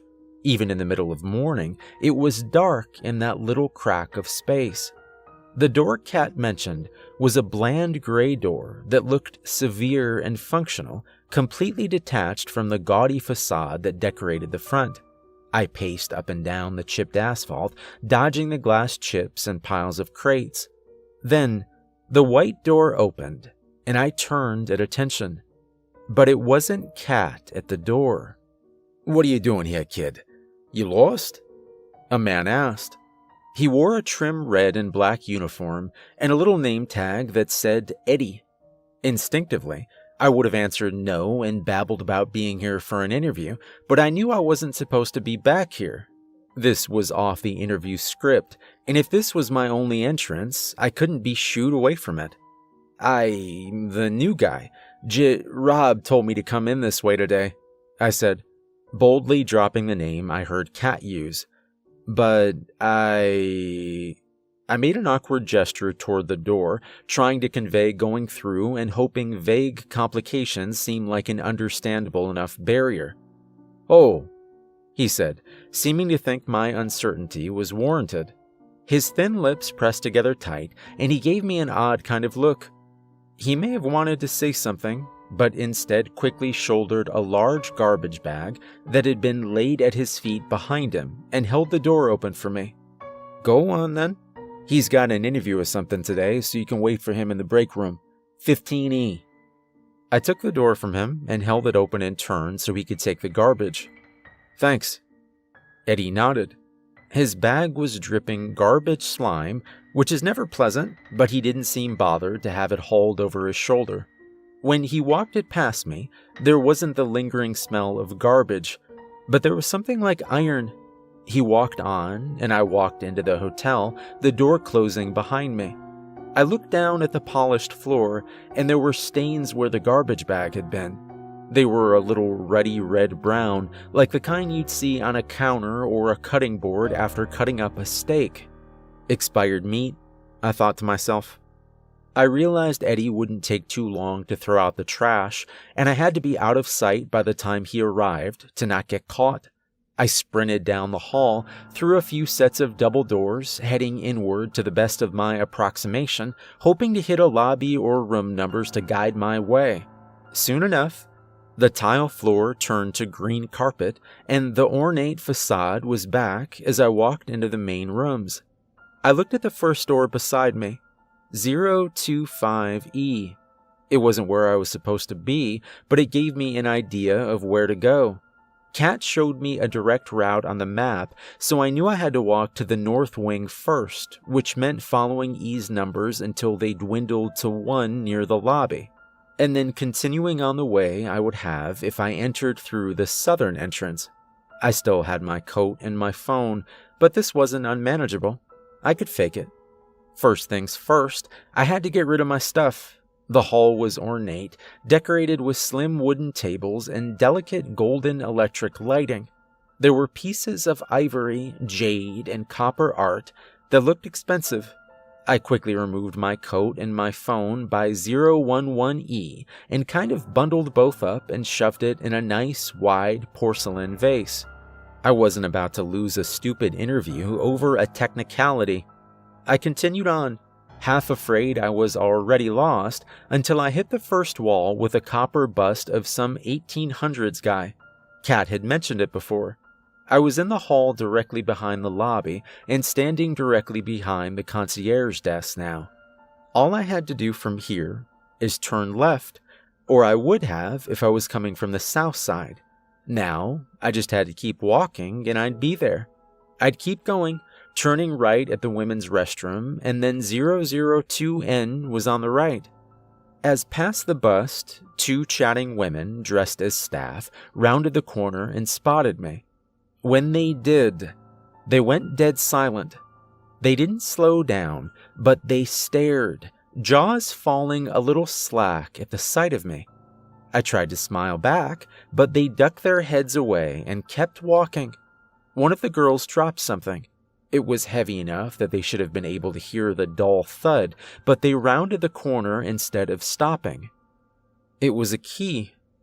I picked it up and it was clearly an old-fashioned room key, not a card for an electric door, but a heavy brass key with a little tag that said 001.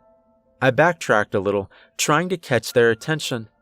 They huddled closer together, walking arm in arm, whispering and giggling to one another. One threw her head back to sneak a glance at the empty hall and looked genuinely surprised to see me. I held the key up, showing her wordlessly what she left. She nodded and tossed her head to the side, as if saying, "Get going." But she raised her hand to her lips and turned her back to me, breaking into a run arm in arm with her friend. I turned the key over in my hands. This was the part of the hall I was supposed to walk into. The instructions said I wasn't supposed to talk to staff. Maybe she knew that. Maybe she was one of Kat's friends and was helping me out. Should I have left the key on the ground? Was this a part of this weird hazing? I half debated just leaving it on the floor, but it was in my hand anyway. I'd turn it into the guy at my interview and tell him what happened. Maybe that was the point of it.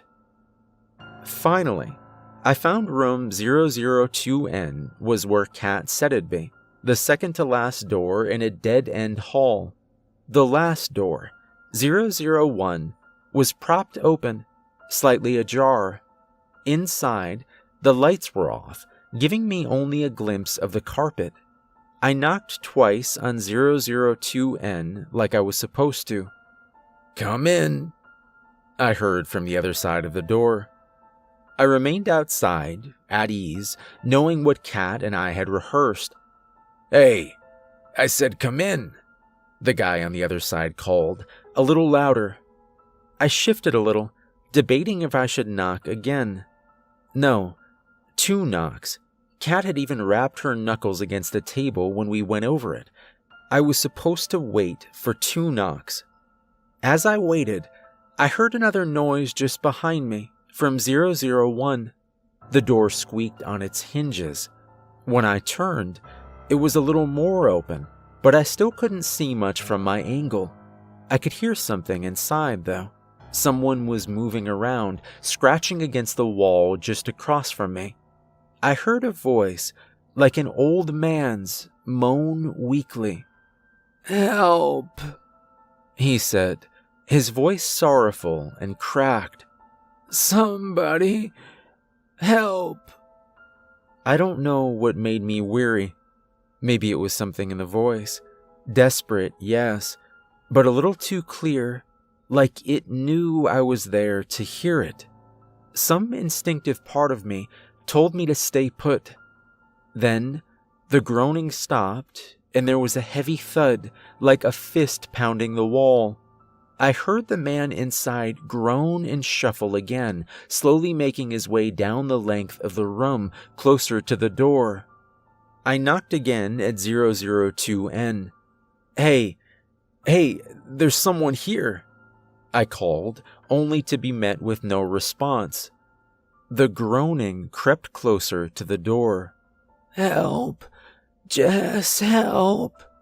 I rushed to door 001, grabbed the handle, and slammed it shut. I didn't look inside, but I caught a waft of the smell. The pungent stench of a sewer on a rainy day came to mind, like something had died and rotted inside. Then, a hand reached out and grabbed my wrist and tugged. I was thrown back against the opposite side of the hall, and there was Kat, pulling the door closed. Room 001 shook as the thing on the opposite side threw its full weight against the door. Kat turned and looked at me, holding her hand out. "The key," she hissed. "The key." My hands were shaking as I fished into my pocket for the brass key. I hardly had it out of my pocket when Kat snatched it away and locked the door. Another powerful bang sent her stumbling back to the opposite side of the hall. It was then I heard two calm, controlled knocks behind me. I nearly jumped back to the other side before suddenly remembering this was 002N and I was waiting on them. I looked to Kat, who paused midway through fixing her blouse. Kat pulled me onto my feet and fixed my tie. "Don't worry about that," Kat whispered hastily. "Tell them you locked the door with no one's help. I wasn't here. Go." I practically threw the door open and sprinted in. 3 members of the hotel staff sat inside, all very composed and evidently confused by my heavy breathing and my no doubt priceless expression. "What's the matter, love? You look absolutely shaken," the woman behind the desk asked. I immediately shut my mouth, taking in exactly who was in the room and where. There were 3 people, like Kat had warned me, but they weren't. They were more distracting than I expected. Kat told me to expect to see a man in a red vest, and I did since I'd stumbled into his chair. What I didn't expect was for him to be badly burned. A nasty pinkish scar ran up his neck, shriveling his chin, his ear, and his nostrils. One eye was permanently shut, and the other was crooked. The other was a woman who stood in the corner. She loomed over the chair next to the man in red, her sunken eyes fixed intensely on me. There's no other word to describe her other than intense. I felt like I was under scrutiny for how I moved and how loud my steps were as I passed her. She was very tall, so tall she had developed a hunch from years of bending her neck to look down at people. She said nothing to me, but her head turned, tracking me as I went. The last was the woman in green I wasn't supposed to speak to. She was sharply dressed and quite pretty, but was also the one sitting behind the desk where I expected my interviewer to be. I wasn't supposed to speak to her, wasn't I? That was the whole point Kat had drilled into my head. The one I wasn't supposed to worry about was the looming woman who twitched when I took my seat in the chair behind the desk. "Can I get you a glass of water, love?" the woman in green asked sweetly. "You're our 10 o'clock, aren't you? Jesse Fawkes?" "He's skinny," the tall one said, buggy eyes still set on me. Her pale tongue darted out to lick her lips. "Behave, Lori," the man told the tall woman. "Jesse, this is Lori Bellaford, honorary front office manager," he said, nodding to the tall woman. He then gestured to the woman in green. "Frederica Sardi, the general manager of this hotel, and I'm Robert Strauss, chief concierge and hiring manager. You can tell us a little about yourself." It's a pleasure to meet you as well. I'm excited for this opportunity to become a part of the Grand's. I couldn't remember the stupid word used between this part. "Illustrious team," Frederica supplied. Close enough, I'd say. The three of them chuckled a little. I looked at Robert. There's something in room 1 that... Robert held up a hand. "We'll get to that." "Okay. Did you have any trouble finding the entrance?" Robert asked. No. Someone walked out when I walked in." "At which entrance?" "The east one." "Strange. I was sure both were locked," Robert said, looking dead on at me. He arched a brow, waiting for my input. When I provided none, he continued, "Why'd you lie?" I didn't have any trouble finding the entrance." "Do you know what was in the bag?" Lori asked, her voice pitched high and eager. "What bag?" Robert asked, looking confused. "The bag Eddie had," Lori said. I shook my head, too terrified by her gaze to really reply to her. Robert arched a brow. "You saw Eddie, the janitor?" "For a second," I said hesitantly. Robert and Frederica shared a look, but Frederica smiled. "It is an east side entrance." Robert cleared his throat and moved on. "Then you saw 2 girls drop a key to room 1. Why'd you keep it?" I wasn't going to keep it. I was going to give it to them when I came in, but then... "Room 1, the woman in green supplied." I almost answered in the affirmative, and then stopped myself. She smiled wide, amused to nearly catch me. "What'd you do?" Robert asked. I closed the door and locked it." "That's it?" "Yeah." "Why didn't you go into the room to see who was calling?" he asked. "I had a bad feeling." "And you weren't tempted to look, walk in, just see?" Robert asked. "That was a test, wasn't it?" I asked. "Are people supposed to look?" "If they don't want to be here," Lori said, with that wrinkled, overeager grin. "Does she upset you?" Frederica asked me suddenly, with a wicked grin. As she did, Lori's wrinkled face curled into a frown, and her eyes were still menacing, facing me. I wanted to protest, but I'm not supposed to speak to her. I started weighing how much I cared about the rules in a place already as twisted as this. "She does, doesn't she?" Frederica taunted. "Hear that, Lori? He thinks you're disgusting." Lori stomped forward and suddenly was looming over me, and I had nowhere to go but the back of my chair as buggy eyes glared further and further down into me. Then Robert cleared his throat. "That'll be enough, thank you." Lori and Frederica stood, and I stood as well as they both made their exits. I looked to Robert then. "What kind of place is this?" "One that requires discretion, a good sense of memorization, and improvisation. I think you'll be a good fit here," Robert said, standing and walking over to the desk. He unlocked a cabinet drawer and pulled out some papers. He then drew a handkerchief and reached up, pulling up a piece of the skin at the top of his forehead.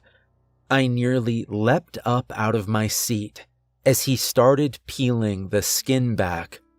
"Holy..." Robert kept pulling until half his face was removed, but there was no fleshy muscle beneath, just a regular half of a face. It was makeup. Burn makeup.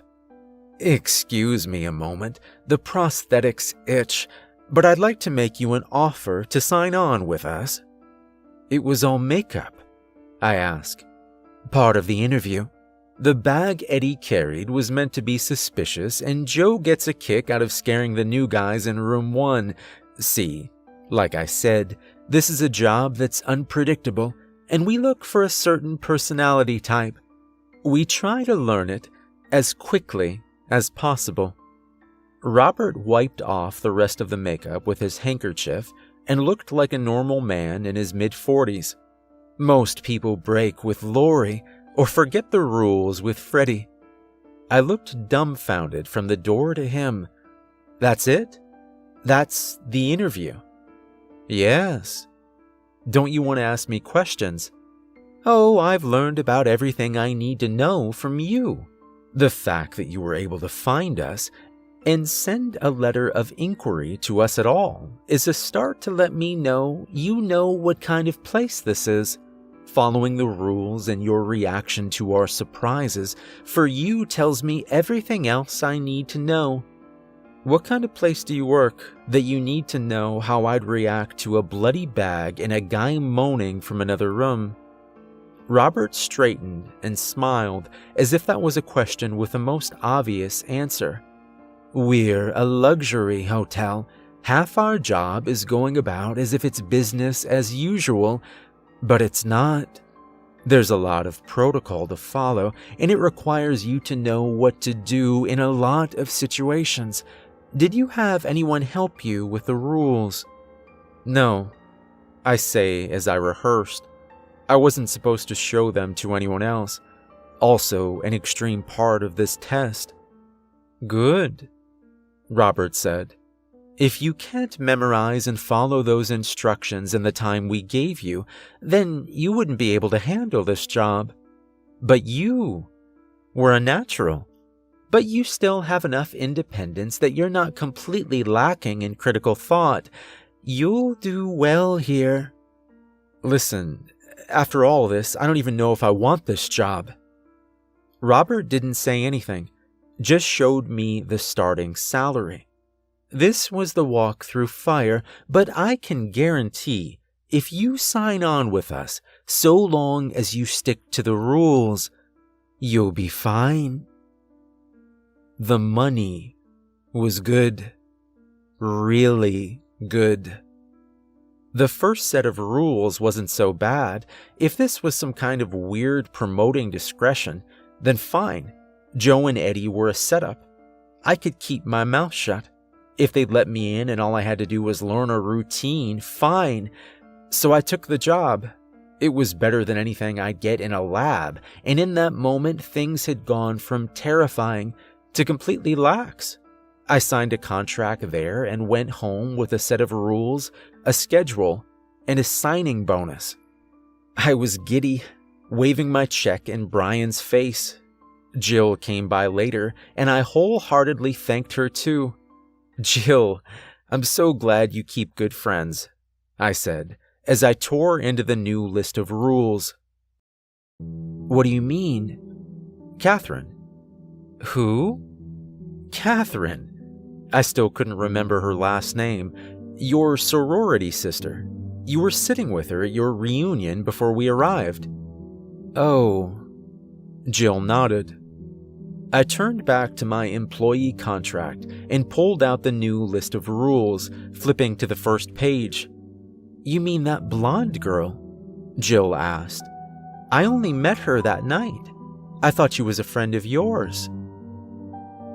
Rule number 1. Never speak to Catherine. Never give her your name. Well, shit.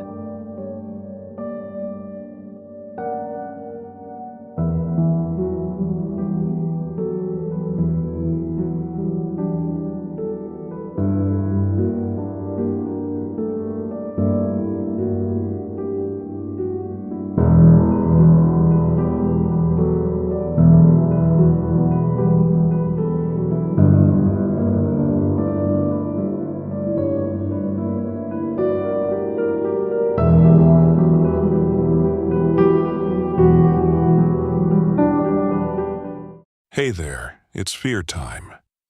Welcome to our dark corner of the internet, where shadows whisper secrets and the night holds untold terrors.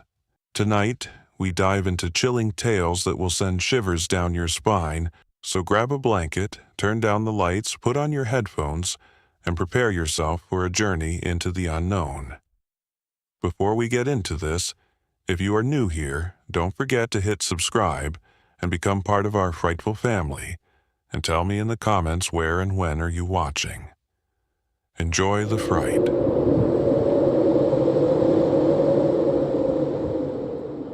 There's something about the wilderness that has always drawn me in. The isolation, the silence, the escape from the pressures of everyday life. I've spent countless weekends hiking and camping, far from the noise of the city, tucked away in nature where it's just me, the trees, and the occasional call of wildlife. I'd grown accustomed to the solitude, relishing the stillness and the freedom. So when I found a listing for an old remote cabin nestled deep in the Appalachian Mountains, it seemed perfect for my next trip. No neighbors, no trails nearby, just pure isolation. I arrived early on a Friday afternoon. The drive itself was long and winding, the kind where your phone loses signal and the road feels like it's disappearing into the forest. Exactly the kind of place I was looking for. I parked at the end of a narrow, overgrown dirt road, then hiked the remaining mile or so to the cabin. The air was crisp, the sky clear, a perfect day to be out in the wilderness. As I hiked, I felt that familiar thrill of being totally alone, cut off from the world. The cabin was exactly as described, rustic, simple, and completely isolated. It sat in a small clearing, surrounded by dense woods on all sides. The structure itself looked weathered, like it had been standing there for decades without much attention. The roof sagged a little, and the windows were grimy, but it was solid enough for a couple of nights. The door creaked loudly when I opened it, revealing a single room with a small kitchen area, a fireplace, and a bed pushed up against the far wall. Dust coated every surface, but I wasn't expecting luxury. It was exactly what I wanted. Solitude. I unpacked my gear, lit a fire in the old stone fireplace, and settled in. I had the whole weekend ahead of me. No obligations, no people, just me in the woods. After a quick meal, I decided to take a short hike to familiarize myself with the area. There weren't any marked trails around, but the forest floor was easy to navigate, the underbrush sparse in most places. The trees were tall, their branches thick and intertwining, casting long shadows across the forest floor. It was peaceful, the kind of quiet where the only sound is your own footsteps. As I walked, I began to notice something strange. The forest felt different. It wasn't like the other places I'd hiked before. It was hard to put into words, but there was a stillness here that felt unnatural. The kind of silence that made your skin crawl. I'd been hiking for about an hour when I realized I hadn't heard a single bird call, no rustling in the bushes, no distant animal noises. It was as if the entire forest was holding its breath. I shrugged it off, telling myself it was just my imagination. It was getting late anyway, and I didn't want to be out in the woods after dark. I made my way back to the cabin, the setting sun casting long orange shadows through the trees. By the time I got back, dusk had settled in. The cabin, now bathed in fading light, looked even more weathered than before, but it was warm, and I was glad to be inside. That night, I built up the fire and settled into the small bed with a book, but the unease from earlier hadn't quite left me. Every now and then, I thought I heard something outside, just a faint rustle, the crack of a branch. But every time I looked out the window, there was nothing. The forest, as always, was still. It was around midnight when I woke to a sound that pulled me from sleep instantly. A long, slow scrape, like something was dragging its claws across the wooden door. I shot up, my heart pounding in my chest. For a moment, I sat there, frozen, listening. The sound came again, slower this time, deliberate. Something was out there. I grabbed my flashlight and cautiously moved to the window, my pulse racing. I shined the beam outside, sweeping it across the clearing. The trees stood tall, their branches swaying slightly in the wind. I couldn't see anything unusual at first, just the dense woods surrounding the cabin. But then, just at the edge of the tree line, I saw something shift, something pale. I couldn't make it out clearly, but it wasn't an animal. It was too tall, too still. Whatever it was, it stood just out of the light's reach, unmoving, watching the cabin. My breath caught in my throat as I tried to focus, tried to make sense of what I was seeing. But the more I stared, the less sense it made. Its form was wrong, unnatural. It stood on two legs, hunched, with long, spindly limbs. But I couldn't make out its face, its features hidden in shadow. And then, just as suddenly as it had appeared, it was gone. 1 second it was there, the next, nothing. Just the dark, silent woods. I stayed by the window for what felt like an eternity, my heart pounding, straining my eyes to catch another glimpse. But the clearing remained empty. I couldn't shake the feeling that whatever it was still out there, hidden, watching. The scratching at the door had stopped, but the sense of dread hadn't. I backed away from the window and stoked the fire, trying to convince myself it was just a trick of the light, that my mind was playing games with me.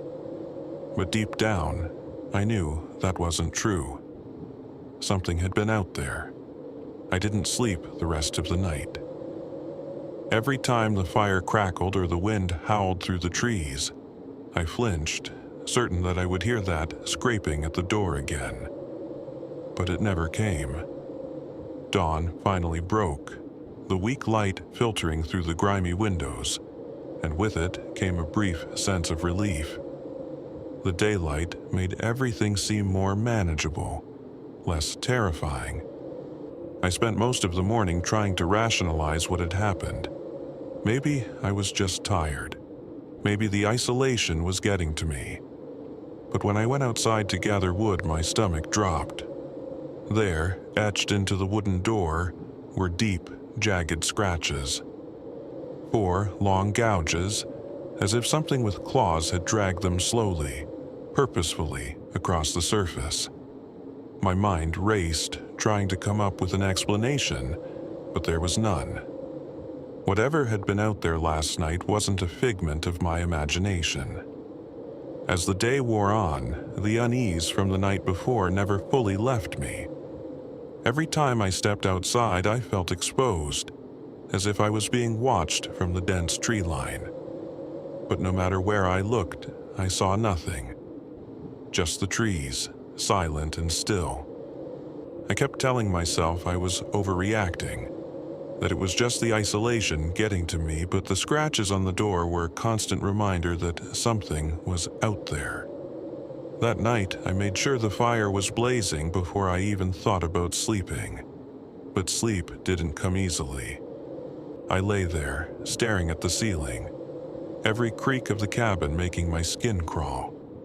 Hours passed, and just as I began to drift off, I heard it again. The scraping. This time, it was louder, more forceful. Something was at the door, trying to get in. My heart raced as I grabbed the flashlight, trembling, and aimed it at the window.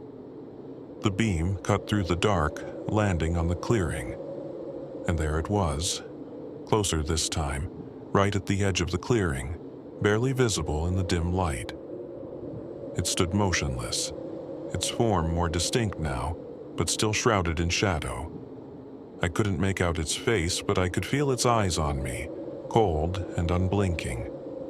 My mind screamed at me to run, but my body wouldn't move. I was paralyzed, trapped by its gaze, as the scratching grew louder, more insistent. I backed away from the window, my breath coming in shallow gasps. I had to get out of there. Whatever this thing was, it wasn't going to leave. It wasn't going to stop. I gathered my things in a rush, barely able to keep my hands from shaking. The moment the sun began to rise, I bolted from the cabin, not daring to look back. I hiked faster than I ever had in my life, not stopping until I reached my car. Even then, I couldn't shake the feeling that I was being followed. I threw my gear in the back and sped down the dirt road, my eyes constantly flicking to the rearview mirror, half expecting to see something pale and unnatural lurking behind me. I've never gone back to that cabin. I don't think I ever will. Whatever I encountered in those woods, it wasn't human, and it wasn't something I ever want to meet again. All right, let me take you through this story, but imagine I'm sitting here telling you what happened. It's personal, raw, and real. It all started about a month ago. I was jolted awake from the couch by this loud, aggressive knock at the door. And trust me, I live in the middle of nowhere, so that kind of knock was unsettling. Knock, knock, knock. Who on earth would be at my place this early in the morning? I grumbled, pulled myself up, and walked over to the door, peeking through the peephole. There's this short, middle-aged man standing there, bald spot gleaming in the dim light, smiling way too wide for comfort. Now, I'll admit, my first thought was, well, great, this isn't creepy at all, but curiosity got the better of me, so I opened the door. The guy introduces himself with a cheerful, "Hey there," just moved in across the street. Name's Tullio. "Hey," I said, forcing a smile back. "I'm Ned." And, as I said that, I noticed this small girl peeking out from behind him. "Don't be shy now," Tullio said. "Say hello to our new neighbor." The girl muttered a quiet, "Hello." But then she looked right at me with these big brown eyes and said clearly, "I'm Olivia." Now, seeing her hit me like a truck. Her brown hair and those eyes both reminded me of my wife, who had passed. My wife and I were expecting a daughter, so seeing Olivia stirred up emotions I thought I'd buried deep. I scratched the back of my head and greeted her. "It's nice to meet you, Olivia." Looking behind them, I realized something weird. Nobody had lived in that house for years. My place is out in the wilderness, miles from anything else, so for someone to move into the only other house across the road. Suspicious, right? Trying to keep things casual, I asked Tullio what brought him out to a place like this. His smile faded just a bit before he answered. "Well, city life got too much for me. I had some complications at my old job. Decided I needed to get away before my old boss tried roping me back in. And, you know, my family needed space." He pointed to a van parked out front. "Hey, come meet them." My eyebrows shot up, but curiosity dragged me along. I followed him to the back of the van, where he swung the doors open. Inside, birds, tons of them. Parrots, peacocks, beautiful, vibrant birds that seemed so out of place. Tullio looked at me with a proud grin and said, "I'm an ornithologist. These are my life's work." That explains the birds, I guess. Couldn't keep all of them back in the city? He hesitated before saying, "Yeah, something like that." One of the birds caught my eye, a lyrebird. I'd read about them in school. They mimic sounds better than anything else in the animal kingdom. Tullio noticed me staring and carefully pulled the lyrebird out of its cage. "This one's special," he said softly. "My wife's favorite. She used to say this bird was like a little piece of her. I asked about his wife, feeling that familiar pang of shared loss. Where is she now? Tullio's face darkened as he admitted, "She passed away not too long ago." He tightened his grip on the birdcage, then added something odd. "But, in a way, I think she's still close by." Just then, the lyrebird let out a soft, eerie song. "Tullio, I love you," it mimicked in a voice so human-like, so gentle it sent chills down my spine. The bird stared at us with these intelligent, almost knowing eyes. I didn't know what to say. I stammered something stupid about how lucky he was to have such a bird, a living memory in a way. But Tullio didn't seem offended. He just smiled and wiped his eyes, saying, "You're right, it's a blessing. This little one lets me see her again."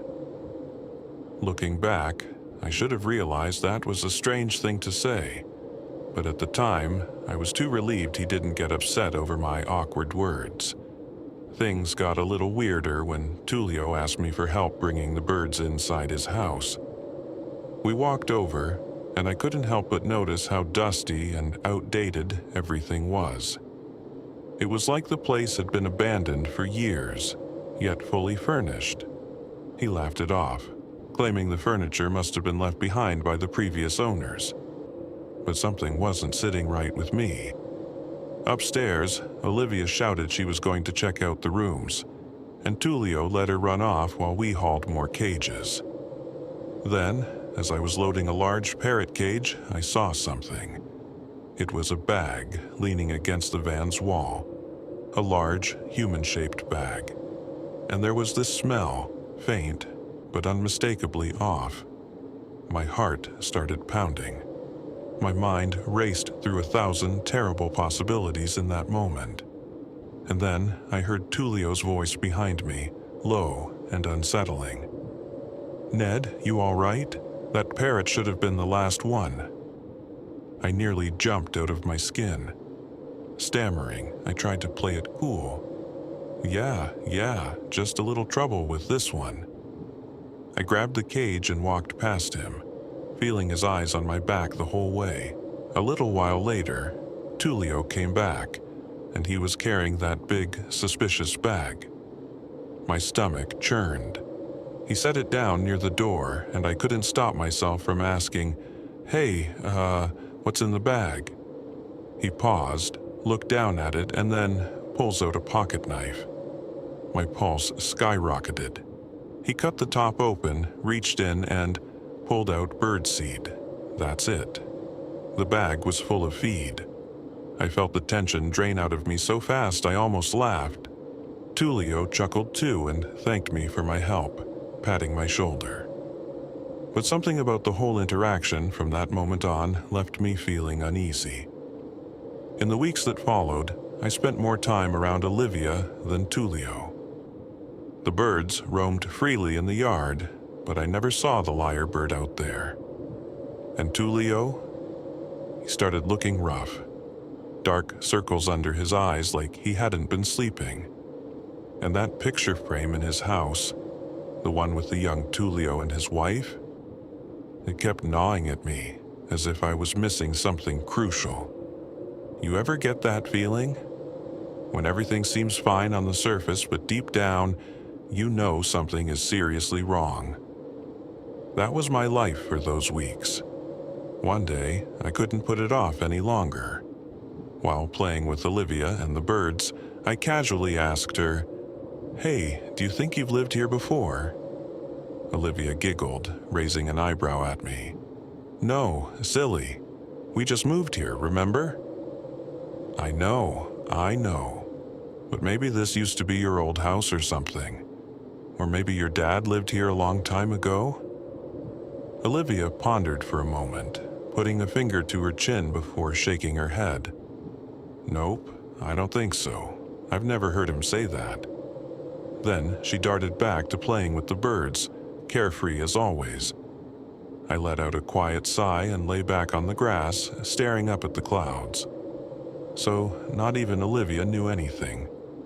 Honestly, it wasn't my business if Tullio had a past with this house, but why lie about it? And why come back now? What was he looking for? Suddenly, Olivia paused her running and turned toward me. Oh, I never had my birthday party before we moved here. Really? Why not? How old are you now? I'm 12. But before we left our old house, Dad said something about needing to see Mom again.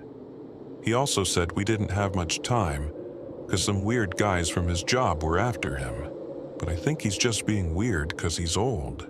She laughed, twirling around. Hey, that's your dad. Be nice. He probably had a really important job if people are still looking for him, I said, brushing off my clothes as I got up. And you know what? How about we celebrate your birthday soon? I'll set everything up. Just let your dad know. Olivia's face lit up. Really? Promise? Promise. I waved goodbye as I headed home, but the party never came. That night, I was jolted awake by frantic pounding on my front door. Grabbing the bat I kept by my bed, I ran downstairs. As I got closer, I recognized Olivia's terrified voice on the other side. I threw the door open, and there she was, tears streaming down her face. My dad, he's hurt. Please, help, she sobbed. What happened? Between gasping breaths, she stammered. He went into the room he never lets me go into, and now he's asking for help. He won't come out. Show me. We raced across the street to Tullio's house. The birds were silent, a chilling contrast to their usual chatter. Inside, I noticed something odd. The bag of bird feed Tullio had opened earlier was gone. It wasn't important, but it unsettled me. Then I heard Tullio's voice pleading, "Help me, please! He's over here!" Olivia shouted, leading me up to a door hidden behind the stairs. It was locked. "Help me! Open the door!" Tullio's voice grew desperate, and then there was a loud creak followed by silence. I slammed my body against the door again and again until it finally gave way. But as it broke open, I tumbled down a flight of stairs into darkness. "Ned, are you okay?" Olivia called down. "I'm fine. Stay there," I shouted back. But something was wrong. Blood stained the stairs, fresh, warm, but it wasn't mine. Tullio must have been hurt badly. "Tullio!" I called into the darkness. No response. I followed the trail of blood through the wide, cavernous basement, trying to ignore the strange symbols etched into the walls. The smell of rot grew stronger with each step. Then I heard it, a sickening crunching sound. When I reached the end of the trail, I froze.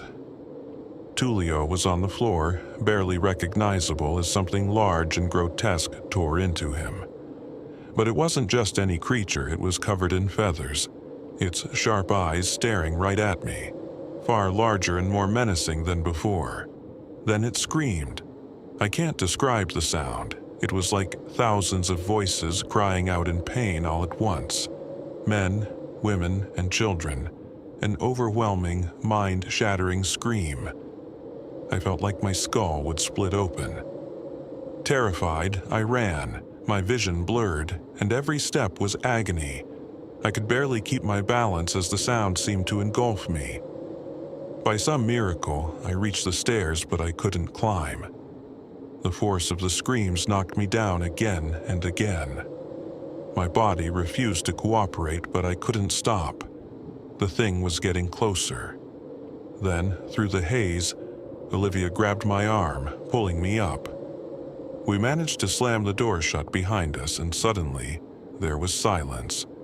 But the relief was short-lived. A loud crash came from behind the door, and the birds outside began screeching. Without a second thought, we bolted for the front door. "Mommy?" Olivia whispered.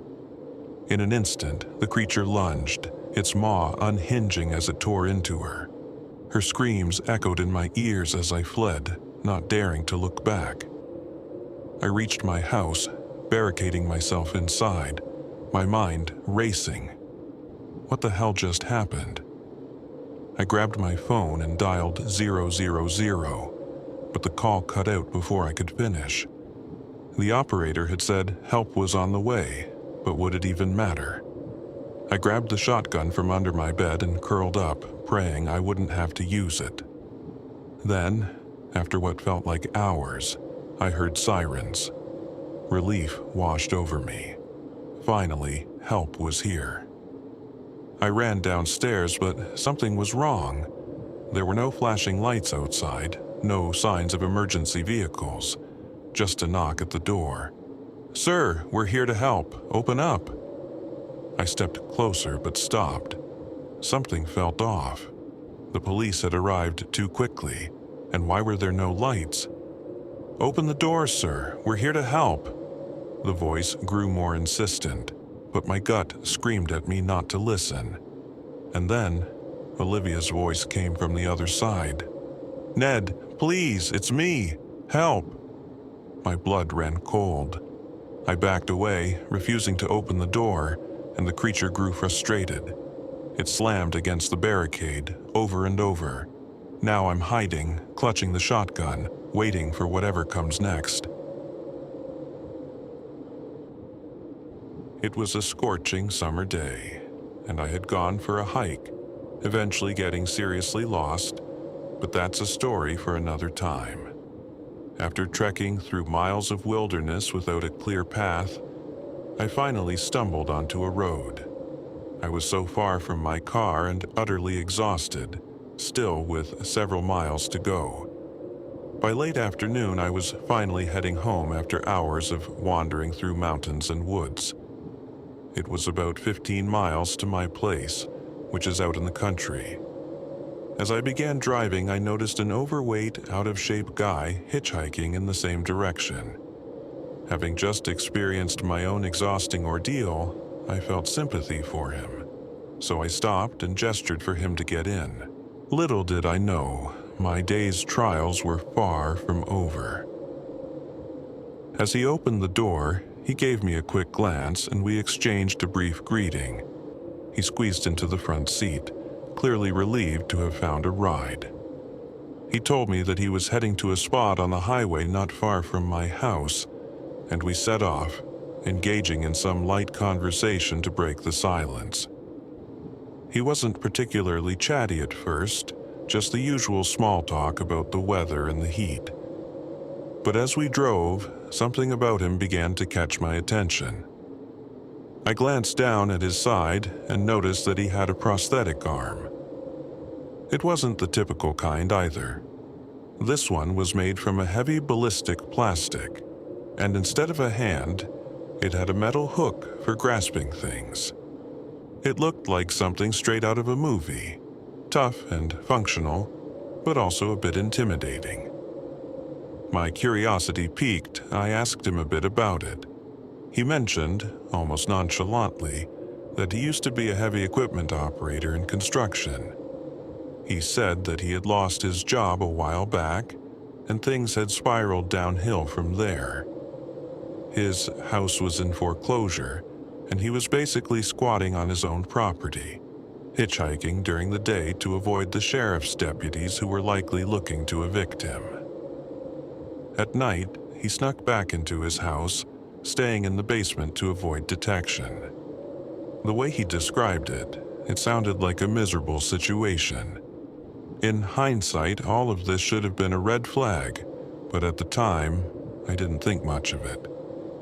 Trying to make the ride more comfortable, I decided to share a few stories from my collection of interesting experiences. I've always believed that a good story makes the time pass quicker, and it also helped me relax after the day I'd had. He listened politely as I spun a yarn or two, and before long, he began to open up a bit. Apparently, my stories had encouraged him to share one of his own, though his was much stranger than anything I'd ever heard. He started by claiming that years ago, during one of the worst blizzards of the century, A woman had been involved in a terrible accident on a highway near his house. He described the conditions as so severe that the roads were completely undrivable, with snow piling up faster than anyone could clear it. He said that the woman had been badly injured in the crash and was bleeding out. With the storm raging, there was no way for an ambulance to reach her, so he took matters into his own hands. Since he was a construction operator, he had access to heavy machinery, including a backhoe. According to his story, he loaded the injured woman into the bucket of the backhoe and drove her through the blizzard for 30 miles to a hospital. He claimed that despite the freezing cold and the nearly impassable roads, he managed to get her to the emergency room in time to save her life.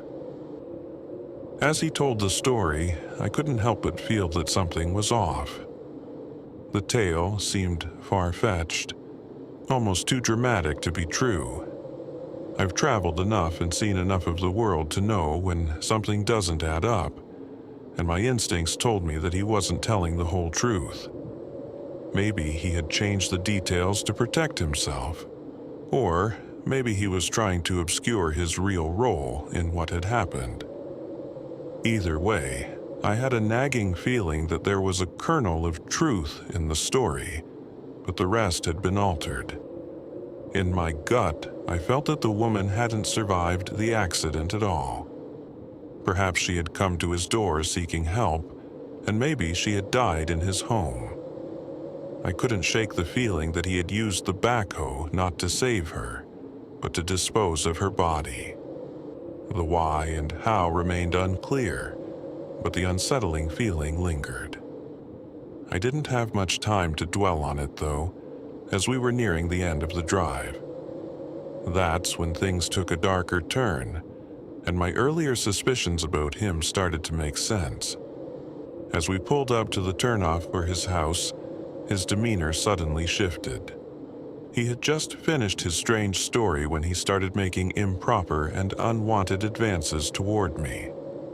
At first, I was taken aback by his brazenness, but I remained calm and told him firmly that I wasn't interested. I thought that would be the end of it, but he didn't take no for an answer. Instead, he became more insistent, and the situation quickly escalated. I've been in dangerous situations before, so I knew how to read the signs.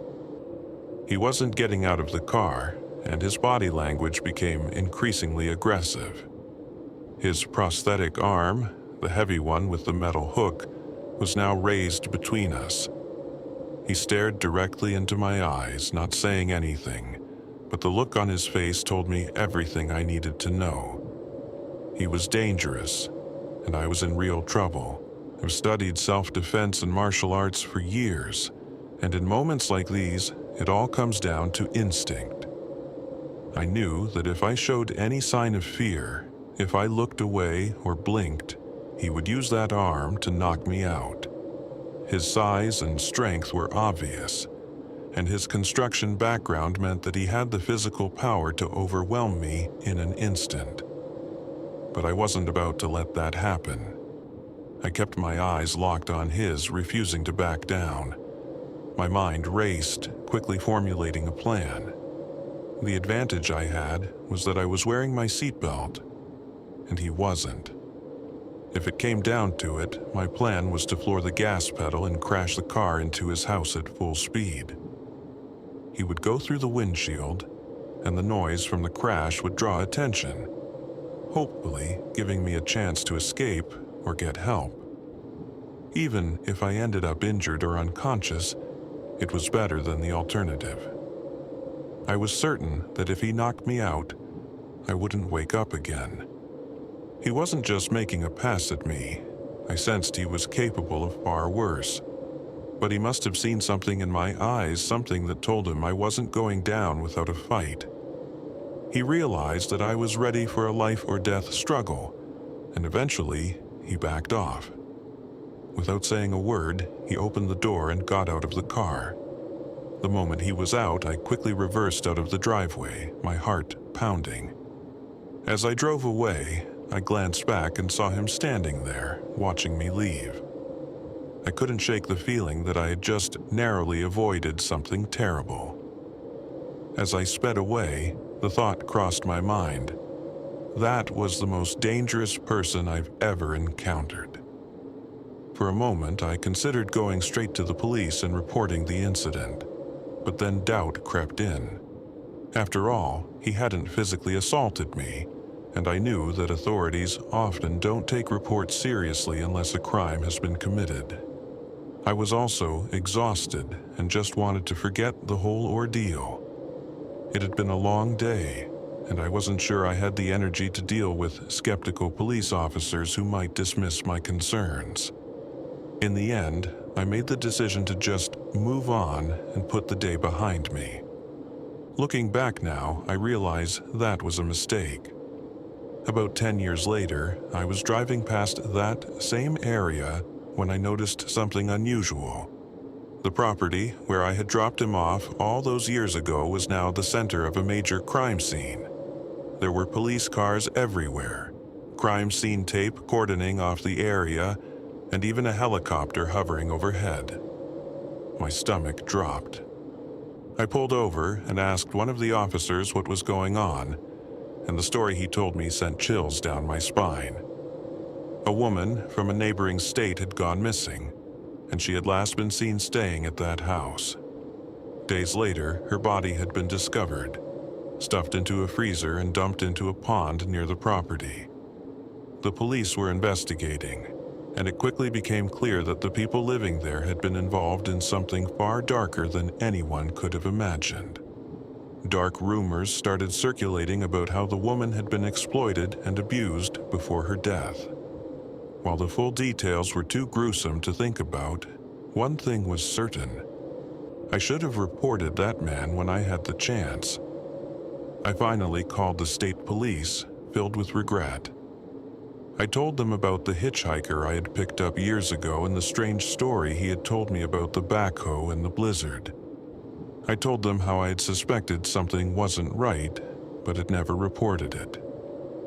The next day, the crime scene was buzzing with activity again, with officers searching for evidence that might connect him to other unsolved cases. While the couple living in the house was eventually charged with various crimes, neither was ever officially linked to the woman's death. However, they both remain in prison for other serious offenses. I still wonder if I could have prevented that woman's fate if I had acted sooner.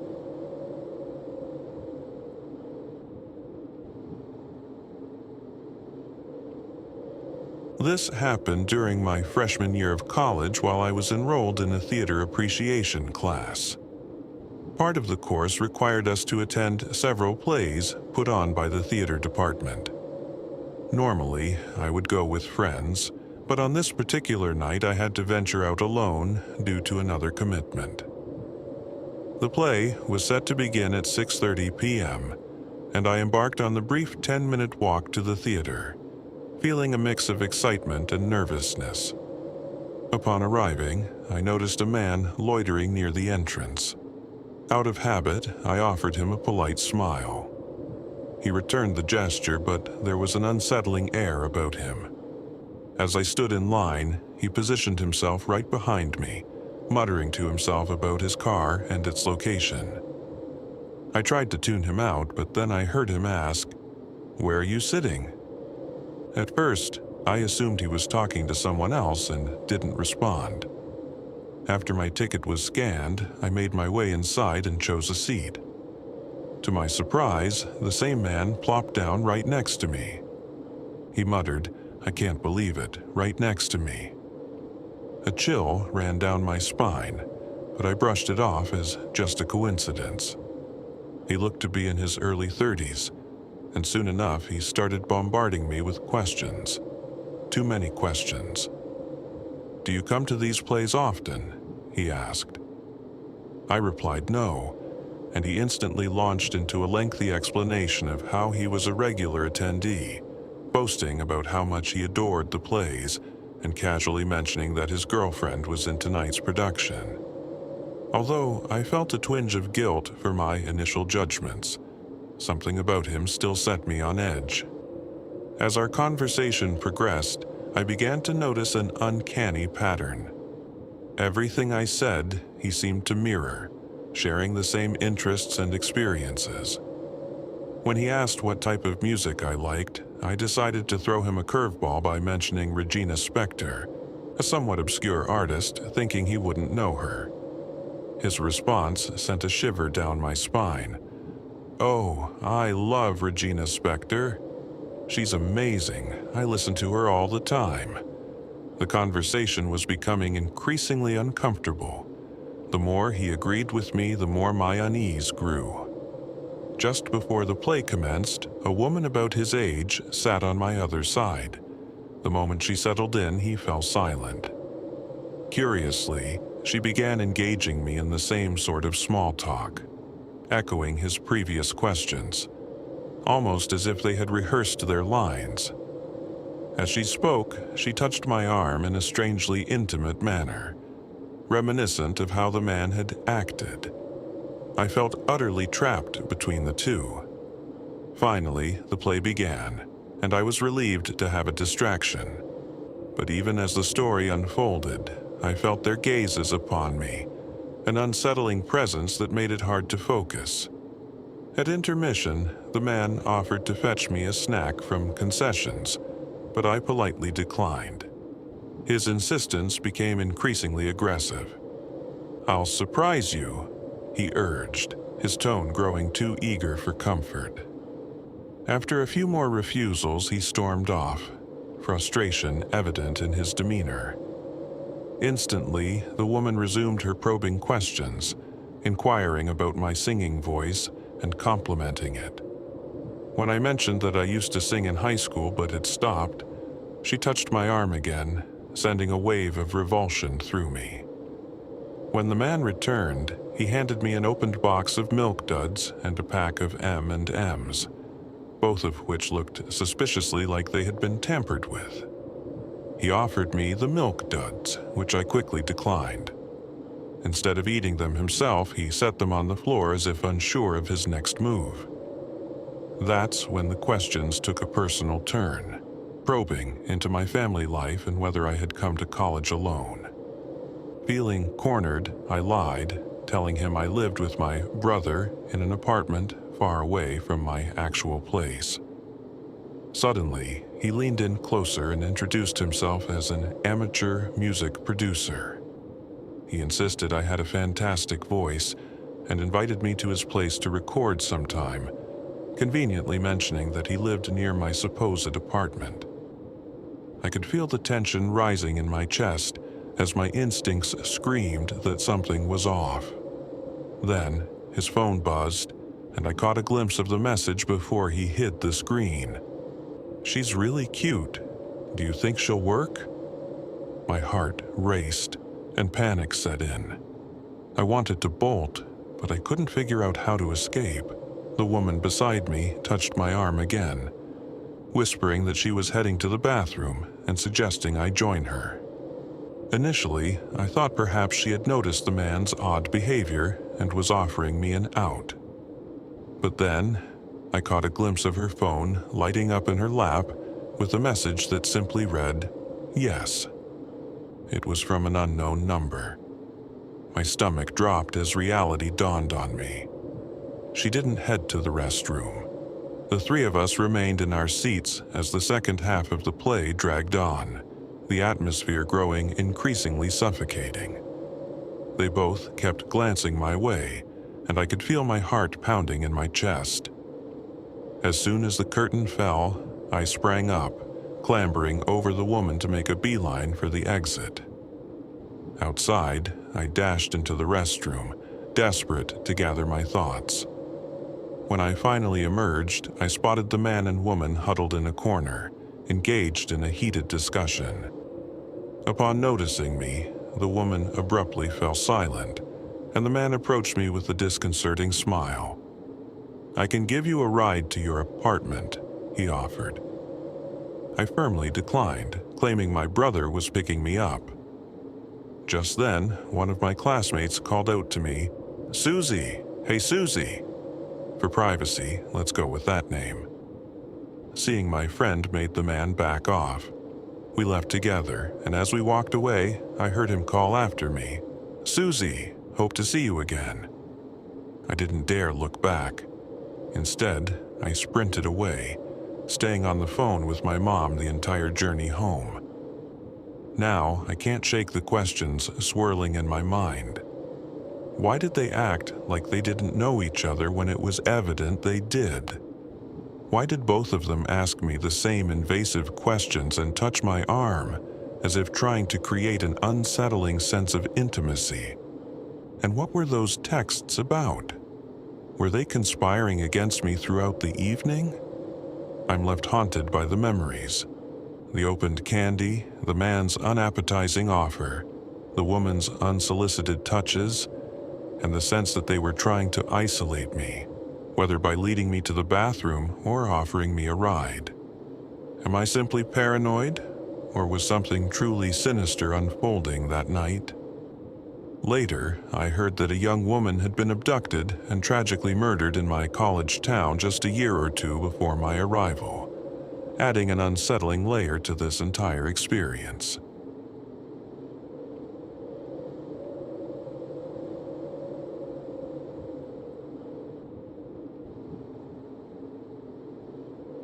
I woke up suddenly, but I didn't know why. The kind of sudden wakefulness where you can't tell if something really woke you, or if your body just jolted itself out of sleep for no reason. My room was dark and quiet in a way that felt unnatural. The faint glow of the streetlight outside filtered through the thin curtains, casting a soft, bluish tint on everything. The walls, the furniture, the floor. I stared at the ceiling, my eyes barely open, caught in that strange limbo between sleep and wakefulness, where nothing feels quite real. The stillness around me felt heavier than usual. There was a weird, sinking feeling in the pit of my stomach, but I couldn't explain why. Something was off. Not something I could see or hear, just a deep, unsettling sense that something wasn't right. I tried to shake it off, telling myself it was nothing. Just the usual disorientation that comes with waking up in the middle of the night. I shifted slightly in bed, the sheets rustling softly around me, but the unease didn't go away. It clung to me, making my skin prickle. My room looked the same as it always did. My desk, the chair in the corner, the closet door slightly ajar. All familiar, exactly where they were supposed to be. But the air in the room felt different. Heavier, charged, like I wasn't alone. That's when I felt it. This strange, undeniable presence. Like someone was standing in the room with me, watching me. My heart started beating faster. I tried to tell myself it was just my imagination. Maybe the after effects of some forgotten nightmare. But as the seconds passed, that presence felt stronger. It wasn't going away. If anything, it was getting worse. My chest tightened with fear, and I found myself holding my breath, trying not to make a sound, as if that would keep me hidden. My pulse quickened, thudding loudly in my ears, and I felt the cold sweat start to form on the back of my neck. I didn't want to look. I didn't want to see what might be there. But some part of me, that awful part of you that can't help but look when you know you shouldn't, forced my eyes to move. Slowly, I scanned the room, terrified of what I might find. And that's when I saw it. In the corner of my room, just beyond the foot of my bed, stood a figure. At first, I tried to convince myself it was just a shadow, the way the light from the street lamp outside fell across my room. I blinked, hoping my eyes were playing tricks on me. But as I blinked again and again, the figure didn't change. It didn't dissolve into the wall or the furniture like I had hoped. Instead, it stayed there, tall and still. Too defined to be a shadow, too solid. It looked like a person, but not quite. It was taller than anyone should be, like something stretched beyond human proportions. I felt a cold shiver crawl down my spine, every hair on my body standing on end. My skin tingled with a sharp sense of dread, and I couldn't move. I wanted to move, but my body felt like it was locked in place, paralyzed by some invisible force. My heart pounded harder, my breaths shallow and fast. The fear coursing through me was unlike anything I'd ever felt before. Pure, primal terror. I blinked hard, trying to make it disappear, praying it would fade if I just kept my eyes closed long enough. But when I opened them again, it was still there. And then it moved. The figure took a step toward me, slow and deliberate, as if it had all the time in the world. Its movements were strange, almost too smooth. I could see its shape more clearly now, its limbs thin and twisted, its body slightly hunched, as though it didn't quite fit in the space it was occupying. My mind screamed at me to move, to turn on the light, to run, anything, but I couldn't. I couldn't even make a sound. It was like my body was no longer my own. I lay there, frozen in place, as the thing crept closer. I could feel the cold radiating off of it, a sharp contrast to the warmth of my blankets. It loomed over me now, standing directly beside the bed. That's when I saw its face, or what passed for a face. Its eyes. They were huge, unnaturally large, staring down at me with a terrifying intensity. They glowed faintly in the darkness, two deep pits that seemed to swallow the light around them. There was no expression, no humanity in those eyes, just an endless, empty gaze that sent a wave of dread through my entire body. I wanted to scream. I wanted to tear myself away from its gaze, to hide, to run, to do anything to escape the suffocating terror. But my body refused to respond. I was trapped, staring up at this thing, helpless as it leaned closer, its eyes burning into mine. For what felt like an eternity, it stood over me, its face just inches from mine. I could hear nothing but my own ragged breathing, the pounding of my heartbeat in my ears. I don't know how long I lay there, locked in its gaze, unable to move or even look away. And then, without warning, it straightened back up. Slowly, it began to back away, its eyes still locked on mine. Step by step, it moved toward the door, retreating into the shadows of the hallway beyond.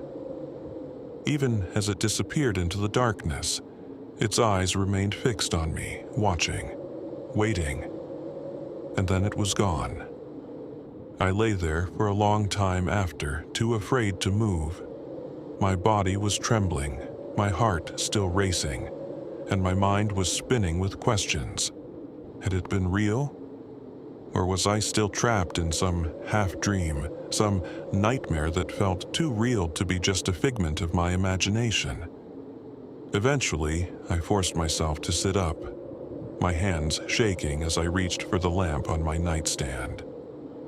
The room flooded with light, banishing the shadows, but the feeling of unease didn't leave.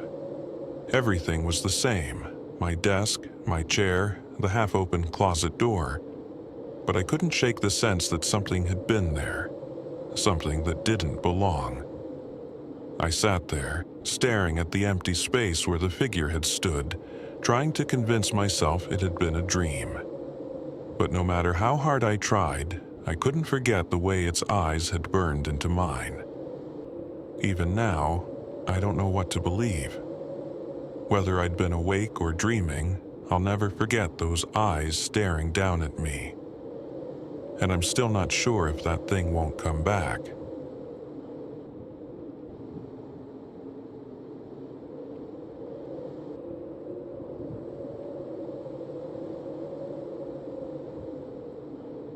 When I was 14, a thunderstorm woke me up in the middle of the night.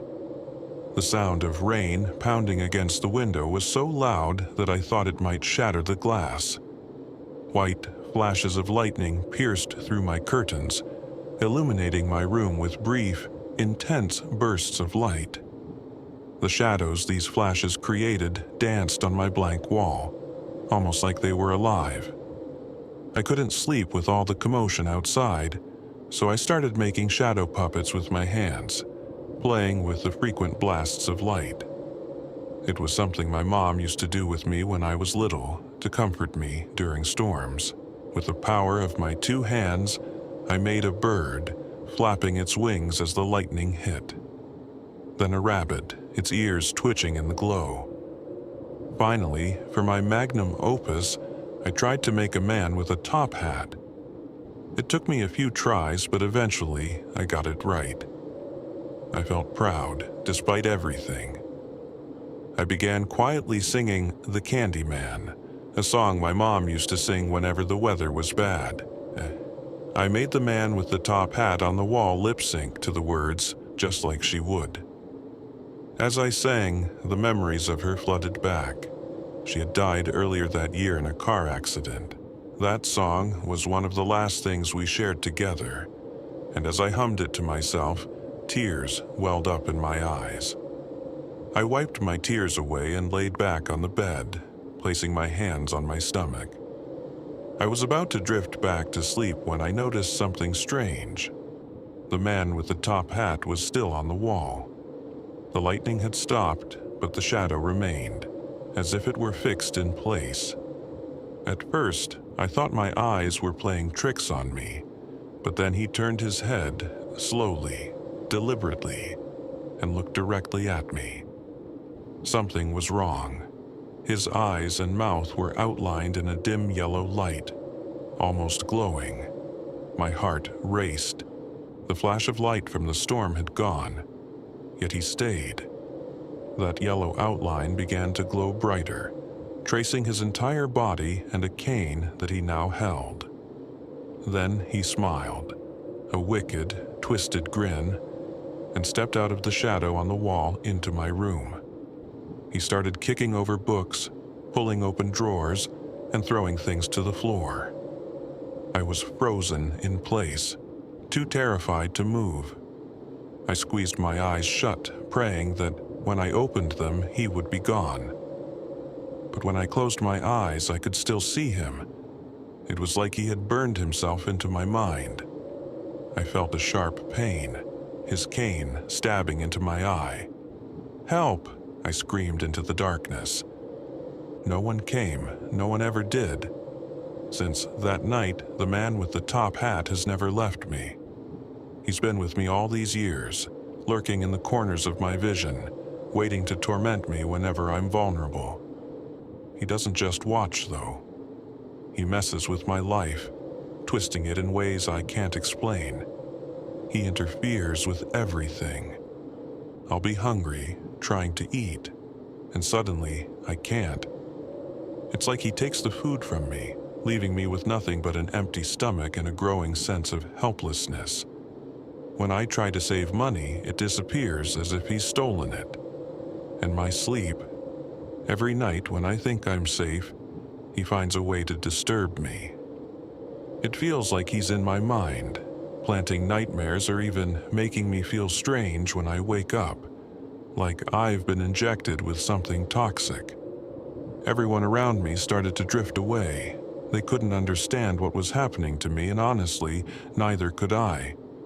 My dad, who once tried to be there for me, finally had enough. He told me he couldn't handle it anymore, that he didn't want to see me until I fixed my life. But how could I? No one could help me. I was 30 years old, but I felt like I'd been 14 forever, stuck in that moment with the man with the top hat. He had ruined everything. I was tired, exhausted. I had tried to fight, but it felt impossible. One day, I decided I couldn't take it anymore. I couldn't escape him, and I didn't want to live this way. That night, I went to the cemetery where my mom was buried. I had always found some peace there, sitting by her gravestone. I brought a knife with me. It seemed like the only way out. I texted my dad a simple message. I'm sorry. Thank you for everything." Then I threw my phone into the darkness and sat down on her gravestone. As I sat there, I saw him. The man with the top hat was standing on a tombstone across from me, watching. His expression was neutral, like he didn't care what I was about to do. "This will all be over soon," I whispered, gripping the knife tightly. I placed the blade on my wrist and started to press down. I wanted the pain to end, to finally be free. But then, something strange happened. For the first time, I heard him speak. "But why?" he asked, his voice confused. I froze, stunned by the sound of his voice. He had never spoken before. "Why?" I shouted, tears streaming down my face. "You've ruined my life." The man with the top hat grew taller, rising to my height, his face still expressionless. "I thought I was helping you," he said.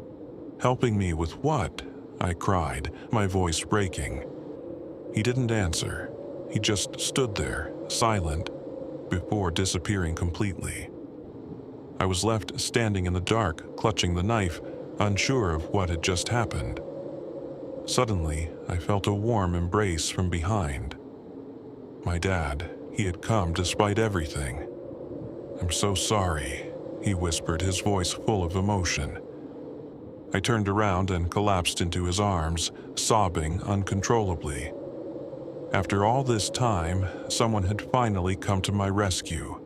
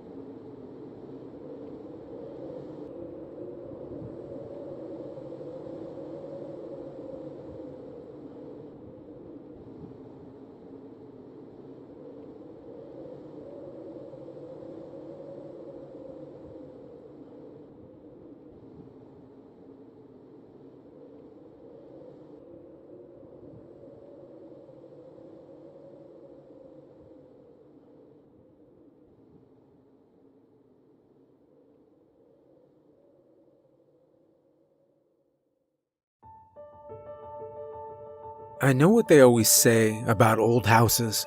There's something inexplicably scary about them, something about the way the pipes creak and the sound of the house settling. The chipping paint and warped windows, the doors with rusted hinges, and the floorboards that squeal with each step. And yet, as frightening as they can be, there's a magnetism that always seems to draw us back. I know I make it sound romantic, but I also know the real reason people do it. I'm not an idiot. The housing market is in shambles. People love a house with character, even when the character is pushed through a fresh coat of white paint and watered down with a new and improved open concept floor plan. I grew up in a neighborhood with old houses, watched one by one as each house lost its personality to $1 million price tag. Maybe I'm the odd one out for thinking about old houses like this. I've always loved history. I've always loved architecture. It's like I was destined to my line of work. I work in restoration, specifically working with historic buildings. I love my work, as slim pickings as it is. The clientele is small, but they pay well, and I live in a very old city. I'd been looking for a house to call my own, saving up enough money to hopefully buy my own house, but I knew it was a pipe dream. I'd end up in a townhouse at best, but I let myself dream. When I found that house, it was like any other day. It was windier than usual, bringing up a cold fall wind that whipped through my pea coat and made me shiver. The house was at the end of a long road. I recognized the street. I remembered seeing the houses here get knocked down in favor of newer, more family-friendly townhouses. It was a pity. I remembered how beautiful the old houses were. I wasn't looking for a house that day, though. No, this was one I was called in to fix by the housing committee.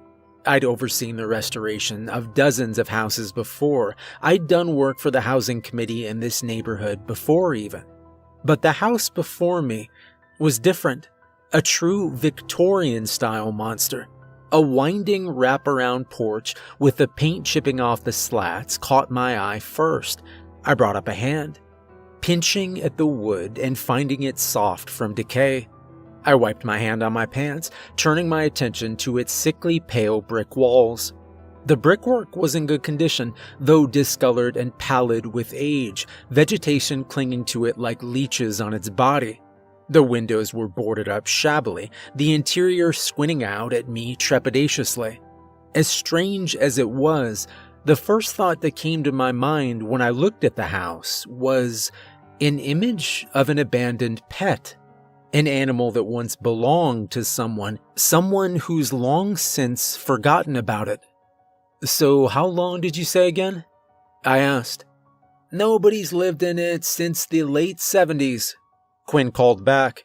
I turned to face him. "So what do you think?" "Well, wouldn't they have torn it down by now then?" They said they tried a couple times, but..." He shrugged, a mischievous smirk creeping across his face. "They say the construction workers backed out, said the place was haunted by a demon." I scoffed, rolling my eyes. "Oh, come on, grow up." "Come on, have a little whimsy," he pouted, strolling up to me with his hands stuffed in his pockets. "Maybe there is a demon in there, so what? Just means one less historical building torn down, huh?" I shrugged. "I suppose so."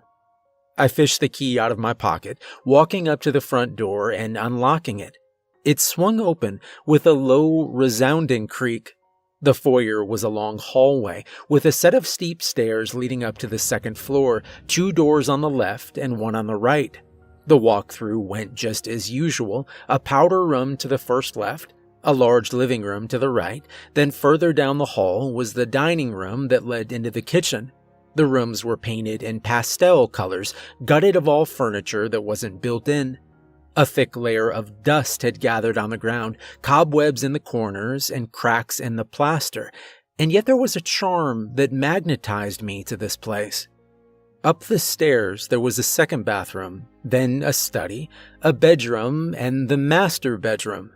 The bathroom, with its penny-round tile, the study's intricate bookshelf, the master bedroom's gigantic window, I was absolutely smitten with the house, despite its imperfections. Quinn felt differently, though. He grimaced at the state of it, shuffled through the rooms with his arms crossed to keep from touching anything. He frowned at the rusted bathroom taps, gagged at the dead rat that festooned the study's floor, and shuddered at the dark brown stain smeared across the master bedroom's wall. It certainly looks like it's been abandoned for 42 years, Quinn mumbled as we walked down the stairs. "There's some fixing up to do, but..." I paused. "How much did they list it for again?" He shrugged. "I think it was around 50,000, maybe 49. Oh, don't tell me you're thinking of buying it." I held up my hands. "Well, what's the harm? I've been saving up for something triple the price. It belongs to the city. All it needs is a little TLC." Quinn groaned, rolling his eyes at me. "This place? Really? You know there's probably a reason nobody's bought it." "What? Ghosts? Demons? The scariest thing about this place is maybe black mold. Grow up, Quinn. There's no such thing as ghost." It was refreshing to not have to worry about outbidding anyone.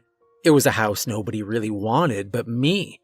It struck me that people were surprised when I said I was buying it. I was regaled with stories of doors slamming shut, of construction workers being tripped off of roofs by seemingly nobody, of broken bones and whispers in the night. I didn't care. Ghosts didn't exist. They still don't, and never will. Even if they did, there was something beautiful about that house, under all the dirt and vegetation. I oversaw the restoration of it myself. I felt protective of it. Whenever the contractors were there, I felt the need to watch over the place. I wanted to move in as soon as possible. After the deep cleaning, the fresh coat of paint, the electricians, and the refinishing of the floors, and after they made sure there was no asbestos or black mold, I moved myself in. The appliances went in the same day as I did, along with my furniture. I remember the first night I fell asleep there. I felt warm. I drifted off to sleep quickly, practically instantaneously. I was so exhausted from all the work I'd put in, all the worry about not being able to move in on time, but it went off without a hitch. And then I was startled awake in the middle of the night. I felt something jump on me. I flailed in bed, letting out a yelp and reaching to turn on my bedside lamp. Something hit the floor with a thud and a squeak. I peered down over the side of the bed. A rat, fattened and greasy, wriggled off its back and onto its feet, chittering and sending a shiver down my spine. It scampered away, disappearing under the antique radiator. I gagged. I always hated rats. My skin crawled, feeling unclean and disgusted by the fact one had been in my bed. I had trouble getting back to sleep, but still I managed it. But when I woke up, the smell of iron hit me first, metallic and hanging thick in the air. I sat up, reaching to my bedside and putting on my glasses, and that was when I saw it. Sitting in the center of my bedroom floor was a pile of dead rats. The blood clumped and dried in their fur and into the floorboards, all piled on each other. I'm not ashamed to say that I screamed.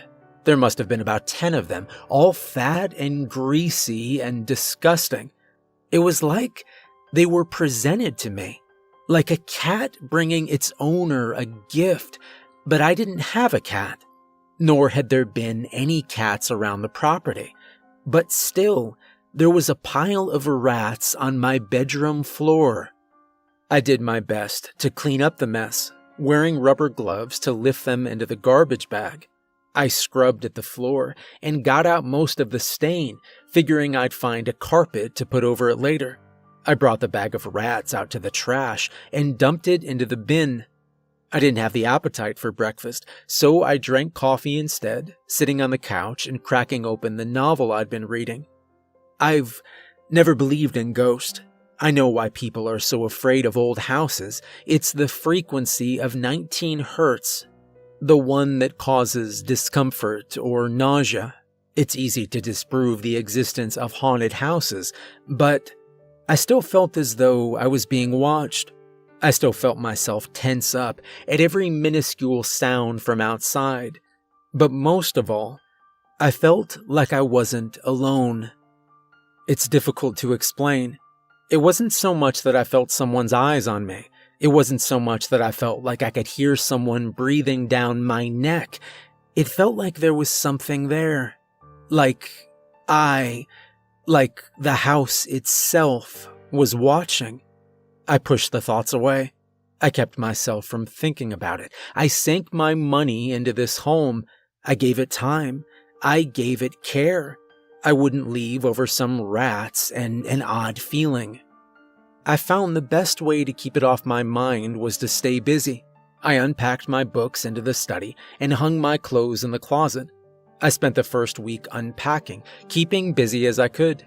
When I was occupied, I didn't notice the crawling feeling of being watched. When I was occupied, I could keep from thinking about the festering pile of rats I'd found. the pile of rats that felt not like a threat, but a show of affection from a creature that had been alone for so long.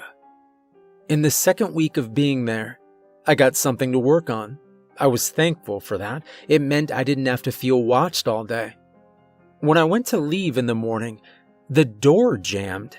I tugged and rattled the doorknob, twisting and pulling as hard as I could, but no matter how hard I yanked at the damnable door, it wouldn't budge. It felt less like the door was stuck or painted shut, and more like someone on the other side was holding onto it, like something was trying to make me stay. I don't know what compelled me to shout at the stupid thing, but when I did, I yelled, "I have to go to work, let me go."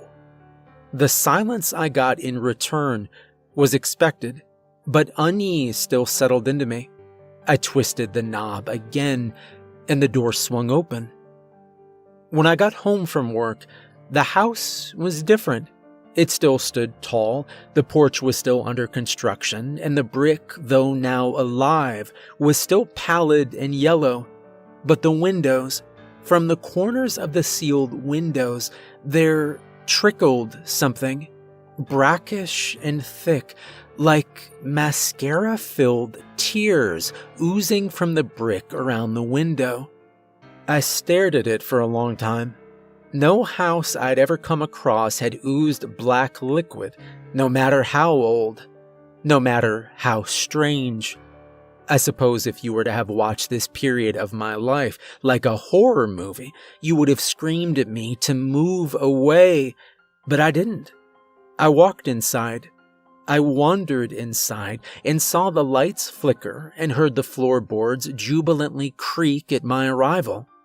I pulled up a rag from the kitchen and walked around to the front of the house, sinking to my knees and wiping away the house's brackish tears. I felt sick to my stomach when the viscous liquid gathered on the cloth, but I diligently cleaned its walls either way. A few nights later, I was jolted awake. It wasn't by a rat this time, nor by a sound, but I think I must have had a nightmare. But either way, when I woke up, the room was warm. Not warm from air conditioning or warm from a space heater, but I held my hand up to the wall. It was like holding your hand just a few millimeters above someone's arm, feeling the warmth radiating off them. But it was my house. I got out of bed, staring at the wall in disbelief before hesitantly pressing my hand against it. Warm as skin, and below the plaster I could feel pumping like a heartbeat. I ran my hand along the wall, patting at it as if to check if it was real. But it was all too real. I began to hear it too, the quiet, deep, rhythmic thud of a heartbeat, murmuring ever so slightly. I felt queasy. That feeling of being watched was stronger than ever, like a vice pressing in on me. I crawled back into bed, praying it was only a dream, just a figment of my imagination. My trepidation about moving in, my anxiety about my newest job, something else, anything but the house itself.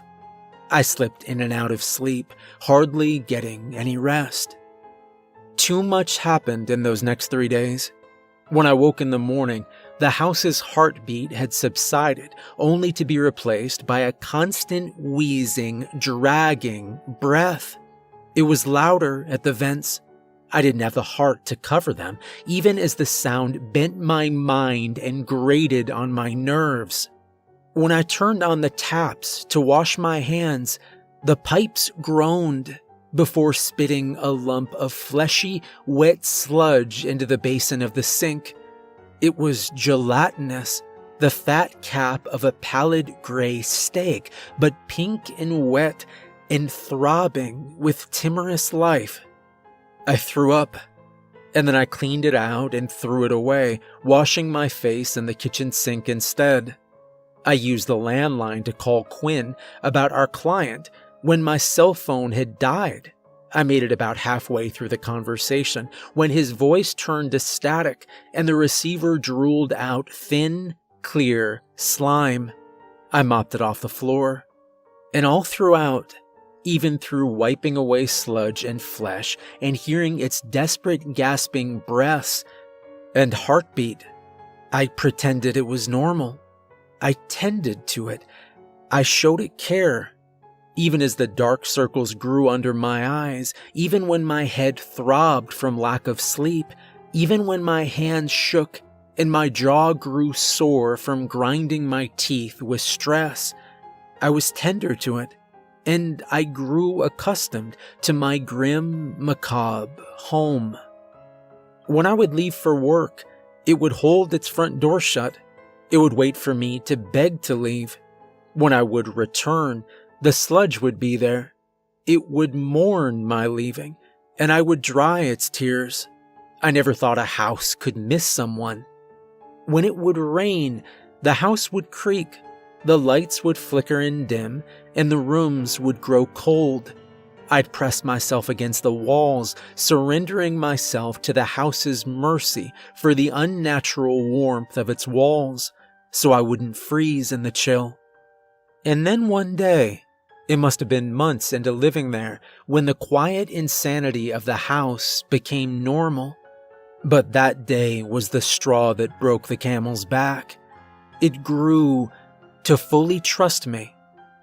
The foyer of the house was a hallway with stairs leading up to the second floor, 2 doors on the left and 1 on the right, and at the very end of the hallway, a door that wasn't supposed to be there. A door that had never been there before. A door that I must have passed by dozens of times.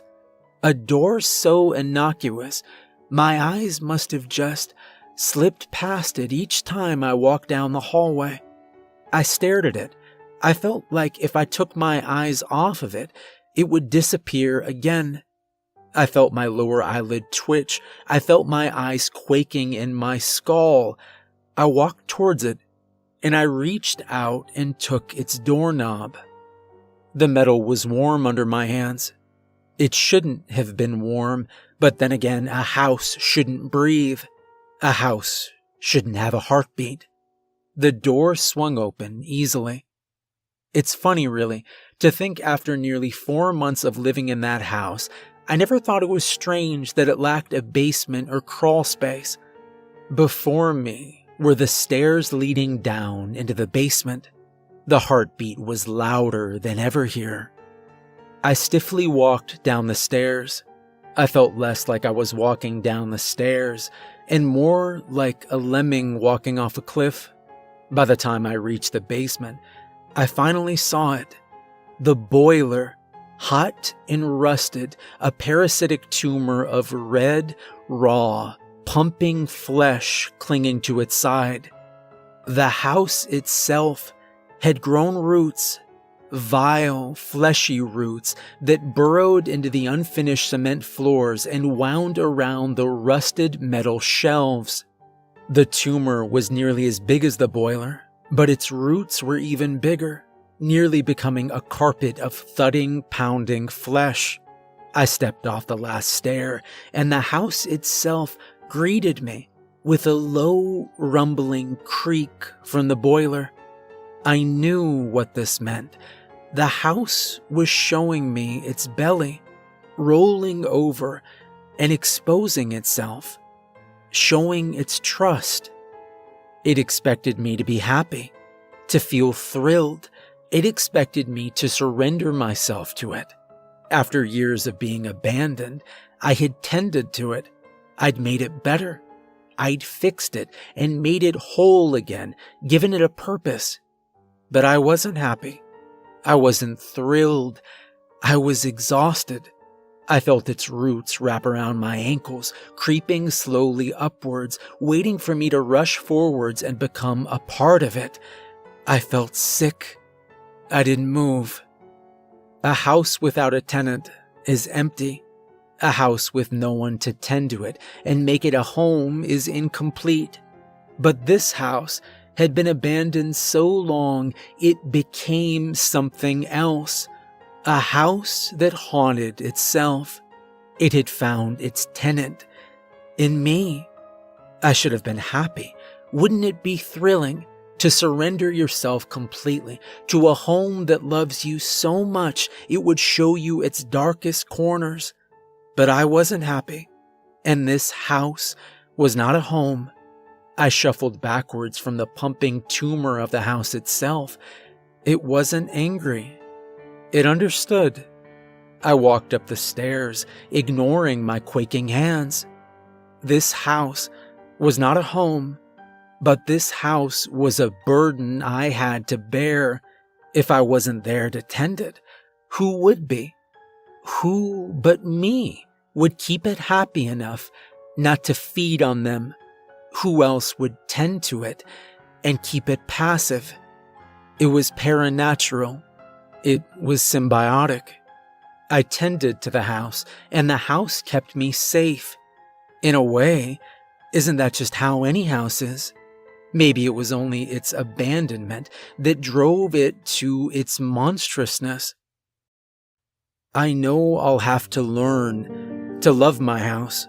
I'll have to learn to call it a home. Because although my house is not angry, the house is always learning.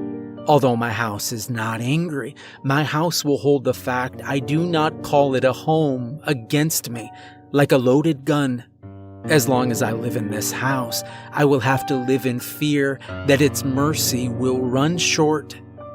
And just a few weeks ago, when I opened my refrigerator to find the shelves empty, I knew my house had learned how to eat.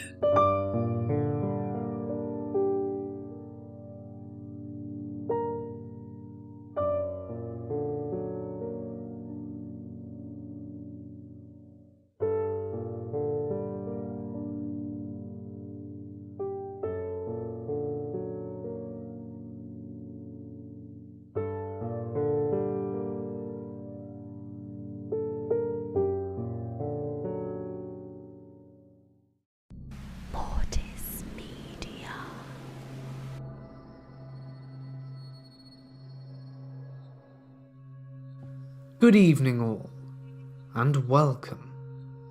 Before the video begins, I just want to say that I have launched a new video over on my second channel, if you care to watch it. I'll leave a link in the description if you would like to check it out. It would mean a lot to me, but you don't have to if you don't want to. But anyway, without further ado, it's time to get comfortable. Grab your flashlight and let the darkness take control. I've only recounted this story a few times, and only to my close friends. Everything I say is entirely true, as I have no reason to lie. First, a little backstory. I have always been sensitive to different energies, for lack of a better word. Ever since I was little, I would always be terrified of things, such as dark closets and corners of rooms, just like any other kid. The thing that made it different was the fact that I could see dark shadows or full-bodied apparitions sometimes when I had a feeling of unease. My grandmother also shared this gift, and sees these figures in great detail, and can freely interact with them as well. Anyway, moving on. Ever since I was around 9 years old, I have slept on my stomach with my blanket firmly tucked around every part of my body. I began sleeping this way because of the figures I would see in that particular house. But that's another story. The instance I'm working on sharing happened 13 years ago. My family had recently moved to West Virginia, and a lady from our church graciously offered a house that she owned to rent for a great price. It was a very nice 2-story house, with only half of the basement being beneath the ground, as the other acted as a garage. As a lot of the basements are, this one was unfinished, and only acted as a storage for a few months before my parents decided to convert it into a bedroom. Meanwhile, I shared one of the smaller bedrooms with my sister. Eventually the downstairs was finished, and I was given the opportunity to move into the master bedroom my parents already slept in. I was ecstatic, a room of my own. Little did I know this was the room in the house with most activity. Up until this point, I hadn't had any bad experiences in the house, just creaking in the hallway late at night, which I assumed was the house settling. You know, normal house noises. I get settled in and get a new queen-size bed that was a major upgrade from my twin-sized bunk bed. My parents positioned all the furniture so that the bed ended up catty-cornered in such a way that my entire room was visible for the average person who slept on their back, which I did not.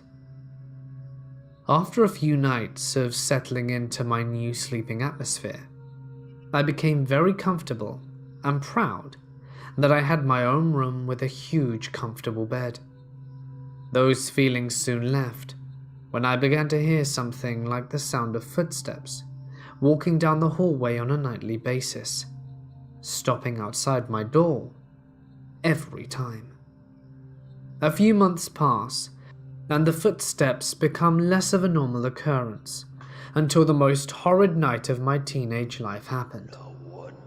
I was soundly asleep until I woke up suddenly with a feeling of unease. I didn't hear anything, so I decided to just go back to sleep. I was looking around my room, and it proved fruitless, as nobody was there. About an hour later, I still hadn't made it back to sleep, so I turned over, and I laid there for about 10 more minutes and still didn't find rest. And this is when the nightmares began. I heard the footsteps in the hallway again, creeping slowly and occasionally stopping. The kind of footsteps that wouldn't be a result of a midnight potty break, which my mother was prone to. This particular night, she was sleeping in my older sister's room with her, as my dad worked third shift, and she didn't want to be in the basement room alone. The footsteps continued as usual until they stopped at my door. I thought for sure I was done for, as a feeling of terror overtook my entire body, and chills overcame me from head to toe. I decided to cover my head with my blanket, knowing that if something was going to hurt me, my comforter wouldn't help much. An eternity later, I uncovered my head and laughed at myself. I was being irrational and just needed to get back to sleep. I ignored the bad feeling. It never really left, but I went to sleep shortly after turning over and tucking my blanket in as usual. That is when I heard paper shuffling on my dresser. I should note that I fall asleep with the fan on. It's basically a small jet engine that doesn't oscillate at all, but does put out some winds. I uncovered my head after turning over, and sure enough, papers were moving on my dresser. But I knew it wasn't my fan making the move, as I would have heard them move earlier in the night. Almost as soon as I came to this conclusion, the papers erupted off the dresser, scattering all over my floor. I was ready to call my mum at this point, but was immediately paralyzed in fear when my soccer trophies began to shake and leap from the dresser as well. No way could my fan, which was pointed directly at me, create a gust that far across my room to move trophies that weighed at least a pound. I promptly composed myself and ran across the hall after ripping open my door and calling for my mother. She came back to my room with me, and I fell asleep immediately as she held me, not knowing why I was scared, but never alerted to anything out of the ordinary at all. We moved into a house, and everything was really quiet for the first 6 months or so.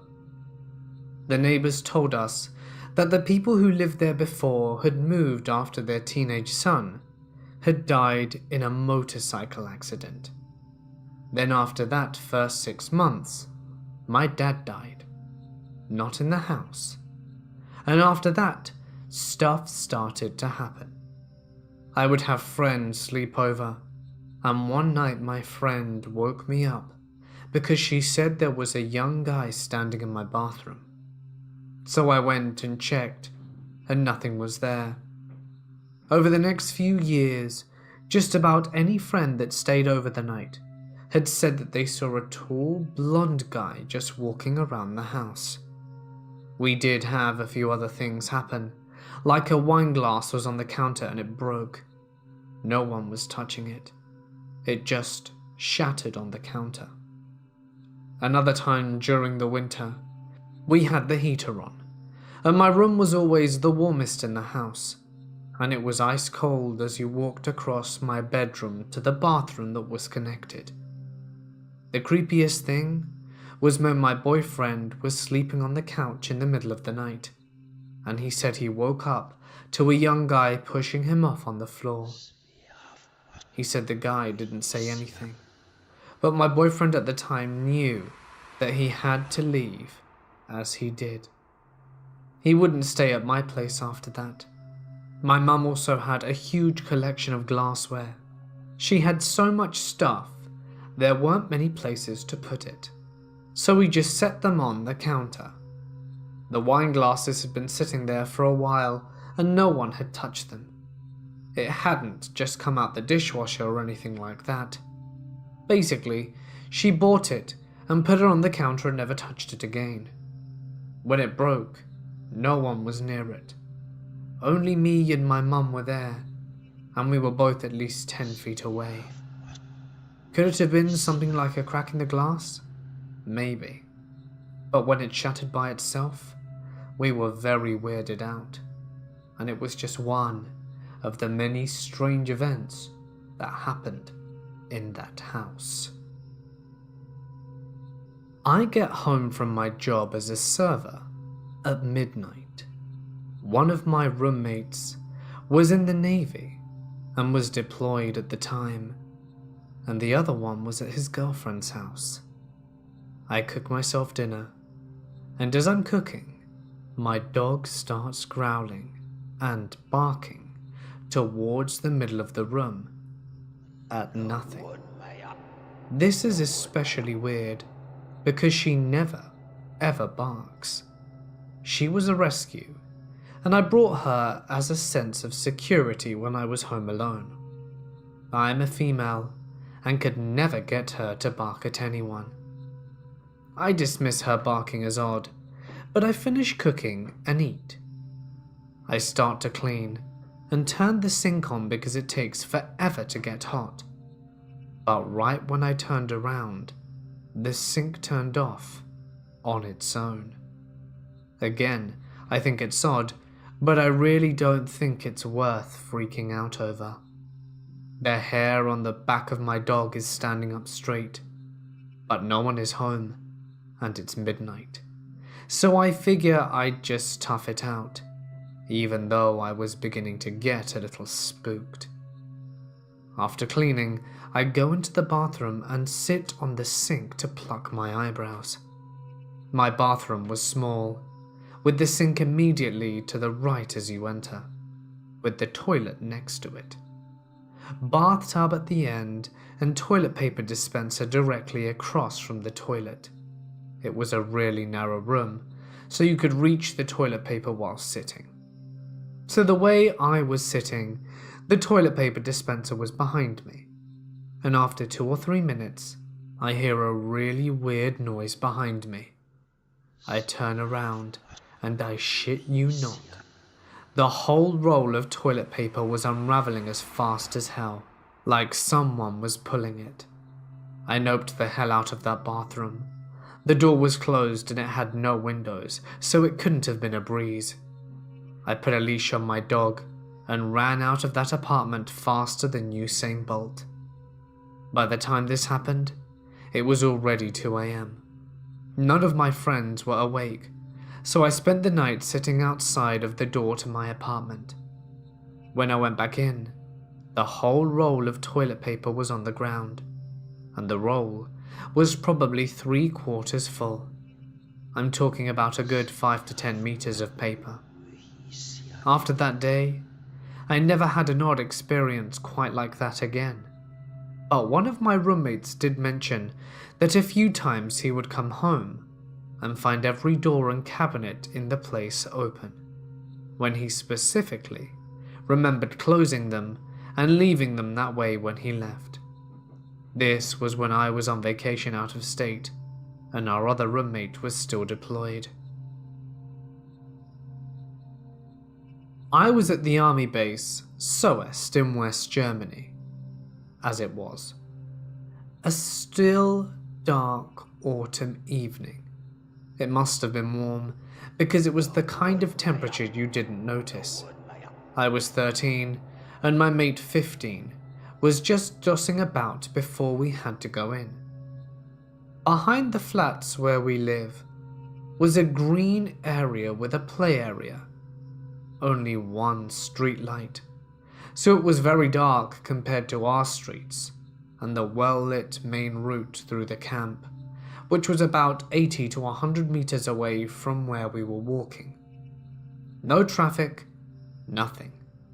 It was never busy, and this was on a weekend evening, so literally no traffic and no one out, as far as we could tell anyway, which suited 2 teenagers just fine.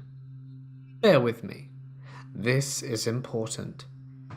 So we're heading between our respective blocks of flats and into the darkened park area. We stop dead. On the main road moving right to left was a figure, vaguely person-shaped, but undulating and waving, like cloth underwater.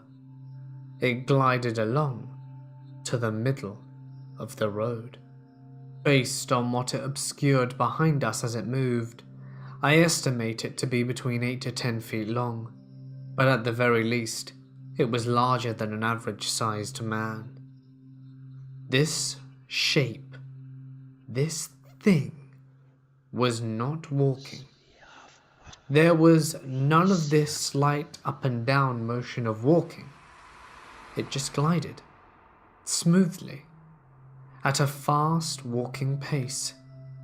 It was black. Not someone wearing black clothes. It was midnight black. It was a hole cut into the night. No reflections, no shadows or shades, just solid blackness. It seemed like a lifetime as I soaked this detail up. In reality, it couldn't have been more than a few seconds. I whispered to my friend, "Do you see that?" He replied, "Yeah." And the thing then changed direction towards us. The last image I have before we broke into a run was it rising up as it came over the curb. This is what makes it real for me. This is something that had mass, that obeyed at least something of the physical world. It moved from the brightly lit road into the darkness in which we stood. We broke and ran for our lives. Back on our street and into my mate's block. Then my friend bolted back to his own home, leaving me wondering how the hell I was going to get to my block. After a while, the fear of repercussions from my dad for being late overrode my fear of what might be out there in the night. So I ran eyes straight ahead, the 10 or so meters to my own front door. I was in too much trouble for being late to say anything when I got home. Sometimes when I'm walking and the night is warm and still and quiet, I think about it and I wonder what I'd do if I ever saw it again. Run away or face it down and maybe solve a 30-year-old mystery. Honestly, I just don't know. So this happened a couple of years back, but it's still something that to this day, I really can't explain. We were staying at my parents' home visiting for the summer. We've had a lot of other paranormal events happen during our stay there, but never to this level. So everyone was already on edge and discussing all of the weird things that had been going on in the house. The house at the time was full of children, ranging from ages 1 to 6. I had left my baby on the bed in the room, and we had been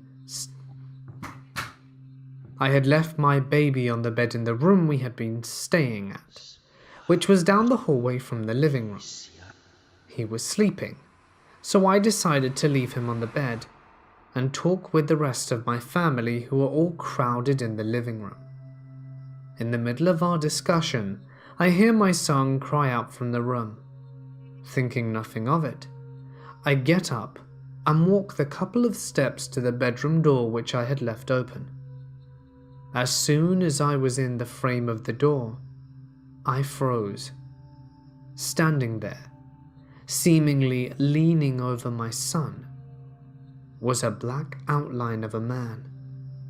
There was no real face or anything. The baby continued to scream, but I could not move, and then out of nowhere, I hear the voice of a young girl whispering my name in my ear. I screamed, ran into the room and grabbed my child, and passed him to my chest. My husband ran into the room and saw me crying, and immediately panicked and asked me what happened, but I couldn't explain it. He led me out to the room and tried to calm me down. When I told him what I saw and what I had heard, he immediately told me to pack my things and that we were going to leave the house that afternoon. We saw the figure of the man a couple more times, but it was never as terrifying as having him that close to my child. I am a middle-aged man and have had experiences with the paranormal for all my life. I've dealt with all kinds of entities. I know it sounds unbelievable, but it's true. This particular incident was astral projection. During one of my out-of-body experiences, I was flying over Casper, Wyoming, when I literally slammed into a young lady who was also flying over the city. She told me she was sent to find me. I was a little more than confused, to be honest. I asked her why she was sent to find me, and she replied that her mother had sent me because she needed my help. The next thing I knew, my alarm clock was going off, and I was back home. I just assumed that I had dreamt the whole thing. 3 days later, my car stalls in front of a small apartment building. I go up to one of the units to see if I could use their phone to call my boyfriend. Now keep in mind, this was before cell phones were a thing. Anyway, I knock on the door and nearly fall backwards in shock. The person standing at the door was the same girl I ran into in my dream. She looked at me with the same look of shock and confusion and whispered my name. I simply nodded yes and said, "You must be Zoe." She invited me in and introduced me to her mother. Her mother was more than excited and bewildered to see me, as she had been looking for me. A friend of hers had told her that I could help her find a loved one that she had been trying to find. I happened to know the loved one and was able to reconnect the two after nearly 10 years. Now fast forward 5 years or so, I was living in Denver, Colorado, when I was once again out of my body and flying over the industrial part of the city when I landed in an alley. I met a woman with flaming red hair and was dressed in a leather-type catsuit. Her name was Joan. Joan told me that God had sent her to help her with her ministry. She was a minister for the gay community at the time, and I thought that was obscured considering I was a gay man.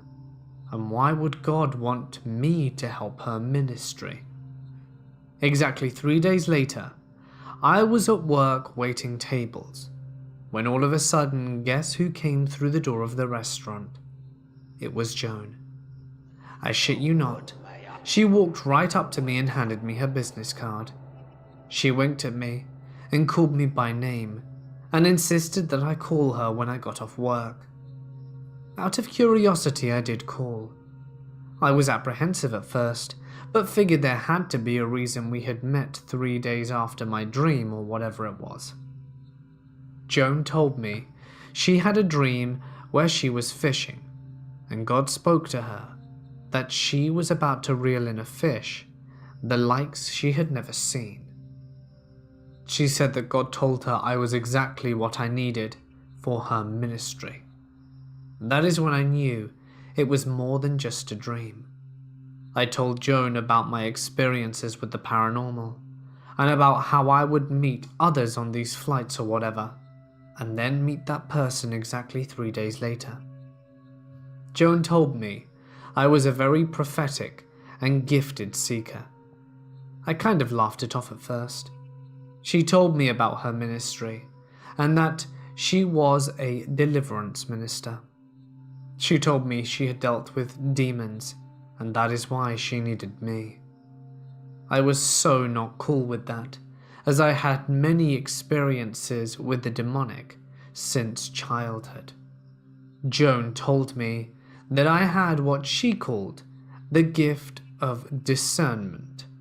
That is one of the reasons I was always under demonic attack, because they knew I knew their names, and that is why they have never been able to harm me. When I would have these run-ins with the demonic, I would call them by name and send them away. Fast forward a few weeks, Joan asked me to sit in on a deliverance session that she was going to have with a young drag queen from the neighborhood. I reluctantly agreed to do so, and when I arrived I was surprised to see the drag queen was a co-worker of mine. As the sessions began, this little tiny flamer of a guy began to speak in many voices. I about shat my pants right there and then. I literally began to climb into the back of the couch and up against the wall just to get away from this guy. Joan began to talk to the demon and demanded it to leave the young man at once. The demon hissed and laughed at her, telling her she had no authority. Joan spoke calmly, yet firmly, and she informed the demon its name gave her authority over it. Again it mocked her, and it refused to give her its name. Keep in mind, I'm still against the wall in utter horror. This is not Hollywood. This is real shit. And my heart was pounding so badly I thought it would shatter my ribcage. Then out of nowhere, the name of the demon popped into my head, and without even knowing, I yelled it out. That was when the realization of why I was there hit me like a freight train. I stepped off the couch and stood next to Joan. I was still shaking like a leaf, but again I spoke the demon's name. Joan then continued with her deliverance session and used the demon's name to drive it out of the poor little guy. Now I know that this sounds like something straight out of a B horror movie, and I would rather it were. However, these are all true events. I have so many more stories to share with all of you, but that is for another time. Back to my original question though. So, is what I experienced while flying astral projection, or something else? I would love to hear your thoughts on this. Me and my brother have never been very close. Different tastes, different people, and it's just never worked. When we were younger, we used to tolerate each other. But what happened when we were older helped us get a bit more reconnected. We were round my parents' house for the holiday season, and we were just doing the Christmas gift exchange. Now bear in mind, we are both two single men in our early 20s, him being 2 years older. After the exchanging of the gifts, and we were moving on to dinner, the family were having a very pleasant conversation in the dining room. We were all chatting, just talking amongst ourselves, and in the middle of enjoying our feast, when out of nowhere, we hear some sounds from upstairs. We look at each other and stop eating our food. We look up and wait. We hear it again. It sounds like someone was running upstairs, but not very far. They'd run a few steps and stop, run a few more steps and stop. We all sat there in a stunned silence, and my brother looked at me in the eye, and I looked back at him. This was a sign that we had to go up, and so we quietly pushed our chairs back and made our way upstairs. I was getting quite anxious, getting to the final step, as I was nervous as to what I would find. When we got to the room, no one was there, and there was nothing. We waited quietly to see if the sound would resume, but it did not. Just as we were making our way downstairs, commenting on how strange it was, we heard it once more, this time coming from our parents' room. So over we went and ran into the room, brandishing candlesticks, ready to attack whoever had entered our home. But again, there was no one here. Now, it is important to note that my parents have an ensuite bathroom. As my brother had gone in ahead, I was clearing the room, and he had just turned the corner to check out the ensuite bathroom, that he jumped, and I saw him physically jump in midair from the fright, and he dropped his candlestick and stubbed his toe. He said that he saw a ghostly image of a little girl, who vanished as soon as he opened the door. He was taken very much by surprise, he said, but I didn't see anyone. We had lived in this house for a long time as children, and never had we experienced anything outlandish or paranormal. I wasn't sure if my brother was pulling my leg or not, but his reaction seemed very genuine. I'm not entirely convinced, but there's no reason to lie. I've always had a deep fascination with the paranormal, and before, he did not. But since then, we've gotten to speaking about it, and have even planned making little trips to see if we can experience anything together. I suppose in some sense, it was a good thing, but I'm still not sure if my parents' home is haunted or not. They claim to have never seen anything of the like either. When I was growing up, My family hasn't been closely knit, not for a very long time, particularly on my father's side. Until just the last few years, I hadn't seen any of my cousins or aunts or uncles from that side of the family since I was probably about 10 years old, almost 20 years ago. Over the last few years, however, my father has become heavily involved in researching our family's history. Out of that endeavor has sprung an annual family reunion, which we have had every year for the last 2 or 3. I'd be lying if I said the first couple of times were anything short of awkward. As I said, I haven't seen any of them since I was a child. Now, as a grown adult, I was thrown back into the mix with family that I barely knew. In a few cases, I still can't even get their names straight, had nothing in common with, and nothing with which to talk about. My cousin Davy was probably the single exception to this, but even he was a completely different person from the kid I'd known, as was I to he, no doubt.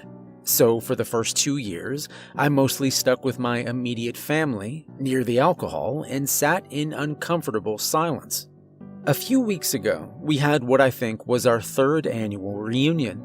This time, probably in large part thanks to my recent penchant for dragging up long-forgotten memories from what has become a rather fuzzy childhood, and then sharing those recollections with you, dear readers. I made a deliberate effort to establish communication with my cousin Dave. The alcohol may have played a small hand as well, who can say? This conversation turned out to be easy, satisfying, and much more enlightening than I could have hoped. We discussed shared childhood events, including those detailed in The Dead Children of Camp Redwood, Ghouls in the Graveyard, and Eyes from Beyond, as well as others. Several events came up over the course of this discussion and in the further discussions we've had in our continued communication since that I'd almost completely forgotten about. That is to say, that I had completely forgotten until he brought them up. Then, it all came flooding back. I'd like to share some of those stories with you here. This first story takes place around the time of my Camp Redwood story, in a house within which, as I look back now, I always felt unsafe. I don't know if I blocked out most of my memories from that house or what. What I do know is that I'd not thought of it in a very long time. But over the last few weeks, speaking with my cousin Dave has opened a floodgate of memories, some absolutely horrifying, as well as possibly having opened a floodgate of paranormal activity. The night on which the following events occurred started off as quiet. It was a summer evening in the turbulent era that followed my parents' divorce. My mother had gotten the house, a rather large old house, which sat in a small thicket of woods in a fairly populous suburban area. The area was by no means remote, but by comparison to the others in the neighborhood, my house sort of was. My father was off in his new apartment, and my mother was constantly working into the wee hours of the morning, doing her best to support the family. My oldest sister was rarely home, and my other, also older sister, was living on her own with her boyfriend. That left my brother and I, both very young, alone in the house almost every night. On this occasion, being midsummer, we'd managed to round up some company. My cousin Dave and one of my brother's friends, named Jesse, had come over, and were hanging out deciding what they wanted to do. Eventually, they decided they were going to walk up to our old neighborhood to see some friends, leaving me behind as my older brother didn't want me tagging along. So they left. I was alone a lot as a kid, but only in this particular house do I remember every feeling the need to round up an arsenal of weaponry with which to protect myself. I would empty virtually the entire contents of the silverware drawer onto the couch next to me. Forks, steak knives, butter knives, shish kebab skewers, with which I made Wolverine claws. But all of this is neither here nor there. I'd gone about this same ritual on this very night and sat down with my Wolverine claws prepared to watch some television. X-Files, I think, back when it was scary. Before long, the peaceful summer night turned into a raging storm. The rain beat on the roof like a stampede of infinite horses as the sound of distant thunder grew louder. The power started to flicker, threatening to throw me into a world of darkness, and I huddled closer to my stockpile of murderous butter knives. Suddenly, there came a furious pounding on the front door. I was frightened, not knowing who could possibly be at the door, but at the same time, the thought of being alone in the house scared me so much that I didn't care. I ran to the window, creeping up slowly as I neared it, in order not to be seen. I slipped the curtain aside carefully, and looked through the window. It was pouring outside, however, and a sheet of rain roared across the glass, collecting here and there in thick rivulets so that I couldn't see anything outside. The darkness of the night and the surrounding trees did their part to impede my vision as well. Suddenly, a blinding flash of light illuminated the world outside. Through the flowing water, I was able to make out the shape of two figures standing on my porch, crouched low to the ground. I watched as they swayed back and forth just outside the door. They looked like trolls or garden gnomes. The knocking came again, this time a bit angrier. "Let us in," a voice growled from outside of the door. I clenched my Wolverine claw-wielding fist. "Matt, let me in or I'll kill you." It only took a moment for me to recognize my brother's voice, and another moment to let him in the house, along with Dave and Jesse. In another moment still, I was being pelted with wet fist. "Why didn't you open the door?" they said. I thought you were garden gnomes." Time ticked by, with all of us sat inside the house, me happy to have some company and them unhappy to be back home. The power wavered once more, and even the older boys held their breath. The storm was vicious and showed no signs of letting up. "Oh man, you guys," Dave said suddenly, jumping to his feet. I have a great idea." We all turned our attention towards him. "Let's play with the Ouija board." Of course, as was almost always the case with Dave, this idea was both terribly bad yet well received. We all ran around in excitement, gathering up candles, blankets, pillows, and of course, the Ouija board. Allow me to set the stage a little before we get too far in. We'll be back on track shortly, but to add to the picture, as well as not to slow down the pacing later, I think it's important that we get it out of the way. When you first walked into the front door, there was a wide and open landing area just before the stairs that led up to the second floor. To the left, through a wide archway, was the dining room. Through the dining room, on the right, was the door to the long, narrow kitchen, which had a door on the left leading outside, and on the right a door down into the basement. Back at the main entrance, if you made a right, through another wide archway, you would enter the living room. As you entered, on your right was a large window, the one I'd looked out earlier in the story, in front of which sat the TV I'd been watching. On the left, across from the TV, was a long sofa, one of its 3 cushions supporting a pile of kitchen cutlery and eating utensils. Behind the sofa was a small area of the living room that was sort of sectioned off.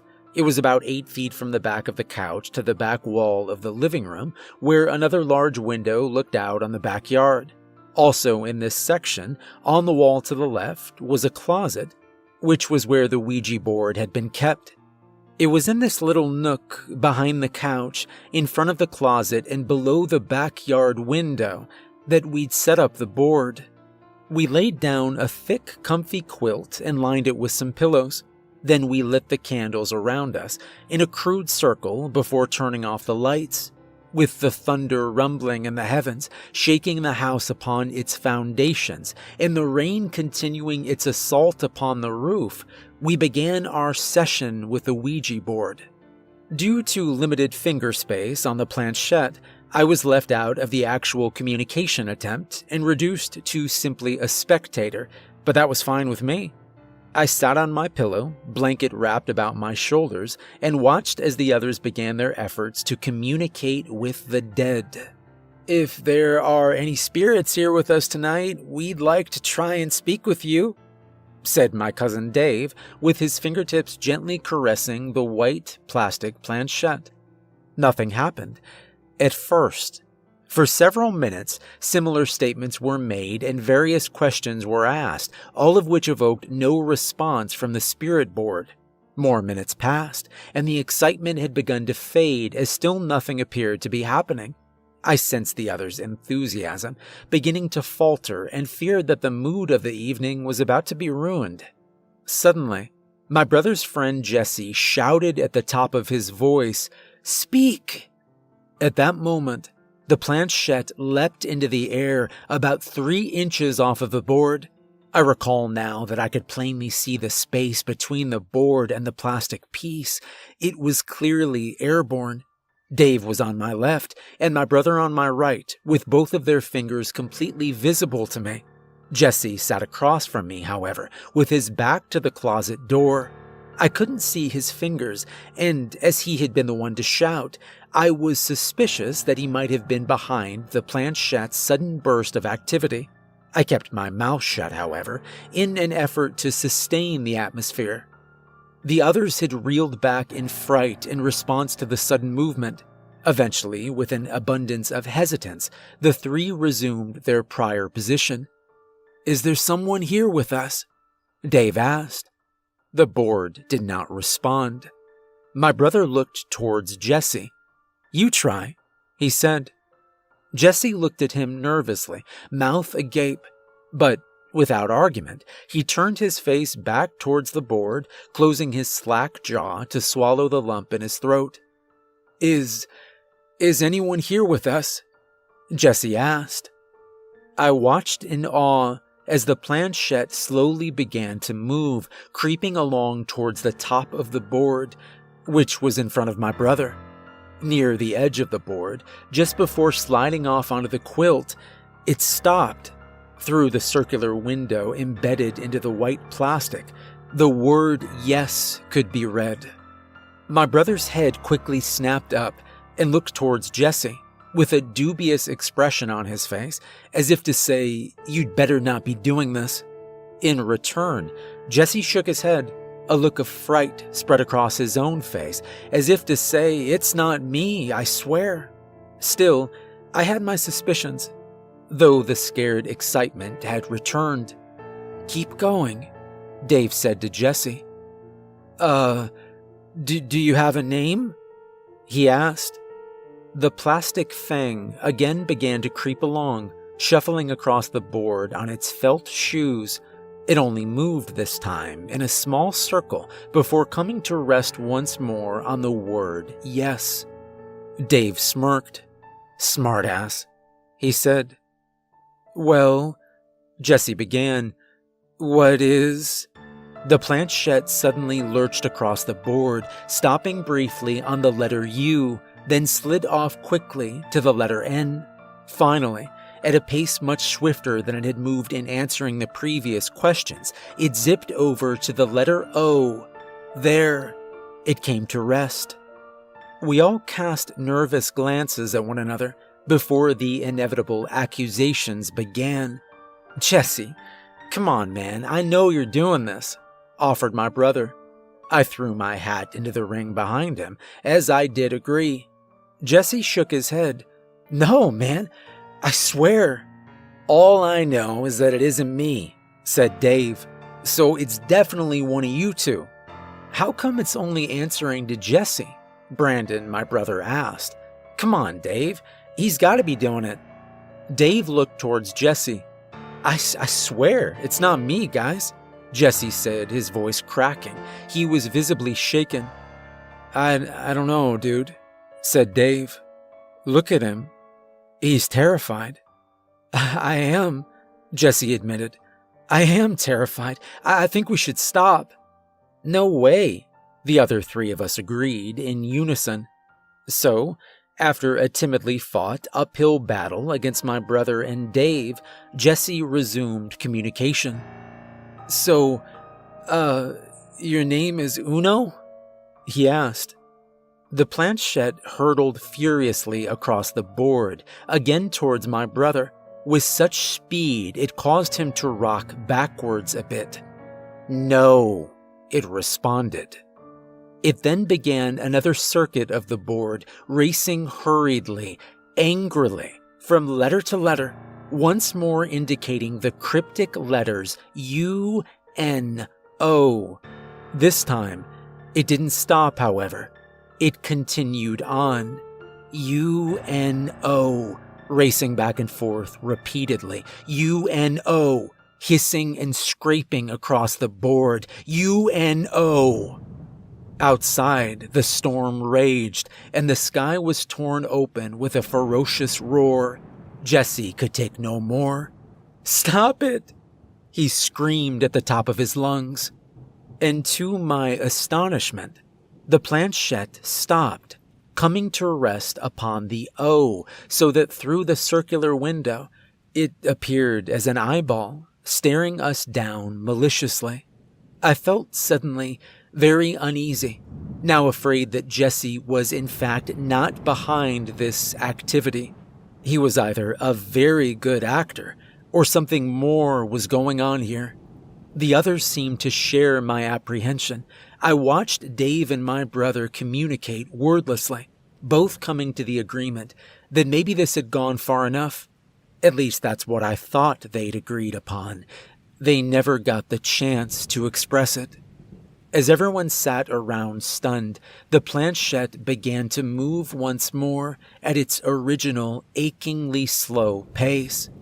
I watched as it slid out from under Jesse's fingers. Clearly he was not the culprit. Seeing this, my brother then let go, followed by Dave. The planchette, however, kept moving.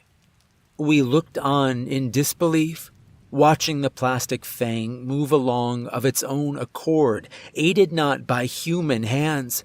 The eye revealed to us the following letters: D-I-G. Again, it began a circuit of the board. D-I-G, D-I-G, D-I-G. Jesse slammed his hand down upon the plastic plank, halting its movement, then instantly yanked his hand away with a cry of pain. Wincing, and with tears beginning to stream down his face, he drew his hand to his mouth and sucked on the fingers. "My hand!" he shouted. It burned me." On the board, in between the four of us, the planchette began to bounce violently, back and forth from leg to leg at a rapid pace, making a sound like a spinning quarter beginning to falter. Outside, there came a tremendous boom, coupled with the searing light from an intense blast of lightning. On my right, just above eye level, the curtained window to the backyard was alit, a bluish square of bright fuzzy light, casting shadows about the darkened room. In that moment of brief illumination, from the corner of my eye, I could see the figure of someone standing in the backyard, just outside the window. Dave, who sat with his back against the rear of the couch, facing the window, saw the image entirely. "Holy shit!" He sprang to his feet and vaulted over the couch behind him, while Jesse, who had also seen the figure, fell backwards into the corner of the couch and closet with a whimper, sucking on his burned fingers. Dave sped towards the lamp just beside the couch and hurriedly clicked it on, only it didn't come on. Now knowing that what I thought I'd seen from the corner of my eye had actually been there, I too jumped to my feet, ran around the couch and into the main area of the living room. "What the heck, guys?" Brandon shouted. He'd been seated with his back to the window and thus didn't see the figure standing outside in the storm, illuminated against the backdrop of night. I myself continued running through the living room, past Dave, still trying to click on the lamp, and into the entry hall. There, I flipped the switch to the light in the entryway and the light in the dining room on my left, neither of which came on. Apparently, with the lights already off in order to enhance our candlelit session with the Ouija board, we'd missed the fact that the power had died. "Oh my God, you guys," I said, peeking my head back into the living room. The power's out." As I looked into the living room to inform the others of our dilemma, the back window once more flared with that electrical glow. I was now completely facing the window and could see, clear as day, the woman standing in our backyard just outside the window. Her hair was done up nice and neat in a style similar to something from an old-style TV show. She wore a white shirt or blouse with what appeared to be a blue apron over top. In that brief moment in which she was lit up, I couldn't make out her facial features through the rain-streaked window. Her face instead appeared all smeared and blurry. "Oh my God," I said again, pointing with a trembling hand towards the window. At the same time, I could hear a whimper come from behind the couch, one that I was sure had been issued from Jesse's finger-sucking lips. Now standing upright, my brother took notice of my indication of the rear window and finally turned to see what all the fuss was about. Though I could no longer see the woman from where I was, Brandon, being much closer to the window, apparently could.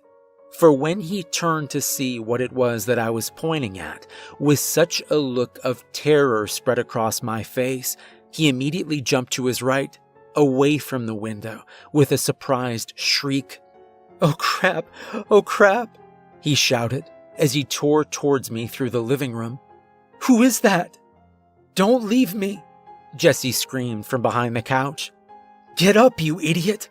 Dave yelled as he made his way into the entry hall with my brother and I. "Quick," my brother said suddenly. "We have to lock the doors." Instantly, I jumped towards the front door and slammed on the bolt.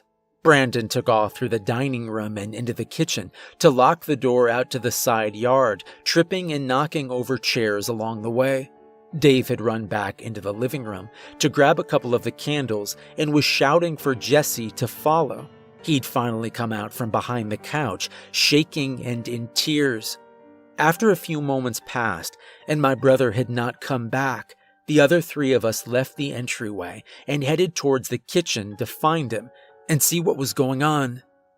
There we found Brandon, leaning over the sink, above which was a small pair of windows looking out into the backyard.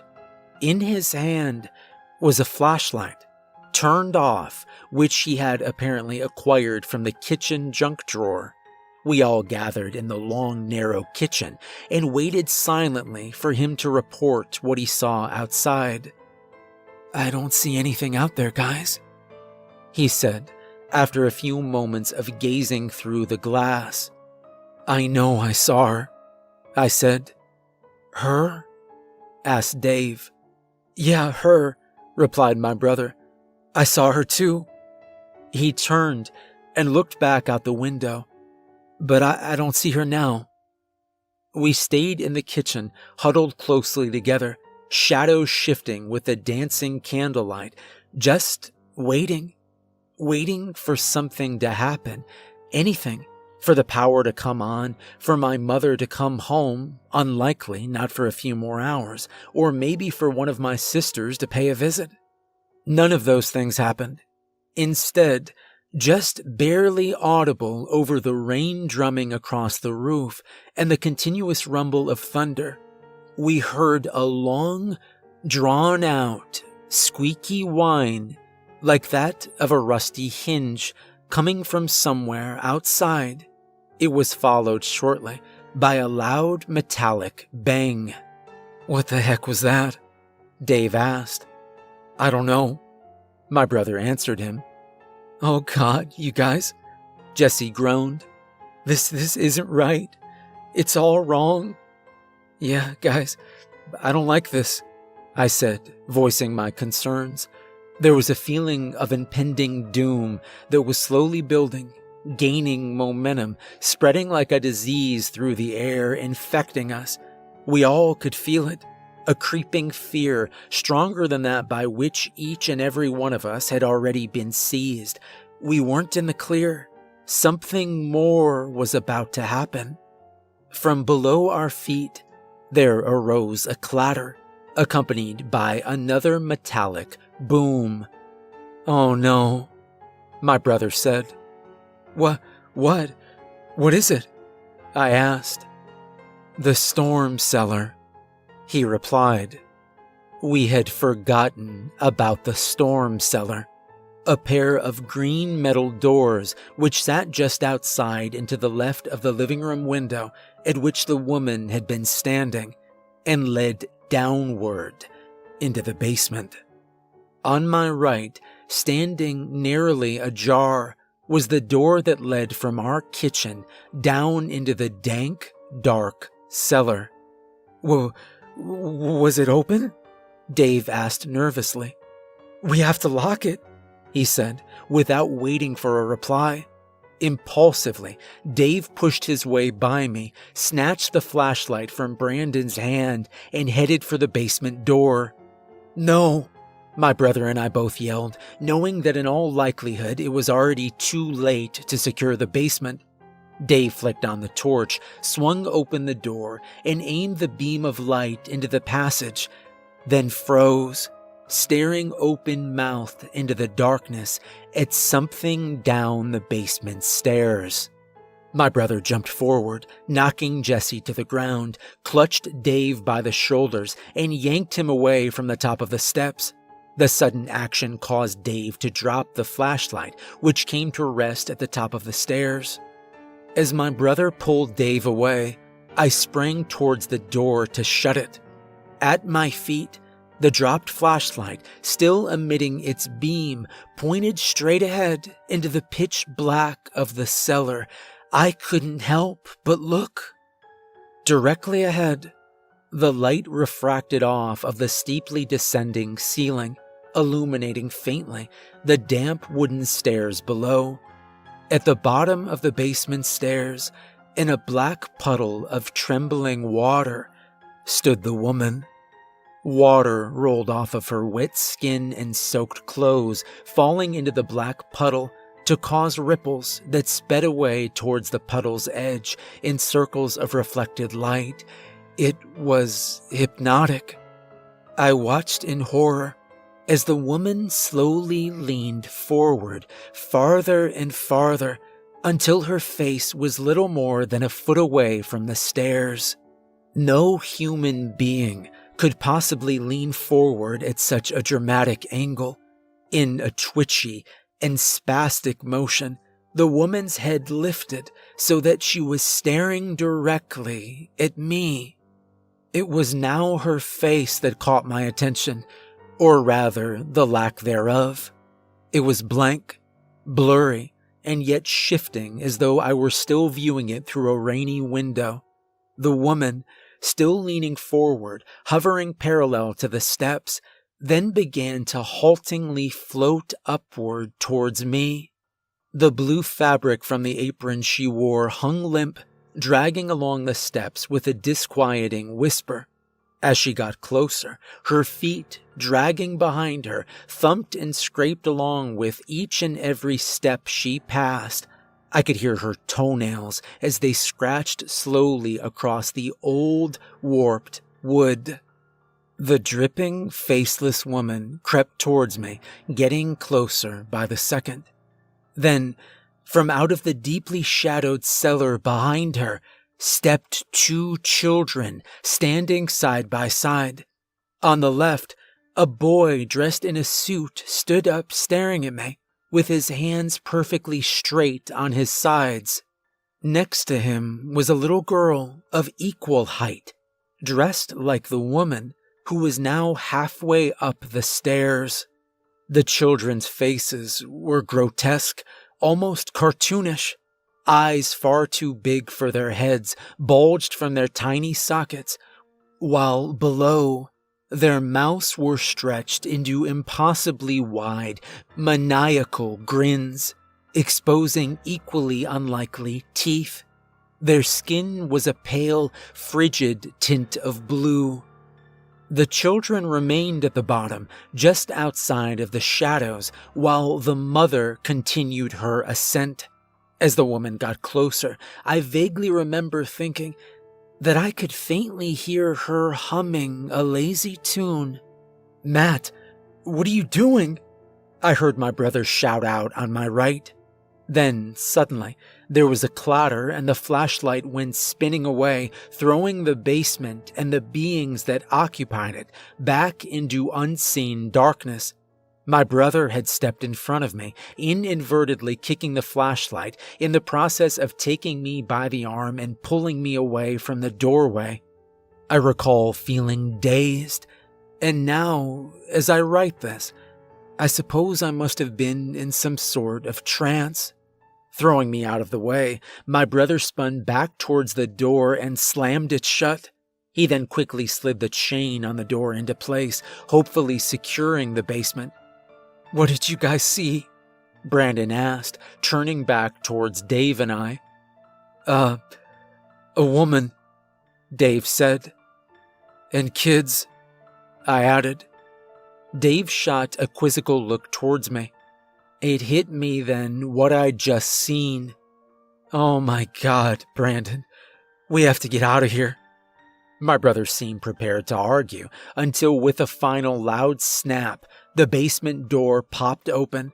Luckily, the chain held, and in that moment, the four of us scrambled over one another in a dash for the front door. On our way through the dining room, disoriented and shrouded in darkness, we clearly heard another loud snap, followed by the bang of the basement door crashing into the kitchen wall. The chain had given out. My brother, my cousin Dave, Jesse and I spilled out of the house into the pouring rain, the roaring thunder, and the crackling lightning. We ran down our long wooded driveway, out onto the street, and then ran some more. We finally stopped running once we made it to a brightly lit intersection, an oasis in the dark of night, where a nearby gas station offered shelter from the storm and hopefully a chance to find help.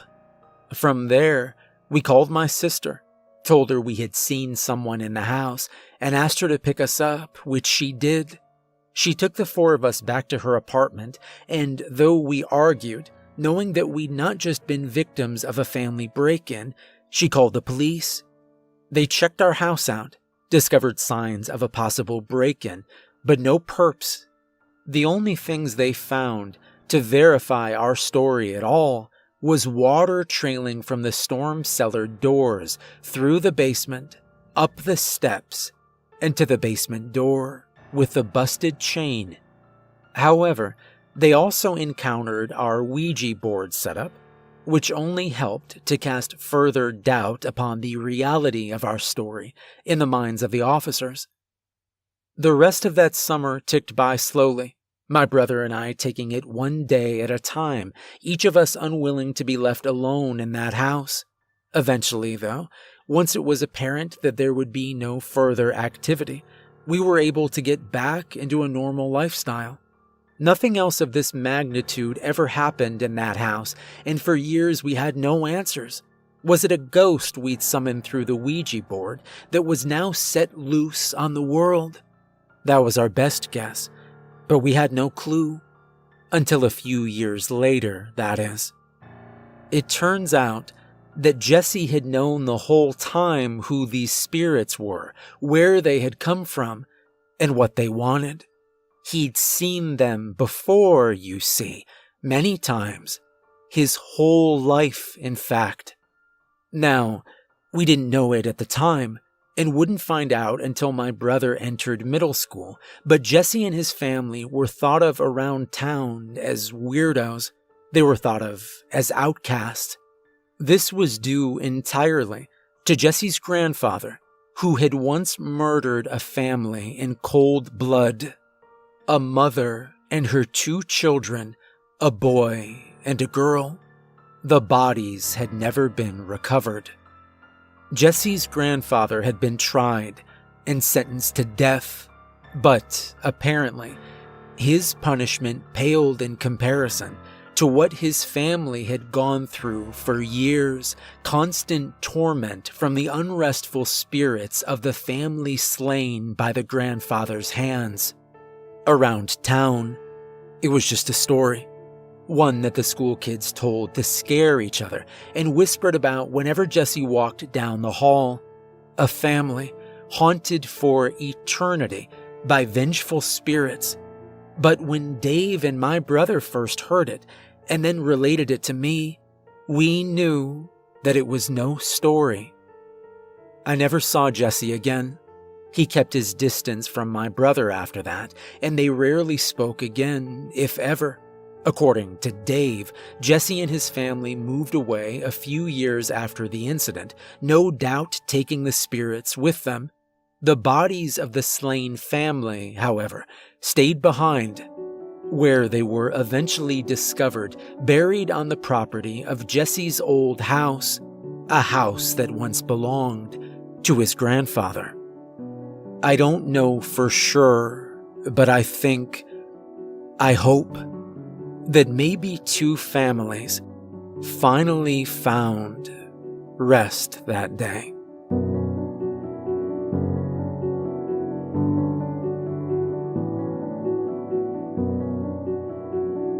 Hey everyone, remember to like and subscribe if you enjoyed the video, and a special thank you to the author. This was a very creepy, well-written story. Make sure to check out more of their work in the description. If you'd like to support me further, there's a link to my Patreon in the description. And remember, never play with a Ouija board.